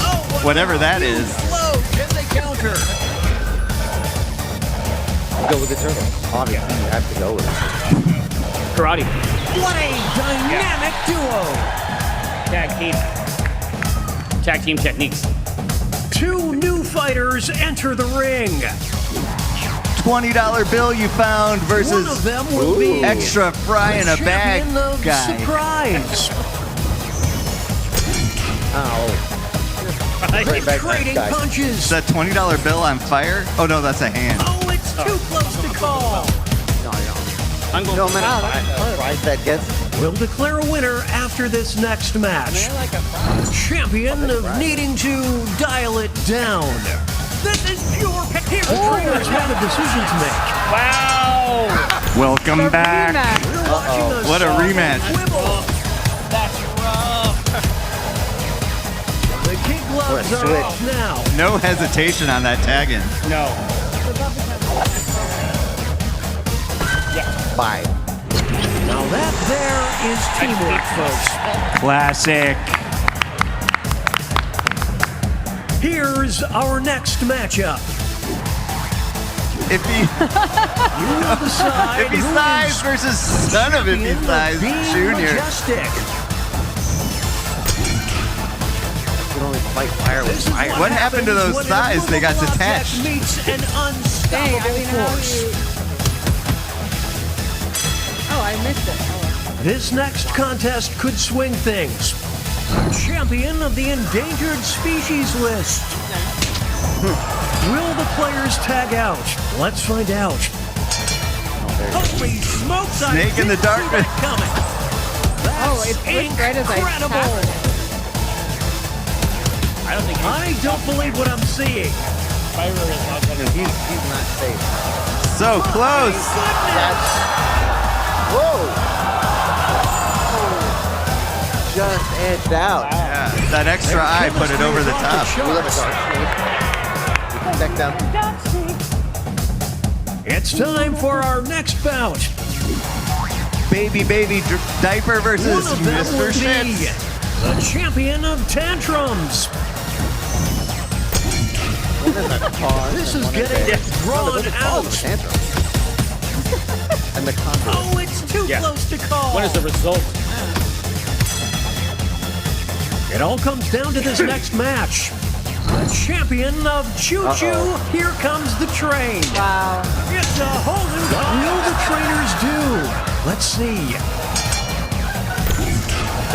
This is getting interesting. Who wants it more?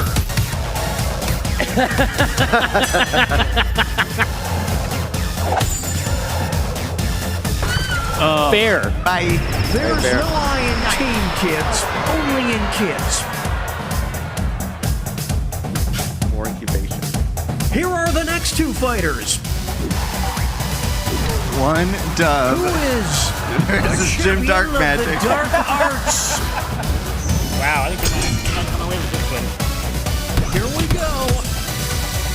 Yeah, I'm gonna do all the intros. It's anyone's fight. Flip. Closer than I thought. Now they'll be battling for this title. The champion of having a beautiful singing Now voice. that's tough. It's decision time. That's tough, actually. I'm gonna leave him Pulling in. away now. Because it ain't the other guy. They're trading punches. And I guess I'm Dove. like, Dove. Out the popcorn. I hear some shouts for Good Dove. battle. No, you stuck it out. You stayed in. This, folks, is what a hero looks like. Jim Dark Magic doing it solo. Moving on. You Box will cutter with decide arms who versus is present with the legs. champion of dating. No. It depends on the person. Are you an arm man or a leg man? My guy. goodness. Here's the next contest. The champion of being afraid of commitment. Please keep the minute. Here we go. They're evenly matched. Okay.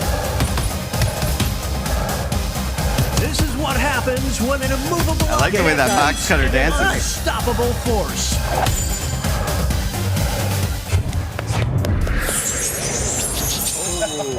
The iron. Wow. The box cutter cut up. Nothing can stop these How two. ironic.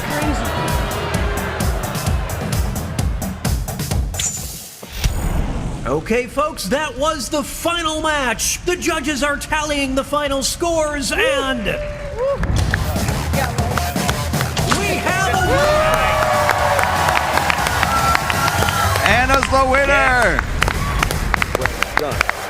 Yes. Well done. I'd like to thank Jim Darkmagic. I'm just glad to be Well, here. that's champed up. You've been champed up. It's good. All right, now we're going to switch to a game that is going to be in the Jackbox Party Pack 11. This is the first time we've ever shown a game for the first time at PAX East. Usually we do it at PAX West because it takes us that long. But not today. So it might be a little early, but we're gonna go for it. Do you want to introduce the game? Sure. As Evan said, we are very much working on it right now. We don't have an audience feature in. We will eventually, but this one, I know, we're working on it. We want to make it perfect for you. And I think while we get it fired up, I can tell you it's a game where you take lovely, pleasant things and you ruin them. The game is called Doominate. I think we're getting it going right now. We're going to wait for the room code. Oh. Yeah, we need that. Yeah, we need that. We're just getting hanging out. We're getting the game launched, and we'll get a room code. Things don't run as smooth with these in progress games. And I can tell you, we divided up the labor for this panel tonight, and one person, our director of production, Rich Gallup, has one very special job, and it's to run the room code from the back of the room all the way to Evan. So on the 3x5 card. Yes. So you can all soon, Rich is time going his. He's going to start sprinting towards us. You could time his 40-yard dash. We'll see how he do in Any the moment now. NFL Combine. Oh, here comes the camera. The crowd is hushed. Oh, wait, Not can we have me. Rich I'm cam? not That'd be running. amazing. Here he comes. Here he comes. Here he comes. There he is. That's right. Quickly but safely. Quickly but safely. Well done. His last name truly is Gallup. It's almost like he was born for this moment. Gotcha. He is getting the room code. Well done, Rich. We'll see you in a little bit. All right. It looks like everyone in. We're going to start the game, and then we're going to show it on the screen so some of you knuckleheads don't join ahead of time. All right, so whenever we're ready, we can get started. I feel good. Hey, I'm Jim Reaper. Welcome to Doominate, the game where it feels so good to be so bad. You know what's fun? Ruining things. I ruin things all the time. You're gonna take something nice and add something to ruin it. Write anything you want. And that is how Doominate works. You're gonna ruin two things in this first round. One that you choose and one that's been selected for you. Afterwards, you'll face one another skull to skull, and your little friends will vote on who ruined it best. Got it? Cowabunga! I can say that, right? You'll see two thingies on your screen.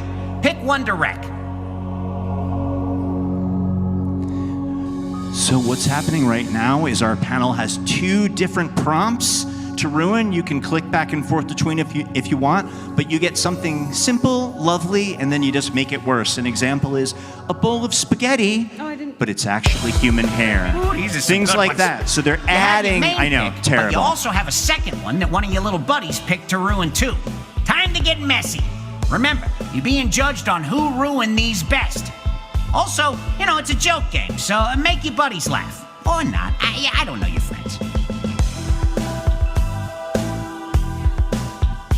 What's that?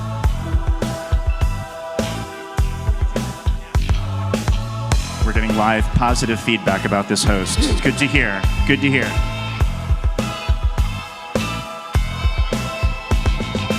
He likes his yo-yo.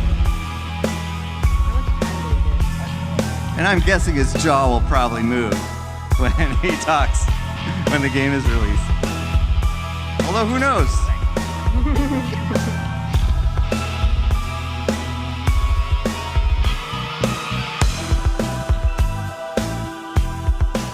He's using the yo-yo with his middle finger. We're at 60 seconds, so you're halfway through your time to get those answers in. I could have taken much longer. Noted yo-yo expert Ballard Laban believes says he's using the wrong finger. But we got to get that note in. No one would yo-yo. He ruined yo-yoing.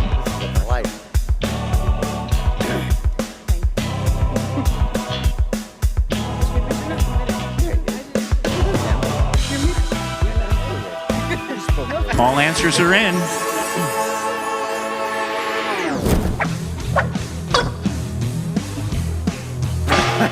Okay. I'll read them. Dancing at a wedding because it's an open bar and the porta potties are broken.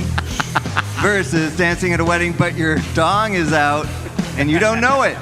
Is that a bad thing? Who ruined it? Eventually, everyone would be voting on these. Right now, our panel is voting on them. Oh, we're voting. But just out of curiosity, who would pick because it's an open bar and the porta potties are broken? And who would pick but your dong is out and you don't know it? Yeah. Dong. Yeah. Dong. No, don't do that. That's not it. No. No, don't say dong anymore. Of all the things to chance. Let's see. Skydiving naked or skydiving with a cannonball. Who ruined it? Let's do this again. I bet that would chafe. Who chooses skydiving naked? Does naked mean without a parachute? That's the question. Good question, Anna. Well, we'll never know which one you guys like more. A new Fast and Furious movie. All Cybertrucks, or exclusively featuring the characters Fish. Who chooses all Cybertrucks? And who chooses exclusively featuring the characters Fish? That's potent. Well, okay. Okay. I mean, I took the note. A gift basket full of bath products. The products have to be plugged in. Hello. Made by Tabasco. Who votes for the products have to be plugged in? What about made by Tabasco? Pretty close. Wow. Slice. A check for $1 million. Now, surely you can't ruin this. But you can only spend it as cash and pennies or Thai baht. Oh, a check for $1 million. It's a thinker. I get it. Okay. Just check the exchange rate. Who votes for it, but you can only spend it as cash and pennies? And who votes for $1 million Thai baht? Aww. Uh-oh. A country song. All right. But really, really slow. So slow. Or a country song, but they didn't save the horse. Rude. Let's go the other direction. Who votes for but they didn't save the horse? Is that Anna? And who votes for but really, like really slow? I don't even know what I meant.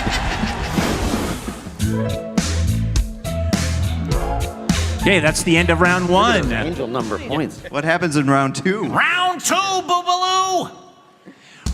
In round two, our panel are going to just got supply some prompts the on things your that are device to ruined. write So two all you have to things do is down type in that some you things really that you love really like. or are a fan of. Put in anything. Could be a movie or your favorite place, buttered toast. If that second prompt didn't inspire you, you can just write down another thing you love. I'm just trying to get your brain going. Other players are going to take one of these thingies and try and ruin it for you. And Who has some? panel, if you're drawing a blank, I believe there is an Inspire Me button. If you're like, I don't remember what I like, there's a button to fill it in, but otherwise, it really can just be anything you're a fan of. Does anyone here have something they're a fan of that they want ruined?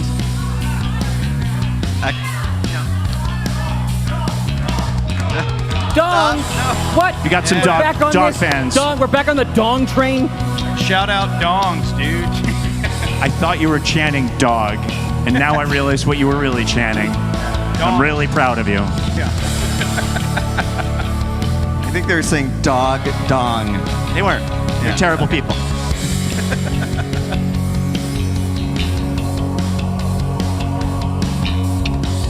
45 seconds left to our panel.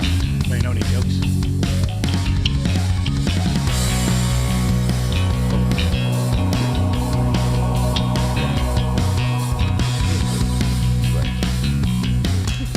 Okay, everyone's in. Now, choose one of the thingies to ruin for the player listed on your device. They have a few different topics to choose from, and our panel are making their choices.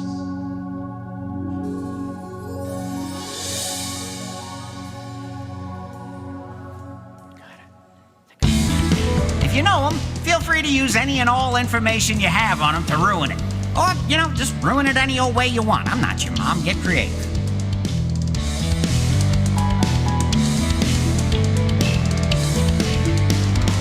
Now the panel has the topics that they've chosen. They also know who they're ruining it for. So Chris might be ruining something specifically for Jerry. We don't know. We're about to find out while they write their answers. And panel, there is a ruin for me button if you're looking at it and going, I just don't know. You do have options. This panel doesn't need a ruin. They know what they're doing. Why am I telling them this, Evan? They're professional ruiners. I'm just going with my heart. Scotty's going with his heart. This host really is a rascal. Does this host have a name yet? Yeah. You know? Yeah. Jim Reaper. Jim Reaper. It's Jim Reaper. Everyone knows that.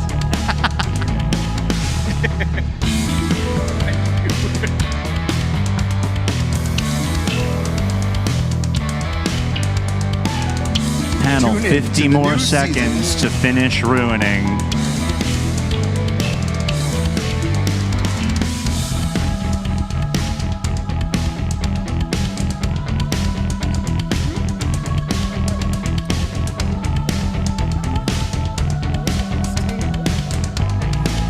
Can't ruin these fast enough.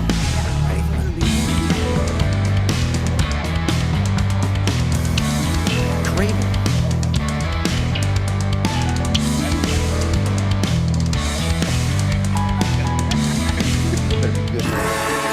All right.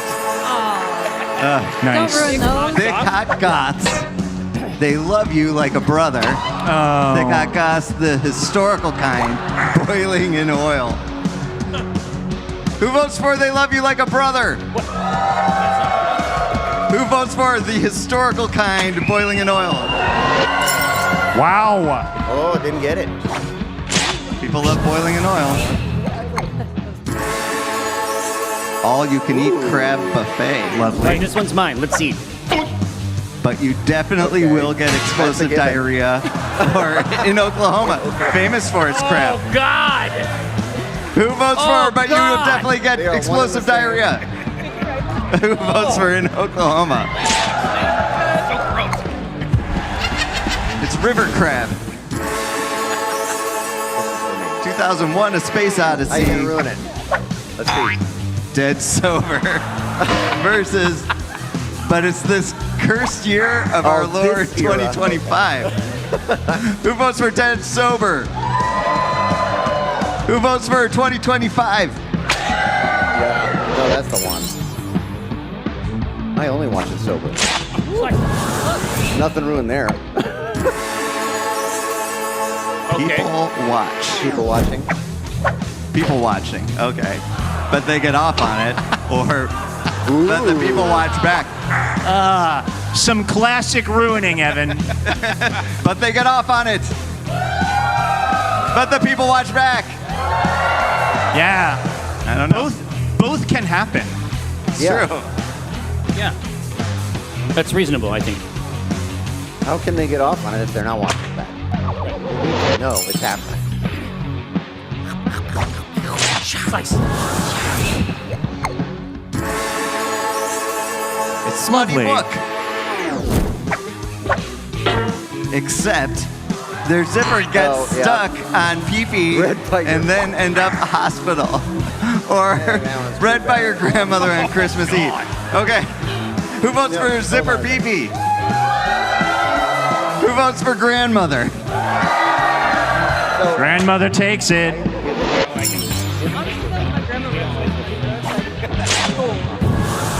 I liked the wording. A UFO encounter.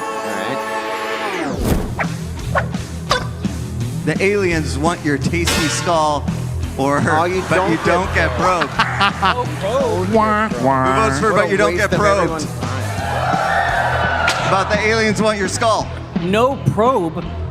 It never even occurred to me. They don't even do it.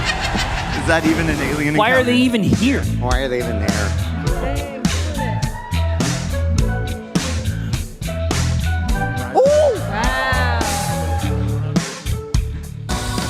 I like that all the scores are Round the the same third. number. For round 3, Unruined. you're going to receive a couple thingies that were ruined in previous rounds. You'll pick the scenario you want to unruin. Unruined. So now we're gonna take something ruined. Everyone's picking We're kind of going to flip the script. You're going to take something that was ruined. They're going to do their best to make it better with one final prompt. But you know what? If you want to just lean in and make it even worse, that is your right. That sounds like something Jim Reaper would do. Have we all selected? I'm not getting any.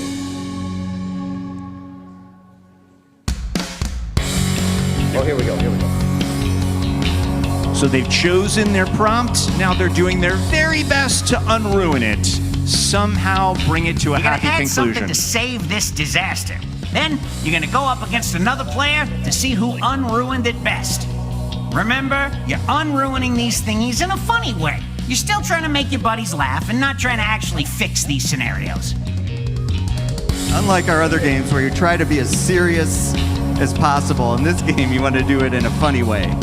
It's time. Yeah. After 10 party packs, it's time. It's time to let loose. There's room for some jokes. Yeah.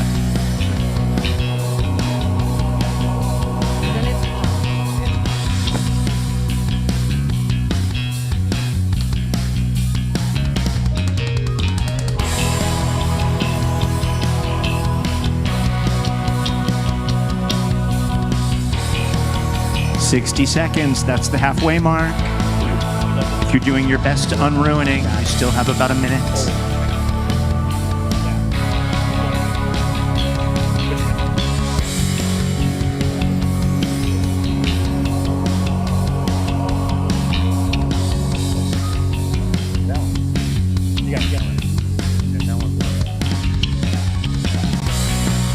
See things getting unruined. It's not easy unruining. It's easy to ruin. I do a Tyler's lot of shaking ruining. his head at his own answer. When's the last time any of you unruined something? It's exhausting. 15 seconds. Here we go. Here we go. All right. Thick hot goths. How do we do it? Thick hot goths, they love you like a brother. The sewing machine, they are seamstresses. Okay. Or thick hot goths, they love you like a brother because you are their brother. Sheesh. Oh, so you're loved. You have a loving. Who picks sewing machine? That's sweet.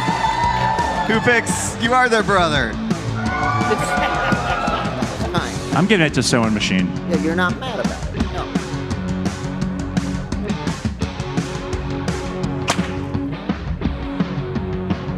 I like the flavor. Yeah. Slice. Unruined. A new Fast and Furious movie. All Cybertrucks for the first 2 minutes until they all get run over by hot rod tanks. Or all Cybertrucks, but the movie is 20 seconds long. Who votes for tanks? Who votes for a short movie? No, because it's still like $11, $14. Like, it's not worth it. It's still $14. Yeah. A gift basket full of bath products that have to be plugged in. Oh. You didn't pay your power bill, so F it. Or they're sealed, UL rated, tested, great gifts, high quality. Unruined. Lovely. That feels Chris Core. Who chooses power bill? Who chooses UL rated? Underwriters Laboratory. You're getting it done.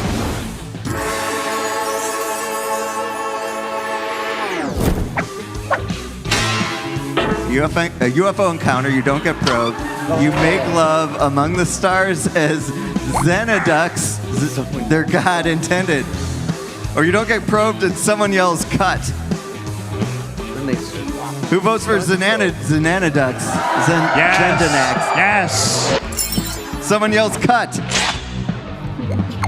No, you make love. You make love. Good old people watching. People watch back consensually. But it actually works, kinda. Who chooses consensually? Smart choice. But it actually works. A couple. Nice.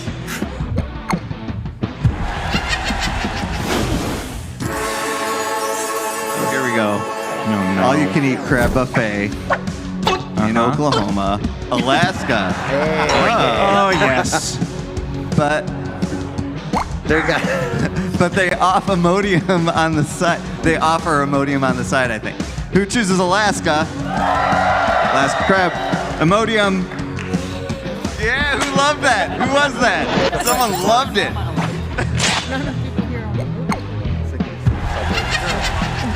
Really good.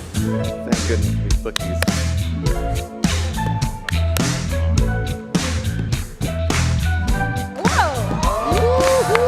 Anna cannot be That's stopped. our winner. 2 in a row. Anna Prosser.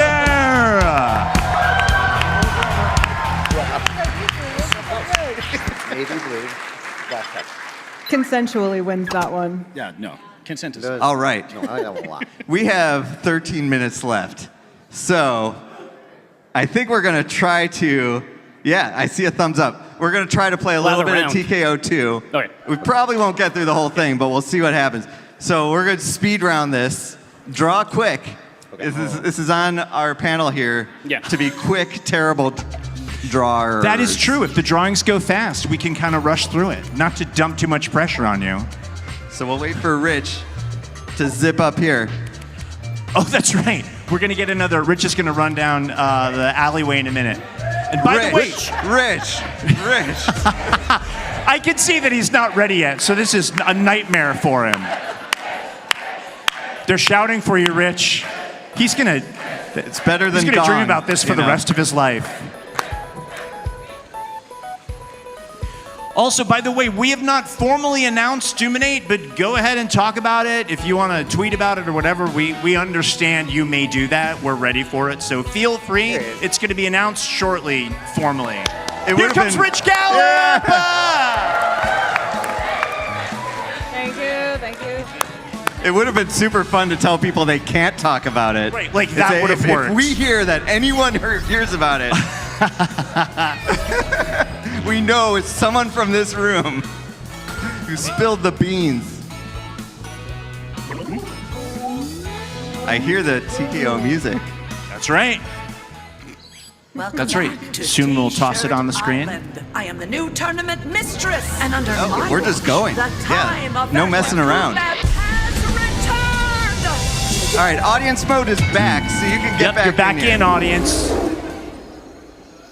What do we have here? Oh, the code. Room code BASV. There's no time to waste. I want 3 drawings from you, so get busy using your device to create them. Begin! Draw anything at all. Need some inspiration? Hit the suggestion button. But anything quickly. That's right, panel. No We gotta pressure get to here, the but we want some sloppy drawings from our panel. This is physically hurting Tyler to have to draw this badly this fast. You're doing 3 drawings in total, so pace yourself. So far, we have 0 drawings completed. Wow.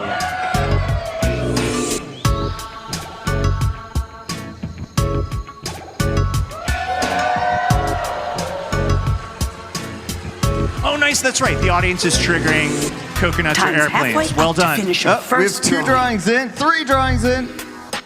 It's happening. These drawings are flying in. Sometimes at this point, when we do panels like this, I'd ask people to shout out suggestions for the panelists. Well, we know what they're going to chant, so I know. No need.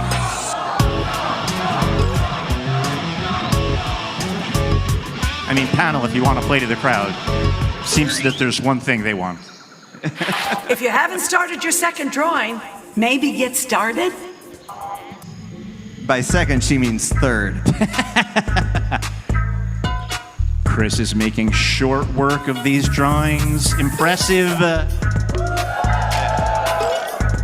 Way to knock that coconut out of the tree. One more drawing to go.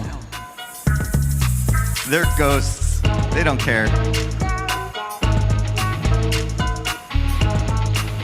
Tim, what happened to these characters? They became ghosts. They transformed into another state of being, and who knows, we may see them again someday. Oh. But they're still around, make no mistake. Be aware, your time is halfway up. By halfway, she means 90%. Lane. Yes. If you haven't started your third drawing, time to get into it. We've got 2 players who are done with their third drawing. Incredible. You may have also caught, this was part of Party Pack 10. We wanted to really celebrate all the ones we'd made before. So there's all sorts of different characters from our past in those airplanes. This is your last drawing, so lean into it. As well as the player avatars. That's correct. And one of them is Jerry.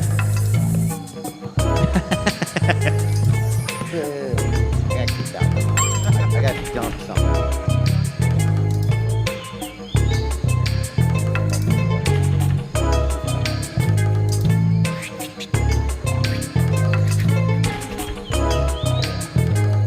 I think we're going to get at least one round of You're shirt halfway battles. through your time. We got about 8 minutes left.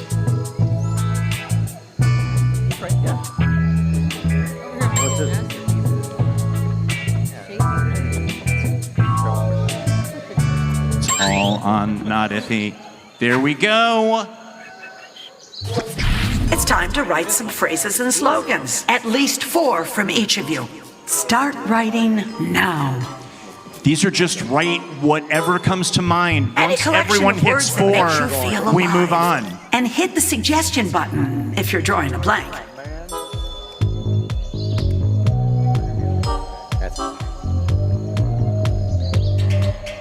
And if you are looking for suggestions, I can think of one word we've heard a lot of from this section right here.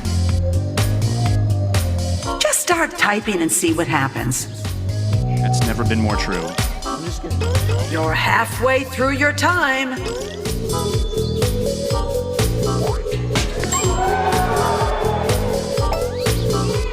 Whoa. Big number. Unfortunately, we lost Chris, so. But we got his drawings. That's the most important part, I think. 10 seconds, wrap it up.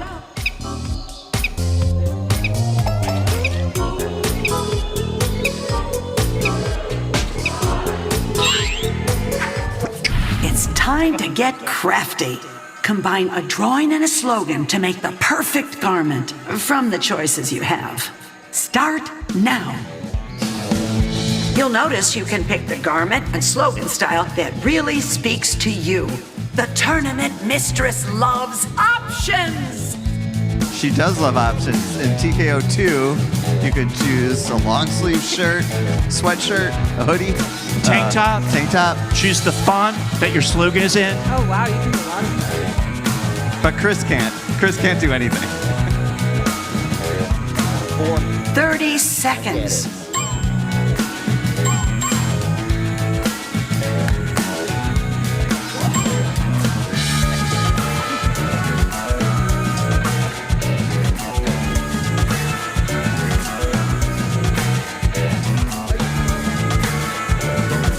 Ten more seconds. We all have that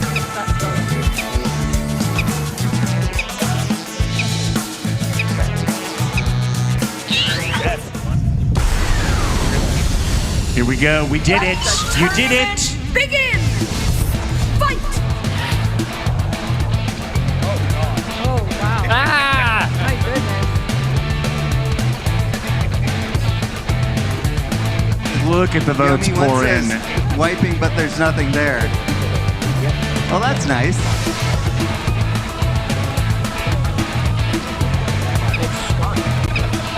In tank top form.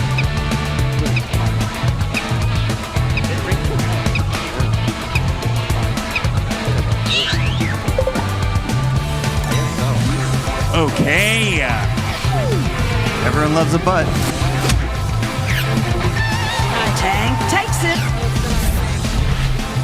Wow.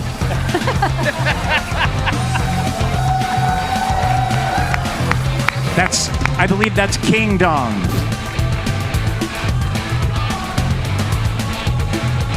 You got it. If you're in the audience, you'll get a link at the end of the game to buy these shirts. I expected PAX East 2026 to see at least one person walking around with it. But you can order these shirts, right? Oh, yes. I'm ordering King Dong. Wow. Yeah, you can get them. That's a fact. That was close. Oh. You show 'em, T-shirt. Congratulations. Discretion guaranteed versus I love both of these. To the club. What a phrase. I like that, Horsey.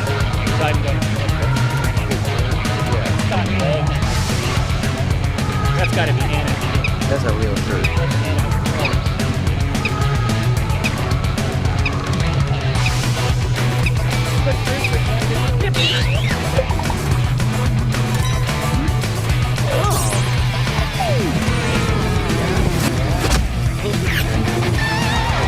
Lovely. Oh, no. Oh, boy. This is a tournament. Dong.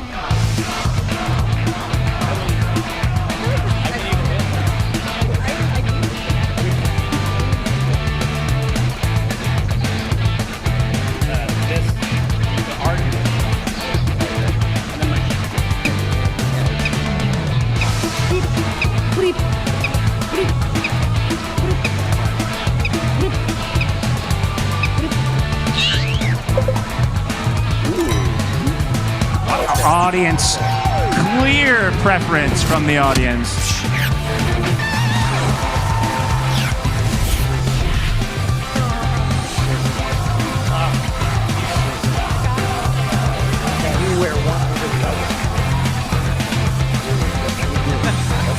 I mean, that is a gorgeous unicorn.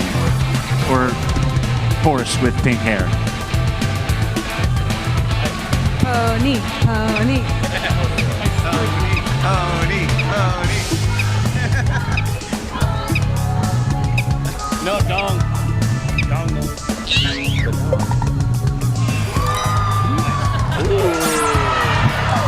Wow. Oh, pony came back. The pony vote. I think we're all happy with how that played out. What a comeback. Bravo, tournament winner. All right. Unfortunately, we Don't are get out of cozy. time. There's more to do. So we're going to call it here. But That is a good congratulations, place for Jerry, for winning that last round with the lovely pony. Who drew the pony? What? Who drew the pony? Yeah! Oh, I knew immediately. Horse girl confirmed. All right, well, thank you all for coming to another Jackbox at PAX Box. What do we call it now? Yeah. We have another panel on Sunday at, what? 2:30. Yeah, they know. Why am I here? I don't know. And hopefully we'll see you there. And we're running games for the rest of PAX East down by the food court on the first floor. So thank you to our panel, and we'll see you soon.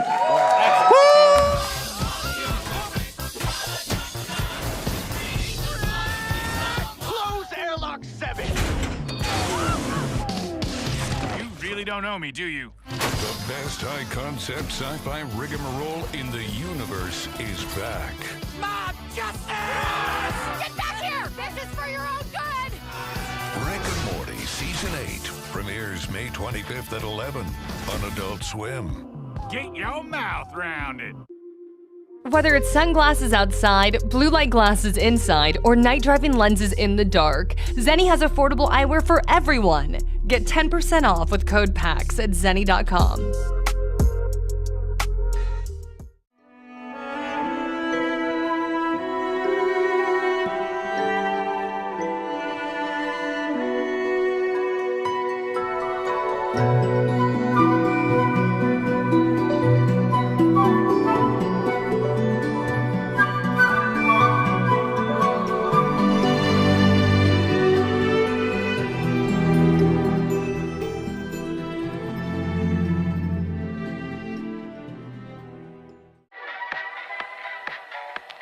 Hi, I'm your girlfriend.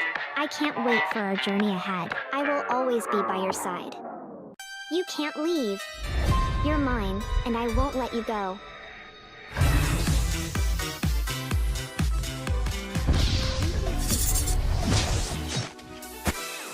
I won't let you get away. We will be together, no matter what.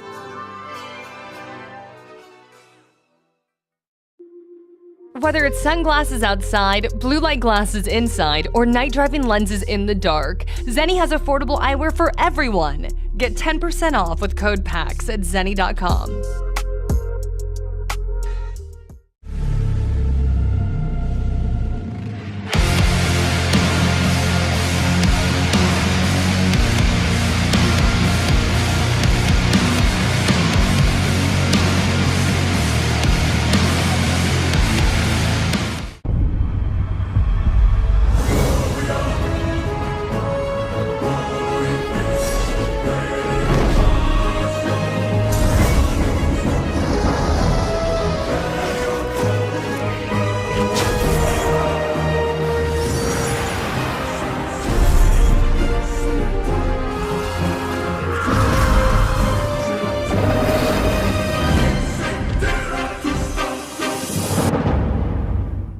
Techrops awake, taking on a new form. Let me do the talking. Let's rock!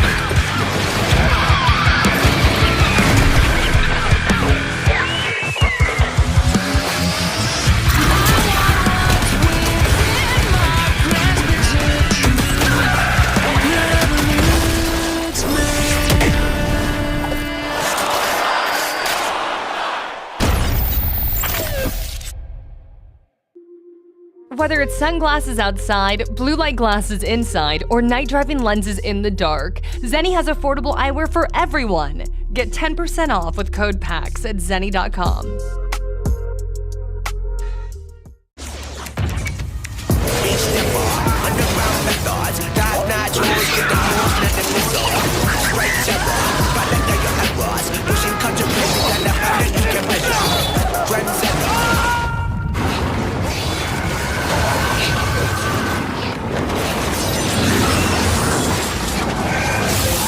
Reach your impossible with the AI-powered Legion Pro 7i, Lenovo Legion.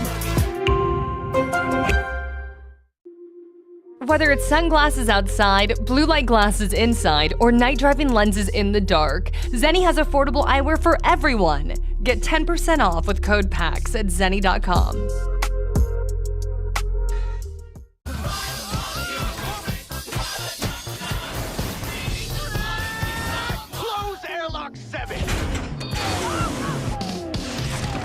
Don't know me, do you? The best high-concept sci-fi rigmarole in the universe is back. Mob justice! Get back here! This is for your own good! Rick and Morty Season 8 premieres May 25th at 11 on Adult Swim. Get your mouth rounded.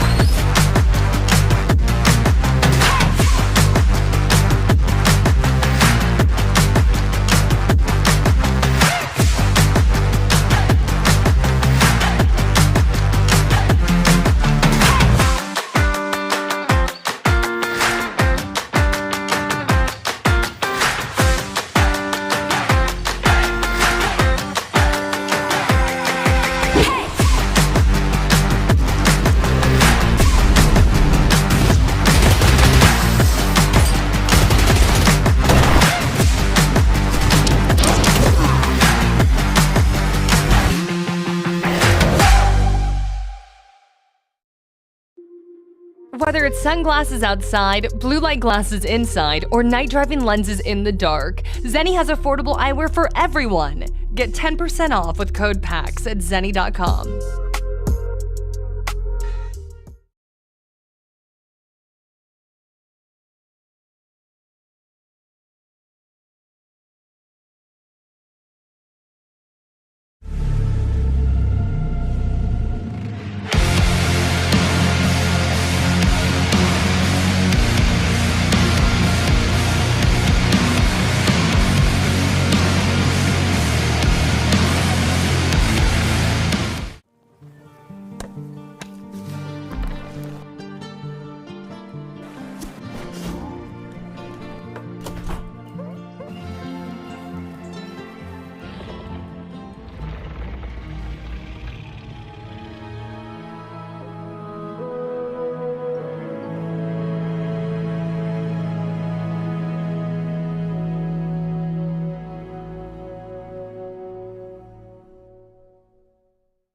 This week at PAX, the biggest things I've been looking forward to are the Dead by Daylight panel that had just happened revealing Springtrap as the new killer. And my plan for this weekend, check out the Pokemon Play Lab because I have every single pin, so I had to get this, this year's pin.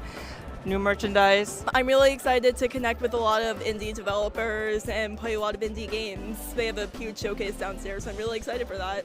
I'm most excited to go see some of the vinyls that they got down there and stuff. That's pretty cool. Vinyls are really cool artwork. I'm also big into the panels here. Later I'm going to one about what makes a video game an RPG, which should be very heated, very nuanced, and a lot of fun. Looking at the new Elden Ring. Just walking around and seeing all the vendors. I did a little bit of that yesterday. I'm doing more of it today. Just kind of like walking around, discovering stuff that like I didn't know I would love that's here. Shops, just different like things like, tabletop games, just different like indie games, things to discover.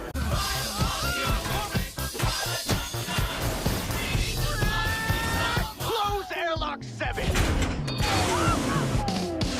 You really don't know me, do you? The best high-concept sci-fi rigmarole in the universe is back. Mob justice! Get back here! This is for your own good! Rick and Morty Season 8 premieres May 25th at 11 on Adult Swim. Get your mouth rounded.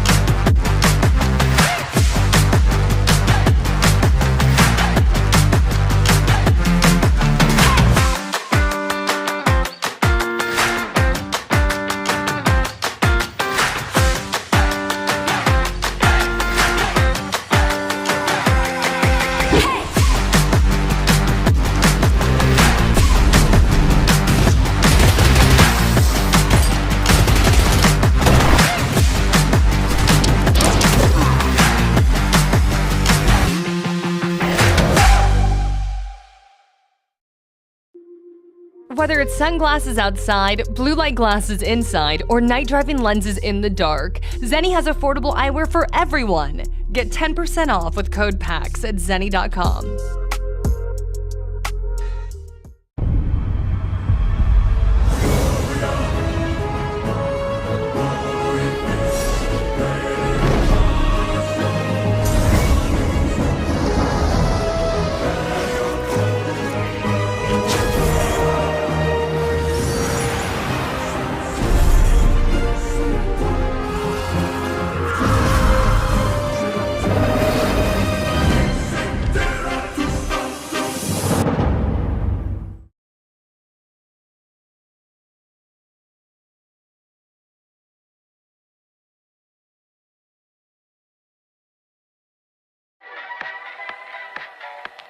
Hi, I'm your girlfriend.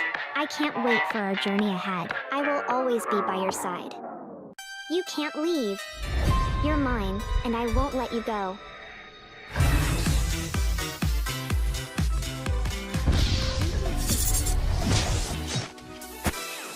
I won't let you get away.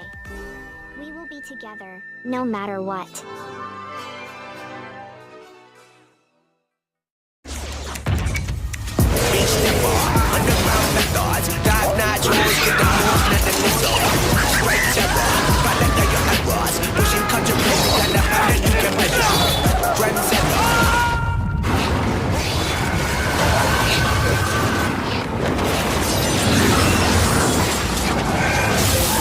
Reach your impossible with the AI-powered Legion Pro 7i, Lenovo Legion.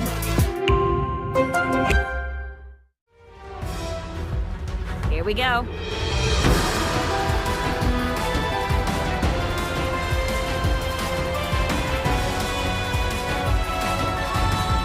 Whoever joins me shall become a legend!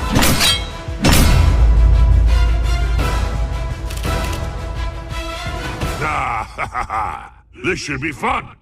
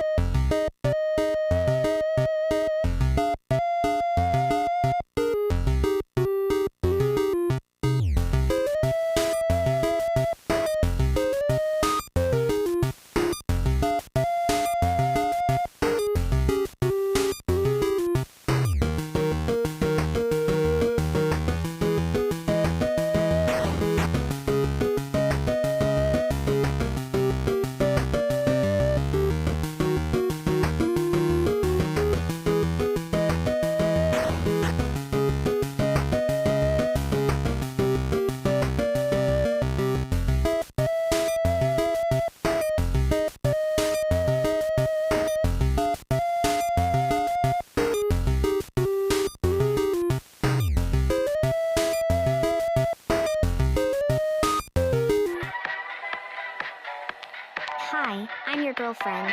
I can't wait for our journey ahead. I will always be by your side. You can't leave. You're mine, and I won't let you go.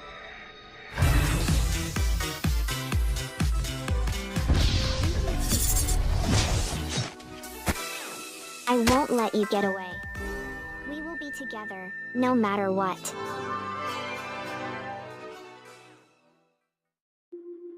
Whether it's sunglasses outside, blue light glasses inside, or night driving lenses in the dark, Zeni has affordable eyewear for everyone. Get 10% off with code PAX at Zeni.com.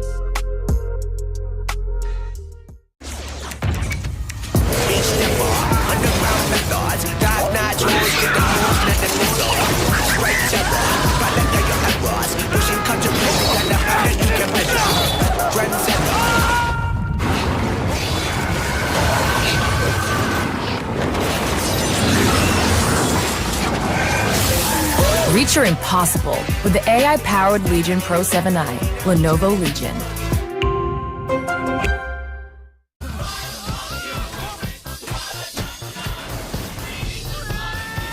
Close airlock 7!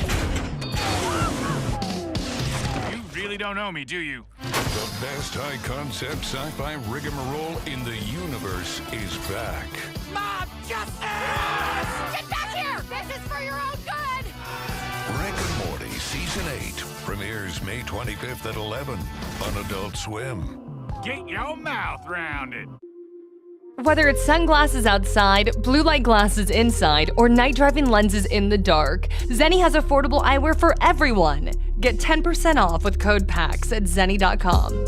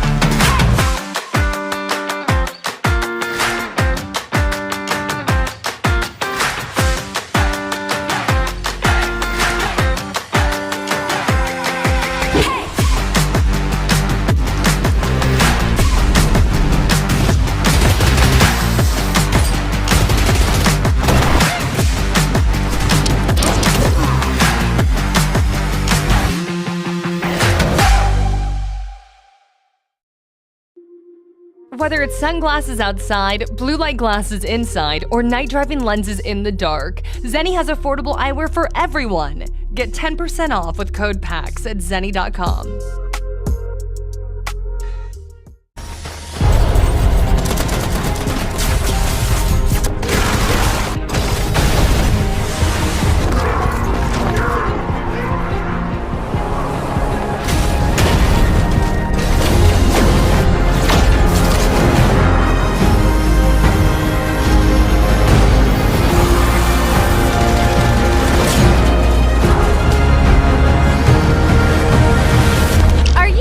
Ready to be shocked?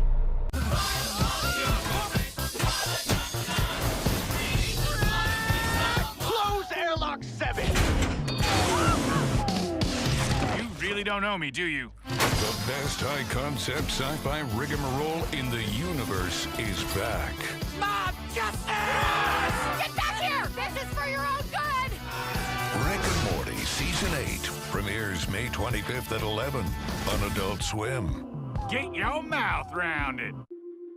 Whether it's sunglasses outside, blue light glasses inside, or night driving lenses in the dark, Zeni has affordable eyewear for everyone. Get 10% off with code PAX at Zeni.com.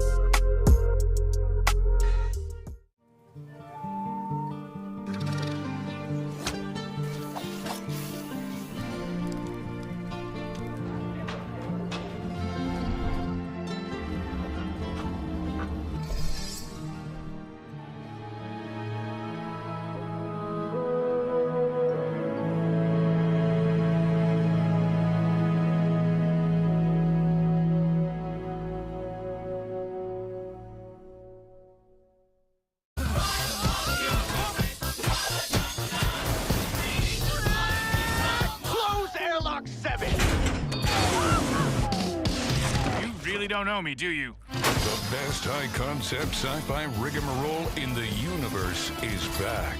Mob justice! Get back here! This is for your own good! Rick and Morty Season 8 premieres May 25th at 11 on Adult Swim. Get your mouth round it. Whether it's sunglasses outside, blue light glasses inside, or night driving lenses in the dark, Zeni has affordable eyewear for everyone. Get 10% off with code PAX at Zeni.com. Tech Rots Awake, taking on a new form. Let me do the talking. Let's rock!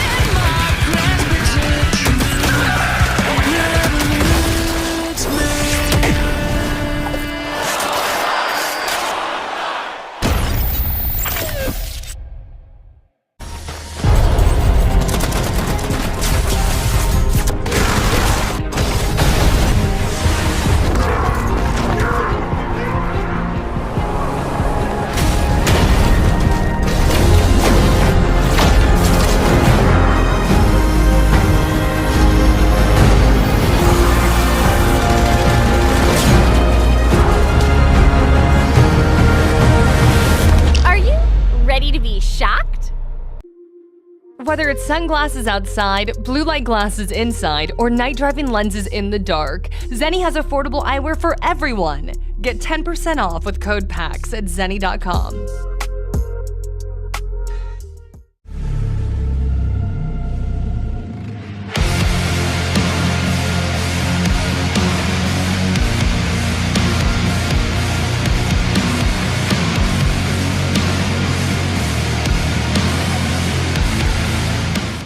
At PAX East, the game I am most excited about is Cyberlich in the PAX Rising showcase. It's a 2.5D boomer shooter, and oh my god, hand-drawn animation. So many great things here, but that's my number one. I found a room that has a bunch of cabinet games, and I found Third Strike on cabinet, so I'm gonna go play that until the cows come home. I also saw Soul Calibur up there, Virtual Cop 2, House of the Dead 2 on original hardware. It's over, actually. And that's fantastic. Yesterday I went to the Night Rain booth and I got to play Night Rain, which was awesome, and then I won. I didn't fumble for once playing Night Rain, so that felt really good. I was expecting to just go in there and then like watch the presentation, but they picked me and I was like, okay, word, okay, I'll play. I personally love a lot of the board game tournaments, so Seven Blunders or the nightly tournaments. As for the video games here, I like just seeing what indie games are about. I really enjoy the indie area. It's like by far my favorite part of PAX. I actually just played this really cool game at Poroto Studios there. It's like Battle Peggle. You're like a little dude and you shoot the balls and then you can bounce them back into the air. I like to try new games, and I tried Jay and Silent Bob over at the Atari booth, and that game rocks. And I also really love checking out the retro arcade room, which is outside the floor.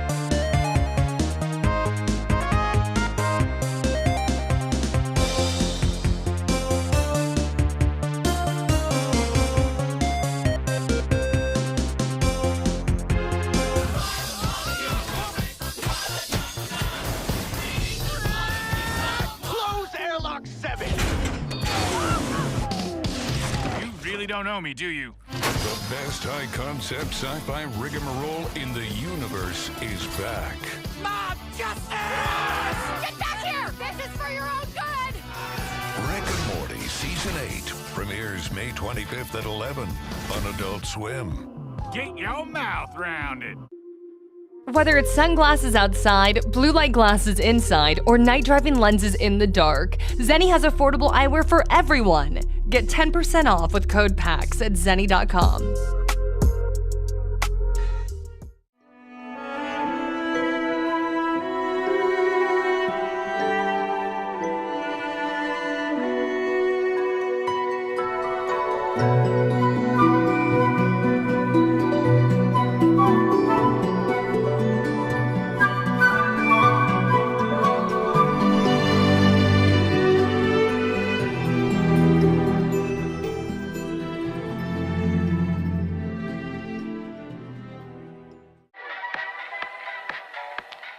Hi, I'm your girlfriend.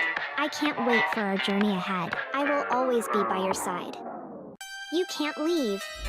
You're mine, and I won't let you go.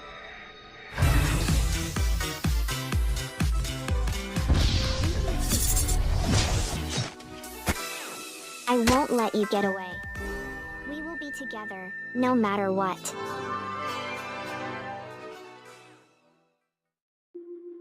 Whether it's sunglasses outside, blue light glasses inside, or night driving lenses in the dark, Zeni has affordable eyewear for everyone. Get 10% off with code PAX at Zeni.com.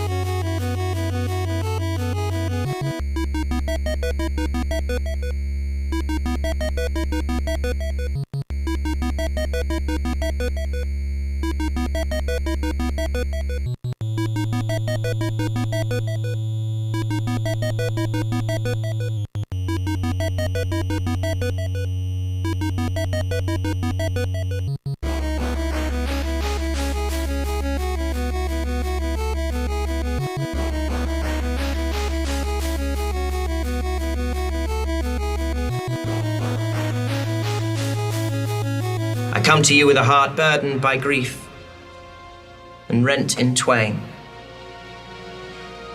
Our gods are dead. And you want to know what happened to my parent? Yeah, I do. You got a lot of enemies now, I would imagine. Yeah, most of Reliquia, I gather. There are things. But now you have seen this, for what may come, you need to know. I know there's good in you. Roll me a persuasion check. It's a natural 20.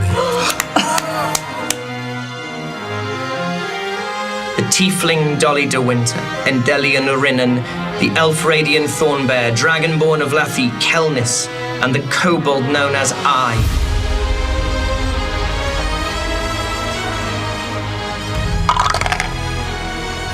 I call him a deck of many friends. Oh my god. And I reach into my pack and I pull out a spoon.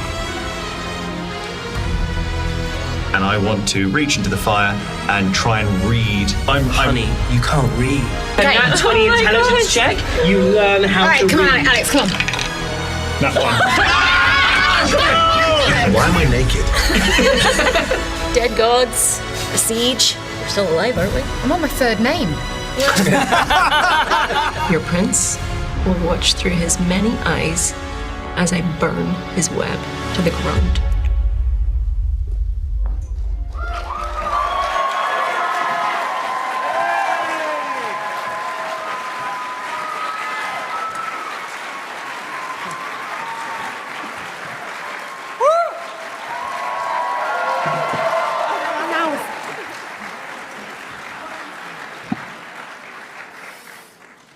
Welcome to Natural Six! Hello, everybody. We are Natural Six. For those of you who don't know, we are a British D&D actual play, baby, and we are immensely excited to be making our not just PAX, but like US, like non actually just one city in England-ish debut here with you. Thank you so much, everyone, for having us.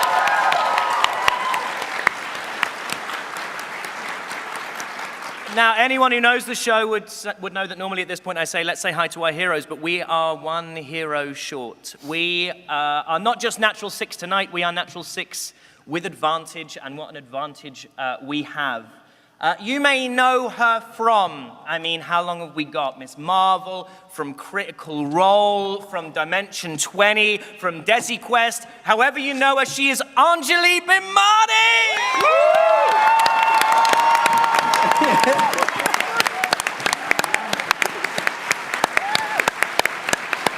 Hello, darling.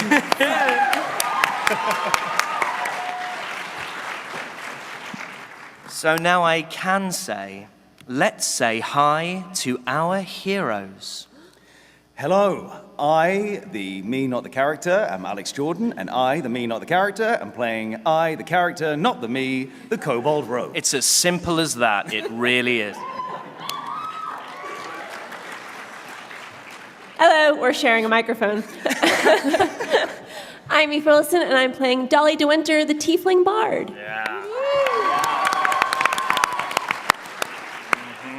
Hello, I'm Anjali Bimani, and I am playing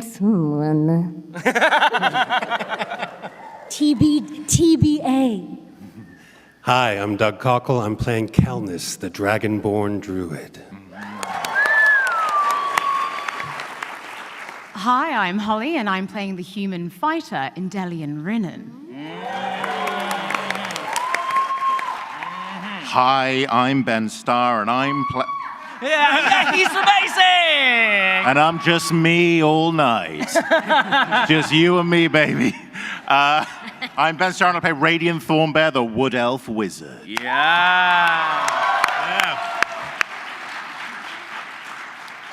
I'm Harry McIntyre. I'm the mountains, I'm the sea, I'm the whole damn world, baby. Shall we play some Dungeons and Dragons?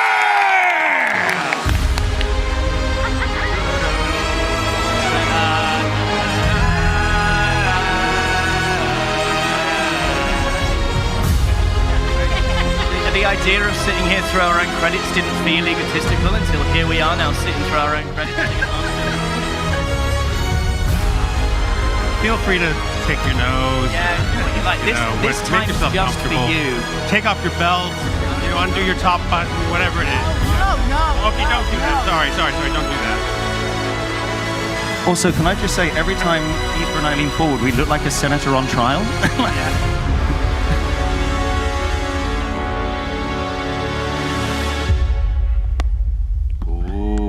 Yes. That looked good. Seren, the inland sea, vast, unknowable, unchartable sea. There are those who believe that this sea stretches forever, beyond the Alanite mountains that encircle this land of Reliquiae, a realm made by virtuous gods so that mortality might flourish. Some speak in fervent whispers that the currents of Seren, if surrendered to, carry ships to a far-off land of salt and shadow. Seren is a sea wreathed in perpetual mist, swirling thick, trapping light and color, masking sound and muffling the far-off, forgotten shape of the shore. The distant glow of the moon and stars above are hidden from view even as they dim and give in to the dawning of the day. The mist swirls across the water's surface, pitching and writhing like a living thing, a shoal of fish, a murmuration of swallows, and the bow of a ship breaks that mist. Its cream-colored sail taut and straining as its tillerman guides it through the brine. 6 souls are aboard this vessel. At the helm is an orc, Ghast, straining to peer through the murk. The other 5 souls are our heroes, or something approaching that. Hey. Shots fired in an intro that is needlessly metaphorical. You have been sent here by the Web, a shadowy organization on which the desperate call for aid and to which you are bound in servitude until such time as your debt is paid. Those deeds, those deals made in dark places with dark words spoken and dark secrets exchanged have led you here to this ship, approaching the island of Kogra and the harbor town of Hush. Once there, you are to make contact with Palmerston, the harbor master, who will inform you of your mission. Apparently, you were specifically requested. Though, like the Web, the mist reveals little. So you're aboard this boat. Ghast has not enjoyed this journey. It's been about 3 hours since you embarked from a little village called Samphire, not far from Way West on the western edge of the inland sea. Every conversation that you've attempted has been met with grunts and a seeming eagerness to get through the mists and get the hell home. What are you guys doing for these 3 hours on this boat, chums? I is asking an unnecessary amount of questions. And each question, thank you. I really do have a job to do. Thank you. I goes over to the next nearest piece of rope. And this is... No, don't touch the rope, don't touch. Roll me a luck check. Right down the middle, a 10. Oh, the most fun roll to DM. So with a 10, you haven't done anything particularly disastrous, but you drop a series of signal flags, which Ghast seems very keen to roll up. You don't understand what they were, but he has to leave the helm. He's kind of irritated about the whole thing and stuff. Oh, should never have agreed to take a little lizard to an island. It's a ridiculous idea. I guess my job is to every now and again that he gets told off, it's my job to go collect him, take him by the hand, come and stand with me, and then before I know it, he's run off again. Can everybody roll me Constitution saving throws, please? The 5 of you? Yeah. Nat 20. Oh my God. Yeah! Speak it, believe it, receive it. How do we do, Wilson? Who, by the way, had to say to me just before we started, by the way, I don't have any paper, I don't have my laptop, I'm playing on my phone, I'm not texting anyone. Oh, Aoife, I just got a text from you. A 19. Mm-hmm. A 19. A 19. A nat 1, but it becomes a 4. No, it doesn't matter. It doesn't. We've been playing D&D for 2 years can't do together. that. You can't keep telling me modifiers on the nat 1. I got a gentleman's 9. A gentleman's 9. So initially what happens is you've probably never felt better. You realize you might have land sickness because there is something smoother about the water than you've ever felt on dry land. Yep. There's a sort of certainty here that you strive for in your everyday life. So, I, with full confidence, would like to walk up to the very front and just sort of full-on Jack Sparrow. Yeah, roll me a performance check. I'm actually holding him by his cape. That's a 17. That's a 17. You look really, really fantastic. The issue with this is that the mist obscures eye from view completely, and you briefly think he's gone overboard before the mist sort of parts, and you see that he's acting as some kind of weird figurehead. Initially, Radian is struggling with this. You're having a little bit you're getting the old 1-2s. You're getting that terrible thing where you start to spit. And over goes Doug, and that's the moment that Radian loses the contents of what... At which point, did I say Doug already? Did I already say the actor Doug Cockle, who was always on the boat with us? And I'm always on the edge. From that point, it's like a siphon. There's seemingly nothing Kelnis can do. He's in a bad, bad way. But after a few hours, you approach Hush. And the light is grey. It's diffused as if seen through smoke. And though the sun must have risen by now, all you can make out is a glow like the slow beginnings of a fire built with damp wood. And Gast guides the small vessel in towards a jetty, swiftly jumps off, ties off a rope to secure it to the jetty, and then says, "Well, you bag off. Get off with you, quick, quick." I'm going to miss you, Gast. We'll always have the sea. I think Most he said. I think of those moments that we had on that ship, and they really were meaningful. You know that.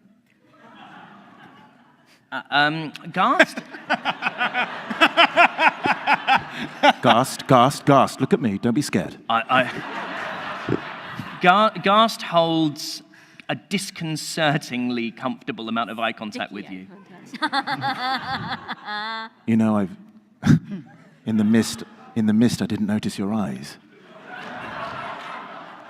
Everything is dimmed on Seren. And yet my heart is. He reaches forward, places a weirdly wet finger on your lips. You're not sure why it's wet. I give it a lick. Yeah, okay. You've just been sick. Roll me persuasion with advantage. Yeah.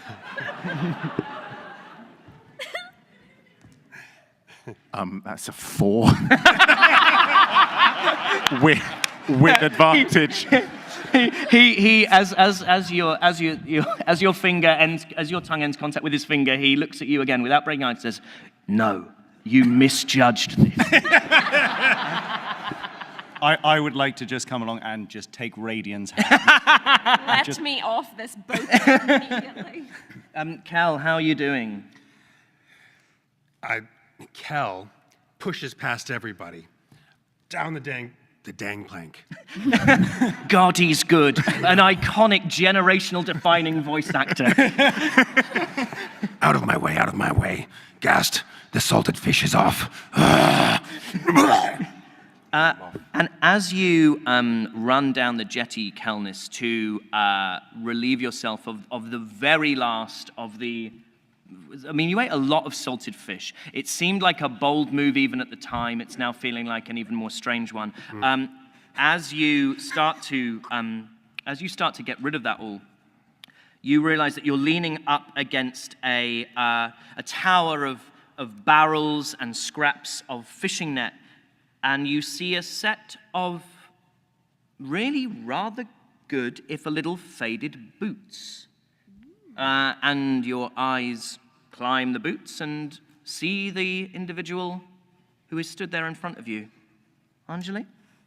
So as your eyes slowly move up, what you see are these boots that almost seem like they are, I don't even know how to say this in a sexier way, but they're like those water booties. Like they're weirdly seem like they're accustomed to water as well as land. And as you look up, you continue to see a long coat with a belt around the waist and several weapons hanging from the side of the belt, some rope. You continue up even further, and you see on this beautiful blue navy coat some sort of like a copper orange lapel, and underneath it, you see shiny copper scales. You follow the scales up to a bent-over tricorned hat, which looks up and says, "Hello." Woof.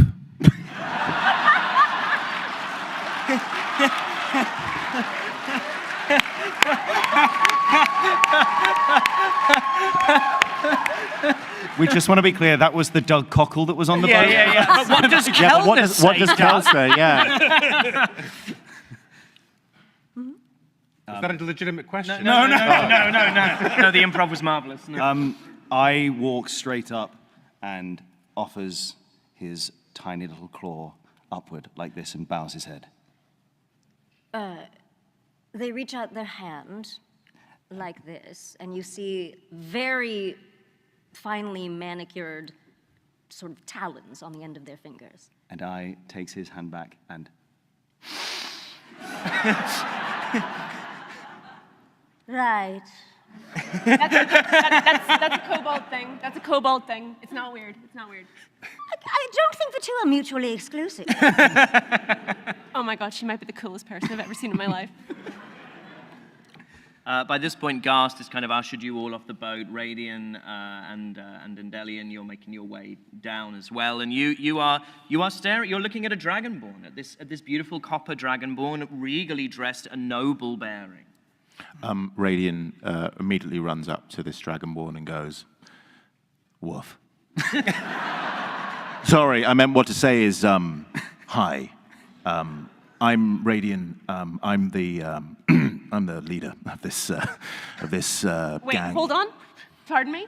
I said I'm the leader of the gang. Be quiet, didn't Dolly. discuss this. Just be quiet. I'm trying to make an impression, okay? Hi, I'm Radian. I'm the leader of this gang. Can we help you? Help me. I believe I'm here to help you. Oh. Oh, so you're the person we were meant to... Oh, Dolly's the leader of the group. Hi, Dolly de Winter. I see. Are you looking for the harbor master? I believe we are. Would that be you? No. Oh. That would be someone else. But you can follow me, and I will take you to them.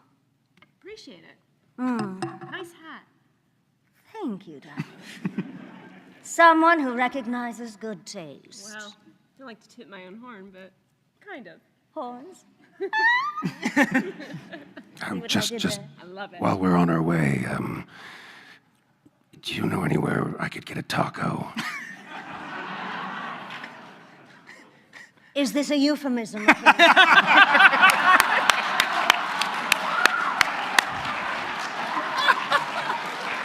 Believe it or not, no. Two things can be true at once. Incredible to think people asked for a spy name. I think you may be in the wrong town for that, darling.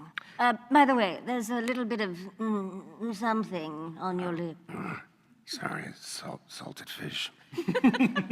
Why don't all of you who are not native to this island roll me perception checks, please, as you are led down the gangplank and down the jetty and along the edge of the harbor by your new companion. Another nat 20. Right. Shut up! Okay, it's sort of going to get not fair after a while, so I would ask you to roll worse. Huck chair. I mean, I'd also ask you to save them. Yeah. Also, these ones really... This is scene setting, Jordan, you lunatic. Stop wasting all your nat 20s. What'd you get, Wilson? 14. 14. Stunned by the beauty he has seen and the salted fish still dribbling from the side of his mouth, Kelness rolls a 12. Okay, could be worse. 16. Mm-hmm. And it is worse. It's an 11. Okay, so I'll say with a 12, with an 11, what you're kind of just taking in is that it's kind of murky here and kind of grey. This is not a particularly beautiful place, although it's sort of hard to tell with this strange diffused light that casts everything in shades of grey and shadow rather than giving any sense of season or time. The rest of you, what you would see, those with higher, is you get these... It just feels like it's decaying. The planks beneath your feet have seen better days. Everything is splintering. There are these little crooked houses with lights being sort of starting to be lit. A few people taking constitutionals, early mornings, people, hocking up from a long night of coughing from the damp air and spitting directly into the sea, and you're led up a pathway away from the town. Brambles and dark berries lining this path, loose stones that are sent skittering down the track behind you with each footfall disturbing yet more. And you see at the top of this little hill is a lighthouse, though there is no lamp, no light. It seems extinguished. And you are led towards another building, a large stone house at the base of this lighthouse. And it's the antithesis of everything you've seen so far. It looks homely. It looks like it was made by masons of great quality, and it looks as if money has been spent on its maintenance. It has the feeling of a welcoming place of rest, and it's towards this building that you are being led. Listen, I'm no house expert, but that house looks very well made. Yes. Yes, it is. And you see a glimmer of something in her eyes that you can't... it seems like her guard may have fallen down for just a second. Hey, did your guard just fall down? Darling, my guard is nowhere near here. I can take care of myself. You know, I'm so sorry. We didn't catch your name before. Thank you for asking. My name is Dasha. Let's have Endelian and Kelness roll history checks, please. Nat 20. Yeah! Oh! Y'all She's gonna have to very change your well-traveled. name. What'd you get? Nat 20. This is how you welcome people to our country. Thank you, America. You're a beautiful, beautiful place. What is going on? You're all related. Every single damn one of you. The name Dasha, I will say, rings a bell for both of you.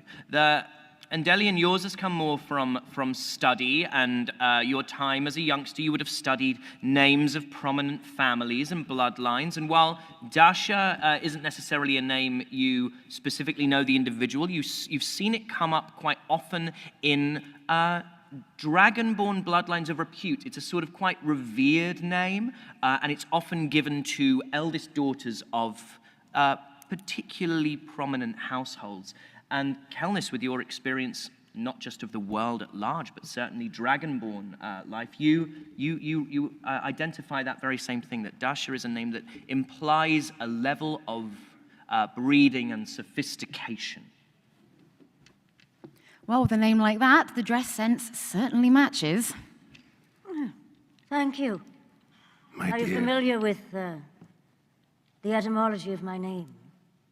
My dear, I think I am. What will you call your dear, darling? Still so much salted fish. So Dasha, you lead them towards this building, and there's this beautiful door with polished brass hinges, a great door knocker in the shape of an anchor.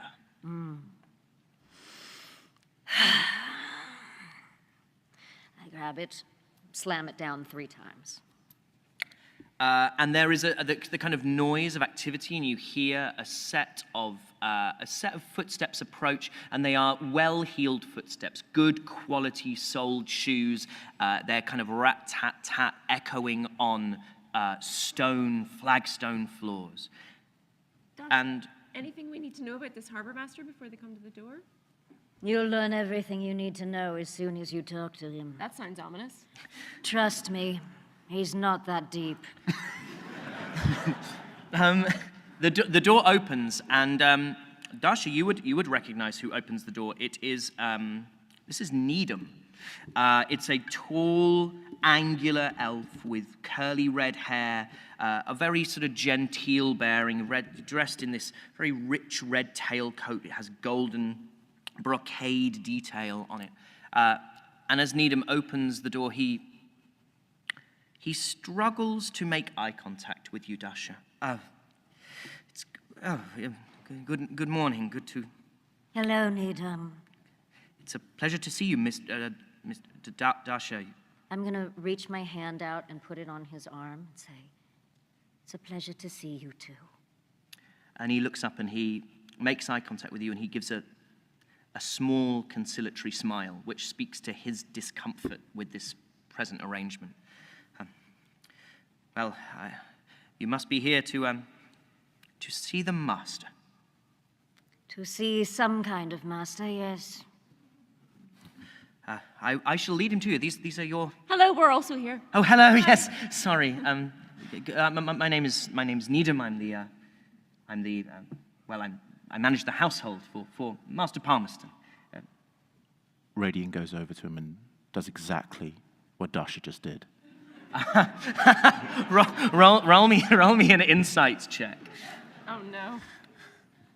A loser's 6. A natural 6. A natural 6!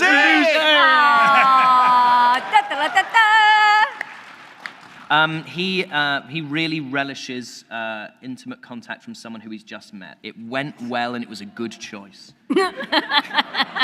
It's good to see you too. Dasha just looks at him with complete confusion. I leans around from behind Radian and just goes, "Woof." Needham is baffled, looks to you, Dasha, for any kind of... These are the ones. They're always like this, by the way. These are the ones he requested. Specifically? Well, the master knows his own mind. I shall show you to him. He's had a long night. But, never seems to rest. It's like he sleeps with his eyes open. Anyway, do follow me. And he gestures for you to follow him down this corridor. It is a beautiful, everything's beautiful. Tapestries, roaring fires. And he eventually opens up, little knock on a door at the end of a corridor, and you go into a great study. Beautiful bookshelves on the wall, scrolls laid out everywhere, charts of Seren from various times and all of different cartographers, because no one can agree on how it's laid out. And sat in front of a platter of fruits de mer is a large gentleman, a human. He has slicked back, thinning hair, jet black, a beard that has failed to hide the fact that he's built like a thumb. There is just a sort of just two perpendicular lines that sort of start at the ears and they just go straight down. He has a beautiful rich brown waistcoat. There's gold buttons that strain against his impressive stomach as he reclines in this chair. And shirt sleeves are rolled up to the elbow, and you see he has a gorgeous little two-pronged silver oyster fork. And he gets a little red wine vinegar, sprinkles a little finely diced shallot, and spoons an oyster into his mouth. Good morning. Dasha, how marvelous to see you. These are them. Very good, very good. The web is wide, is that what we say when we welcome those in indentured servitude into our presence? Marvelous to see you. Thank you for coming. About as deep as a puddle, huh? My name's Palmerston. I'm the harbor master here. And he sort of pauses as if you should be impressed by that. You look more like a thumb than I thought you would. I was expecting more of a human-looking person, but you just look like a human thumb. Right. Dasha just looks down, and the little smirk crosses her face. Roll me an insight check, Radian. 13. Okay, there is a barely perceptible narrowing of the eyes, and he's mid oyster. This little delicate silver fork with this kind of globulous raw oyster dangling centimeters from his mouth, but he locks eyes with you and there is a toughening. He puts the oyster down and says, "Well, I wonder whether it was that silver tongue which first got you embroiled in your current predicament." I cast Firebolt. No.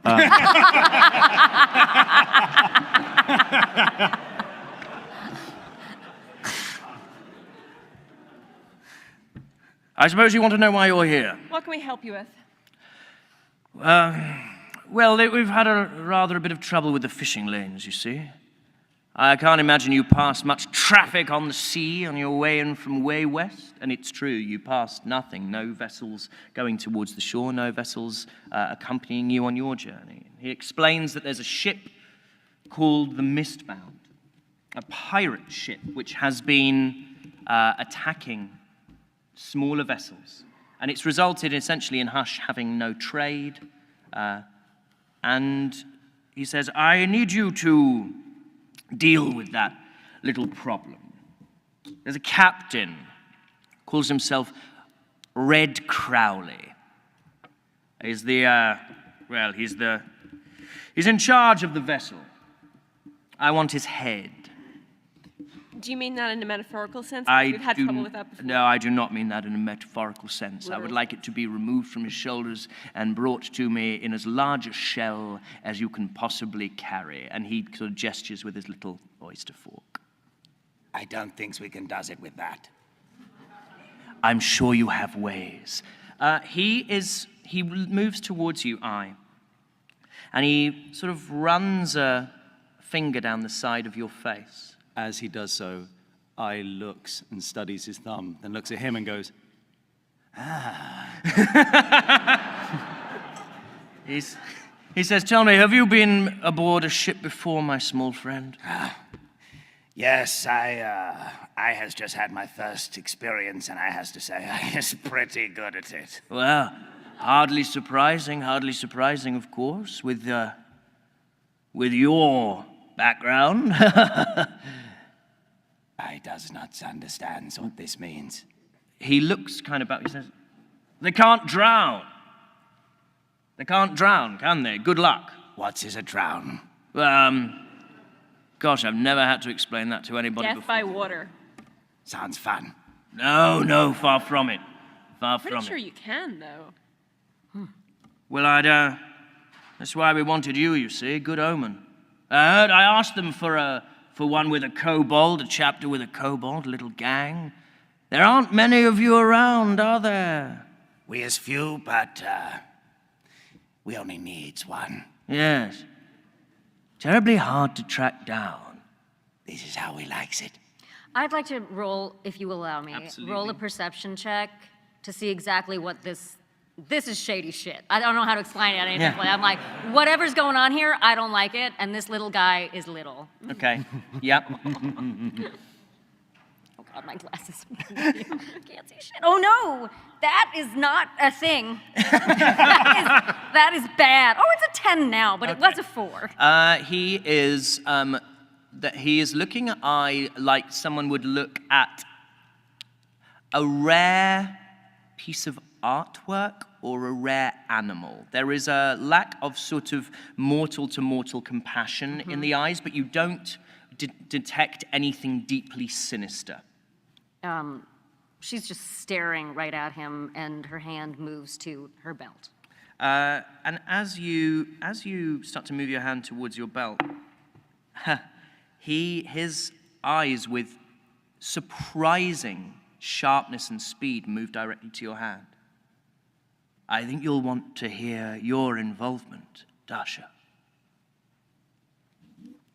I'm listening. It's been a long time since you were at sea, wouldn't you say? It has. Ready to be back behind the tiller, are we? Behind the... I'm offering you a commission. Take these fine people aboard your noble vessel, track down Crowley, and then, as I said, the head of the large shell. You want me to take them on our ship? Well, I assume you'd rather take them on yours than anybody else's. I would. Then be my guest. Don't say I'm not good to you. And goes back to the oysters. She looks down. What's the catch? Well, I suppose the catch is you could be killed. Also, you have met us, right? Well, that would be just like an average Tuesday around here, wouldn't it? There's the adventurous spirit. Good breeding. And he, Right, well, off you go. Can I have one of your oysters? You cannot. Hear me out. Do you have any more information for us? I'm going to challenge you to a thumb war.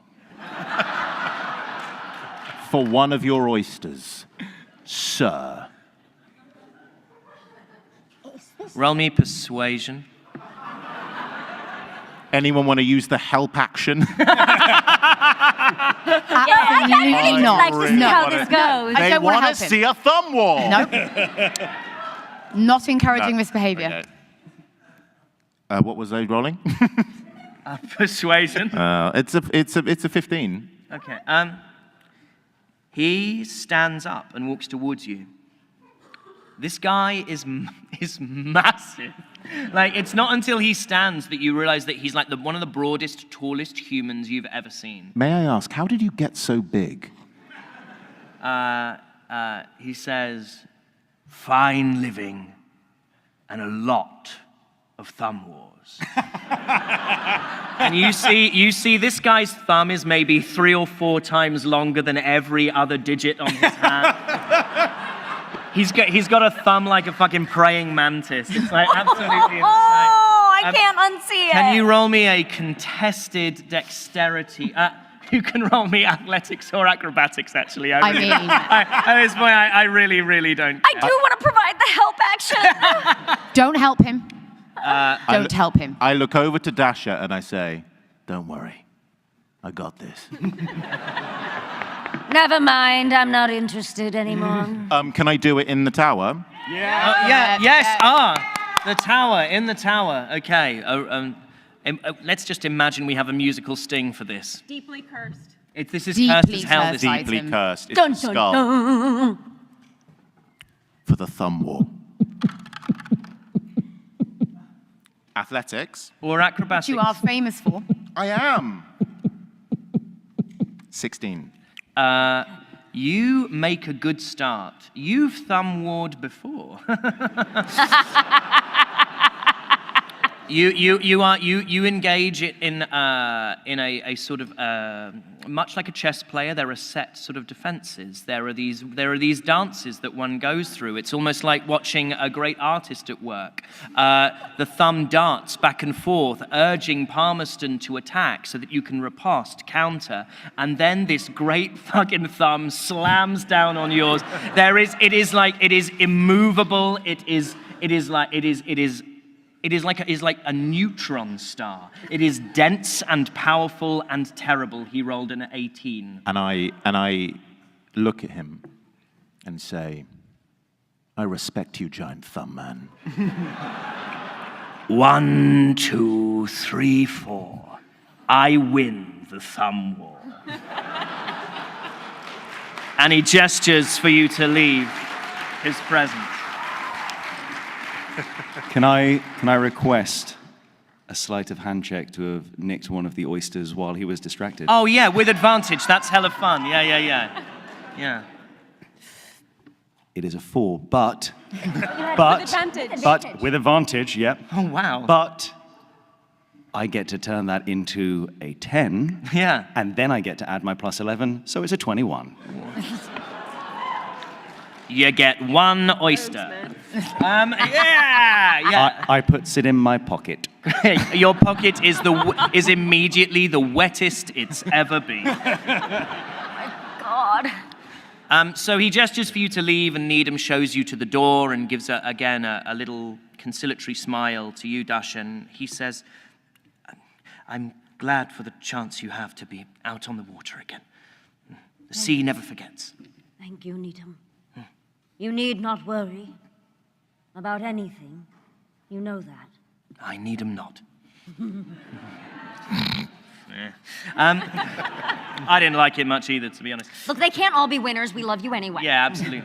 Dashi, you lead the gang down to where your ship is in dry dock, and it's been a while since this vessel was afloat, and in the months or perhaps even years since you last felt the thrill of the sea. You've had these great tarpaulins stretched across the deck, hoping to shield the timbers and the weaponry from decay, as well as preventing gulls and any other vermin from nesting within it. Hello, old friend. And you watch as she peels back these tarpaulins, and I mean, what does it look like? What's it like, this ship? So, it is very clearly a ship that belonged to a family with loads of money. It's gorgeous. The carving on it, the art carved in the wood, the wood itself, everything about it, it just looks regal, except there is the decay of disuse. You know, there are definitely barnacles on parts of the boat. There's even a little bit of, like, you can see mold on the sides. And she still runs her hands across it like it is the finest rosewood piano, like it is the most beautiful thing you have ever seen. Yeah. And what you see on deck, chums, is essentially there are sort of some different positions you can take as we prepare to get this boat back in the water and then head out into Seren. There are two harpoon guns, one on either side. And there are these other sort of ballistas which look to have these chains loaded in them. And these are for the purposes of demasting, taking down rigging. And then there is a little crow's nest, which offers a vantage point from the top of the deck. Where would people like to position themselves on this boat? And of course, there is the glamour position of taking the tiller. I go in search of the galley. Fantastic, thank you. Thank you. Great. Roll me an investigation check. 9. Anything that would have been of use and anything that would have been edible has long since decayed. Not to a point where not even you would think it was edible and delicious. Damn. She's been on her own for a very long time. The boat, or are you referring to yourself? The boat. Do I look like someone who is alone for a very long time? Kel, don't answer that. It's a trap. Kel, don't answer that. No. Thank you. Is that right? Is that the right answer? It was a 50-50, Kel. So you make ready? Yes. So I make ready, and did you want to say something? Well, I was just going to say, in this conversation, I has gone up to the tiller, and he is struggling to see if he could see over. Yeah. You could see through the gaps in the sort of the spokes, but you realize that as soon as it started moving, you would essentially be watching a very bad flick book and sort of seeing one in every 3 relevant, if you like, frames of the sea ahead. Okay. I think maybe this one is not for me. Would you like to have a better vantage point, my friend? I likes the way you thinks. Up you go. I is already on the way. And he really is. So quickly, like you would not believe. I mean, I click my boots. Oh, you click your boots of speed to double speed to double my speed. And by the time you are halfway through your sentence, I am already. There's something like delight, but you can't, like, this does not, she's a little bit of a sourpuss. So, like, but there's something like delight that passes across her face, like, this is, he feels like a little kid. I love this energy. And as his voice gets quieter up the rigging, you hear, He really did, looks like a thumb. And you set sail.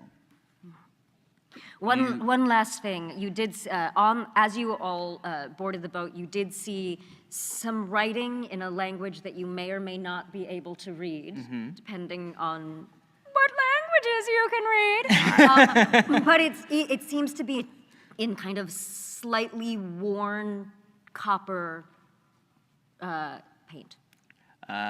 What language would this... It would be in Draconic. Okay, so does anyone other than Kel... because I can't read. I can't read. Does anyone other than Kel speak Draconic? No. No. So for Kel's benefit, what does it say?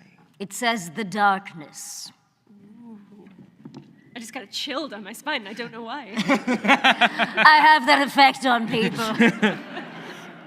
Okay, so you push off. And you set sail. You use oars at first to edge yourselves away from the jetty and into the harbor. And then as you near the open water, Dasha gives the order to unfurl the sails. And right before she does that, apologies to your ears, you hear her do this.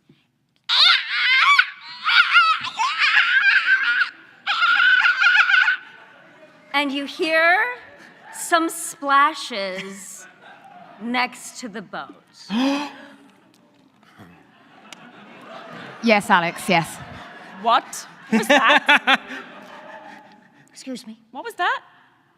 Just calling my friend. Your friend? Yeah. Roll perception, Dolly. Oh, no, it's a 9. Here's the thing, like, I don't think that they are particularly trying to hide. So what you do see, you don't see any, like when you look over the water, you don't necessarily see anything completely, but you see little bursts of gray skin swimming alongside the boat. The thumb is in the water. Can anyone else see that there's a thumb in the water? Stand back. Get on the harpoon, we're catching it. This is Fury. It's what? Fury. They'll be coming along with us. Won't you, friend?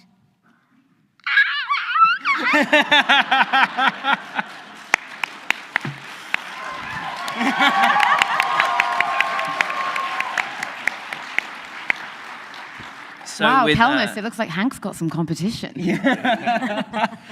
With Fury dipping in and out of the water next to you, the sails are unfurled and you pass by the edge of the cove and the canvas strains in the wind and it carries you away from Segra, away from Hush, and into the mists. How are you going to go about finding this boat? That's a great question. Can I make some kind of a check? Because I've been around for a long enough time in Hush, and I definitely know of this boat, I'm assuming, of absolutely. this story about what's happening to people. Why don't you roll me history with advantage? I have 900 dice and I can't see it. I can't see any of them, it's so dark. All right. Oh no, that was cocked though. Yeah, that was cocked, so that doesn't count. And also, you have advantage. Nope, oh my nope. That one would have counted. In fact, Can we do that? Can we just keep rolling? I don't like it let's anymore. keep going. This is weird. Oh, it's cocked. Oh, no, that We one, get no, it, no. she's new, but come on. What was this check? It is history. Okay, it's a 14. 14. So you would know that the Mistbound tends to prey on vessels which are either small or seem in some way vulnerable. It would be unusual for them to attack a sort of a fully manned vessel with some kind of genuine capability to defend itself.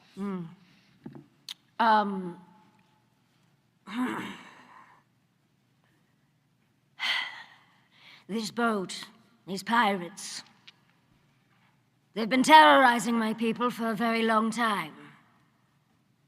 I suspect the harbor master knew what he was doing when he sent me. What do you mean? I believe we are bait, my friends. Oh. Well, you've been bait before. Have you? Oh, too many times to count. This boat, though, it looks like it's seen better days. She has. This boat belongs to my family. You seem like someone who enjoys the water. Why haven't you taken it out in a while? The harbor master has ousted me, shall we say. Oh. Taken over my home. Taken over my life. Want us to take his head instead? Why, yes. Yes, my dear, I do. Let's turn this boat around. We're killing the thumb. Well, now perhaps we have 3 heads. No, just 2. Never mind. I thought it was something clever to say. They can all be